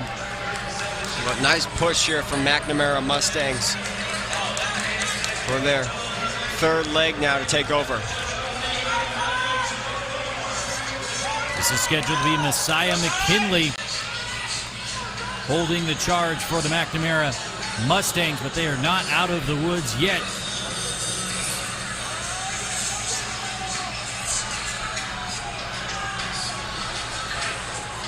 McNamara Mustangs running strong, galloping along here on the penultimate leg. Messiah McKinley, he's gone 49 seconds outdoors this year. But we've seen a number of athletes step up and run splits way faster than their open times. Already multiple 47-second legs. He's got 800-meter strength as well, does McKinley, having run 152 this year. Just about maintaining their position right now. Just about maintaining their position at this point at the bell lap. You know, they built their lead there on that penultimate leg around, you know, maybe 20 meters or so. So they can keep this lead. This will deliver them the victory here in this section. 48-2 on the previous carry for McNamara Mustangs.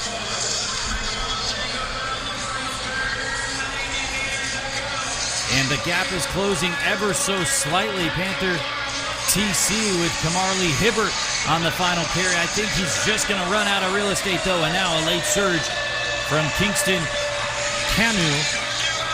Fastest time of the day by a mile. That is very quick. 3:12.78. And another 48-second low carry on the final leg for the McNamara Mustangs to take victory. Remember when we talked about the young lady that ran 64.64, then 64.64 on her 800? Look at the last two legs of what McNamara just did right there. They both ran 48.29. Talk about consistency. They took control of this one early, took the pole, took the lead. Never let it go. The McNamara Mustangs handing off first, clear of traffic every single time. And good handoffs, too. We don't talk about them as much as the 4x1, Keenan, but handoffs do matter here, especially when you're in traffic. And even being a distance guy, I even know that because, you know, of course, in the 4x1s, it's a blind handoff. This one, you really kind of have to, like, turn around and look at the guys and make sure that you actually get it from him. Well, and you want to match the speed. That's really what it all comes down to. Certainly a challenge sometimes with the incoming rudder fading a little bit due to fatigue, but that's what it is all about. Good handoffs there from the McNamara Mustangs. And great running all around as we look now to our penultimate section. We may start to see our top six take shape.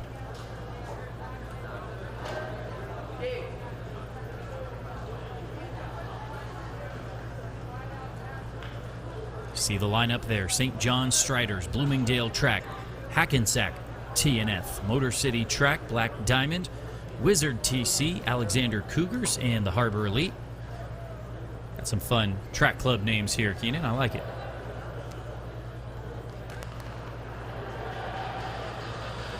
Away we go. These teams vying for the win here and also a top six spot overall. 3:12.78 the time to beat. If anything has shown us today, you know, it doesn't matter if you're in that 14th or 15th or any last section, you can find a way to, you know, to do a quality effort here in that penultimate section. It can find your way onto the podium stand. Heck, even a national championship too. Although it's hard to beat with Bullis, of course. I was going to say that. That will be a tall order certainly for Bullis, but crazier things have happened, and they don't run the race on paper, as I like to say. Boy, hugging that line. And then some. In lane number 8 there, that's Alexander Cougars, who are going to hand off first. Oh, disaster there for Black Diamond. A solid first start for Motor City Track as well.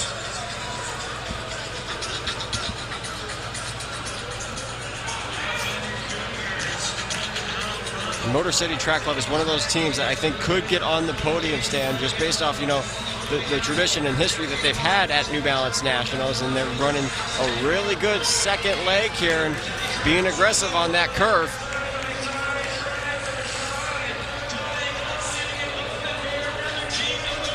And now some traffic into the home stretch. Motor City Track had a great leg, but now fading and coming through very strong. They will hand off first. Look at that time, 1:36 coming through for the Harbor Elite. Trent Johnson, it looks like, is going to be on the carry here leading the pack. And this is championship type racing right here when you see, that whether it's the penultimate or the fast section, and you got every single team, not every single team I should say, but like at least 4 or 5 teams in the mix towards the end. That's the fun part, and it's really just about battling and rather than just going for the time. Well, when you have this quality of a field, you run to win the race, and the time will come, certainly. Motor City Track motoring along here representing Detroit. Alex Patterson on the carry. He will hand off first. And they will have control. 50 flat on the carry there for Patterson.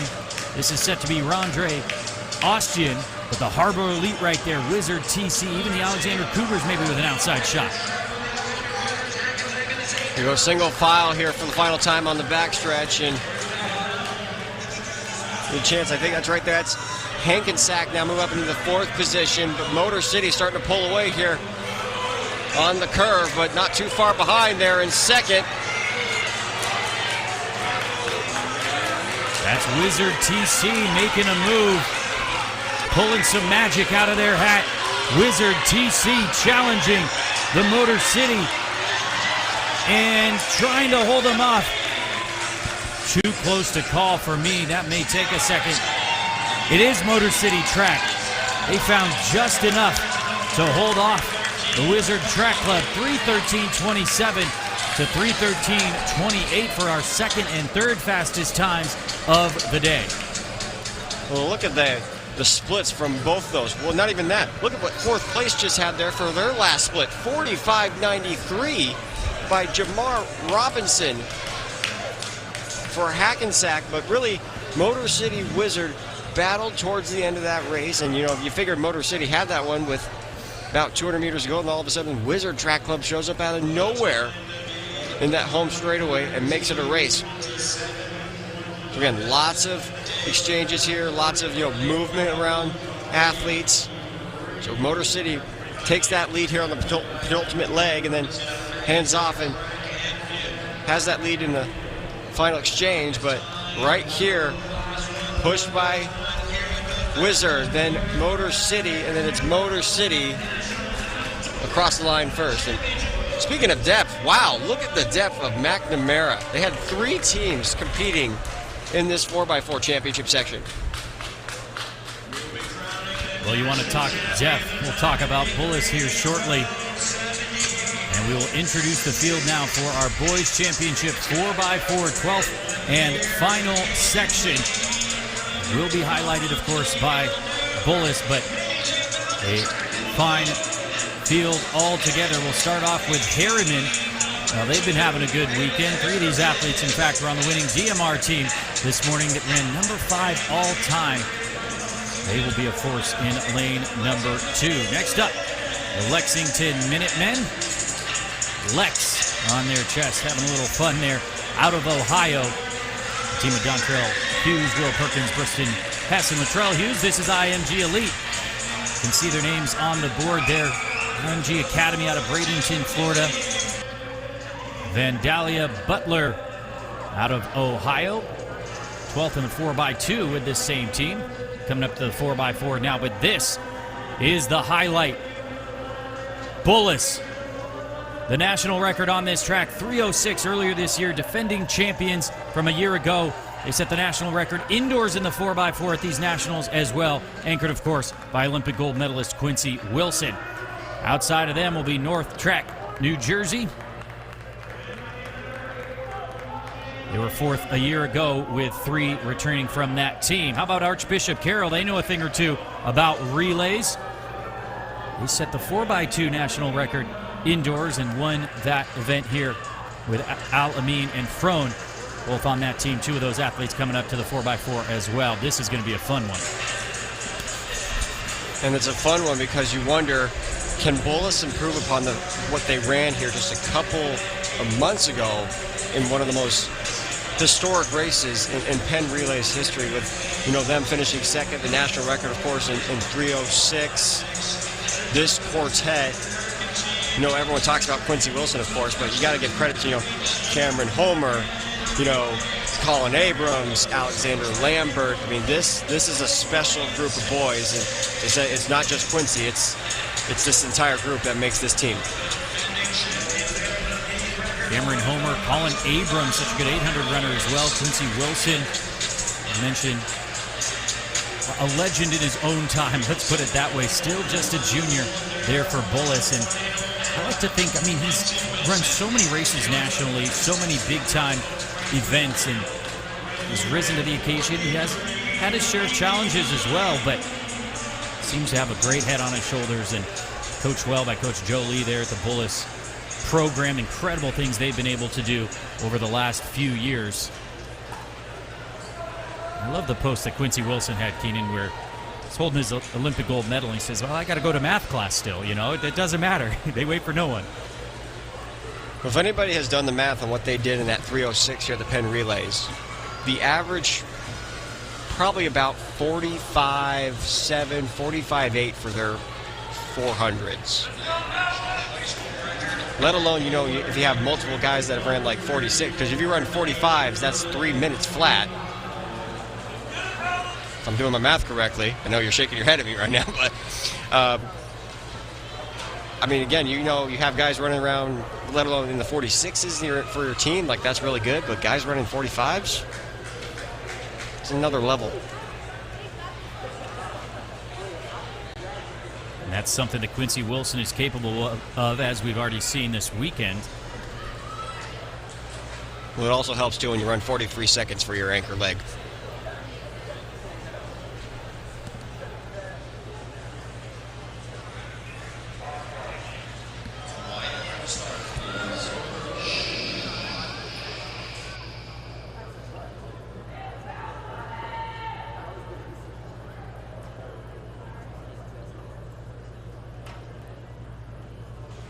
So that time to beat, 3:06.31. April 26, 2025, right here on this very exact track. And three of the athletes were on that team, as we said. Homer, Abrams, Quincy Wilson. Looks like they're subbing out Mickey Green, but like you said, I think it stings a little bit as they will stand him up, but stings a little bit. They did get second in that race to KC. Kingston College ran 3:05.93. You see incredible times from the Jamaicans. KC, Jamaica College, Calabar. Such a rich history here at the Penn Relays of our two countries duking it out. So I do think that Bullis, even though they ran that national record, I think they definitely want to have an emphatic win here and defend their title. Well, and Lambert's nothing out of the ordinary either. He was on the indoor team that broke the national record back in Boston.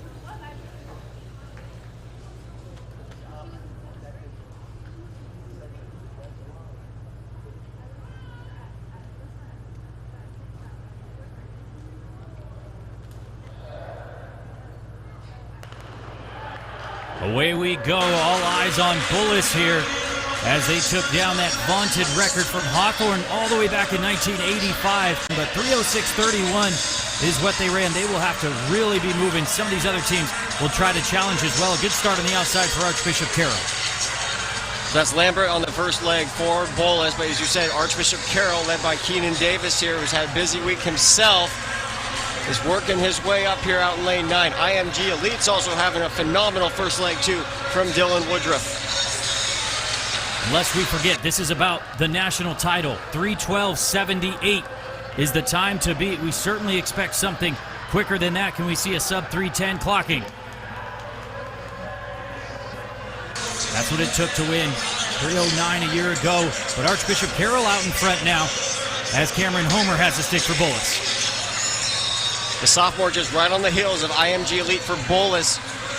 So IMG Elite now is the advantage Homer onto the outside. They're 4 across now here, coming up onto 200 meters to go here on this second leg. IMG Elite now into third, Carroll fourth. Bullis in those pink and blue jerseys representing for Maryland. And I'm sure the story has been Quincy Wilson saying, hey, just get me the stick and keep it close. But they have so many good legs. You talk about depth. Look at the clock there as Abrams now, with his strength, takes the lead. Just a little under their national record pace, 134.87. So they have to go faster than 132 on this second half of this race to come within striking distance of what they ran here just a couple months ago. Well, and forget times for now. They have a race on their hands. Colin Abrams working hard for Bullis, trying to pull away here and give Quincy a little bit of an advantage. Colin Abrams, who's headed to Stanford, a sub-150 man over 800.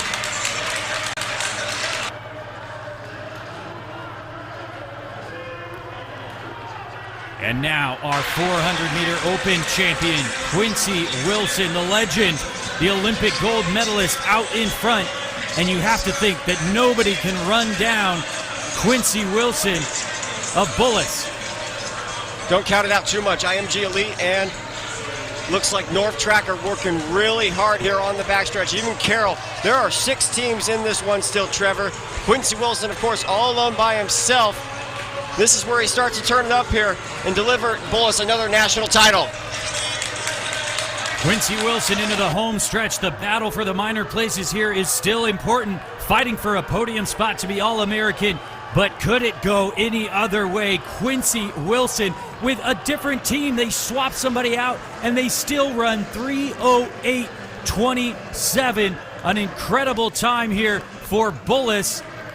Under their meet record from a year ago, 3:09.43 they ran last year, 3:08.28 here. They take the victory. It goes without saying, the overall victory as well. Meet record in the win for the Bullis School. Well, it certainly wasn't a 43-second like we saw at the Penn Relays, but it was still a 45:40 for the Olympic gold medalist as he leads his school to another national championship here at the New Balance Nationals.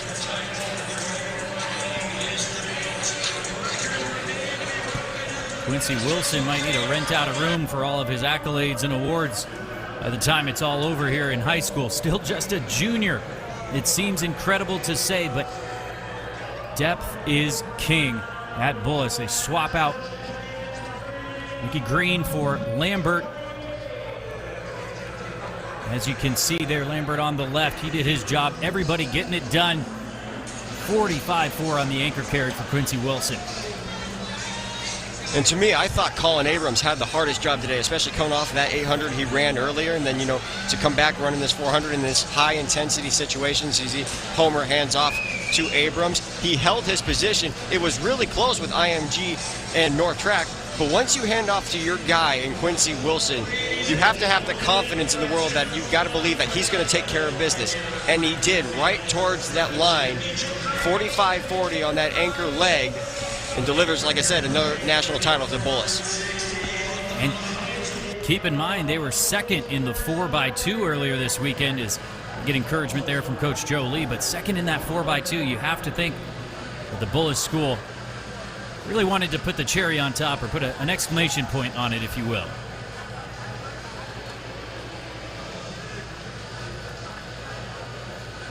So the team of Alexander Lambert, Cameron Homer, Colin Abrams, and Quincy Wilson are able to bring home the prize. They will stand atop the podium once again in the boys 4x4. And those top 6 teams, of course, Bullis, your national champions once more, but North Track, they've had themselves a really good weekend. They won the Shuttle hurdle relay earlier this morning after a disqualification for the Ann Arbor Track Club. You know, they had a couple of finalists throughout the entire individual races. And then finishing in third was Mandela Butler, 3:10.96. Archbishop Carroll, another busy weekend for them. They finished fourth in 3:11.41. IMG Elite, 3:11.64. And then McNamara Mustangs out of Section 10 get on the podium with that 3:12.78.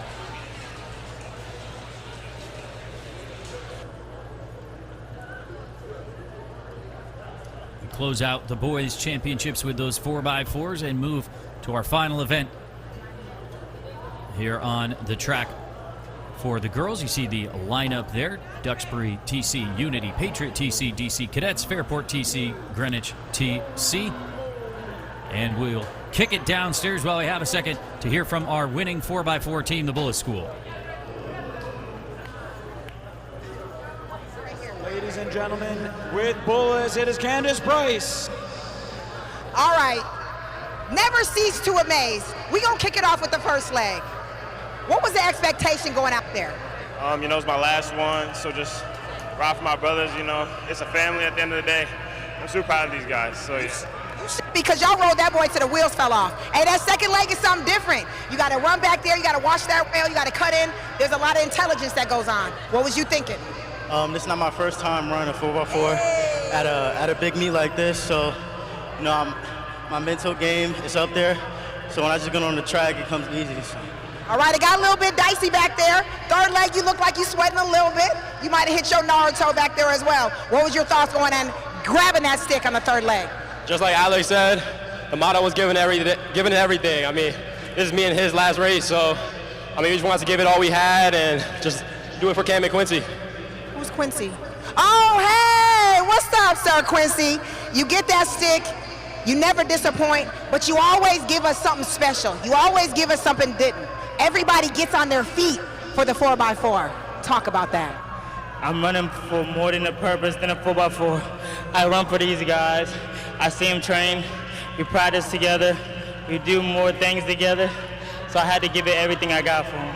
Y'all gave it everything you got, and you know it could be really the Quincy Wilson show. But as you said, this was a team effort. Congratulations to Bullis. Give it up for your 4x4 national champions.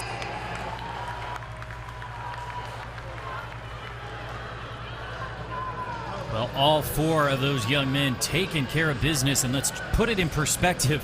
They ran that 3:06 national record, but the time they just ran would have been the fourth fastest team all time. So, I mean, the depth is incredible. I know I keep saying it, but all four of those young men taking care of business. Yes, Quincy is a superstar, no doubt about that, but the Bullis School, so impressive in the relays. It's easy, you know, to give Quincy his flowers, and rightfully so. He's an Olympic gold medalist. He's the wonderkind, if you will. But, you know, Colin Abrams, Alexander Lambert, in their last high school races ever, delivered for Bullis when it mattered most. And I think that's where, you know, you give those flowers to those guys who've been a part of the program for the last 4 years and, you know, pouring their blood, sweat, and tears into that program. So congratulations to those guys on a phenomenal career, and then congratulations again to Bullis on another national title. And on the track here, see lane number 6 leading. That's the DC Cadets. This is our first section of 7 total. Meet record here belongs to Montverde Academy, 3:31.68. They ran their national record here just a year ago. So this track is special, this meet is special, and just as with the boys, we have plenty to look forward to. 7 sections total, but this one is being dealt with handily as of now. DC Cadets B team out in front. Well, if this is their B team, we can only imagine what their A team is going to be able to bring here in the next couple of sections. So again, talking about depth, you know, we saw it from the McNamara Mustangs. I think I counted it correctly. They had 3 teams in the championship section, and then you got DC Cadets here with 2 teams. I'm kind of surprised though that Bullis also didn't have their another team there for an opportunity to, you know, maybe even run on the podium, because in years past they've had some teams, they've had 2 teams I should say, that have made the podium in certain relay events.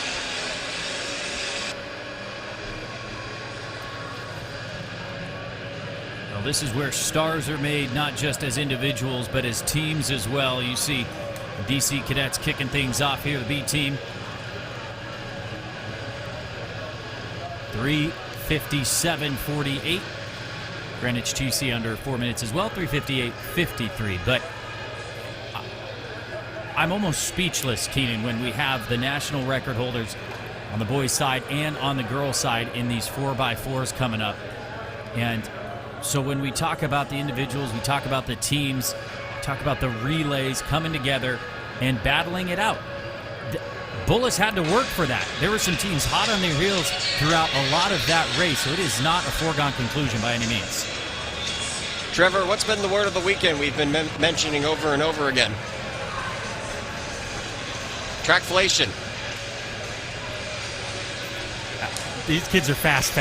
I mean, we've reminded ourselves, we've seen middle schoolers running incredible times. We've seen the freshman category, and of course the high schoolers here, but this is where the action is.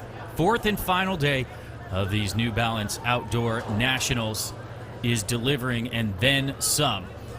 We look at the starters here for section number 2. Freedom TC, McNamara Mustangs B team. I'm sensing a trend there. Depth on the girls' side as well. Cougars in 3. PCTI Bulldogs Track Club out of New Jersey. Carolina Cavaliers, Motor City Track B team. Norristown Eagles, Western Cary Track Club, and Whippets TC.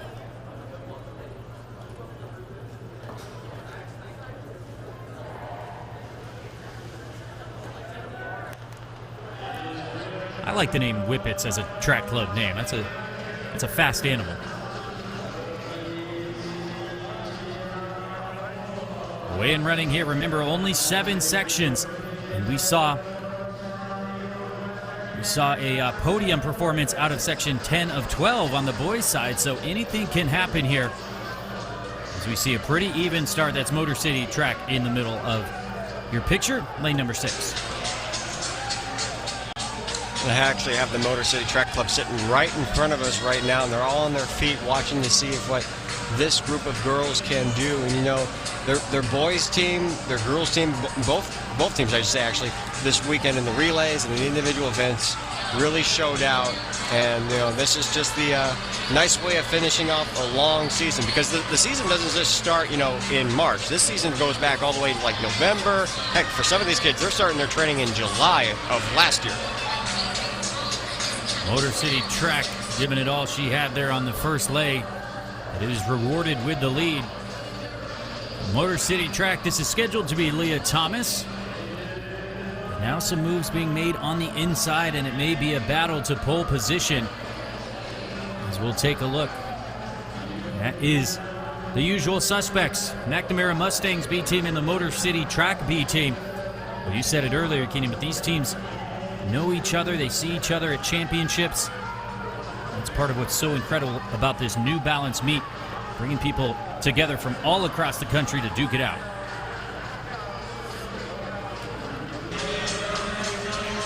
Competition is the best thing, Trevor. It's we love to see here at national championships. Iron sharpening iron here at Franklin Field. Third legs are ready. Motor City Track Club on the inside. McNamara Mustangs just going to settle in right behind them.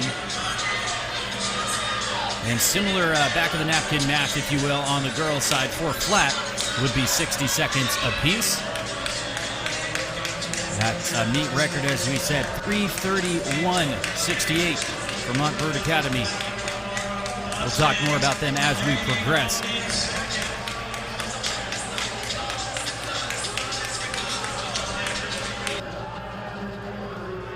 Motor City Track still in control, but the McNamara Mustangs hot on their heels and thinking about making a move, maybe coming off the bend. Does she have anything left? Motor City revving it up here, looking to hand off in the lead. But here come the galloping Mustangs of McNamara. They will hand off just about even, a slight advantage for Motor City. Call it a meter or two, and a good handoff there for them as well.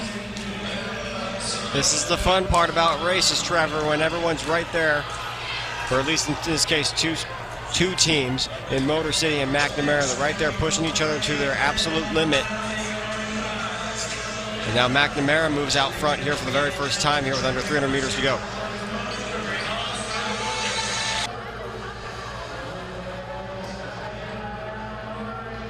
McNamara and Motor City going toe-to-toe here.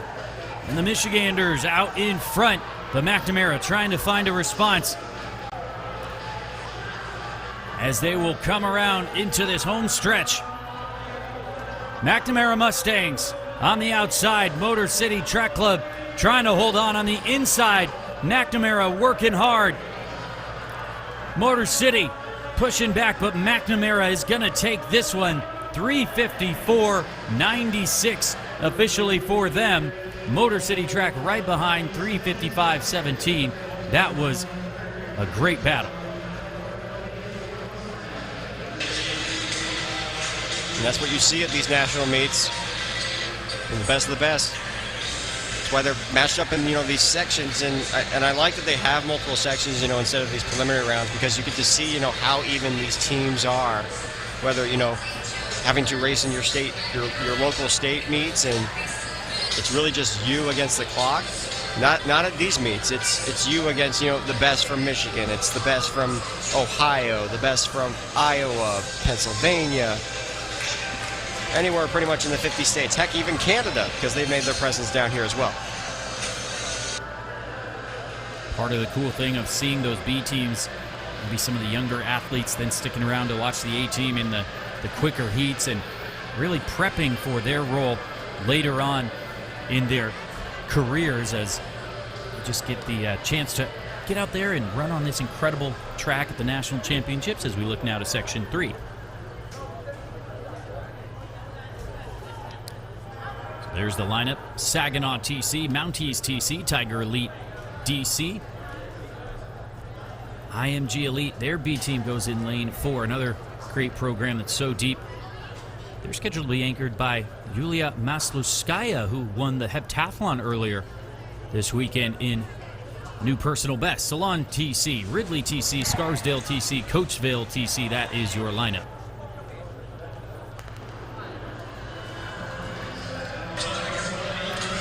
Well, you want to talk about someone that had a very, very busy weekend. Of course, Natalie Dumas was there. She's at the top of the list. But the young lady from IMG who won the heptathlon also competed in the long jump today, and then now is going to be anchoring, or at least running one of the legs here on the 4x4 team. We'll see her in a little bit, but we'd love to have somebody like that at your disposal. Miss Do It All, as they say. Heptathlete, so talented, of course, in multiple events, and we love somebody like that that's a team player as well. So yeah, I might be tired. But you put that stick in my hand and we are ready to roll. Well, a good back and forth already on the early goings here. 3:54.96 the time to beat. And this is section 3 of 7. Handing off first in lane 5 will be Salone Track Club. But on their outside, Ridley Track Club right there as well.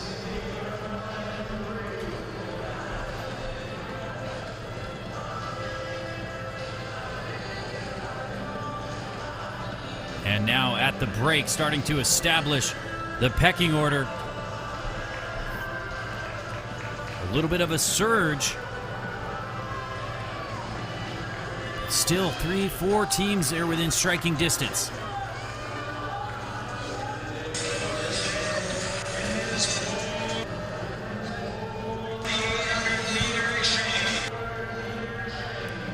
Lane 5 on her hip.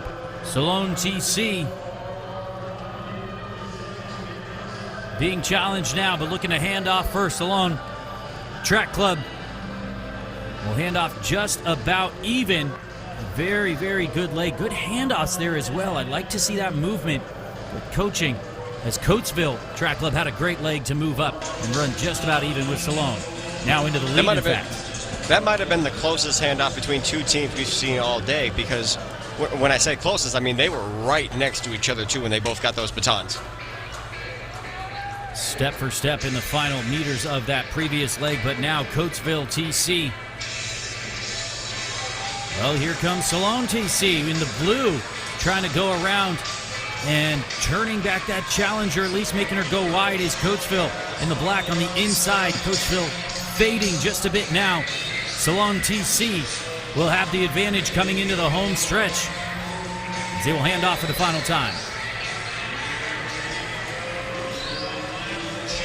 Nice little surge here from our leaders right now. It looks like it's Salon Track Club, and it's going to be Carolina Lewis on the last leg. Sub 60 seconds there for the previous leg, 59.2, as Coatesville has faded, but look at this carry. Already cracking it wide open, call it 30 meters plus. Battle now is on for second, but way out in front, Salon Track Club.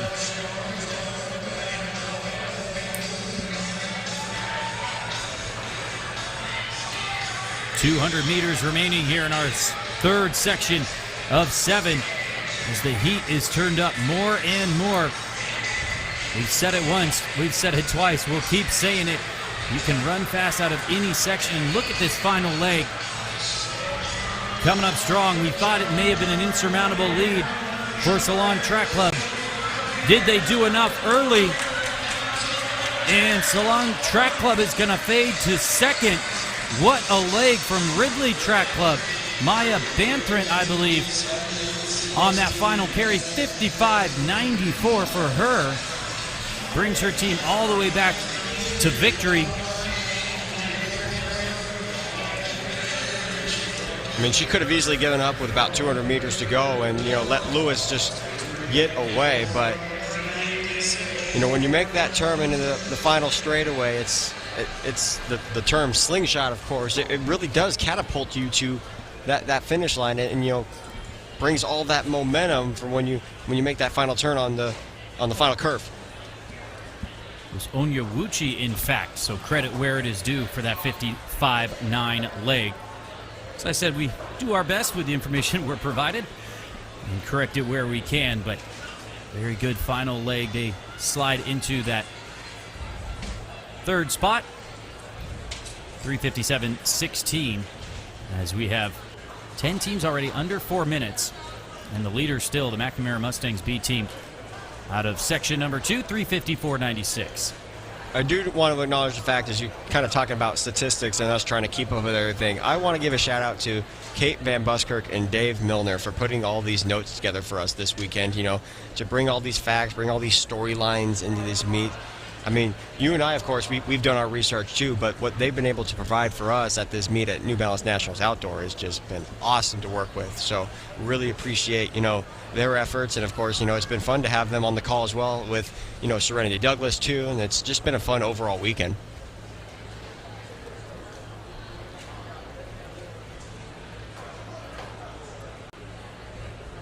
Well, the New Balance Nationals never fail to deliver, and Runner Space, of course, covering the best meets across the country all season long. And we are getting now to the apex of this one, or the conclusion, I suppose I could say, as we have already closed out the boys' side of the 4x4s, and we inch closer to our final section on the girls' side. Here in section number 4, Minisink TC, Spartans TC, Stang Gang, Oak Knoll TC, Eastern Regional TC, Shore, West Springfield TC, and the Drive on the outside. Lane 7 moving well, that's Shore. And Shore looks great, even though West Springfield and the Drive right there, but now on the inside in lane 4 is Oak Knoll. That's Dana Sporer on their opening leg and trying to close in on lane 7. Mary Dalbo hands off now to Ella Works for the Shore, and then Spore's going to hand off to Sprano for Oak Knoll.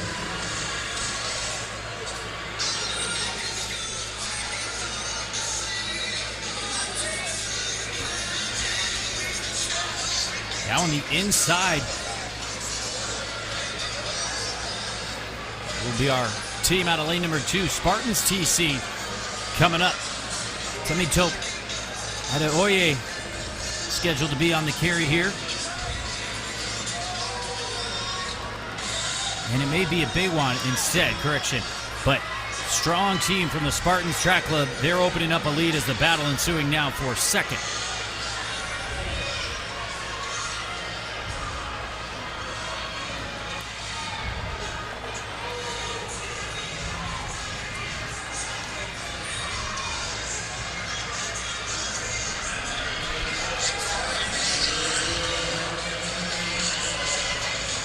Spartans TC still in control, 155 through 800 meters and cracking this thing wide open. They are running against the clock. We saw it on the boys' side. You can get on the podium from any section, and they know exactly what they are running for. They have this one under control as of now as Kaya Thomas with the stick here for Spartans.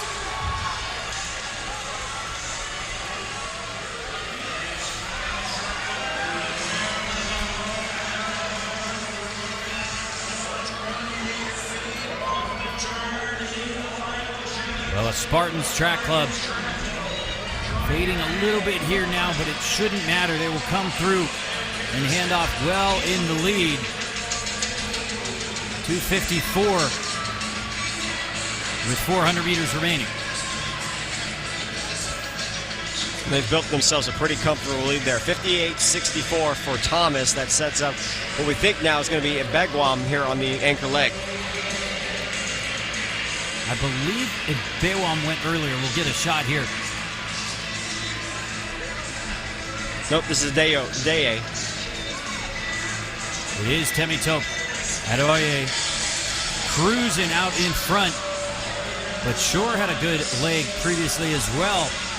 And the battle for those minor spots is still hotly contested, but Spartans TC made sure that they were in control from the very beginning. They took the pole early on and never let the lead go. Remember, 3:54.96, the fastest time of the day thus far. They will be ahead of that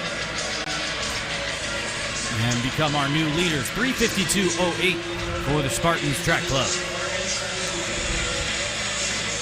57.9 on the final carry.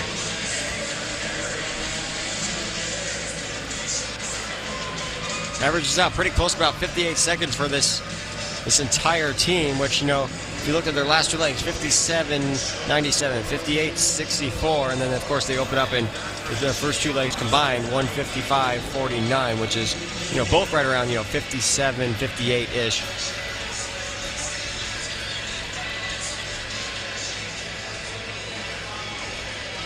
I think that's a good representation of how everyone's feeling after these last 4 days.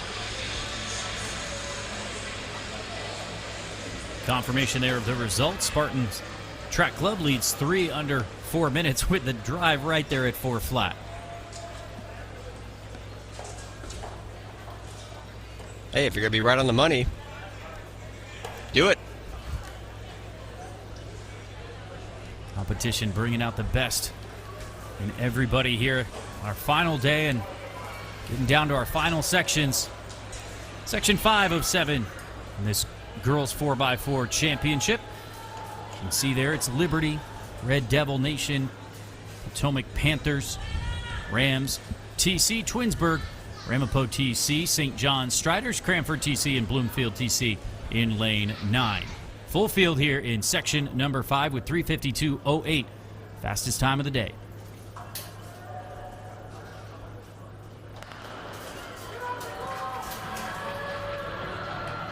Away we go, including this. Just 3 sections remaining now to close out what has been an incredible day 4 and an incredible day overall. Incredible meet overall, I should say. Great long weekend here, the New Balance Nationals. Good start in lanes 7 and 8. Go figure, you think that Bullis School will be the only one in Potomac. The Potomac Panthers are in this section, so nice little representation from that town there in Maryland. Maryland always showing up here at Franklin Field, so too New Jersey.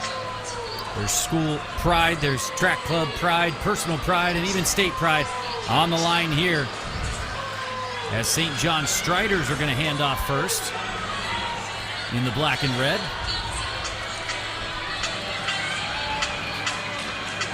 Ramapo having a good run of it as well in lane number 6.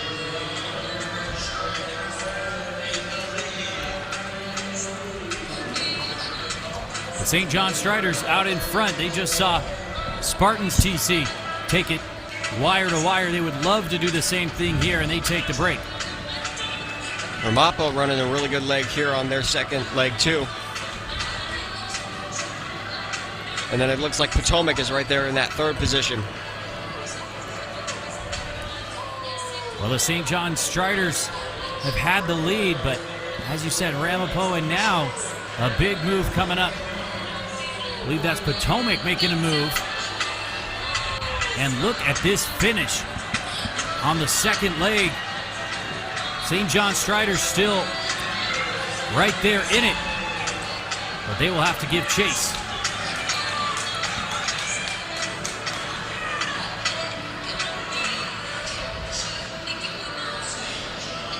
And there's a response here from St. John Strider there in second. They're trying to counter what looks like that was Potomac, I believe. Yeah, the Panthers there out in front.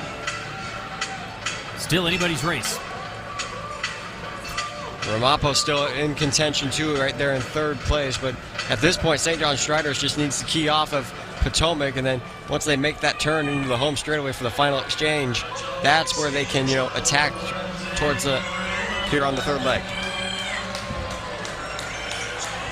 So coming up on that all-important anchor, St. John Striders keeping it close, but it was a great second leg from the Potomac Panthers, and now opening up a little bit more of a lead, and a very good handoff for both of them. Sophia Killen on the carry here for St. John Striders.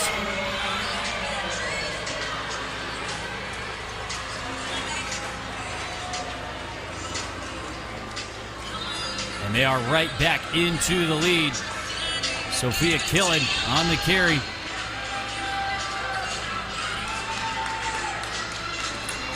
That was aggressive there for St. John Striders there on that first curve, and it looks like that's actually going to do pretty good for them.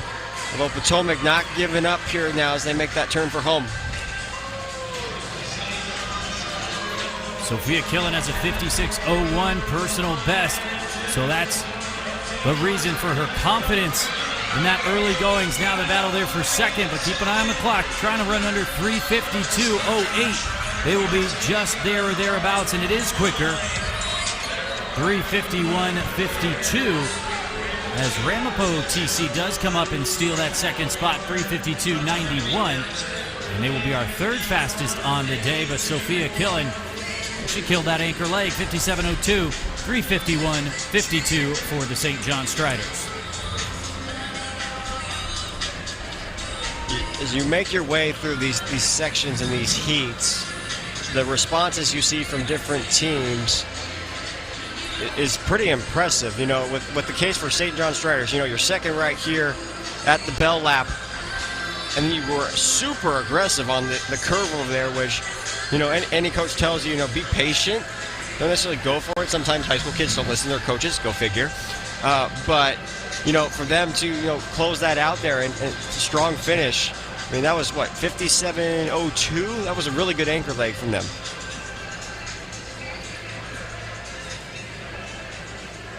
Even as adults, sometimes we don't listen to other adults. Listening is key, Keenan.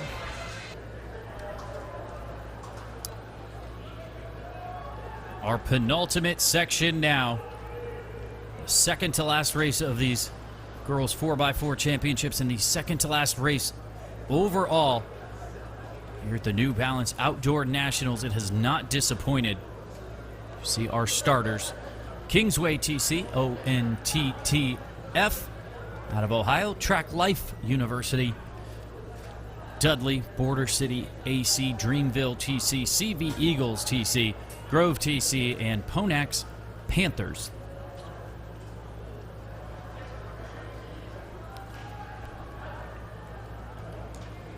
Well, we can tease the next section a little bit as well. Montford, as we said, set that national record a year ago. 3:31. They'll be challenged, though, in this next section by Bullis, IMG, Motor City Track, even Union Catholic as well. So that should be an incredibly close affair. But one section before we get there, could they do what the boys did and sneak onto the podium from this penultimate section?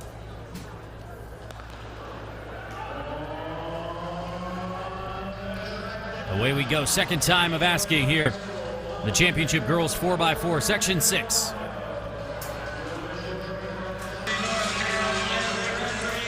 You know, teams like Dudley, Dreamville, Border City, these are squads that, make strong cases to be on that podium stand. And, probably kind of want to send a statement out there, too, knowing that, they're in the penultimate section and not in that quote-unquote fast section.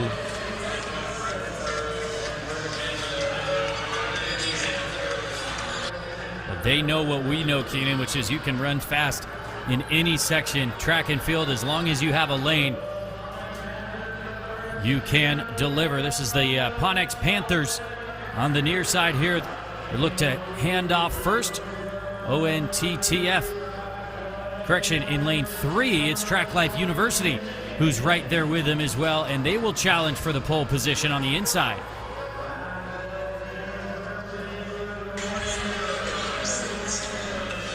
Very fast start here to this second leg here as they make that turn into the backstretch and cut into the inside lane for the very first time.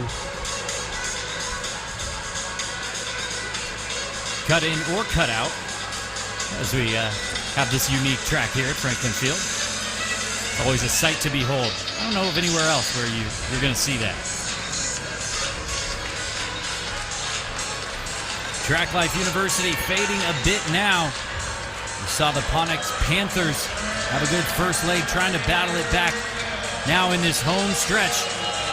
But still, Track Life University with the slight advantage. How about this handoff?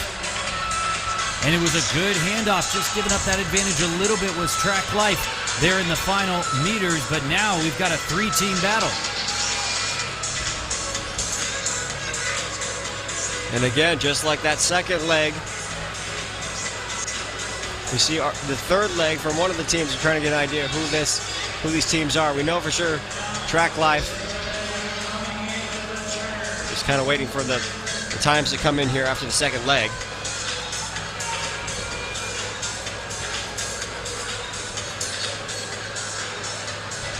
Three teams battling it out here in our penultimate section, trying to run themselves onto the podium. The All-American here at the National Championships. Section number 6 of 7. Now opening up just a bit of a gap coming in to this next leg here, ONTTF. The battle on for second and third.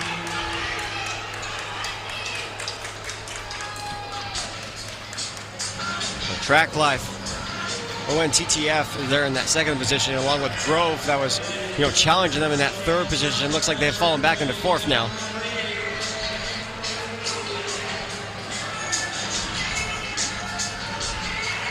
It is Track Life University who had taken the early lead and regains it in a powerful way. Is that right, Keaton? 53-8 on the previous carry for Track Life. We are moving now, and that's why they have that advantage. You see that battle behind the Pontiac Panthers and ONTTF.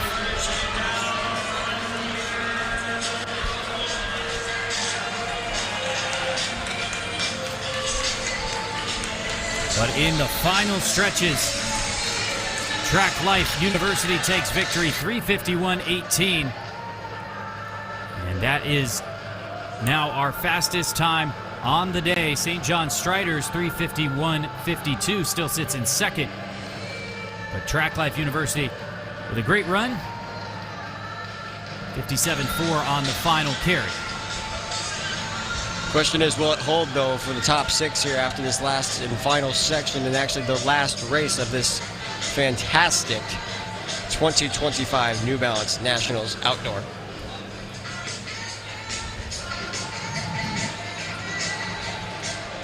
One final look at Section 6 here before moving on to our final section.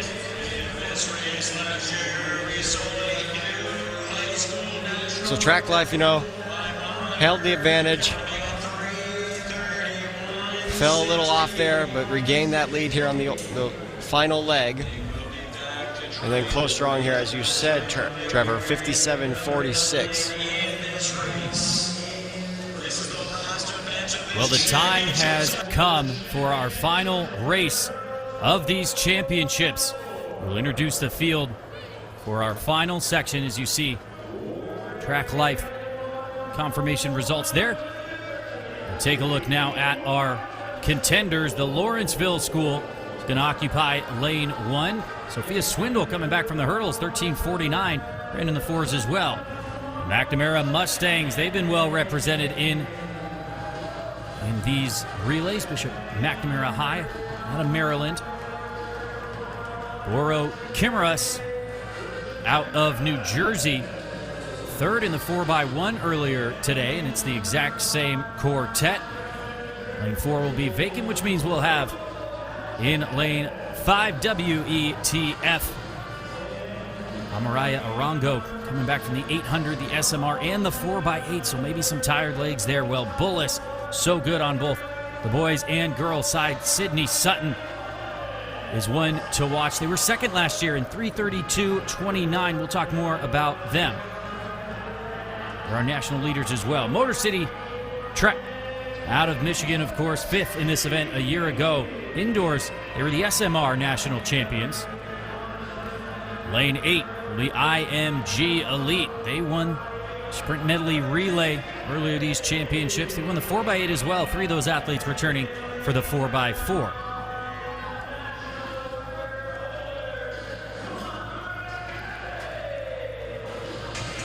And we'll try to get a look final at race, the showdown that everyone has been looking forward to. I know everyone talks about the boys' race, but you know, another national record opportunity for the Bullis girls here. You know, last year at this race, they kind of got their hearts ripped away. Montverde was the ones that came away with the national record and the meet record too. And you got to think that is on their mind here. They're chatting with, you know, Coach Lee, it looks like, in the infield right now one last time.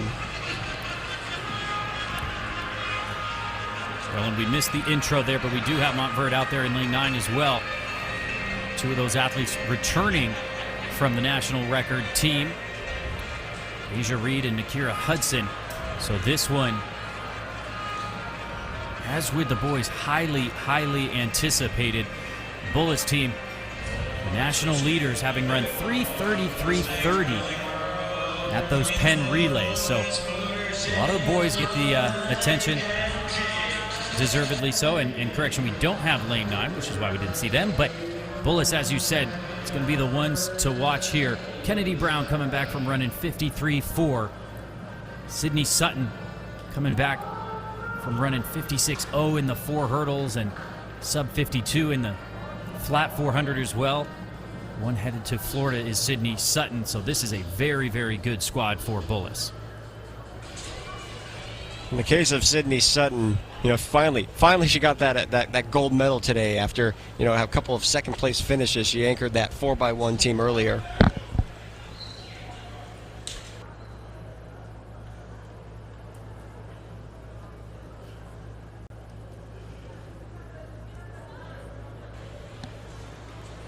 So the team here for Bullis, very experienced, set to be Kennedy Brown, Sydney Sutton, Rochelle Campbell, and Tatum Lynn.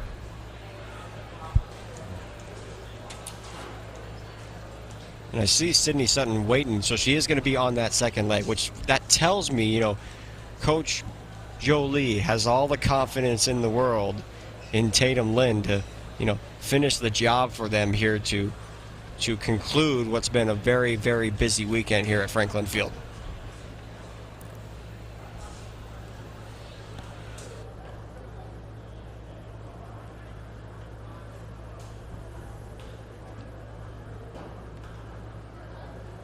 Well, the Bullis school looking to take one final victory in this 4x4. Can the team from Maryland do it once again?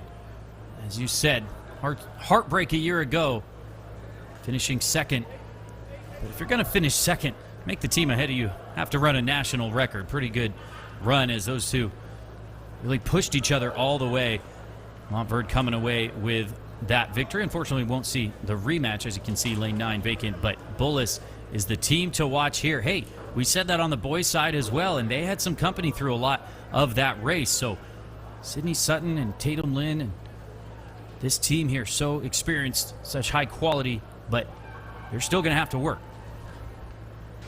They will, and they got Motor City Track Club to their outside, so that first leg by Kennedy Brown is going to be pushed here by, Motor City's Deshana Kellogg here. But last race here of this very, very busy weekend.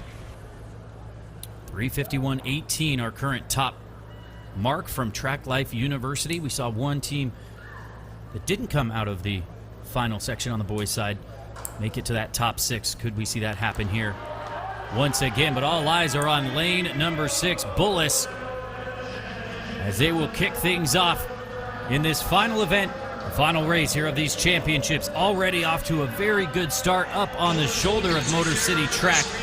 The Bullis School, they know this track well, and they'd love to get one more victory here at these New Balance Nationals. Well, Kennedy Brown was aggressive from the start, but I'm impressed by Motor City's response here to stick with them right here through 250 meters, now 300 meters coming up here. IMG Elite's also running a great leg as well. That's Ava Nebel for IMG. IMG so strong year in and year out. Bullis now responding again. They will hand off first. Motor City still moving well. IMG fading just a bit. Bullis hands off to Superwoman Sydney Sutton. Twice silver. Can she make it another relay gold here? Incredible runs in the 400 hurdles, one of the top 10 times all-time. Incredible run, sub 52 seconds in the flat 400 as well. She's going to look to crack this thing wide open. She's already built now about a 15, 20-meter lead on the rest of the field. That's second place right now, I believe. Get a closer look at it, but Sydney Sutton, the drive, the push. This is her last one before she heads off to Gainesville next fall. Sydney Sutton has had a busy weekend, but she closes it out here with a relay, getting ready to hand off to Campbell there. Rochelle Campbell ready to take the stick from Sydney Sutton. Very, very quick, 148 through 800. So just a little bit behind national record pace, but still, though, an opportunity for them to run, under 340, getting to the mid 330s.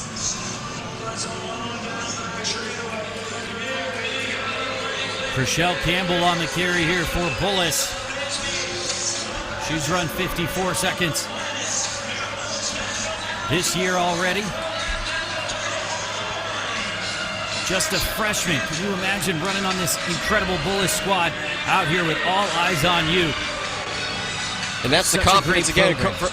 The confidence from Coach Lee to put a freshman on the penultimate leg. The penultimate leg is supposed to be the leg that maintains your lead, and she did so for that leg. What a great leg from Campbell. We'll get the split here shortly, but as you said, Coach has confidence in that young lady, Tatum Lynn. Look at the battle behind them here. In second from Boro Kimras and Motor City Track, 54.8 on the carry there for Campbell previous. 54.81 for Campbell there, and Lynn, to get within that 330, 335 range, she would have to run just right about 54, 53 seconds here on this last leg. Certainly within her capabilities. Tatum Lynn is going to bring it home for the Bullis School after taking victory on the boys' side. The girls will stand atop the podium in their 4x4 as well, putting an exclamation point on this event and on the meet as a whole. Bullis coming through very quick, sub 340, 337.24. Tatum Lynn 53.9. She did her job with aplomb. Bullis takes the victory ahead of Motor City Track 341.65 and WETF 343.75. Another year, another sweep. Get the broomsticks out, Joe Lee. You're taking home 2 national titles once again in this 4x4 relay. This quartet right here delivered once again. And again, I was most impressed with Campbell there, being a freshman, put on that third leg to maintain the lead that they had built. That's a lot of pressure, especially when you're on this group that, prides itself in this particular relay. Sydney Sutton, of course, doing her job in her last race ever in a Bullis uniform. Campbell, as I said, delivered her job as well. And then Tatum Lynn finishing off the job. See just the lead that they built. 4 seconds difference between them and Motor City. Another 4x4 title going back to Potomac, Maryland. A lot of victories there, and we're going to hear from that quartet now. It feels really great. This is my last New Balance National, so winning it with my team feels really good. It feels great, and you look great doing it. Hey, give it up for Bullis. Teammates coming in. Come on, Sydney. Girl, you ran. You got any words? End it out here for New Balance. I don't got no words, but all I can say is New Balance been fun, and I'm grateful I have a chance to run out here every year, and I'm just so grateful. It's always so fun. Well, you don't got any words, but you got legs for days. Congratulations to Bullis, boys and girls 4x4 champs. Give it up for them, New Balance.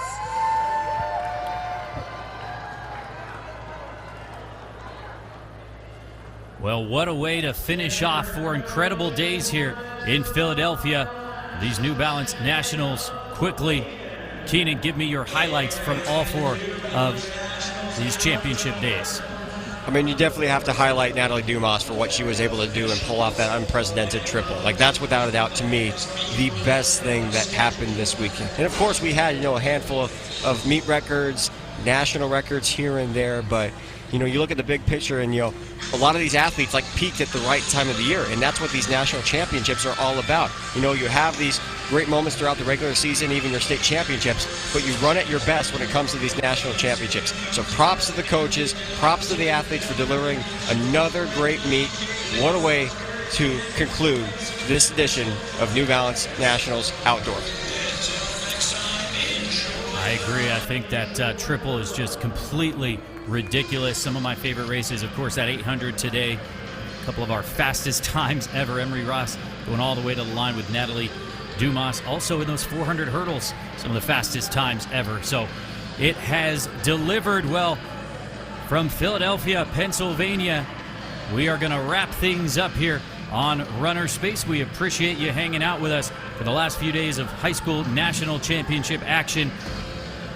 For all of us here at Runner Space, along with my co-conspirator over there, Keaton Gray, for Candace Price, Serenity Douglas, Dave Milner, Kate Van Buskirk, this is Trevor Fulkerson saying so long.